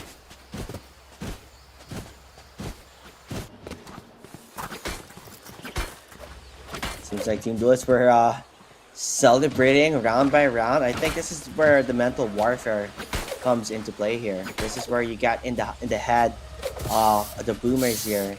If you show them that you are just destroying them and just applying dominance, then the Boomers will feel like, no, we ain't gonna let you do this. We're gonna step up and see what we can do. And then that's when, you know, it slowly becomes a mental warfare type of thing where your mentality could affect your gameplay. So always play in a very calm mind, so that it's easier to plan on and decide what type of plays you want to do. Stick on towards the A side. There's quite a lot of players here and there already, but Peps and Misty opens this side with an open door. 3-on-4. Jet is, I guess, Misty's gonna find another, so make it a 3-on-2 or 4-on-2, make it a 4-on-1 as Misty. He's just in control. He's just jumping up and down, making some noise, just going for the peak as Hovers is just right around the corner to get that one done. Match point here, Dafmina. 12-8, Bald Boomers up against Team Duelist. And finally, as the starting is done, as all of the dust has settled, Bald Boomers finally have an opening to end this in towards this next round. Showing why they can be very potent when it comes to a map like Lotus, where they control all the extremities. They control every single gunfight. All the Yasby and Misty showing why they're capable. Every sort of gunfight right now. Misty called upon with that breach. Now they contest that B side. Now they are found out because of the flash. Only set of info that they have on through, though. Need to get ready for what's to come. Fry, the guy who has been on the raise, the guy who has been controlling Rubble every single time. Dutch, though, has the shot onto the Jet, and that's Bald Boomers losing their entry fragger, but they still have their race to work with a lot more of those gadgets, just so that they could have map control. But with the slow pace, Hoovers, too close for comfort. Fry with the shot onto Peps, and Hovers actually finds Dutch in the process. Fry with a double kill, and they fight on. They satchel back towards safety onto the A site. With the clock winding down, they have enough time to rotate onto the B side. It's pretty much the better call here. Nobody to even stop them before they reposition themselves. What I do is I leave El Yasby over at that A main position. You let Franklin plan for himself over at that B site. I'm pretty sure Team Duelists are going to bite the bullet here. Now they regress. Now they push on. Now they want to take the A side by storm, but they're fighting against a combo. One from up on the bob and another on from bottom. They already find it out. The satchel charge in, but L will knock the door down, and Bald Boomers They need to do one more round again. Team Duelists have played this like a T. I mean, they're getting it very close now. I mean, 3 round difference only up against Ball Boomers. We've seen this happen already, right? We've seen these comebacks happen, these 93 curses, and they are maybe working out right now against Bald Boomers. So if you guys are hoping for Bald Boomers to win this one out, give them your energy. But if you think Team Duelist is your team to win, give them your energy because it's been a long, long day of pure on Valorant. A lot of competitiveness to one another's Franklin though.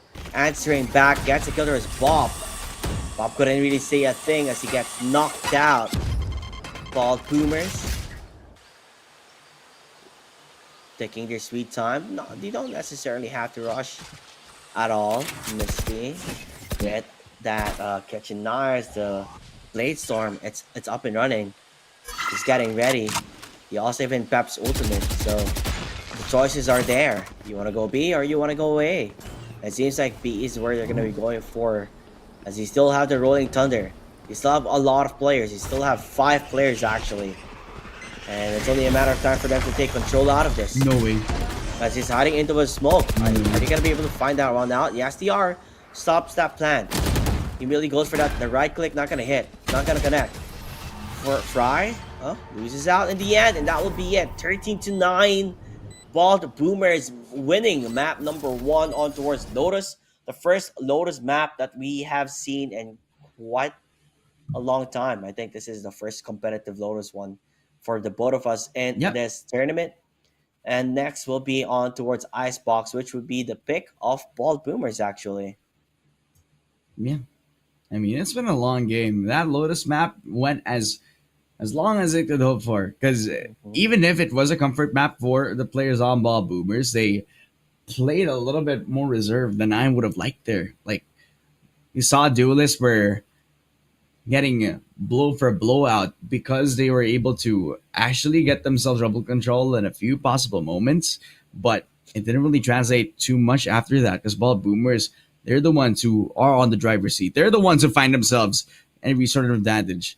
And you remember how they're able to execute? It's because they properly set up the push off for the raise, and also because they got a double duelist comp. So whoever is down for the count very early in the round, it doesn't really matter because they have a second entry fragger anyway. So a great Mhm. job, Charlie, for the baby boomers. There's just nothing else to say other than the fact that they've done really well. And on the Yep. Lotus map, where you expect unpredictability, well, they made it so that they have expected this outcome. And Bob Boomers, they are rewarded with the first round win, but it's a little best of 3, and we have no breaks here, ladies and gentlemen. We're not done. We're going to be heading on into the second map as we go, man.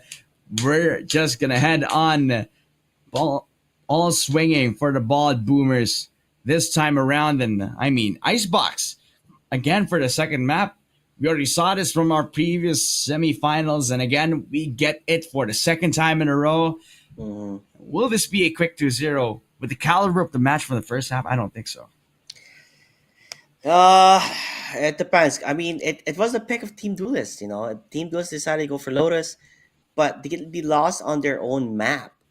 This time, Bald Boomers. Let's see if they got what it takes to win the map that they have decided upon. And Team Duelist will. It's like a toss up between the two. But definitely, I'm hoping to see Bald Boomers step up again onto this game. I mean, they're fun to watch, they're fun to see.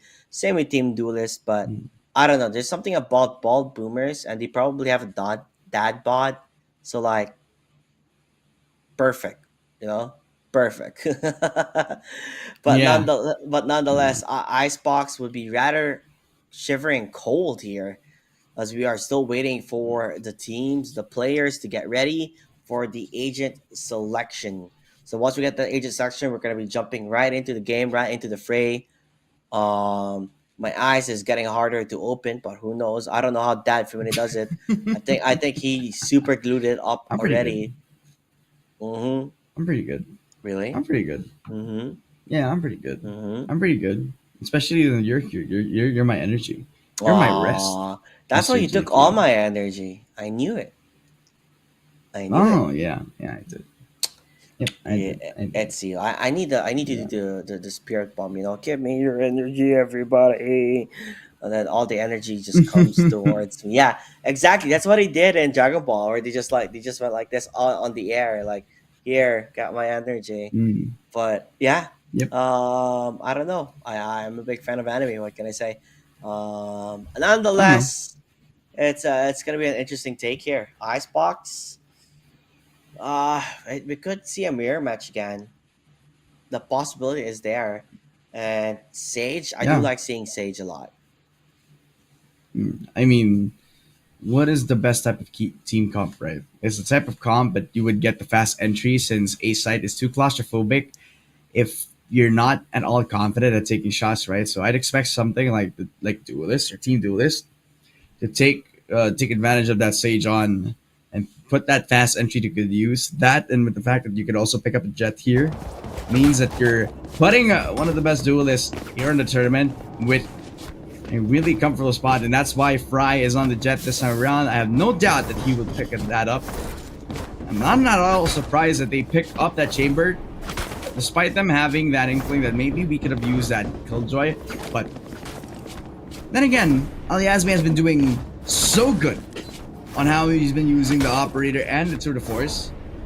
So maybe he can work through it again. This time they start on the T side. Bald Boomers 1-0 in our series so far in the semifinals, and now they face up against Team Duelist. A default setup. This is when you know they're tryharding. They want the crown. They want to get to the finals right now. Yeah, they're not even pushing as a team. You just go for the default. Take your time. Maybe someone over peaks, oversteps their boundaries, and then you play the for the kill. One tap, one kill, and that's what they're trying to do. Although Al Jazmi is getting quite a lot of information here. Sees that nobody is necessarily on towards the side, so he wants to jump in but doesn't check the corner. That's where the Dutchman has been hiding. Still, a couple of times here, Misty with the shots, missing it. Dutch again finding another. As the numbers have been building down, not in their favor. The Bald Boomers will fall down as Team Duelist takes the first round of this map. And they've done it in convincing fashion too, because Team Duelist with the wraparound, plus they had the Ball Boomers had the lack of control around that backside of things. They pushed too far and a bit of an overheat around that screens area, which they didn't even need to try to push on. It's kind of the red zone where the only point that they can try to contest for map control is around that backside, plus all the way around that structure too.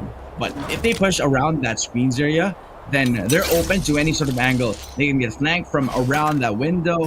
They can get backstabbed from anybody on the side of that new box. Or if they're not careful, they could get double peeked outside of that screens area again. So lots to consider. Just don't push that far in. Dutch with the second kill to Misty and to Hovers. A triple for Dutch. 21 HP in a dream, but with that right click, that equalizes things at least. Bit of damage done. Fry with the shot. And it's all on Franklin. He picks up the Spectre for himself. Spray control. Finally finding Fry. If that is a lineup, barely hitting Franklin, but he still heals himself back up with the peacock. L does not expect it, but the wallbang headshot's enough, and Casper will get the second round for Team Duelist. Best that they could hope for. Yeah, but you do lose quite a lot, right? You do lose quite a lot in terms of the credits. I always think about it this way: you do get a bonus round, you get that buy, and then you lose credits for the next round. So you don't necessarily have your Vandal up and running already. Yeah, you are still in a deficit in terms of economy, in terms of credits, unless you saved up during the second round as well. Now, with that said, we are going to see a mixed buy for Team Duelist as Bald Boomers. They're ready to strike where their iron is hot here, right? You want to take advantage as much as they can, and that's what they're doing. Al Jazmi wanting to lead the charge, not going to be able to find it, though they know where Fry is. Fry will fall down. Casper hiding behind the side, waiting for an opportunity with his teammate to go for the peak here. He does go for the peak, does get one, but will falter until the end of time. Meaning there's only 2 players left for Team Duelist, and I don't think there's any way for them to stop this one out now. This seems like a round that should possibly be for the Ball Boomers, as Peps is just lurking around the shadows, being able to get that kill towards L to stop him at his tracks. Dutch, though, just checking his skins up and running. How confident can he be to get those headshots? And it doesn't seem like he is as confident as he wants to be. They're trying to lure him out, as Misty getting that kill stops it out. Pretty good conversion now for Ball Boomers. Minimal damage again.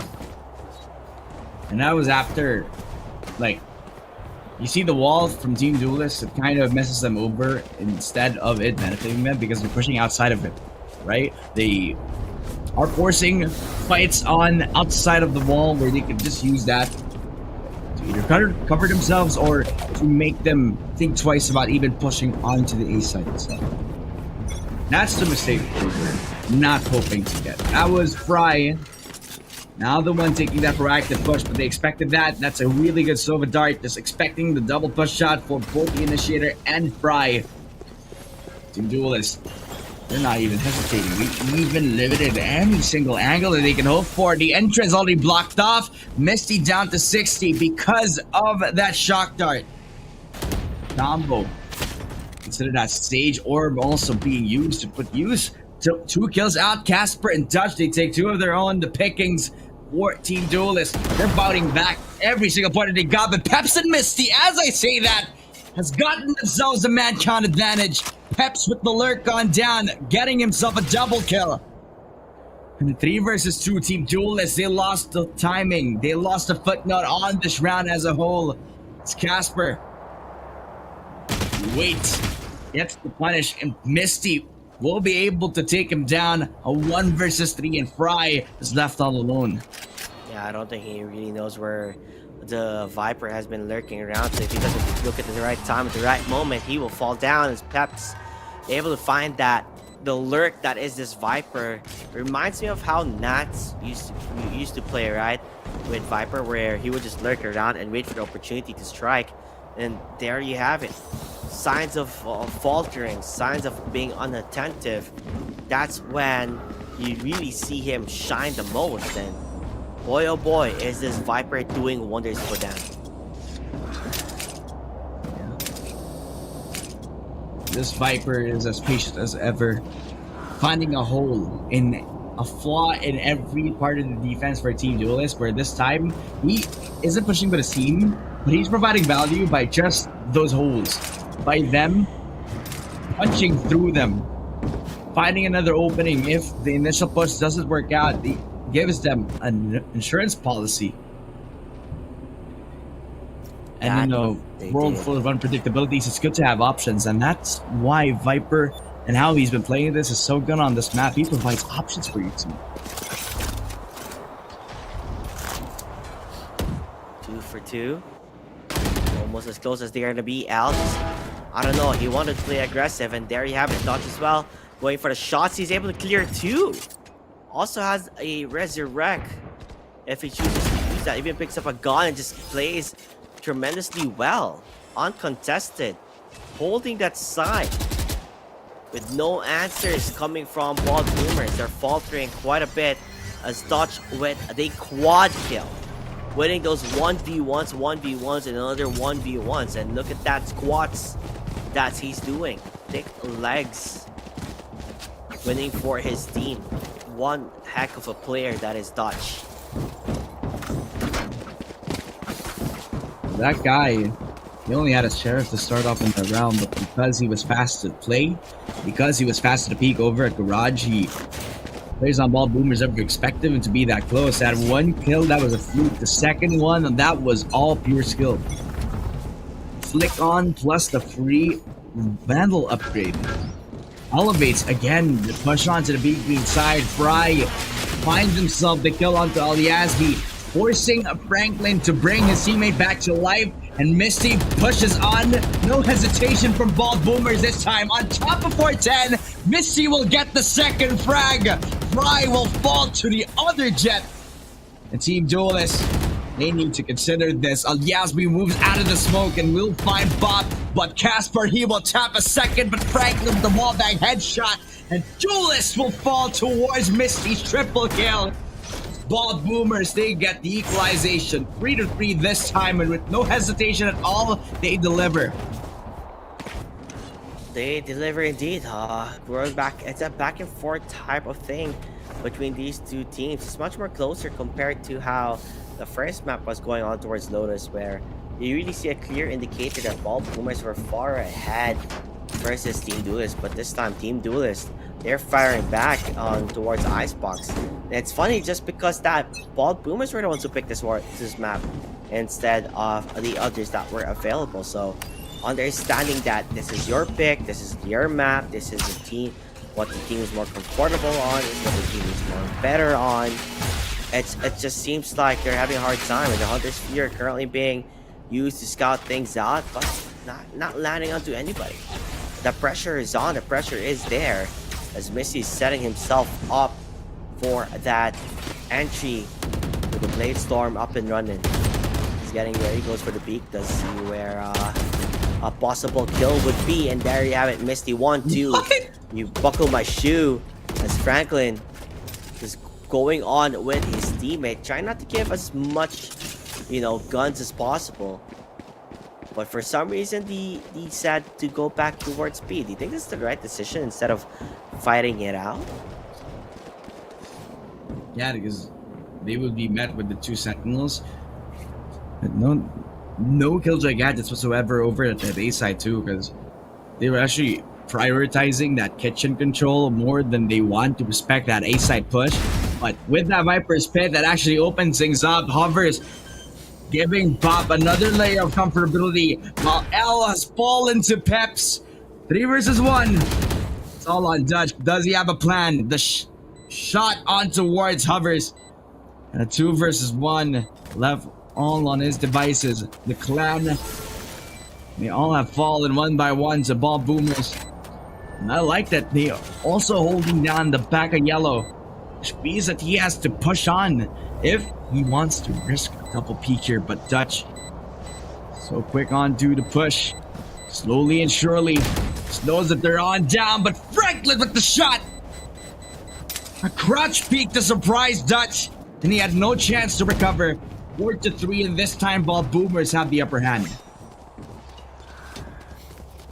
Yes, they do. It just seems like they're struggling. They're struggling on figuring out what they can do and what they can play around. Ball Boomers, they're doing great.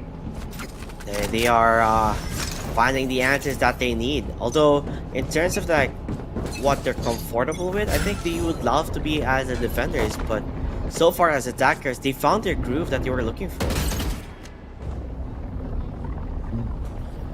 Not whiffing any sort of shots. Every single time that they would get themselves an opportunity for map control, it just does not miss. Pride, though, as the same topic, he does not whiff the shot. It's the headshot onto Hovers. Misty will trade off the stage. 1 for 1, make it 2. Fry wanted the repeat. There he goes. Tailwind back out towards safety. They even have the spike within their vicinity as well. It's 1 minute on the clock. Ball Boomers trying to get a foothold. L will find a shot too. That's a lucky one towards the smoke. As time winds down, Ball Boomers fall one by one. Fry will even capitalize on Misty. Open up in towards the 1 versus 4. Al Yasby, guy with the operator, but that kind of slowed things down for Ball Boomers. I don't think it's the best type of chance for them to use that right here, right now. As they play a bit of those close angles. Casper so close. If Al Yasby decides to even push on, but peek out, it's a little bit dangerous, but because he doesn't hit the shot, it actually does not matter. Pulls out that headhunter. He doesn't know that they're both close. You gotta be kidding me. You got to be kidding me. Ridiculous clutch. A 4K out for Fry. And it wasn't the jet knives. He actually uses right click this time. I mean, you know, it's fairly close, and they're actually confident in this game if they go for a play like that. You know, if they go for a knife play as they jump closer to closer. So bald boomers, they are, I mean, they are still okay. They're not really stuck in a predicament. I believe they still have money, so it's not something they should be worrying about as Misty starts that enter. You know, he gets that entry frag that they're looking for.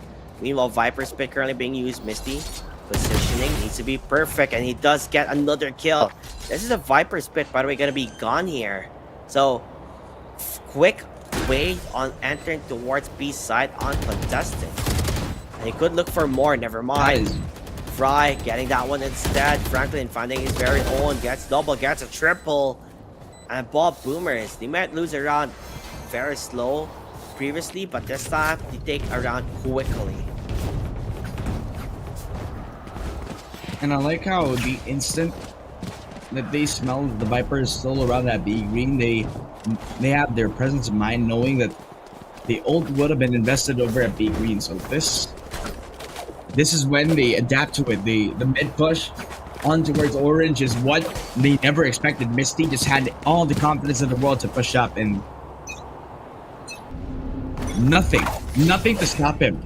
Plus they even neutralized that one Viper's pit, and Misty providing all that cover here. Fry again on top, but he gets knocked down. Dutch with the taps on from that Guardian, and that could be more than enough from Misty. Double kill. And the Jet this time Tailwind back out because they're expecting it. Peps knows that there's at least one who's going to peek out just for the flank. And he just knows that L is going to re-peek on out of here, but they go back up, reinforce that A main push. Trying to aggress and overwhelm the two anchors on Team Duelist while you just leave L all alone on B. And he's an afterthought. He will be the last man to beat a call on for Team Duelist on A site. Not looking at the right time at the right moment here. Paps is left alone up against Stu, immediately rotating. That is the Viper from Team Duelist. He does have a Viper's pit if he chooses to use it, but he decides to hold it still.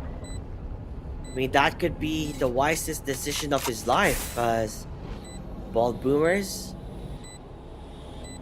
putting it all in the hands of Peps, their fate, their destiny.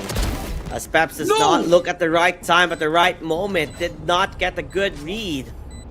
As L finds that one out, 5 for 5. This first half, that's just a complete back and forth between these two teams.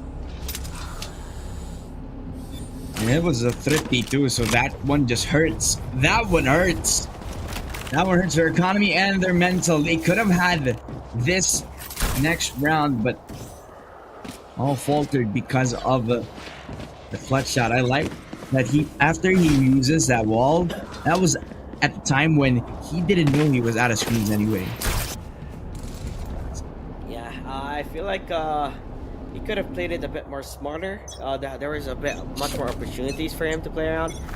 He could have also went for lineups if he decided to go for lineups, or just play for a post plan until you hear a defuse. So many ways that this could have transpired, but at the end of the day, that's what happened. You know, it didn't really work out in their favor. It looks like Fry from above, the one's really checking him out. He's able to get the kill, immediately gets out of the way. Misty being gone, one of the biggest forces that we need to start this operation, to start pushing in towards the side. Misty is that fragger that they're looking for, so it makes so much sense to get that res up and running as soon as possible, as he can trade one after another as Misty died again. Misty is in the zone. He is feeling it. He knows that he is him. But L will actually capitalize on hovers. He was pushing too far around that yellow side. As Bop, he has ideas. He just knows Viper just gets denied. Peps, the one smoker that Bad Boomers had, just pushed too far. Now Franklin is trapped inside of that tube zone. Kitchen being on lockdown. Al Yasmi trying to push on against two people on the orange side. Franklin. Now he has the perfect flank, but L has the presence of mind. He knew this, but he doesn't get the kill. Franklin will push on to yellow, but Bop, now he wraps around. Now Yasmi gets flanked around. And that forces Franklin to play the 1v2 clutch. Can he do it? Over. 6 6 seconds. Nothing else to work on down. They only need to kill him out. They need to make this work, but Franklin has no time. And Franklin will lose the clutch. Yeah, he will indeed lose the clutch. Last round before the swap, before the switch. Do they have enough money to go for a full buy? And it kinda looks like they do. So, full buy on the side of Bald Rumors. Meanwhile, Team Duelist. Maybe they might even take a map number 2 if things continue to actually go on towards this favor that they are on right now. This lifeline that they had, that they were handed over to, this is their lifeline in the tournament. The only shot that they have for this Al-Yazmi. It's not everything that you expect an operator here, but because this is the last round, they invest every single credits that they have and they form it into a very effective formula. Ultimate out for Misty.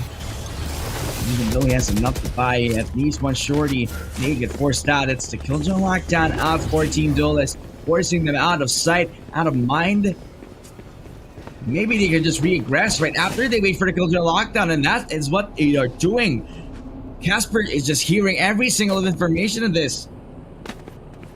They push on, they just wait for the wall to dissipate, they wait for it to break down, and with that, we just expect them to come back to life, but Fry gets destroyed. Franklin will take that one. No others, and Misty will backstab Casper into that good night. Double kill for the ultimate that Misty has put into the round. Hovers forces him outside of screens because of that ulti. Forcing L in a 1v5, but what more can you do? He disables that Viper's Pit, and that's all that he gets. Franklin will equalize against Team Duelist. It's a 6-6, and Bob Boomers just gets another one. Yes, they do. They do. It was a good half.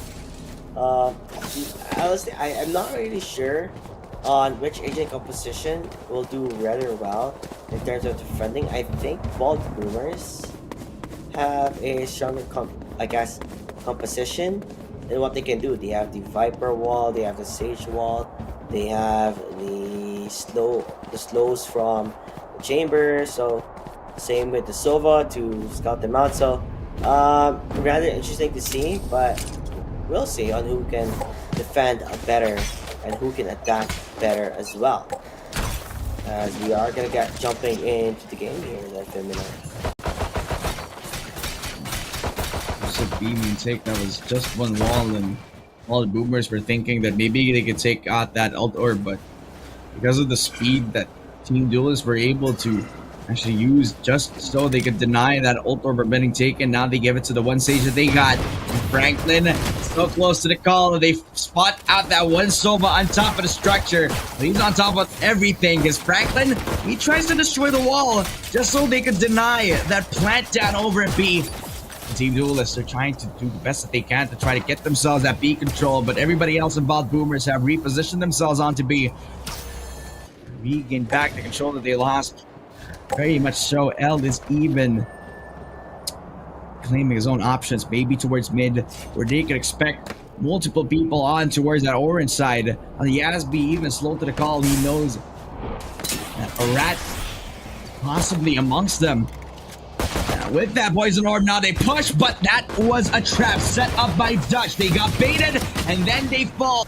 Picks already for Duelists. It's all on the last player. Can he do it yet again? Can the Duelist clutch up? Can Alias be clutch? No, he cannot. The knife out for L. He was on top of Kitchen. He pulled the Kitchen knife, and he stabbed it to the back of Aliasmi. Almost felt like an episode from Samurai Black. Jack, pardon my words, because I'm feeling so sleepy. But I mean, this is why I like the katana. Look how cool it is. Look at that. Don't you feel really cool? I mean, I wish I did. I didn't buy it. I didn't have money for it, sadly. Look, I can't stop looking at it. It's so beautiful. I might regret it if I never bought it. But nonetheless, though, Team Duelist setting a good precedent for them on the second half. And now it's time for Ball Boomers to figure out what they can do to put a different, I guess, spin on towards this second half. They need to get those kills. They I mean, get, they're Killjoy. yeah, I mean, Those are they're having a hard time as Dutch finding 1 kill. Looks like they're gonna continue finding more with Fry on the run here. As L as well getting those 2. So it's very highly unlikely for the Bold Boomers to get something out of this. As they want to just push on towards them, and only just me just is left alone. Oh no, they're doing it again. They're doing it again. I can't believe it. He's getting knifed.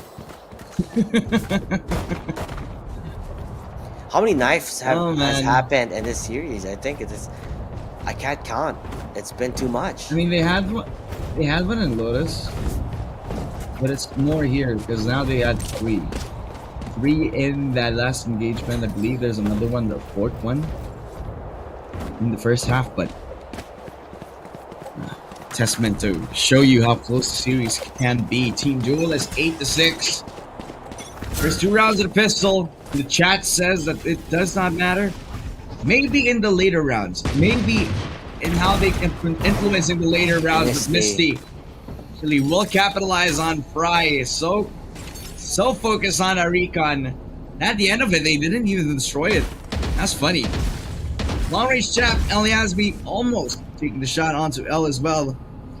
Bob slowly creeping on to the maze area. Obi's position hovers. And Misty will actually get L, but they overwhelm him. This is the bonus round, and Team Duelists are taking every single front out.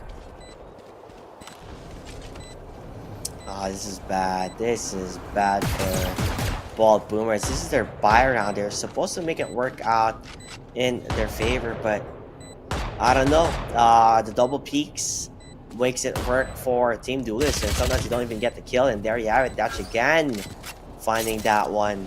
Franklin left alone with a Guardian. Not really something you want to have, but at least get something out of it. There's somebody good peeking right around the corner, and that will be Bob to answer that one out. 9-6 as Team Duelist. They are ahead by 3 rounds. Yeah, 1 round at a time, Team Duelist. You know, with the Ball Boomers, they had a pretty strong Lotus map this time. They want to get themselves an aggressive Icebox map. They knew that since they had the eco round from the previous round, they could just push on, no problem. Because Fry has been doing a lot of work as a duelist. He's the type of duelist that not only gets you space, but he gets a lot of these frags out too, sufficiently. Self-sufficiency is the best keynote for any sort of duelist, and this time, no hesitation at all to even contest against Al-Yazbi. And look at how fast they are to rotate on. Already 4 people on towards B. Look at that wall that actually tries to limit them. And Casper on the receiving end of a bullet. A 1-tap on down Misty. Even investing that tail when he knew that even if he was in a precarious position, he could try to press on through the smoke. He's still safe with Franklin. He was just unaware as Bob Meter presses on down. He finds Franklin, and now they reposition onto A. Franklin is giving them a lifeline, and Team Duelists are putting it to use. Definitely, they are putting it into good use. They're just going around, hoping to see what they can find. Fry winning that duel out, and it's gonna be a hard task to swallow for Peps here if he wants to win it, but I don't know. It's not enough. Bob gets that victory as Peps just dies in the end. 10-6. Team Duelist just continuing on with what they have and continuing on with that victory. So they are in the roll right now.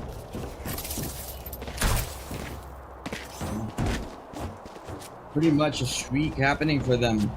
Right after Bald Boomers got a 6th round, it is a 4-round winning streak for Team Duelist.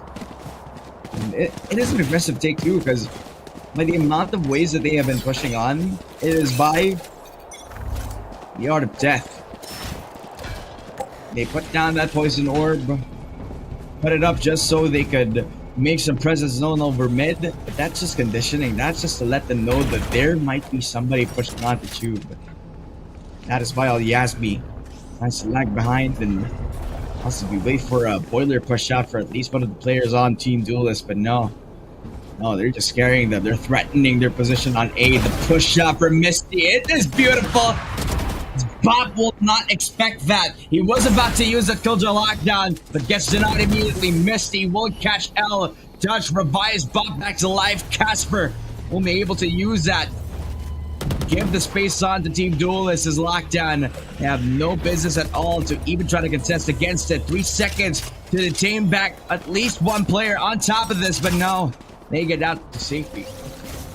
Yeah, they do. They got out of safety, but they may be safe now, but you have to get something out of this. They're just getting traded one after another as Hover is just left alone to his own device. 1 versus 2. Sage from the high ground. He sees where he's going to be coming from, and Dodge answers back. The Dutchman taking and dominating. I'm pretty sure he has a lot of frags already under his name.